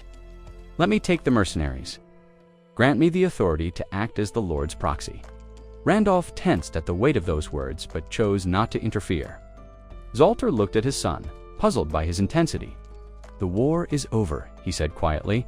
"Let your men rest. Let yourself rest." But Gislin stood his ground. "It's not over until Daygold kneels. If we give him even a night to breathe, he'll use it to regroup. He attacked us to tear apart our alliance and take our land. If we hesitate, he'll believe he has another chance." Zwalter studied him closely. Reading the fire behind his son's eyes, "We must move immediately," Gislin continued. "We strike now and impose terms so severe he will never dare challenge Persium again." Zwalter didn't respond at first. Instead, he watched his son with a mixture of awe and unease. The boy he once knew had been shaped into a man by fire. And Timeman, who now bore the future of their realm on his shoulders, Gislin was no longer the impulsive noble many had once dismissed. His strategy stretched far beyond the immediate battlefield. He was sculpting a legacy. Zwalter, recognizing this clarity of vision, finally gave his assent. He passed on the authority of Lord's proxy, placing the remainder of the Persium campaign in Gislin's capable hands. Gislin acknowledged with a quiet nod, his expression calm. Before departing, Zwalter offered one last directive: extend formal respect to Count de Goot. Regardless of past betrayals, de Goot was still of noble blood, and how the realm perceived their actions mattered. Gislen assured him he understood he would do nothing to bring shame upon Persium. As always, if he strayed, he'd ask forgiveness after the fact. He turned to his battered allies. "Can you still fight?" he asked Kier. Gave a lopsided grin, one hand pressed against a bruised ribcage. "Just surface wounds," he declared. Belinda gave a determined nod, her eyes still sharp with resolve. When Gillian tried to fall in beside them, Gislen stopped him with a firm hand. "You've done more than enough. Rest." The command brooked. No argument. With orders set, Gislen and his company mounted up. The black-armored cavalry assembled in tight formation behind him. A single word from him sent them thundering down the road, hooves pounding earth and stone as they rode toward Daygold's lands. This wasn't merely a final clash, it was the wrapping of loose ends, the stamping of authority, and the silencing of any lingering threats. At the old castle, the mood was suffocating. The white flag had already been raised, its limp form visible from the tower walls, an unmistakable symbol of surrender. Yet within the Lord's chambers, Count Tomos burned with a fury that would not be doused. He had emptied his treasury into this war, convinced it would bring swift victory and greater glory. Instead, he stood amid ruin, humiliated and defeated. Breath came in short bursts. His heart pounded with rage and disbelief. He had scoffed at Persium, mocked it as a backward province ruled by a relic clinging to ancient codes. And yet, here he was, brought to his knees. How could Desmond of all people fail? He spat, the northern beast himself, bested by those Persium dogs. Lel, one of Thomas's long-serving advisors, stepped forward, voice low and calm. "My lord, please, you must gather yourself. There is still a way to preserve our dignity, to negotiate terms with structure intact." But Thomas's temper only flared further. "Dignity," he shouted. "Composure. What use are manners when everything is crumbling?" His voice rang. Through the chamber, as he barked orders, Lel was to prepare the surrender. They would offer compensation. Persium's fondness for honor and appearances would work in their favor. Zwalter would surely prefer reparations to prolonged conflict. Thomas's scheme was simple: cast Desmond as the true aggressor, wash his own hands of guilt, and salvage what remained of his house's standing. But Lel paled as he stepped forward. His voice trembled. "My lord, there is nothing left. The treasury is empty. Every coin was spent to feed this war effort. We have nothing of value to offer, perhaps a few barren baronies or a fraction of future tax collections. But even that may not suffice." Tomos surged forward in a blind rage and grabbed Lel by the collar. The older man, untrained for violence, wheezed under the pressure. Tomos snarled, spittle flying. "Then what have you been doing?" "Bleeding the peasants dry was your specialty. What changed?" He hissed accusations, suggesting Lel's mercy for the people was rooted in his common birth. Lel could only choke in silence, caught in the wrath of a lord whose world had just come crashing down. Did the lives of peasants now outweigh allegiance to one's lord?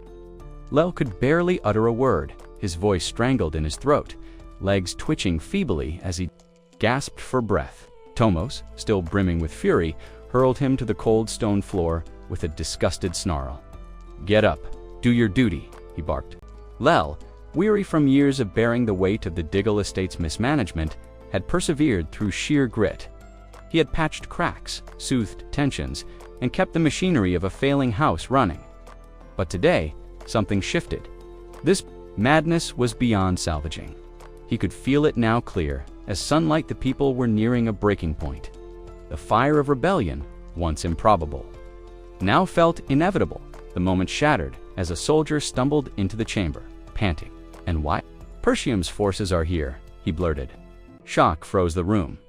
Outside, the elite black cavalry had arrived. Their horses foamed with sweat, driven hard across countless leagues with no rest. Yet the riders sat tall in their saddles, unshaken. They had charged from the battlefield straight into enemy lands. Straight into Thomas's hall, they entered in silence. Forming two disciplined rows along the audience chamber's length, warriors, scarred, dirtied, and utterly resolute. No one dared oppose them. No knight moved, no servant breathed resistance. Fear sealed every hand. At the far end of the hall, Count Tomos sat rigidly on his dais. He tried to maintain the illusion of control, gripping his dignity like a drowning man to driftwood. Though defeated, he clung to his role, hoping posture might mask the despair. Inside, his mind raced. How had Persium's army arrived so swiftly? He had barely begun preparations for surrender. Could it be Walter himself had come? The thought offered a flicker of reassurance. Walter, the Lord of Persium, was known for his discipline and diplomacy. If he had brought the remnants of his elite guard, perhaps there would be room for negotiation. The presence of the Black Cavalry might be explained. The situation might still be navigated. That fragile hope crumbled as the true leader stepped into view. It wasn't Walter. It was Gislen draped in blackened armor, face streaked with dried blood. Only his helmet was absent, revealing eyes sharp with cold resolve. Beside him strode Kerr and Belinda, their footsteps as unwavering as his own. Gislen's presence dominated the chamber. He didn't falter, didn't pause. He advanced with quiet authority and addressed Tomos by title, formally inquiring whether he was ready to discuss terms of surrender. His voice was courteous on the surface, but the look in his eyes cut through any illusion of diplomacy. There was no warmth, no mercy, only contempt. When Tomos asked why Walter hadn't come himself, Gislen's reply was clear and unbending. His father, he said, was busy restoring order in Persium's own war-torn lands and tending to their wounded.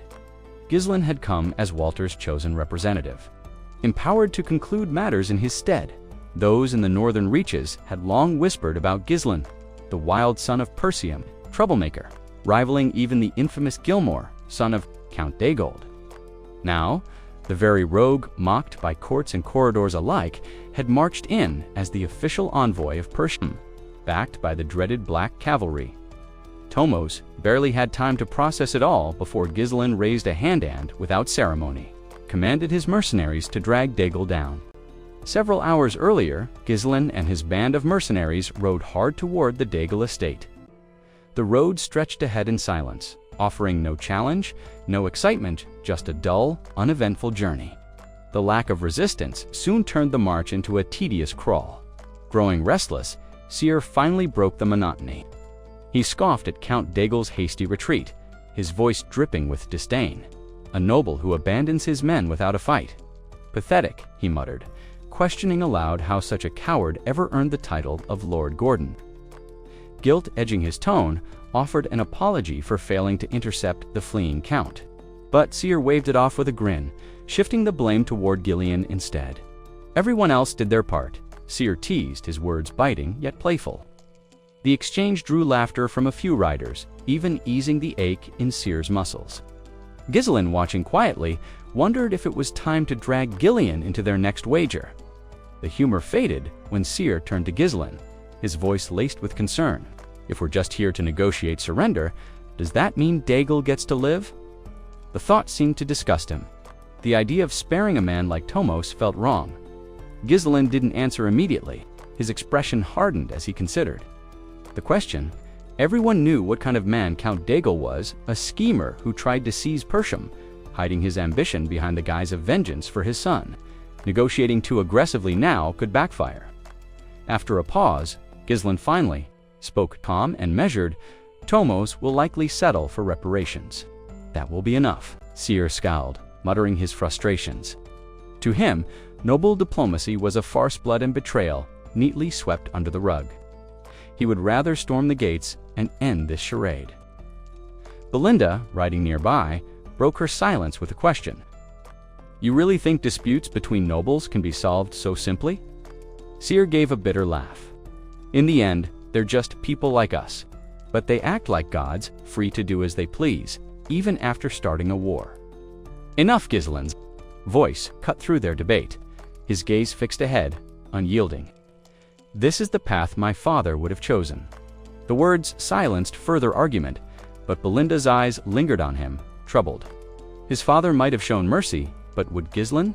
Her unease deepened as she caught the faintest hint of a smile on his lips, one that spoke of intent. Gislen was not his father.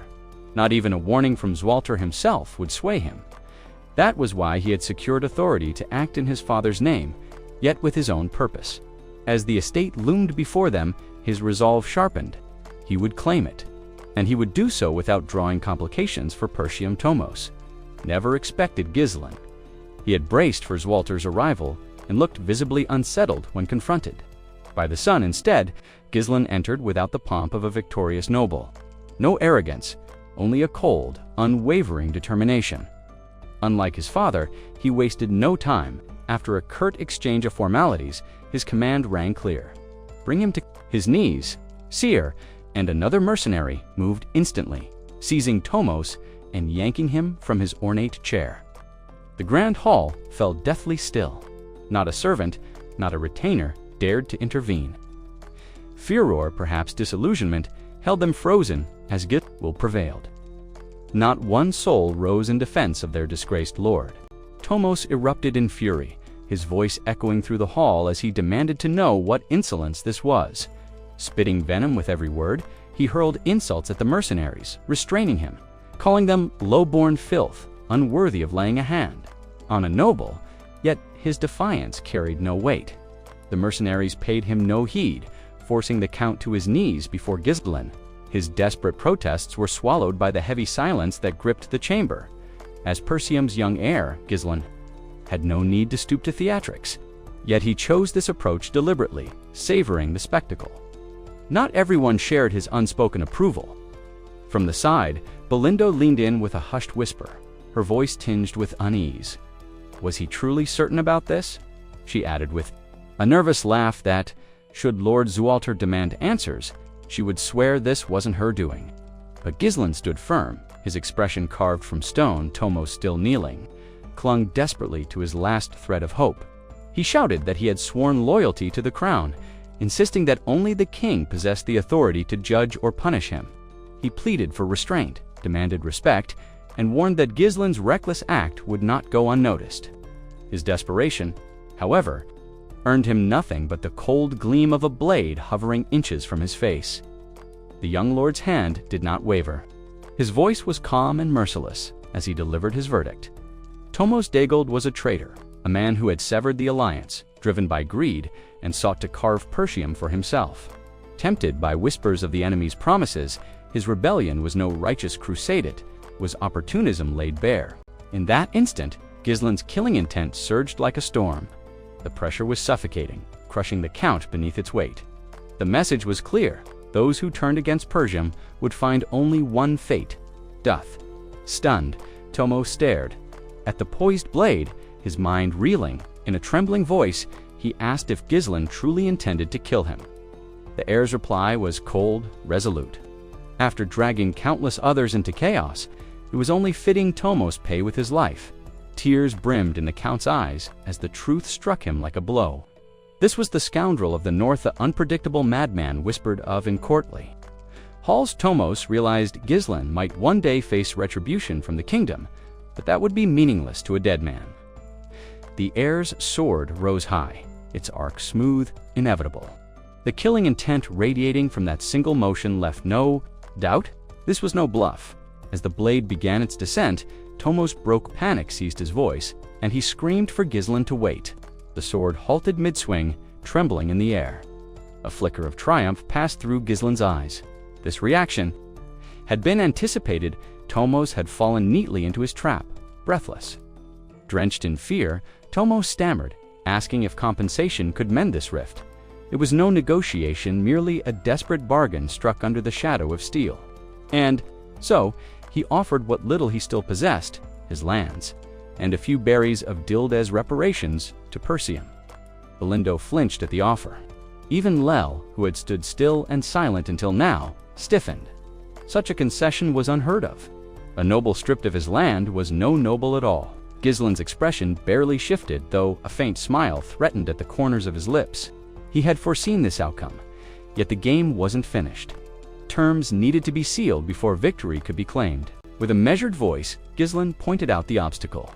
Inheritance law forbade casual transfers of territory. Only blood or rightful heirs could inherit a domain. Surely Count Tomos knew this better than anyone. Lands were not trinkets to be bartered like goods in a market. Tomos's voice cracked as urgency consumed him. He insisted that he would take care of all the technicalities himself. In his desperation, Tomos proposed a bold idea, recognizing Ghislain as a distant blood relative. His vassals, he claimed, could easily forge the necessary documents. All Ghislain had to do was accept them, without waiting for a response. Tomos barked an order at Lel to fetch paper and ink immediately. Still, Ghislain remained silent, his hesitation clear. When he finally spoke, his words carried a sharp edge. Land alone might not be enough. The implication was obvious. He expected more. Tomos understood instantly.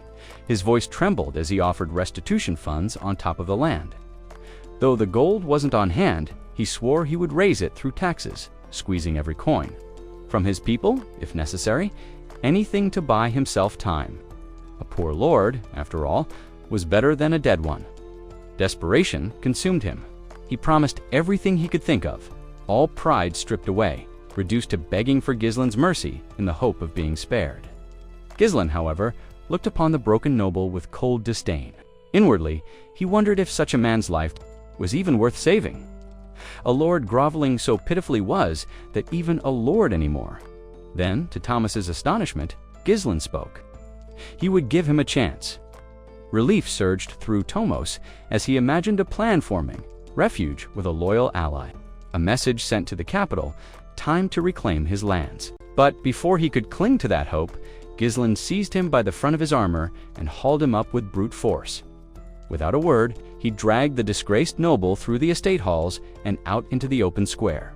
There, before the manor gates, Ghislain hurled Tomos to the ground. The people of Diggle watched in stunned silence. This wasn't just a spectacle, it was the ultimate humiliation. Their once proud lord, who had marched to war beneath high banners, now lay in the dirt like a defeated criminal, overpowered by a single young man. Whispers spread like wildfire through the crowd. Tomos, choking on panic, pleaded for the display. To end, "This isn't necessary," he insisted. But Ghislain dismissed him coldly, warning him to keep quiet and reminding him of the truth. His fate no longer rested in noble hands, but in those of the common folk he once ruled. Stepped forward, his voice ringing clear over the murmurs. "I am Ghislain Persium, heir to the domain of Persium," he declared. "Count Daygold waged an unprovoked war out of vengeance hand he has lost. Now, reparations must be paid." The words struck like a hammer. The crowd erupted in protest. "We've given everything already," one man shouted. Others cried that their homes were ruined, their coffers empty, accusing the nobility of feasting on war while the people bore the cost. Ghislain silenced them with a commanding gesture. "As Persium's representative, I offer mercy on 2 conditions," he said. The choice was brutal in its simplicity. Either the people pay a heavy price to save their lord's life, or they kill him and pledge allegiance to Persium, securing freedom from all further burdens. The square fell silent. The decision now lay in the hands of those who had suffered most. A heavy silence gripped the crowd like a vice. The common folk, conditioned from birth to bow before nobility, had never imagined such a sight. To raise a hand against a lord was unthinkable. To even speak out of turn could mean imprisonment or worse. Yet here they stood, offered a choice that shattered the chains of fear: remain in servitude or seize freedom. Tomos's face twisted with rage and disbelief. Spinning toward Ghislain, he barked for the humiliation to end immediately. But his command had barely left his lips when a stone sliced through the quiet. It struck his temple with a sharp crack, blood trailing down his brow as he staggered. Another followed, then another. Hesitation gave way to fury, and what began as a single act became an avalanche. A man shouted an insult, his voice quivering with long-suppressed anger. Another roared about how Tomos's collectors had stolen the last crust of bread from his children's mouths. A woman's voice broke as she cried out that her mother's keepsake had been seized for war. They had been stripped of everything. Now they returned to pain in kind, driven by years of silent suffering. They descended upon him with a purpose far beyond mere rage. Fists, boots, and crude weapons rained down. The man once elevated by blood and title now lay broken before those he had oppressed. Tomos writhed under the weight of their judgment. a feeble arm raised in a desperate, useless defense. But no scream escaped him. Mercy had no place here. At a distance, Ghislain turned away, his cloak stirring in the wind. He walked toward his waiting mercenaries without so much as a backward glance, granting the mob the right to finish what they had begun. This was his design and execution delivered. By the hands of the people, freeing Perseum from any official stain. It wasn't that he lacked the strength to end Tomos himself. He simply chose not to. A calm, almost serene smile played upon his lips as he reached his men. "Our work here is done," Ghislain said softly, finality in his tone. "The war with Daigle is truly over." Turning to Belinda, he remarked with quiet amusement about his father's earlier warning. Belinda, caught between unease and resignation, forced a nervous smile. "I suppose I was never worried," she admitted, though her voice betrayed her. "You've always had your own way." Before long, they returned to Perseum. When Ghislain relayed the outcome of the campaign, the great hall fell into stunned silence. A chill swept through the gathered vassals. Even Lord Zwalter wore a look of unease. Ghislain spared no detail. He laid bare every fact how he had mocked the kingdom's laws and driven Count Tomos to his brutal end. There were no omissions, no gentle phrasing. He ended with a simple, cold truth. Count Daigold was dead. Lord Zwalter's expression darkened. He reminded his son of the counsel he had given to treat fellow nobles with respect. But before he could press the point, Ghislain cut in. He assured his father he had not forgotten those words. But what he had witnessed on the battlefield demanded a different judgment. Had Tomos been offered peaceful surrender, he would have seized the time to strike again. These were the reasons he spoke aloud. Others, more private, remained locked behind his calm gaze. Still, the explanation held weight. Albert struggled to comprehend the necessity of such ruthlessness. With Daigle's army shattered, the thought of another uprising seemed absurd. Homer echoed the sentiment. Neither understood the deeper currents at play, the unseen hands behind the war. Ghislain then laid the truth bare.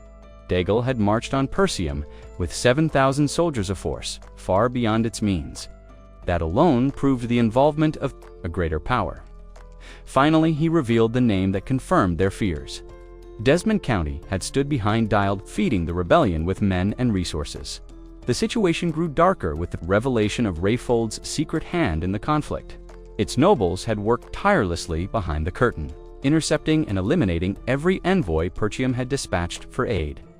The silence they left in their wake was deafening. These were not minor players. They were among the most influential territories in the northern region. Desmond, for all appearances, had always maintained a stance of neutrality. Yet Ghislain alone had seen through that facade.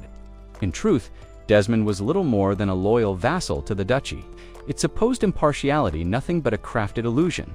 Mind sharpened as he pieced it together. Someone within Rayfold had acted independently of their house. That someone was Amelia.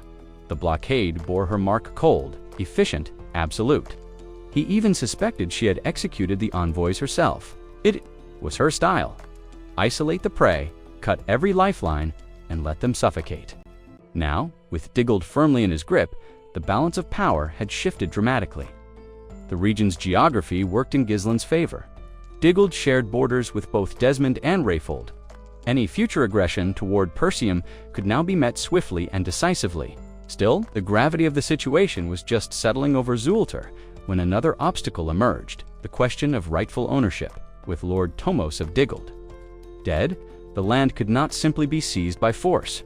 Kingdom law dictated that such estates pass only to blood relatives or officially named heirs.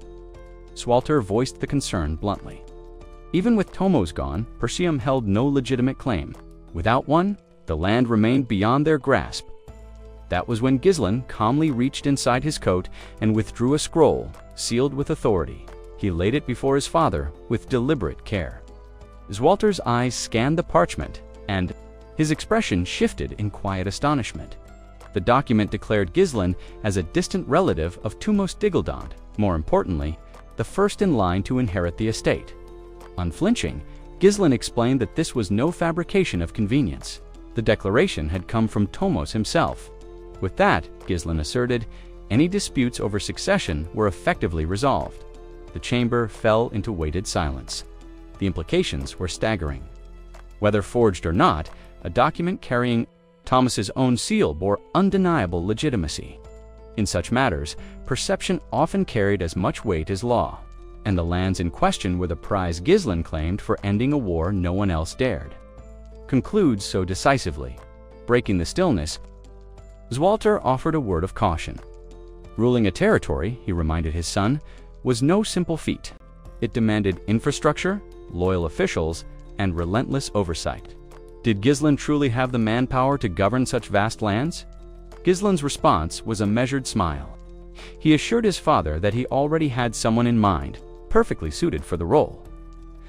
The narrative shifted, far from Persium to a corner of the Siren Kingdom, a place known not for nobility, but for luck and risk, the city of Austin.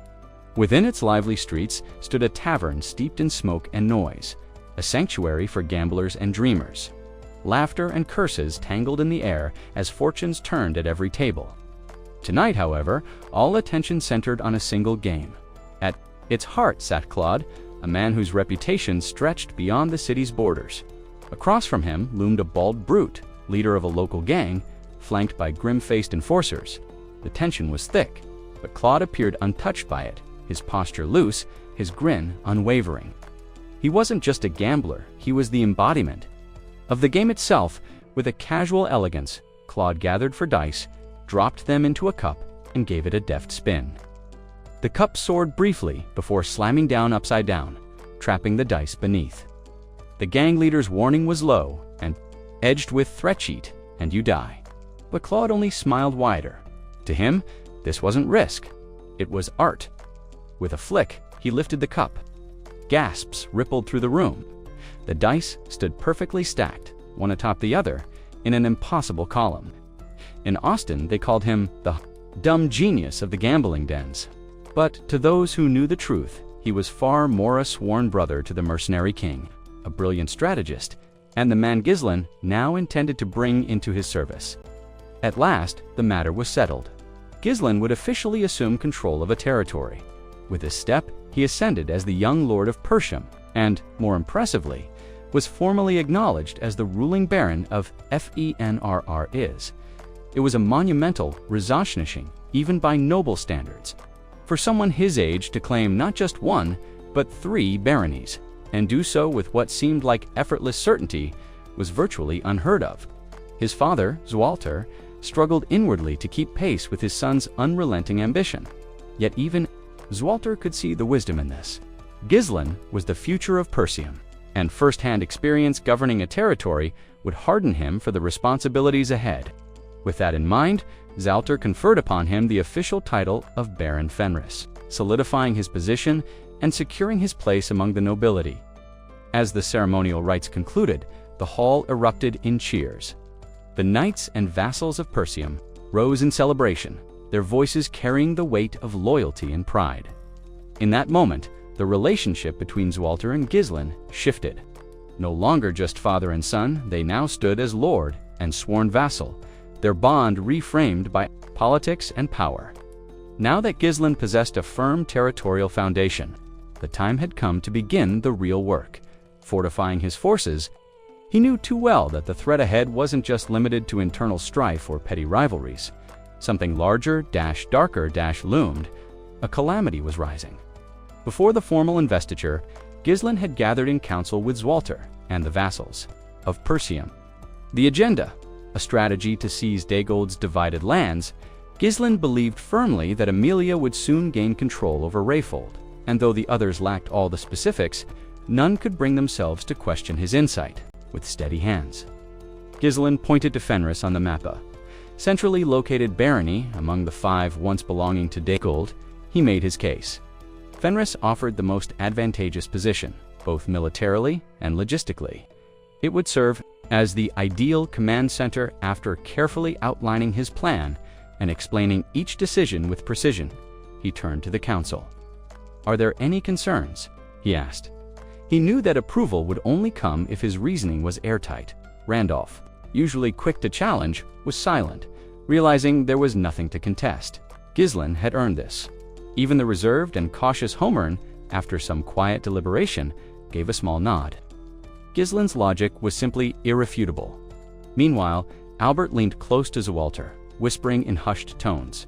The words didn't carry, but the topic was clear enough: the financial strain on Persium after the war. Zualter eventually stood, his voice heavy with contemplation. Regardless of everything, someone must step up and govern Dagold's territory. It must be done. His tone, while cautious, conveyed agreement. Gislen bowed with formality and respect. "I accept, as a vassal of Persium." Yet despite the celebratory air, one matter remained unresolved. Zualter coughed lightly, then sighed. Reluctant to speak, "There's another issue. One we can't ignore," he admitted, his tone turned awkward, almost apologetic. The war had bled Persium dry. Resources were gone, and the treasury stood nearly empty. Gislen, already anticipating his father's tendency to soften hard truths, raised a brow. "Just say it, father," relieved Zelter confessed. "They might need to sell the runestone's valuable magical relics to rebuild their coffers." But Gislen shook his head. "There are no runny stones left." The room froze. Zuelta repeated the words slowly, almost unable to believe them. "No, runestones." Gislen's face remained calm as he elaborated. "They were all destroyed, every last one during the final battle. The explosion near the estate's gates consumed the entire supply. What should have lasted a decade is gone." An oppressive silence descended on the chamber. The weight of what had been lost, what that meant for Persium's future, hung in the air like a storm about to break. With a steady voice and unwavering resolve, Gislen stepped forward and vowed to take full responsibility. He promised to secure new resources to ensure Persium's continued survival and prosperity. Once that matter was settled, the room froze.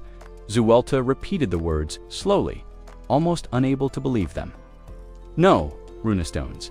Gislen's face remained calm as he elaborated. "They were all destroyed, every last one during the final battle. The explosion near the estate's gates consumed the entire supply. What should have lasted a decade, is gone." An oppressive silence descended on the chamber. The weight of what had been lost, what that meant for Persium's future, hung in the air like a storm about to break. With a steady voice and unwavering resolve, Gislen stepped forward and vowed to take full responsibility. He promised to secure new resources to ensure Persium's continued survival and prosperity. Once that matter was settled, a modest banquet was held in Persium's Great Hall to celebrate Gislen's elevation. The mood was warm and joyful, a rare reprieve after the long hardships. Among the first to approach him was Belinda, who offered her heartfelt congratulations. As the last living servant of the former king, the same king who had once trained Gislen's father, she continued her silent duty. Cure burst out laughing, leaning in. "Or maybe it's because you smothered him that he turned out so stubborn." Gislen took their teasing in stride, a soft smile spreading across his face as he soaked in the rare sense of peace surrounding him. Belinda, her pride overflowing, couldn't help but confess how happy she was to see him become a proper noble at last. Then, without missing a beat, she kicked Cure squarely in the stomach, silencing his antics with a thud that sent the hall into laughter. Just then, a clear, familiar voice rang through the hall. Drawing everyone's attention, Alina had arrived. There was a new lightness in her step, a brightness in her eyes that hadn't been there before, one that reflected Persium's hard-won victory. Day by day, she was beginning to resemble their mother more closely. She walked in confidently, pulling along a hesitant but healthy Rachel Jellian's daughter who had fully recovered from her long-suffered punishment. With a mischievous grin, Alina poked at her brother. "Is this really you, big brother? A nobleman now? Should I start calling you Lord Gislen too?" He waved her off, smiling warmly. "Just call me what you always have." Then, turning his gaze to Rachel, his expression softened. He offered kind words and asked if she was adjusting well. Seeing the two girls together brought him a quiet sense of comfort. Alina had been alone for far too long now. Perhaps she wouldn't be anymore. Though shy, Rachel greeted Gislen with perfect poise and grace, her voice calm as she thanked him sincerely for saving her life. Gislen chuckled gently and said, "If Alina ever gets too bossy, don't be afraid to complain. She's got a habit of using her fists before her words when she's angry." Rachel's mouth fell open in stunned silence. Alina turned crimson and, in a flash of mock outrage, lunged at her brother, smacking him in the chest to protest the accusation. Ghislain only laughed harder. He then turned to Gillian, remarking, "How well Rachel seemed to be recovering." Gillian responded with a grateful bow. "It's all thanks to you, Lord Ghislain." At that, Ghislain rose from his seat and clapped his hands sharply. The hall fell quiet as all eyes turned to him. Standing tall, he addressed the crowd, his mercenaries, vassals, and companions with the calm confidence of a true leader. He spoke of their bravery, of the victories they had won together, and of how none of it would have been possible without their loyalty. Then came a bold announcement. As the newly recognized Lord of Fenris, he would be relocating his command from Persham to Fenris's central territory. But more than that, he would no longer treat them as mercenaries. He would raise a standing army. A ripple of shock moved through the room. The men exchanged puzzled glances, some frowning in disbelief. Soldiers them, before doubt could take root.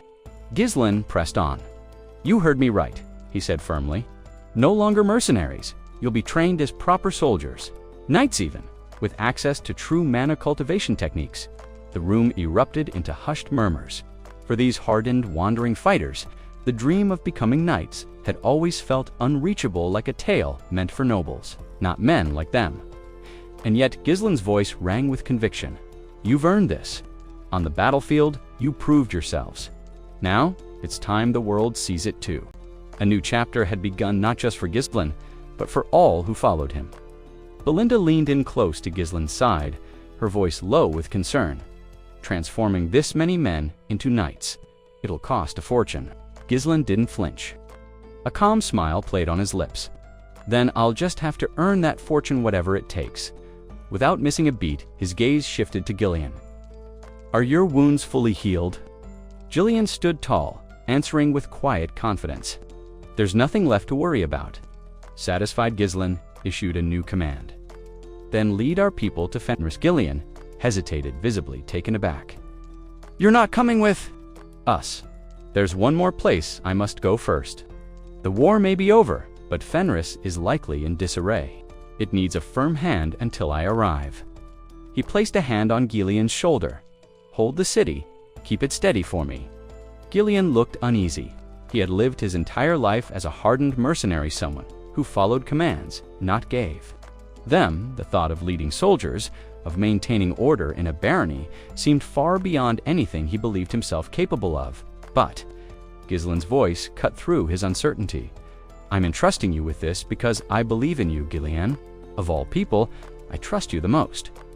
Then he turned to leave, letting his words linger behind him like a command written in stone. Faced with such trust, Gillian had no room left to doubt. He bowed deeply, his voice firm and steady. "As you will, my lord, I will see it done." With that settled, Ghislain called over Seer and Belinda. "You too, with me?" Belinda asked. "To the Siren Kingdom," Ghislain replied, "specifically, the city of Austin." Belinda's eyes widened. "Across the border?" Seer let out a knowing chuckle. "That place is infamous for its gambling houses and games of chance." Their expressions lightened, intended to reward them with a well-earned vacation after the brutality of war. But while the estate of Perseum basked in newfound quiet, not everyone was at ease. In a hallway not far, her expression fierce with determination. "You've lost your mind. There's nothing left in me to drain." But Vanessa remained firm.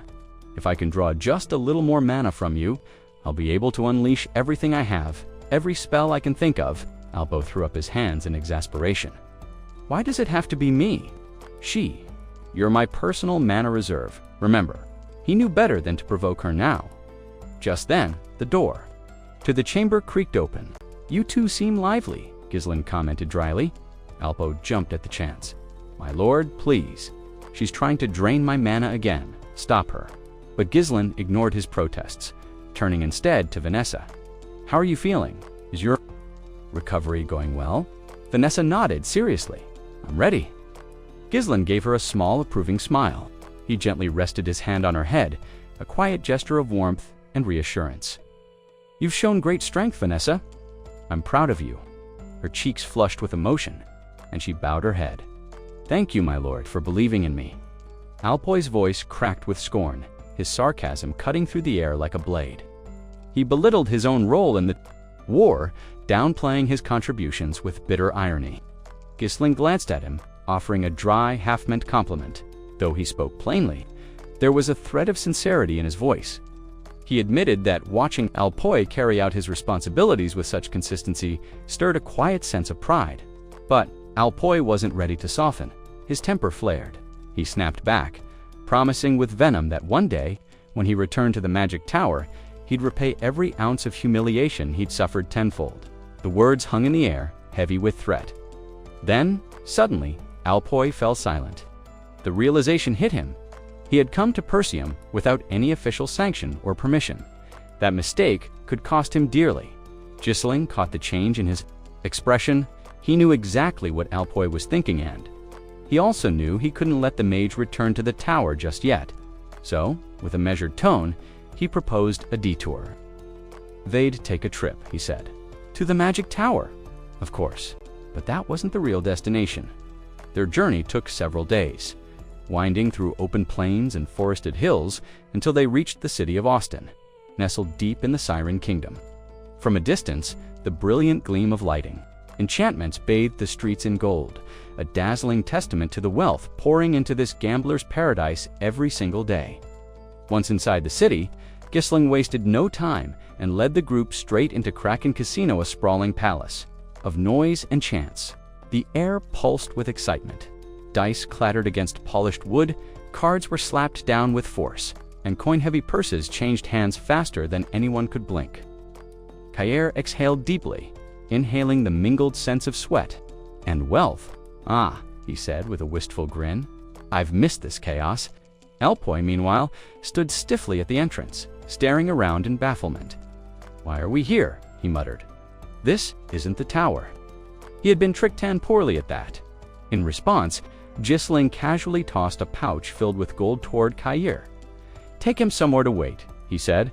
Almost bored, K caught the sack midair and grinned like a predator. The gleam in his eye betrayed exactly where those coins were headed.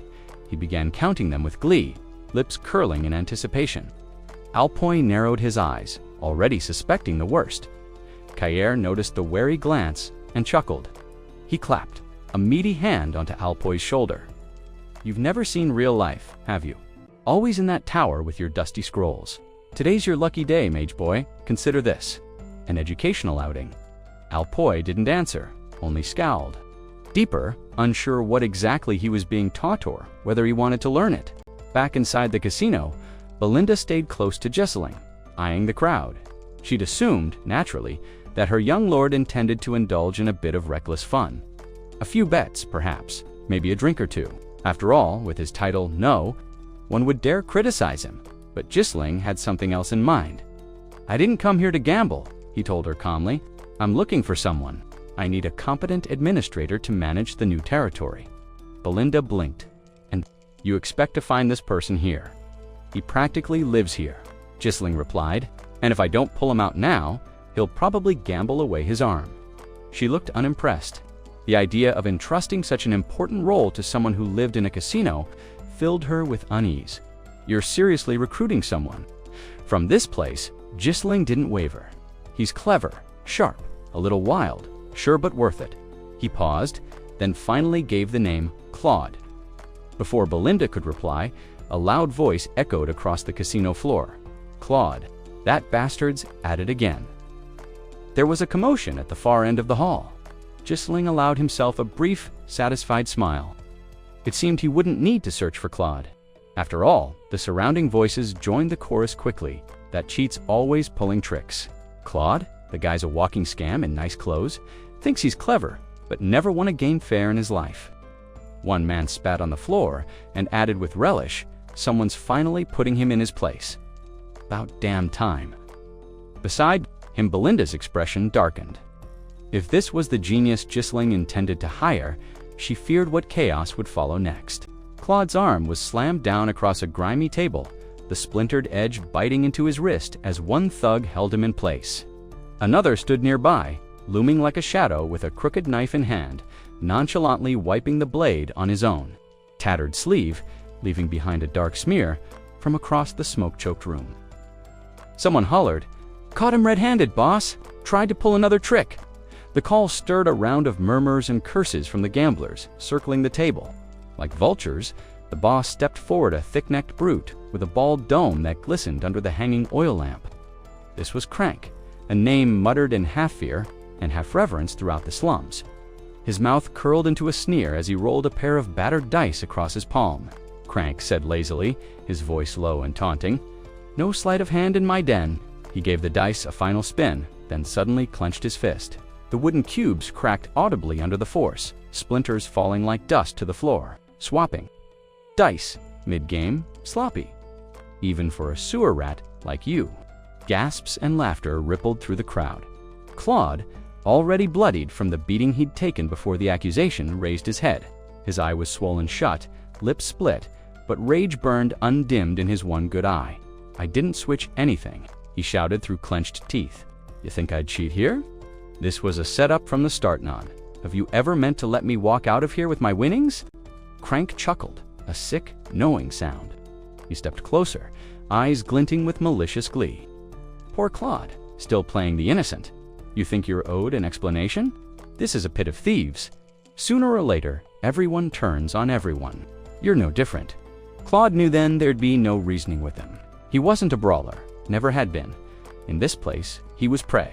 His hand was stretched out helplessly, the knife raised overhead, ready to come down like judgment. He shut his eyes tight. Jaw clenched in anticipation, the roar of blood in his ears drowned out the crowd. His heart pounded violently against his chest. He prepared for agony. Steel hissed through the air, but no pain followed. Instead, a sharp clang echoed through the hall, followed by a stunned silence.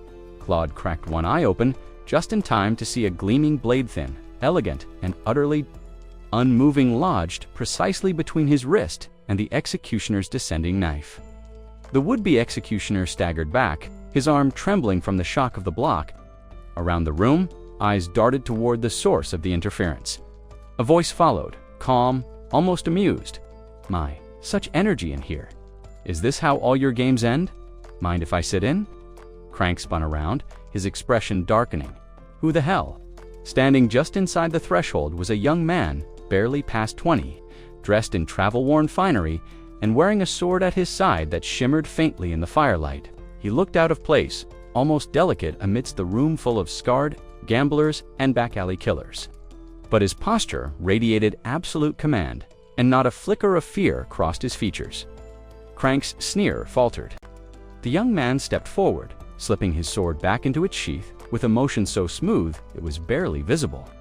Then, with all the calm confidence of someone untouchable, he met Crank's gaze.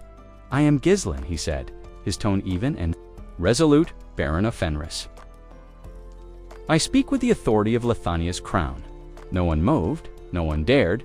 The name dropped like a hammer in the hall, and for a moment, even the air seemed to hold its breath.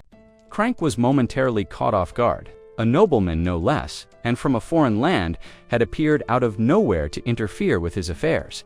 It was baffling, the idea that someone of such status would personally disrupt a low-level operation. Like this seemed almost absurd. Yet, here he was. Crank's men didn't wait for instructions. The thug on the right lunged forward, blade raised high, aiming to bring it down on Ghislain without hesitation. Meanwhile, the man on the left, who had only just finished restraining, Claude drew his weapon in a smooth, deliberate motion, the kind you'd expect from someone toying with helpless prey. But Ghislain responded with lightning speed. His sword flashed upward in a blur of silver, slicing cleanly toward the attacker's neck. At the same moment, Belinda drew her dagger from her hip and hurled it without hesitation at the thug beside Claude. Then Crank's voice cut through the air like a whip. Enough. Despite the chaos, his tone was calm, calculated, composed. As ever, Crank turned toward the intruder and gave a courteous nod. "Baron Ghislain Fenris," he said smoothly. "A pleasure." Though the greeting sounded polite, his eyes betrayed his irritation. The underlying message was clear. A nobleman from another kingdom. Ought to think twice before stirring up trouble in a place like this. With a wave of his hand, Crank ordered his men to lower their weapons. They obeyed immediately.